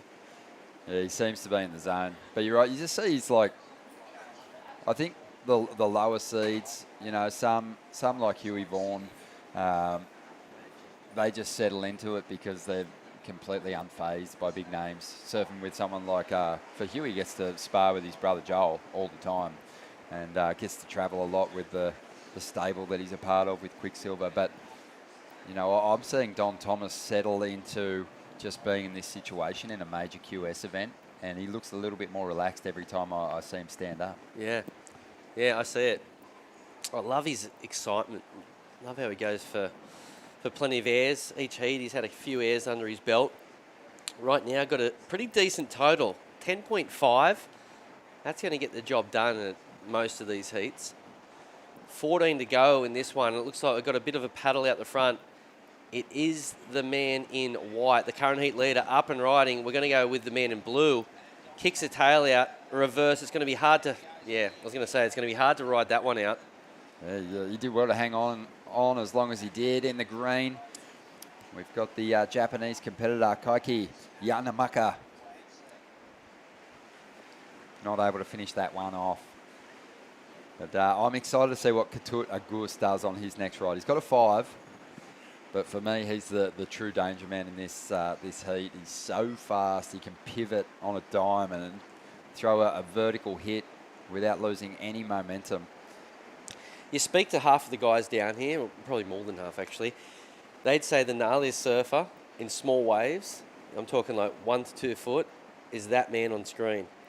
He's so electrifying. That's an air reverse right there, which is a nice little touch. But when he gets going, his vertical attack is something else, as we see. Oh, wow. That was brutal.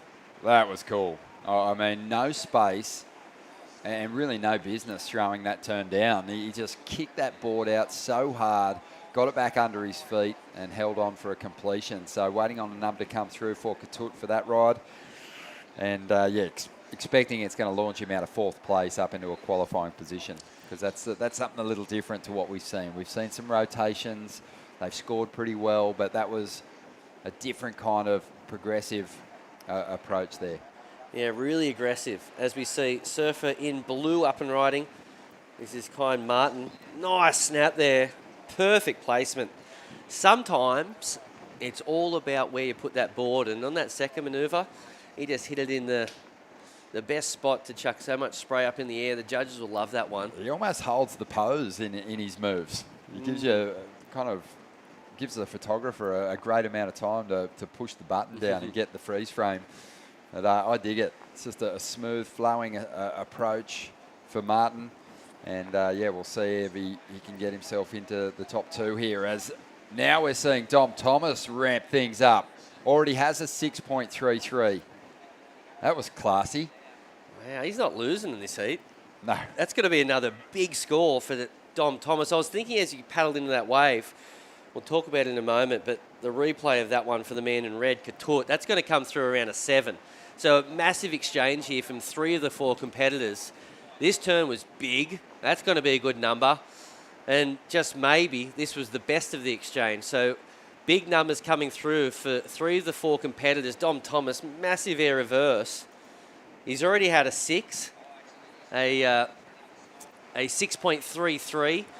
Ketut just dropped a 6.77 for that layback run. And it looks as though the last of kind was a 5.07.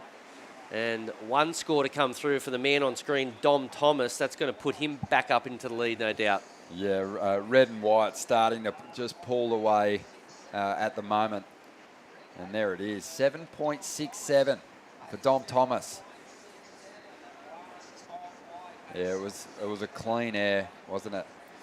Yeah, it was sick. Got some pop out of that section. As he was paddling into it, I was actually thinking, as we see a couple of boys identifying some sections, I was actually thinking, he's having a free surf to the left. Like, he's on the northern peak, and he's all by himself. He's already caught, 8 waves. 8 waves in 15 minutes. That feels to me like it's a free surf. Yeah, I think he's kind of thrown the wave selection thing out the window a little bit and worrying about connecting with a wave that's got multiple opportunities. He's backing himself at the big individual turns. I mean, he's still finding decent wallers. We see the replay of that last ride, but it's been the individual moves that have put him out in front, and he's well out in front. Ketut needs a 7.24. It's a battle for second spot, and the surfing that Ketut has done has really made the requirement pretty tough. for the man in blue and the Japanese surfer in the green there. So they are after pretty big numbers. Kaiki needs a 7.84. Kian needs a 6.71. And yeah, they've been hard to come by today. Yeah, some big requirements for sure. Yeah, hasn't been too many scores around the 8-point region, so the man in green has to get busy as we see the current heat leader go for a big alley-oop. Nearly made that one too. Unfortunately, just landed off the back of the wave, but really went for it. Dom Thomas, there's no stopping him. With 9 minutes to go, he's out in front ahead of Katut. Yeah, this has been a really strong performance from Dom. Also considering that he's the one kind of moving through the rounds, having to fight his way through each heat. He's done very well already. Also want to give props to Burton Automotive, getting behind the pro once again. Maitland and Port Stephens Toyota, proudly part of the Burton Automotive group. And yeah, you see the fleet rolling around the event site. They're behind a lot of the surfers in the area, which is fantastic to see as well. Absolutely. Good times. 8 minutes remaining here. Let's see what Katut can do. I mean, he's not going to even look at a wave really unless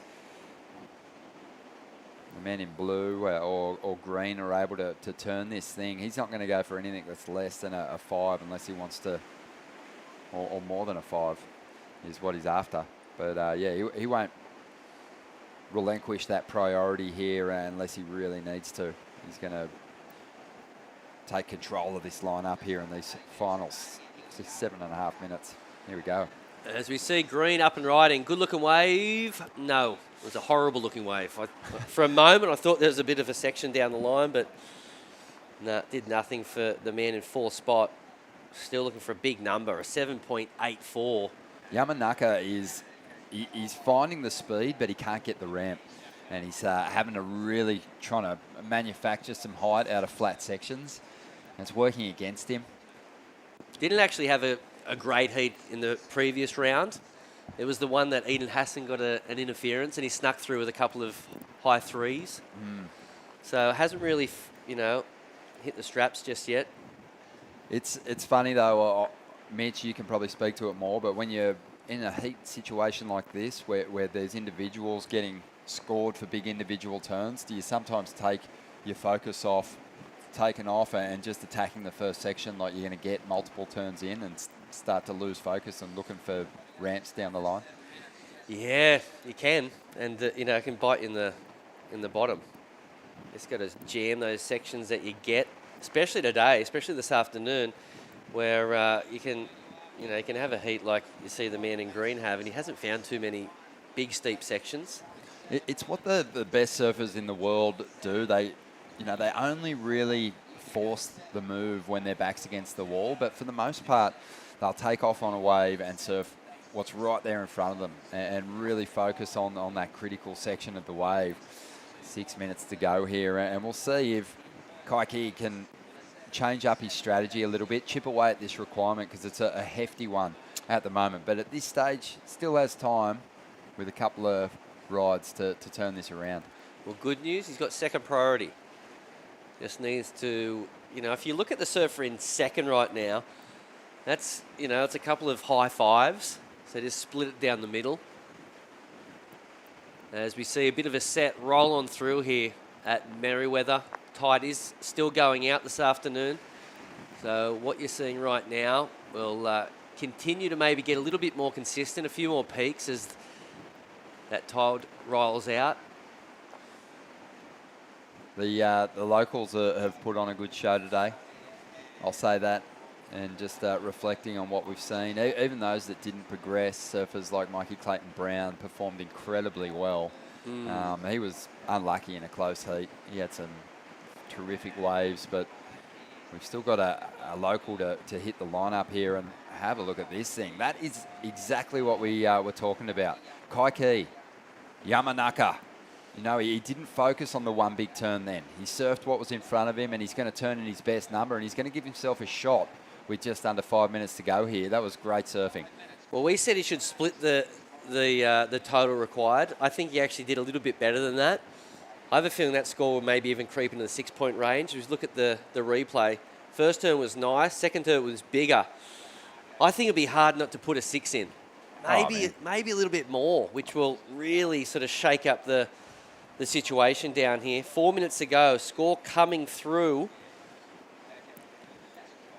Yeah, that was really solid. Power surfing, a big finish. Thumped the end section. Drifted that tail too. So it wasn't like it was an end section hit where he left anything in the reserves. He really kicked that tail free, and the judges, they just picked up the knife and fork and just dined out on it. A 7.13, and you're right, he's hammered the requirement. Beyond halved it, and he's only after a 4.64 with just under 4 minutes remaining here. And here he goes again. Looks like a pretty small wave. Let's see. Going to get busy on this one. First turn was a little bit rushed and a little bit sticky. He knows it. He's out. Goes down 3.5 minutes remaining. And it's good to keep your eyes on the man in green as we check out the replay here. I don't even know if he surfed this wave perfectly, he was going to get the score. It was a really average inside corner. As we see Katut, now he's trying to break away. Currently in second position, first check turn. Second turn got engulfed by the whitewash with 3 minutes remaining. So down to the business end of this heat, it is Dom Thomas out in front. Katut Agus in second position, holding onto that second spot at the moment. And Yamanaka owns the second highest scoring wave of this heat, the 7.13. Needs to ditch the backup score and replace it with a 4.64. Yeah, Katut's well out in front on the Asian regional rankings. As we see a replay of that last ride. Just threw everything into it. Kind of came down on the tail of his board, which stabbed into the whitewater, and he wasn't able to ride out. But yeah, Kian Martin, he was in fifth position. So this is a really important one for him. And then Yamanaka, he's a little further back in 24th position, the Japanese surfer. So we know there's only 5 spots to go for that region, along with the wild card. Katut's got the momentum. He's sitting up on top of the ladder. He should be pretty sweet, but he doesn't want to risk it. But Kaiki has a huge opportunity. Don Thomas throwing everything at it out there. And, I mean, he's sitting in a great position. He can afford to really throw everything at it. But he's going to put himself to the back end of the priority order. I don't think it's going to matter. It's the battle for second place between Kaiki and Katut Agus here. Yeah, it certainly is. With 90 seconds to go, Ron, a battle for second position. Kian Martin, as you said, Ronnie.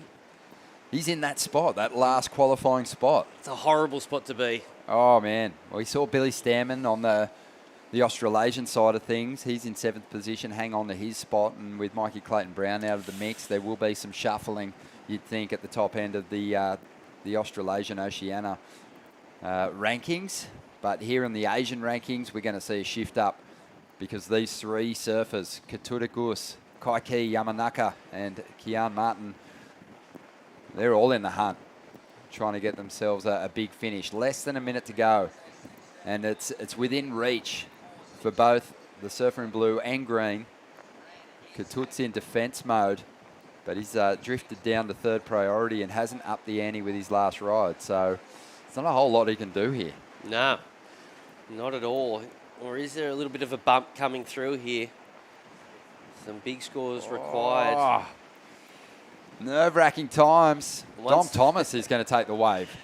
He's just having a ball. Yeah, just a float. Not going to factor into the heat, but it's a solid finish to what was a great heat for the youngster. 7.67, 6.33, couple of big airs. Kian Martin, well, he's just going to run out of time here. After a 6.71, Kaiki Yamanaka not going to get an opportunity again to chase down that 4.64. And Katut Agus, the current #1 on the Asian regional rankings, is going to hang on the 2nd spot and move on through to that next round. We're going to go to a break here at the Burton Automotive Pro. We've got 2 big heats still to come. Hiroto Ohara is out there next. We're going to bring in Vaughan Blakey and Beck Woods for the call.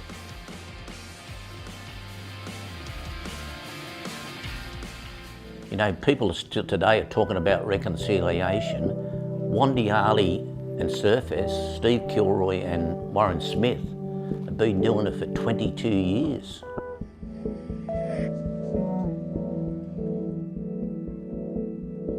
It used to be a program, it was the Corys versus the Coppers. Coppers couldn't beat the Corys, so then they brought in the Fireys and the Ambos. That's how it all started. The Indigenous Surf Classic, it's just growing and growing. We had them from Western Australia, everywhere. You know, one guy comes here and he just scrapes a few dollars together, he sleeps in his truck down on the side of the road. You know, that's the sort of commitment that these fellas have got. You know, I just tell them, you know, it's not about who stands on the podium at the end of the day. It's having the opportunity and to take part in the event and take what was special here back home and remember it forever.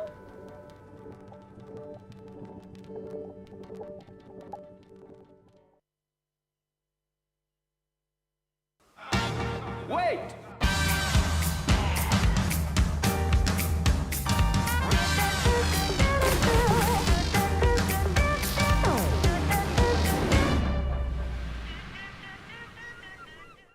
Hunter and Newcastle GWM Havel. Save now on 2022 plated vehicles. Find the perfect vehicle and get a great deal from the people you can trust. Hunter and Newcastle GWM Havel. Take a test drive today.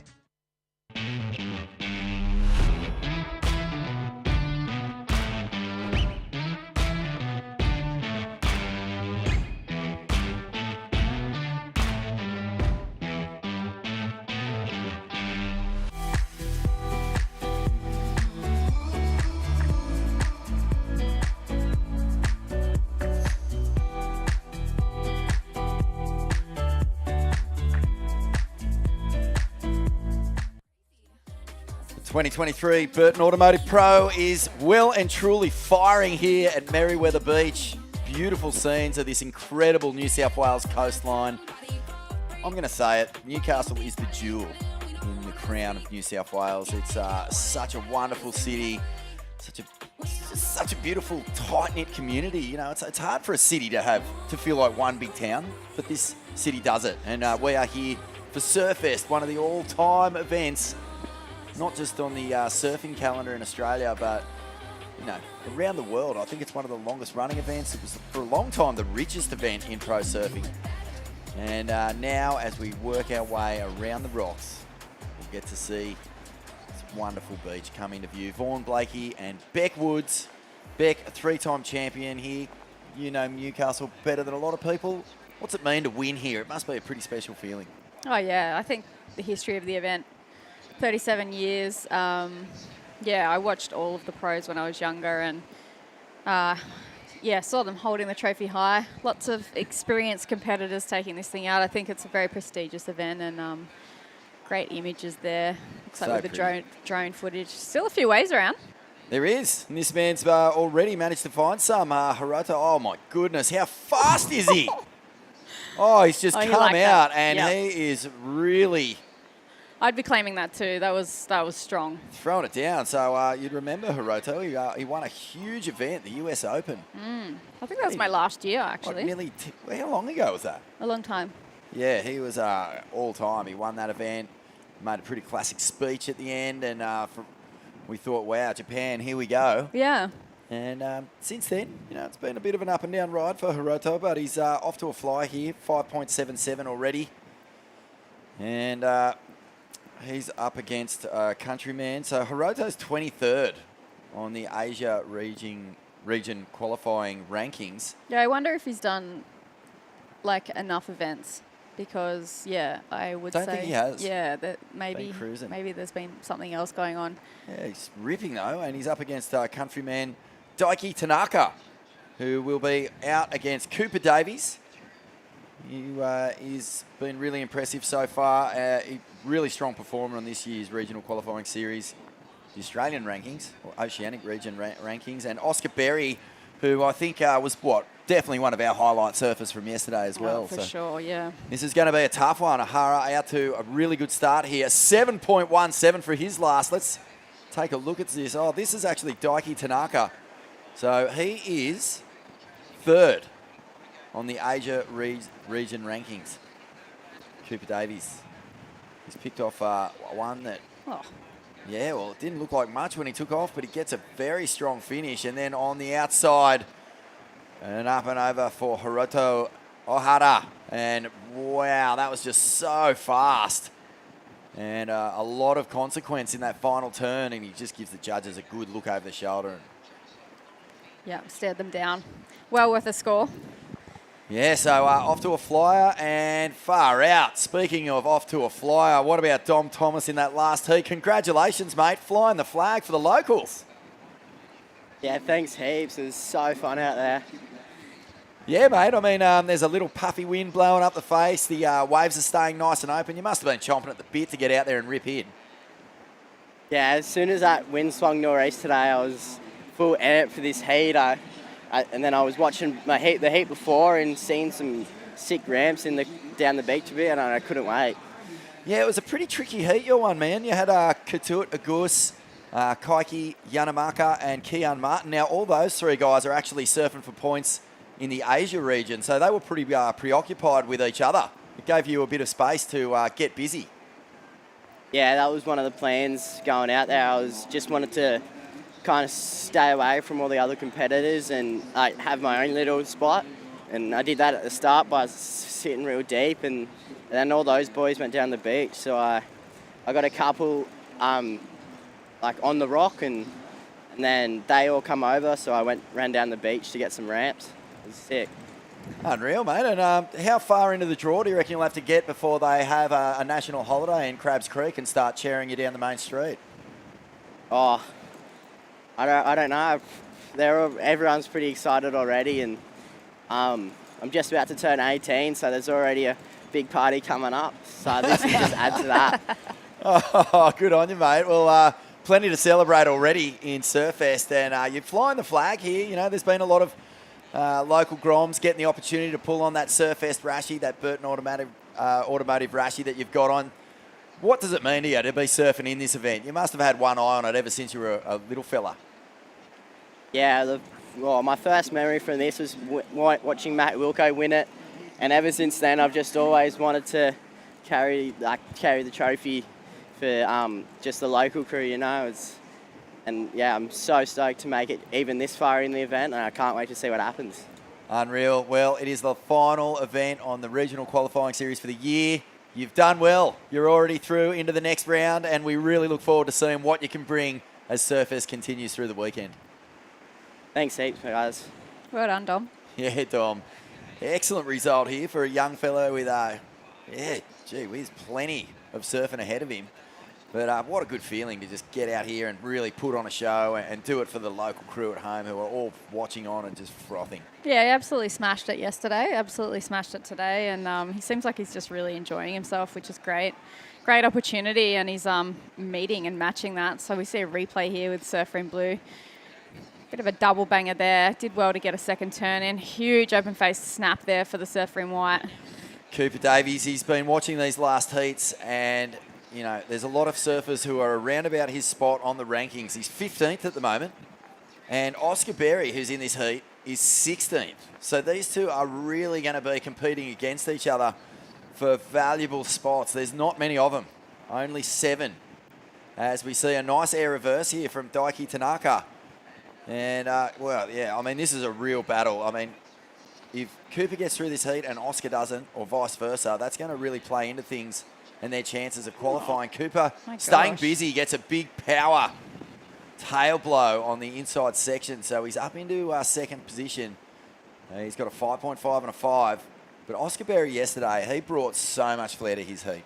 Yeah, it was the first time I'd seen like a full heat of Oscars, and it was unique the way that he approached the lineup, and even a lot of his like technical variants in the air was interesting. I haven't really seen a lot of flair like that for a while. So Yeah, 15th and 16th on the QS Oh. with the Aussies.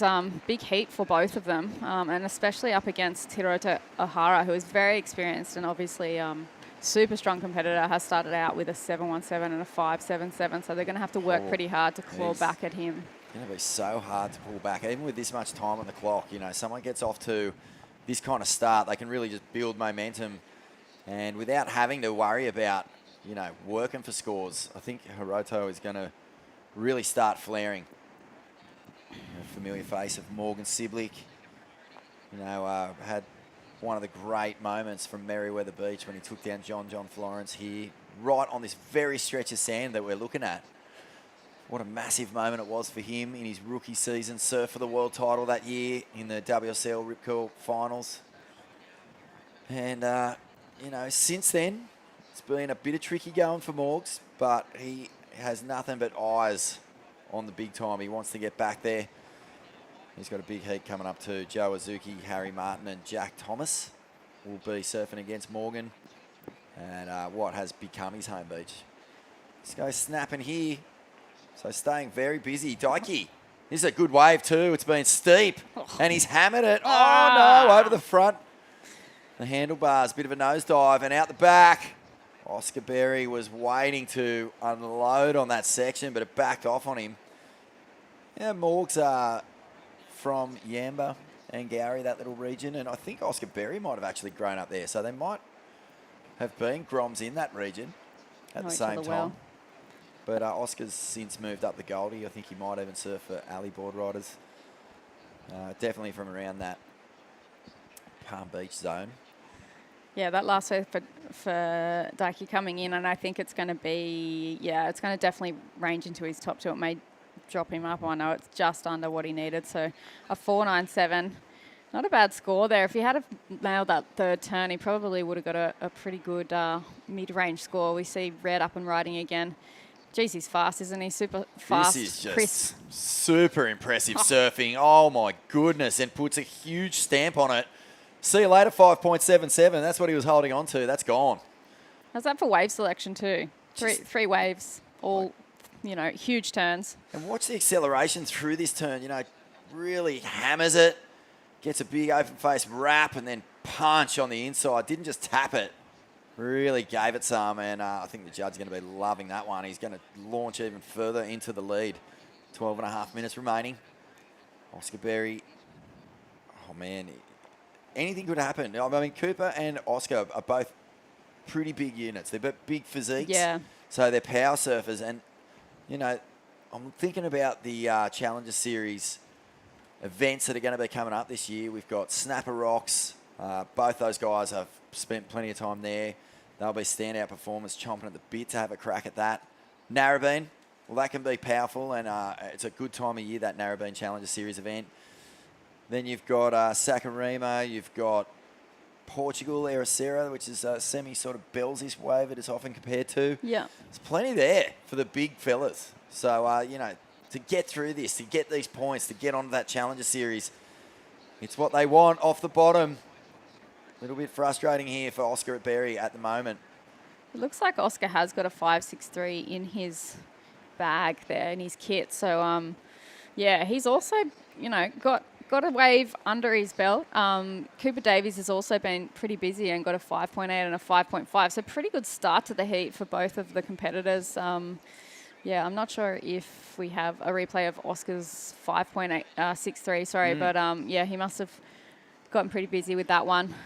So yeah, both keeping themselves in the heat, and they need to, sitting at 15th and 16th on the QS, right on top of each other. They've had a fair few results up and down the coast. It looked like Oscar Berry had a 5th at the Tweed Coast Pro, possibly a 5th at NEAS as well. Cooper Davies made a final, got 2nd at the Great Lakes Pro. So yeah, the boys have been busy, and it seems like a really solid little competitive circuit. Oh, it's been incredible. And this guy is, you know, keeping pace here. Daiki Tanaka, he's sort of holding on to that third position, trying to push into the 5s. Oscar Berry is sitting on a 5.6. So, yeah, as you say, you know, he's well placed. Needs a 5.68 to get up into second. This heat has been, all about Hiroto at the moment. He's found the gems. He's attacked them.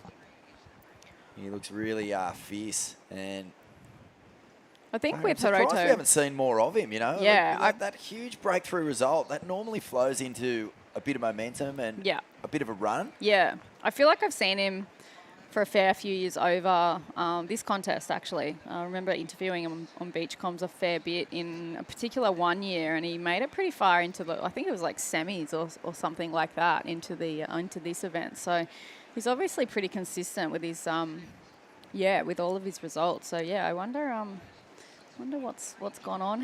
What's his highest placing on the QS? That might be something I'll have to go and check out. But he's certainly gone to town at the start of this heat. Here we go. Oscar Berry loads up off the bottom. He can throw him. And this one, he over-rotates. Gets caught on the tail. 9 minutes. I mean, it wasn't a big wave, so I don't know if he'll really be feeling like he missed an opportunity there. Yeah, it was close. 5.68. I mean, it was a really impressive turn, wasn't it? Yeah, it's super so high. cool that he's got that in his artillery. He can actually give the Hail Mary a shot. Not everyone has, that much comfort in the air to be throwing sort of big turns like that. Yesterday, he was sensational. One of the photos of the event so far, actually. Check it out on his Instagram. It's really cool.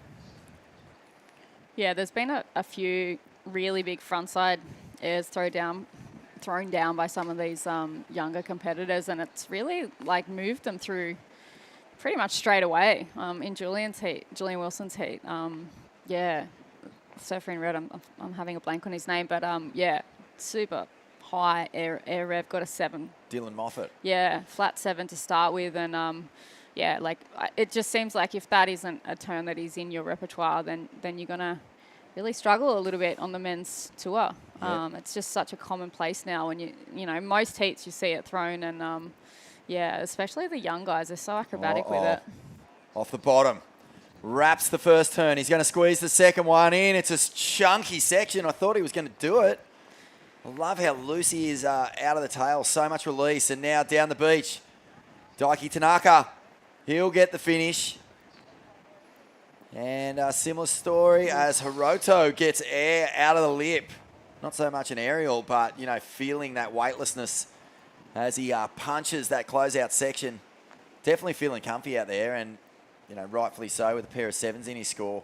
Joel Vaughan, another standout with a big frontside rotator today. So been some pretty amazing aerial theatrics. 7 minutes to go, and Cooper Davies is holding it down. He'd definitely be very wary of Oscar Berry.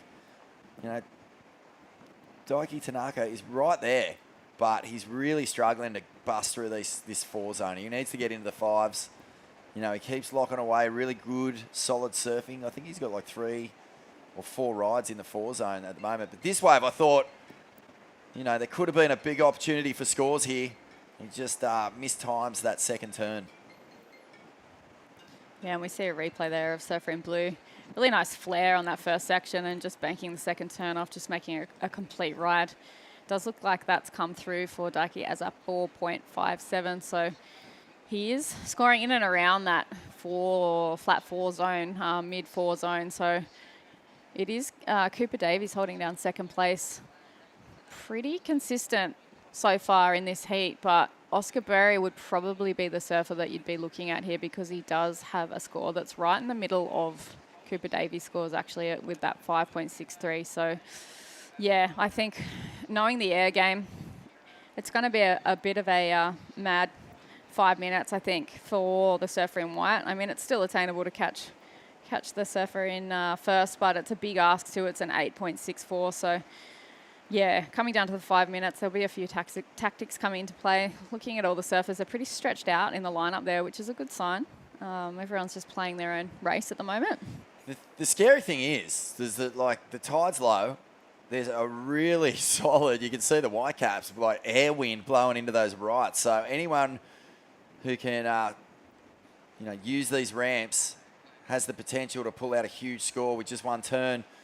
And again, a really good surfing from Daiki Tanaka. His timing's good. He's just not getting those waves. And I think he needs to be a little more explosive if he wants to go deeper in the draw here. there's a big difference between what Hiroto's doing and the way that Daiki is surfing. But, I mean, there's plenty to like about what he's doing. If he can just push it that little bit harder, he might be able to get the score that he needs. But it's Oscar Berry, isn't it? Like, that's who we're watching. It's Cooper Davies and Oscar Berry. And Cooper's in the zone. He knows what he's got to do to improve his situation. Anything higher than a 5.5, and he's going to make life a little trickier for Oscar. Time will start becoming a factor. But you know that Oscar's looking at these, bowled out waves. That last set was probably the most... I'm almost thinking it was one of the drainier, taller waves we've seen. So, it had plenty of juice. Yeah, and just a bit of a mistimed. Yeah, it looked hard, and when the Newcastle kind of bank does come back at you like that, sometimes you do feel a bit rushed. I've certainly copped a flogging on a fair few waves here because you're kind of reading it and you think I'll do a quick kind of check turn and then I'll come up and hit this section, but sometimes it just monsters over the top of you. So I think Oscar's on the move here, but it is White who has main priority, so he may tactically start following him a little bit. This is it. This is where the tactics come into play. Cooper's got priority. He was paddling towards Oscar and he's gone the other way. So he saw an opportunity to sort of consolidate that lead. Now he starts to move over. And it's hard because you've got like the surfer in blue down the beach and then you've got Oscar up here, so he's got to make a bit of a decision, and I think, holding priority in that situation, it looks like he's just gonna pick being a little bit closer to Oscar and take away possibly some opportunity off him if something comes through in the lineup, another set comes through. But there is still 3 minutes remaining, and in a wind swell, look at this, gives you plenty of opportunity. Cooper knows Oscar. These guys would really love each other's surfing. As I said, quite similar. They can both rely on the rail, but they've both got fireworks when they need it. And so he's getting right up there. He's going to sit on Oscar because he knows that he has the potential to do it with one turn. And, as we've seen, Oscar has found a couple down here. Yeah, he's got the sneaky side section there. But, wind swell. Lots of lumps and bumps out there. And, it is a surfer in blue. It's called the most waves. But, hasn't really been able to break that 4 barrier. Daiki is sitting in third. We see a bit of a left moving through here. Oh, well, I think that might have been a sell. He was trying to get Cooper Davies interested just to free up a bit of space. And, wow, well, this is real cat and mouse stuff, isn't it? Yep. Cooper's hanging right on Oscar. And this is the thing. You've got to know. You can't just block him off anything. Nah. You've got to look at the wave and go, okay, there's a chance here for an air, so I might go. I'll eliminate the risk. But Cooper's really just staunchly not being sold into anything that won't provide the score, and, And the paddle rules are changing a little, like every kind of year, I find, because sometimes it was like you had to make a really concerted effort to paddle, like really aggressively, and now sometimes it can be just like a slight paddle or a slight interest in the wave, and sometimes they'll flip the priority. So it's been interesting seeing even just those little nuances change. And well, I think back in 1988, feeling Tom Carroll got an interference just for looking at a wave. I'm almost positive that's what happened. He made a slight motion towards it, which you weren't allowed to do. Oh, really? Yeah, so there you go.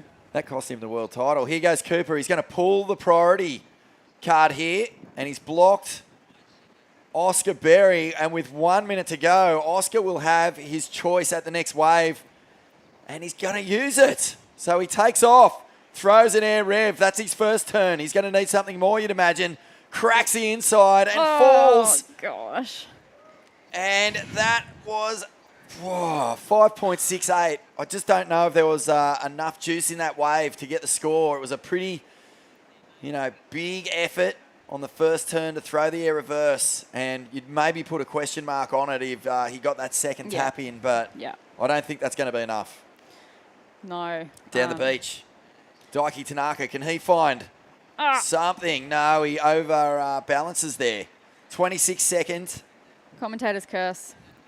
Did I curse him? No, I think I hope not. Just you do by even calling it half the time. But he's up again. Here we are. Let's see. He throws the air revo, but he loses that one in the air. So Cooper Davies has surfed not just a powerful heat in the early stages, but a smart heat as well. You know, he had to get over there. Probably didn't want to use the tactics to block Oscar, but in the end, it worked for him. But it is all about Hiroto Ahara.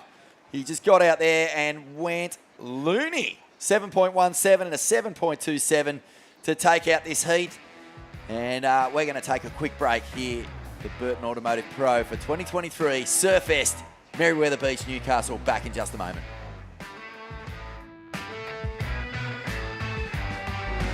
For those that are renewed by the warm sun, fresh air, and awakening winds.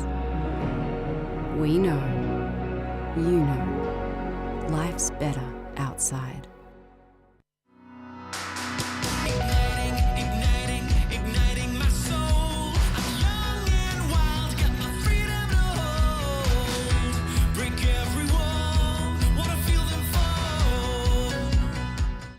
Hunter and Newcastle GWM Havel. Save now on 2022 plated vehicle with stock available for immediate delivery. Find the perfect vehicle and get a great deal from the people you can trust. Take a test drive today. At Speaking in Colour, we go from the classroom right through to the boardroom. We bring together people in programming and in training, Aboriginal and non-Aboriginal, in a spirit of reconciliation.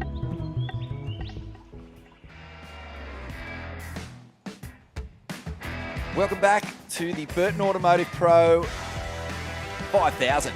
This is the last event of the Australasian Qualifying Series, Oceanic region, and big results coming through with every single heat now. We just saw a pretty insane battle between Cooper Davies and Oscar Berry, 15th and 16th on the ratings, both trying desperately to keep getting the points needed to hit that Challenger Series. And it was Cooper who ended up finishing second. Oscar, unfortunately, eliminated. There were two Japanese surfers trying to get the points for the Asia region. And that was Hiroto Ohara, who took that one out, with Daiki Tanaka, his year coming to an end. I think he's still in third place on the rankings at the moment. So top 5 go through from the Asia region, top 7 from the Australasian Oceanic region. But Beck, it's been a huge day. We have had women surfing today. We've cruised into the round of 64 for the men's. And we've got so much coming up. The Speaking in Colour Women's Pro will be kicking off again tomorrow, I believe, with round of 32. And here we are with Morgan Siblick, who will be looking to hopefully get through this heat as well into the round of 32 for the men's. Morgie does really not need any introduction. He was just a superstar. He is a superstar here at Merriweather. He had such a radical rise to fame. And what do you love about this wave, Beck?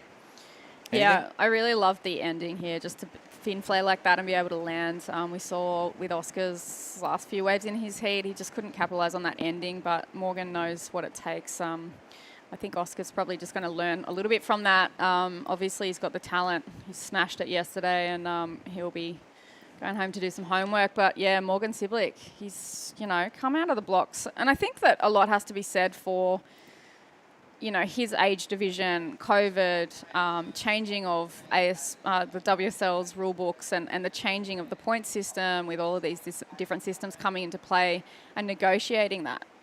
Somebody's got to go through that when things come through and things change and series change. And I think a lot of these younger guys are negotiating that really well. Sometimes you get in your head what you need to do and what's happening and what contest you need to do, and then all of a sudden, the systems change. So I think that didn't really happen in my career. So they seem to be negotiating it, really well. Morgan missing out just at the end of last year on the Challenger Series. Did he end up 12th on that? He did, yeah. So he, it's tough, isn't it? At one stage, he was surfing on the World Tour for the world title. The next year, he misses that cut. He goes back on the Challenger Series, misses that cut. And only just, a couple of heats here and there. And it's a lot. It's a lot to take on. But, he's a fighter. And I think that he's at his best when he's fighting. So, there's no stress in Morgan's act now. He just has to get out there and attack. And that's when we see his best surfing. So looking forward to seeing what he brings here. This is his hometown event. He doesn't have to be surfing for points in this one. He's already on the Challenger Series for 2023. So we'll be seeing him at places like Snapper, Narrabeen, Ericeira, Sakurima, Bolito. All these events coming up in that just announced Challenger Series. But, yeah, so he surfs in this one because when you're from here, you want to win this comp. It's a big deal. Like, you know, we've only 100%. seen one local surfer on the men's side at least win this thing. I think in the women's, Philippa won it. Yep. Michelle O'Donoghue won it. Yep. And you won it. Kind of You local. count yourself as a local? I mean, I live here, but I haven't done the minimum 20 years yet. So, Oh, okay. Yeah. Yeah. Yeah. Well, Morgan lives here too, so, you know, he would love nothing more. And you can see there, witness the rise of world champs. This is where it can begin. Big rolls, and let's see what Morgan can do. Oh, instant power, and really gets plenty out of the back of that. Even that last turn, you know, it was a mistake. Yeah. But having the skill to just ride out of that, not just bail on it, Yeah. it just means you're not getting penalised. You won't get any points for it, but you probably won't get penalised for it either. No, he's looking very mature in his approach, and yeah, the power in that first turn, that's nuts. Just extending. And Morgie, you know, a crowd favourite. Such a character. Been getting to know his story on Make or Break. It's been a good show, hasn't it? It is a good show. Yeah, I get a bit anxious watching it.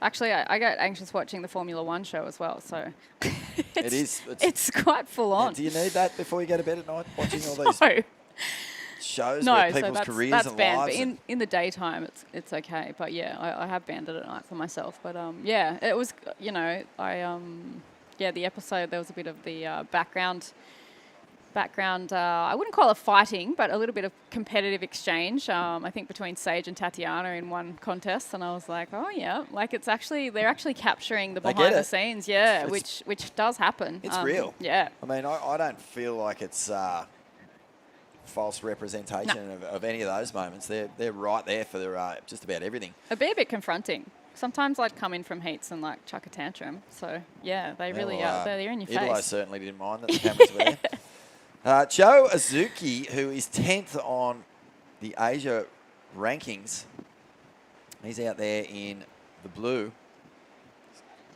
Yet to get a wave.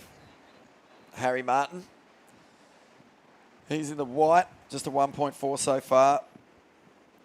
From up there, Burleigh, Palmy region. And here goes Joe. Oh, Ooh. Quick in and out for Joe. Joe's sitting in 10th, so he'd be chasing a few of those guys.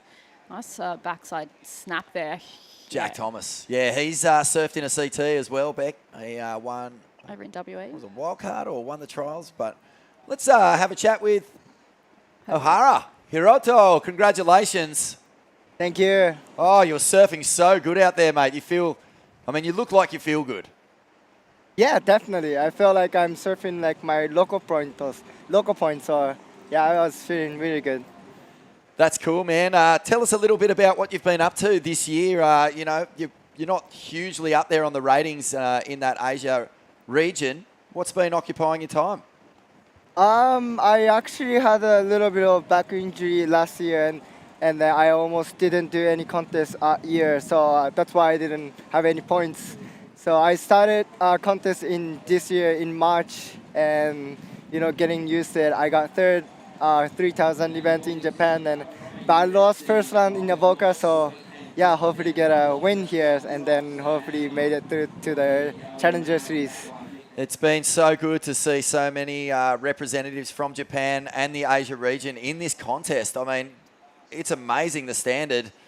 Do you think you can do it, mate? Can you get a good result here? I mean, you've got a lot of really good surfers you're battling against in there. I know. There's a lot of surfers in Japanese, Indonesians, of course, Aussies. But you know, if you can't win here, you never can win in Challenger Series. So yeah, I'm definitely looking forward to win this event. Hey, Hiroto, what's been your best event in Newcastle? What is it? What is Sorry? what is your best event in Newcastle? What's your best finish here? I made round of 16 or a quarter. Yep. I made a man once, And yeah, I love this place actually. I love the wave. It doesn't matter onshore, offshore. Yeah, so yeah, I can wait to surf again. And we'll let you go, mate. But yeah, I just wanted to ask you quickly. You know, it was quite a while ago when you got that big breakthrough win in America. How do you feel like you're surfing now compared to then? I feel like in that last heat you were just looking as sharp, maybe better than ever. Yeah, of course. You know, that was like 7, 8 years ago. I was like 18, and then I just young, like little kids. I just surf whatever I can, and then just won the event. So now, you know, I had a lot of opportunity to surf, and I got a lot of experience now. So yeah, just having fun and hopefully get a result here. Unreal, mate. Well, fantastic performance. You really dominated that heat. We look forward to seeing how deep you can go here at Surfest. Thank you so much. Congratulations to Hiroto Ohara. Really smashing that last one. Really solid performance. 14-point total. And, yeah, a couple of sevens. Really attacked it, didn't he? Yeah, I seem to remember that event. Yeah, possibly the year he made quarters, and he was smashing it. I was like, yeah. And then, yeah, won the US Open. I think it was the year that maybe Baron Mamiya came out for the first time too, and I was watching the men's, and I was just like, oh my gosh, they're killing it. Interesting to hear he's had a bit of a back injury and has taken some time off. Doesn't look like it's affecting him too much right now. Oh, back injuries are the worst. They're just so niggly. Yeah. You know, you just can feel like you're better, and then you surf and you just get this niggle, and it just stops you from really being able to, you know, attack things with confidence. Yep. Check out these scores that have dropped while we were chatting with Hiroto there, Beck. 7.5 for Morgan and a 6 for Jack Thomas. So the Yelling Up crew will be frothing on that. And on the inside now, Joe Azuki. I remember seeing this kid surfing in Taiwan. I went over a few years ago. He was easily the smallest person in the draw. I think he might have been 13 or something when I first saw him surfing. But, you know, here he is in this 5,000. And a beautiful backside attack here. That was solid. Solid combo. Jack Thomas, he's, as I said, surfed at the CT level. And this is Morgan's 7.5. And, oh, yeah. Drop wallet there at the end. Bit of smooth variety there for Morgan. And, yeah, 7.5. That's a big score for today. It is. It's not even going to the air either. So good to see that they're still rewarding some old school hacks. I like that. Morgan has this ability to hit a lip and it stays hit. You know, he's never just sort of cruising up and over it. He's a real destroyer. And that's been one of the real standout aspects of his surfing. I know he's been working on his air game and stuff, but I just love it when he, you know, gives it the big uppercut. Yeah, it's got a nice, you know, a finished fluency to it. And I think, like, for how old he is, it's really well polished. You know, it's something you'd see in some of the older guys in their 30s down at home. I used to watch all of the older crew and just how they would finesse their turns. And, yeah, I think Morgan's definitely got that, you know, that maturity in his surfing at such a young age. When I was a grom, hitting the lip was a big deal.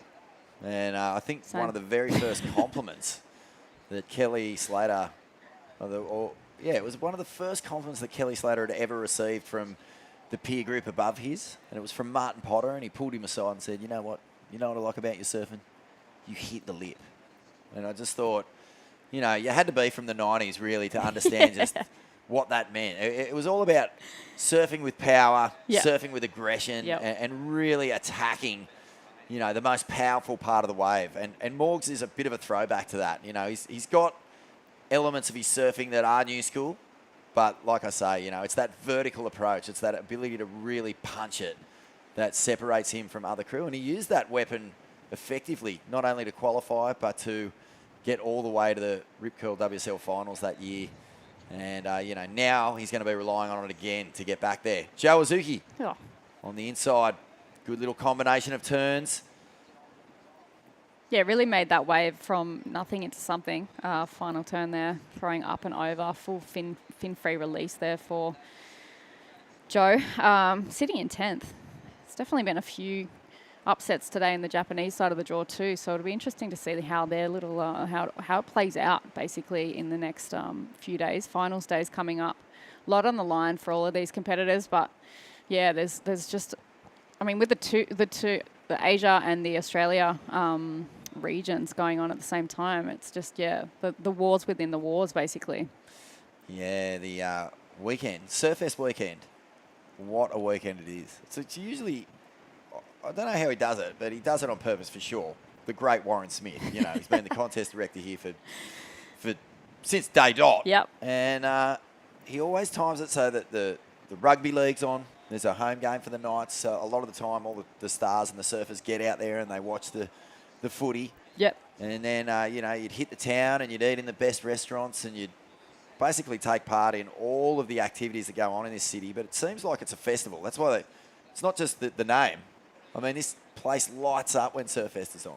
Yeah, and I think it's also like... I always found it hard to go for a surf. Oh, yeah. When the comp was on. Oh, yeah. Did you see it yesterday afternoon after the contest? There was like 900 guys out. Yeah, you look at all the crew out there and you're like, I might go into town and see what's happening. Yeah, I might go have a snack. Yeah, they you know, and also like the other events that are on around, like the Indigenous Classic that was actually able to run this year because of the sponsor of the women's event, speaking with Colour, they stepped in and there was money donated to that event, and so that event ran, and then there's a whole bunch of other events that run alongside this, and it goes on. It is a full festival, like almost a month of it. So we have just had the supercars here, so it's all been happening.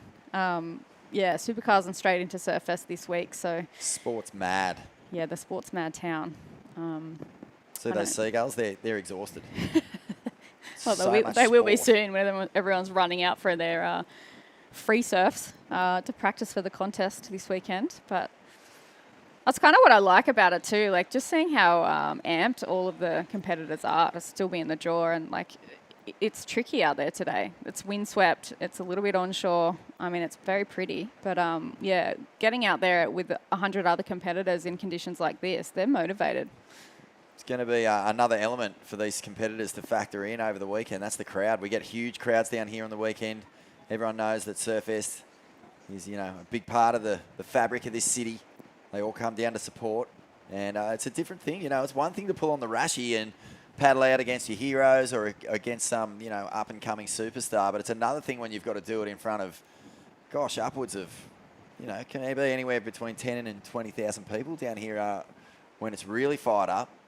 So that's going to be, you know, just that extra element. It brings atmosphere, excitement, that real stadium feel to Surfest. It's one of the rare events where you can really get that amphitheatre cranking the noise because, you know, it is a steep little cliff. There's a bit of a promenade, a boardwalk where everyone gathers and then they spill down onto the beach, and it's just so cool. I remember when the CT was on, you know, the high tide, there was almost no sand. There's so much sand on the beach right now. But yeah, there is. You know, when the CT was on, there was no sand. It was right in on the rocks. And surfers were finishing and basically right in everyone's faces. And so all that noise that the crowd was making was really feeding into the adrenaline that everyone was experiencing down here. Let's stick with Jack Thomas, who gets a first turn up. A little stuck. Mistimed this one. He's down in third. He's got a 6. Somehow he needs a 4.06 to get into second. So Joe Azuchi has been busy. 5.73 and a 4.33.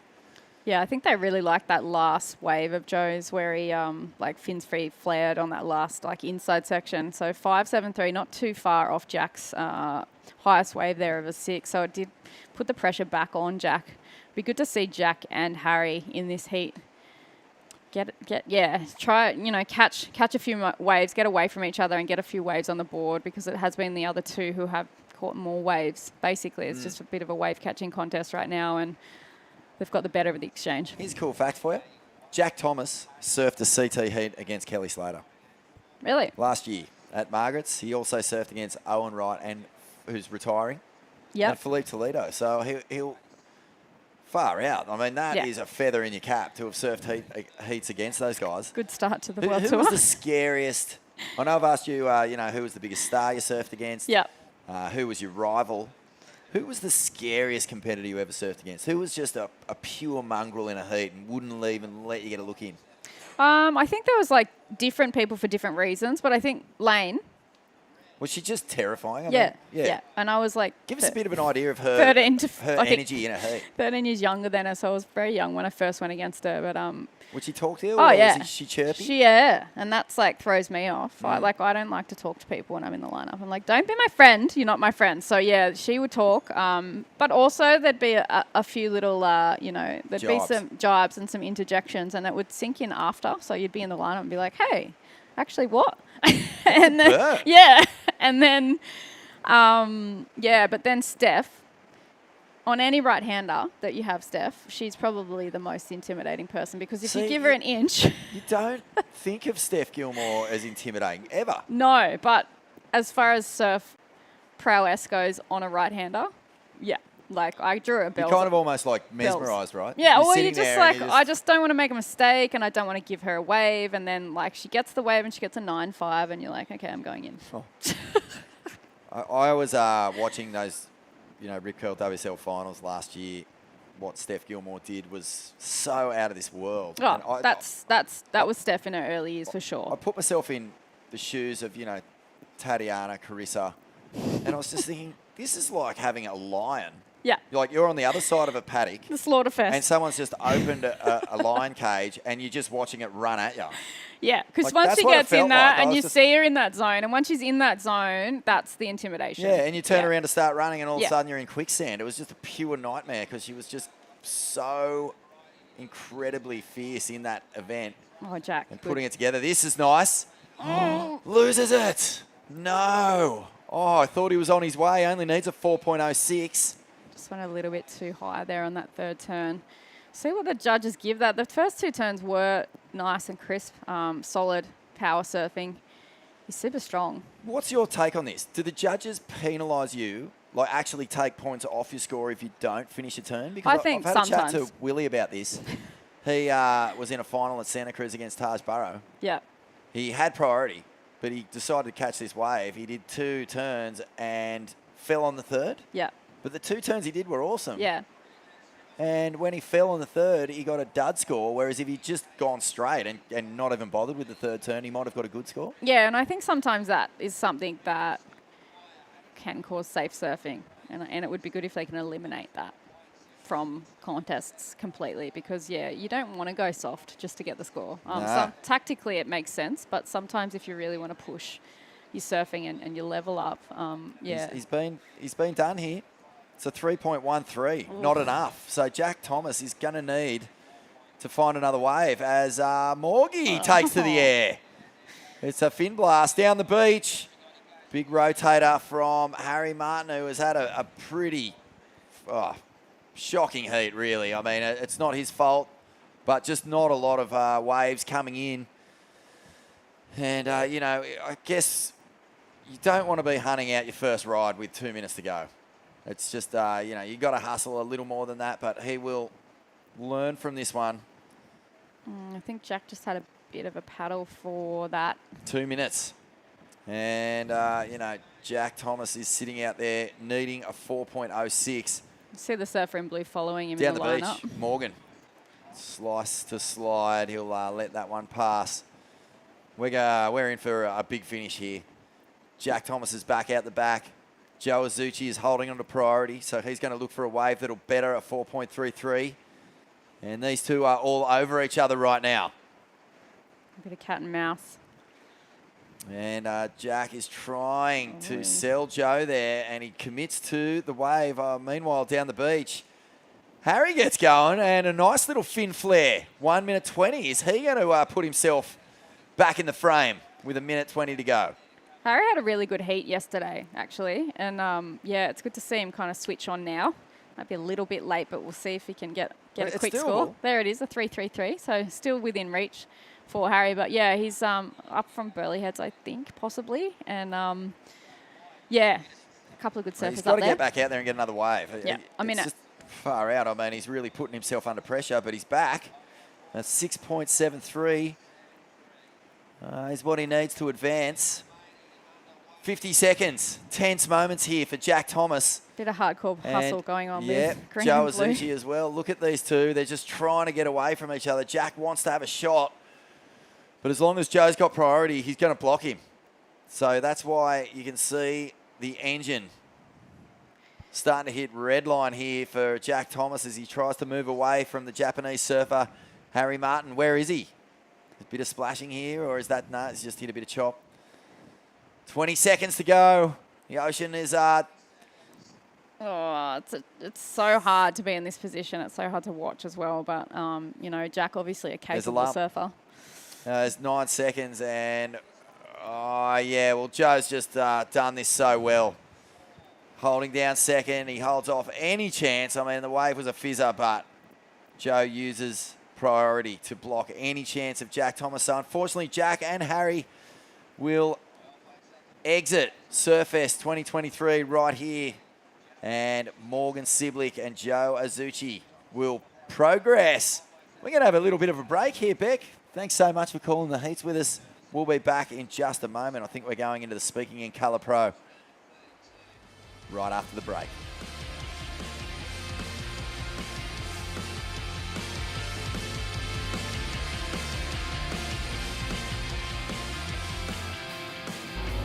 For those that are renewed by the warm sun, fresh air, and awakening winds.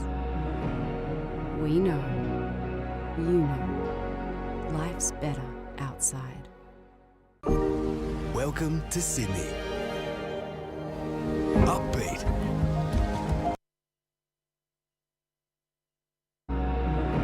We're for the spirited, the grounded, the true outsiders. We know, you know, life's better outside.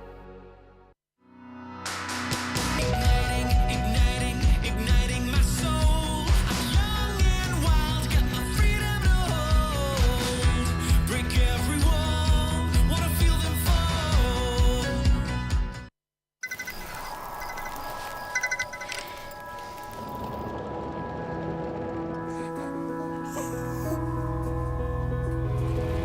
It's me. We got out. I love you, Dad. 300 kilometers to your destination. No beds to Michaels. Get to the Royal.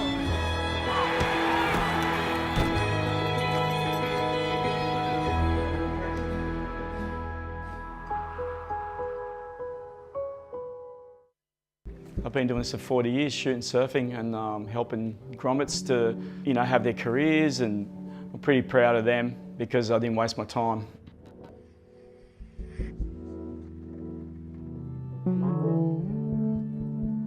Surfest has played a massive stepping stone. I've got goosebumps as I talk about it because I remember when I was a kid, Surfest was the biggest contest in the world. Tens of thousands of people, sometimes 100,000 people would go through a day. It was like a big arena.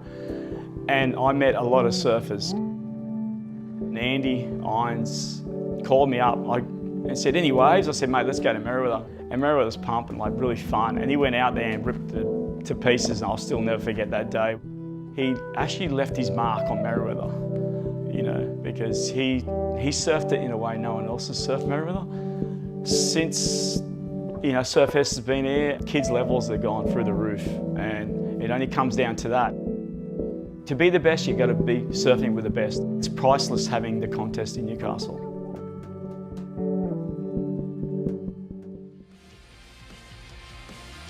Ah, yes, the great Peter Boscovich. I had the great pleasure of working with him for years.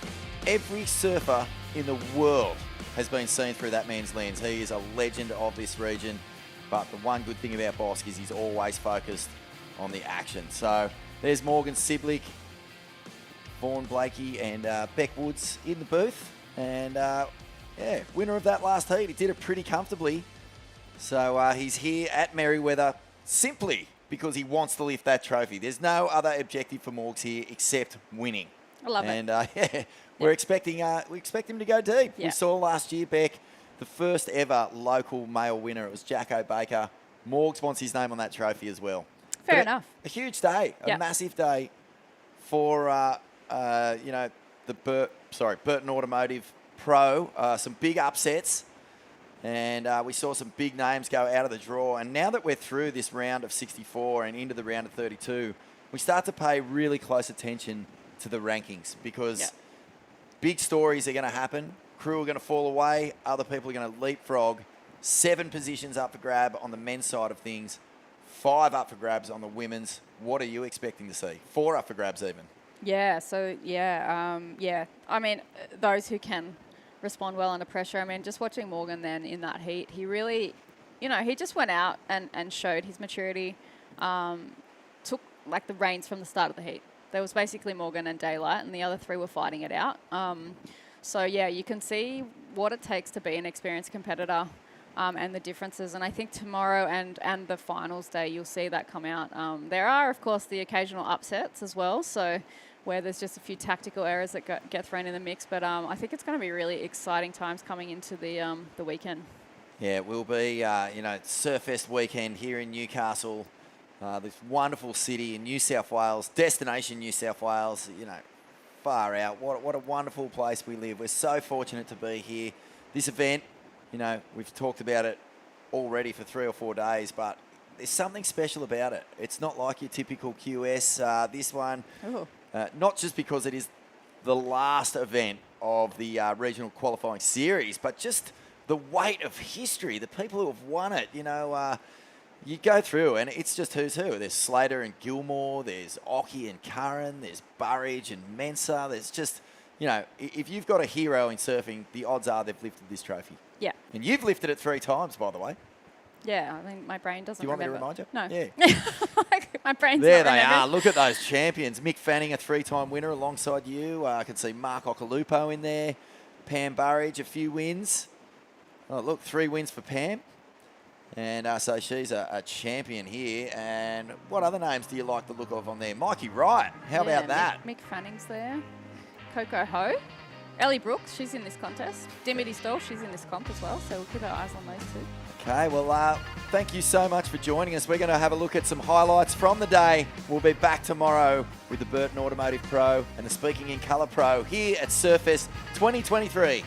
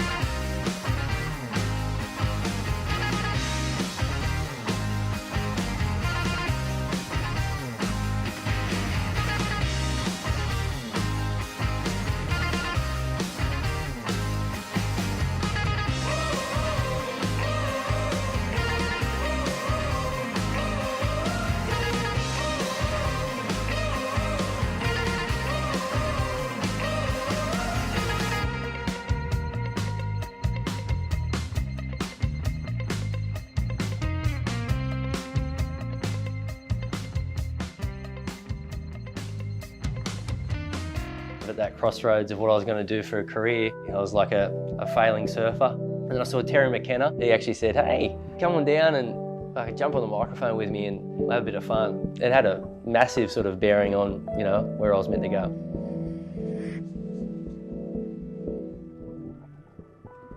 This was the first event broadcast that I worked on. It was definitely a big kind of launch pad for my career in commentary for sure. If you're an aspiring pro, you want to get your name up with Kelly Slater and Mick Fanning. A lot of world champs on the men's side have won this event, and it's the same on the women's. There's always been a pretty good conversion rate for surfers who do well here to go on and actually make the grade. To maintain that calibre of surfer on your honour roll just continues the legacy of this contest. When you think about stepping stones to get into Challenger Series events and ultimately crack the championship tour, there's no bigger stop than this one.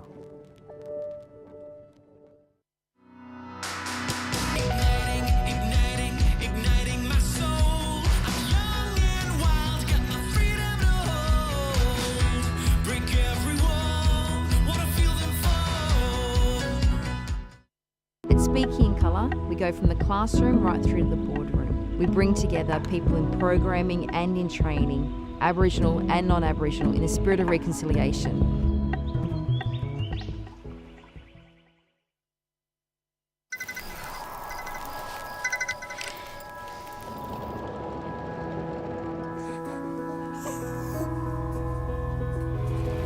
It's me. We got out. I love you, Dad. 300 kilometers to your destination. No beds to Michaels. Get to the Royal.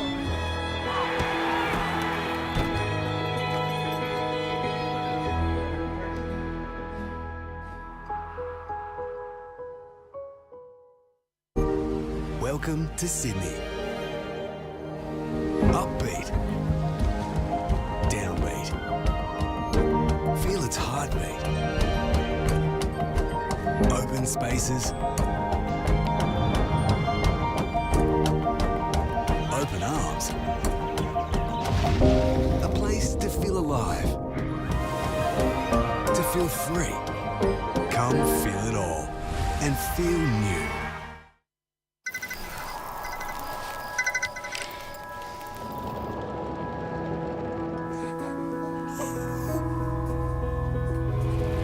It's me. We got out. I love you, Dad. 300 kilometers to your destination. No beds to Michaels.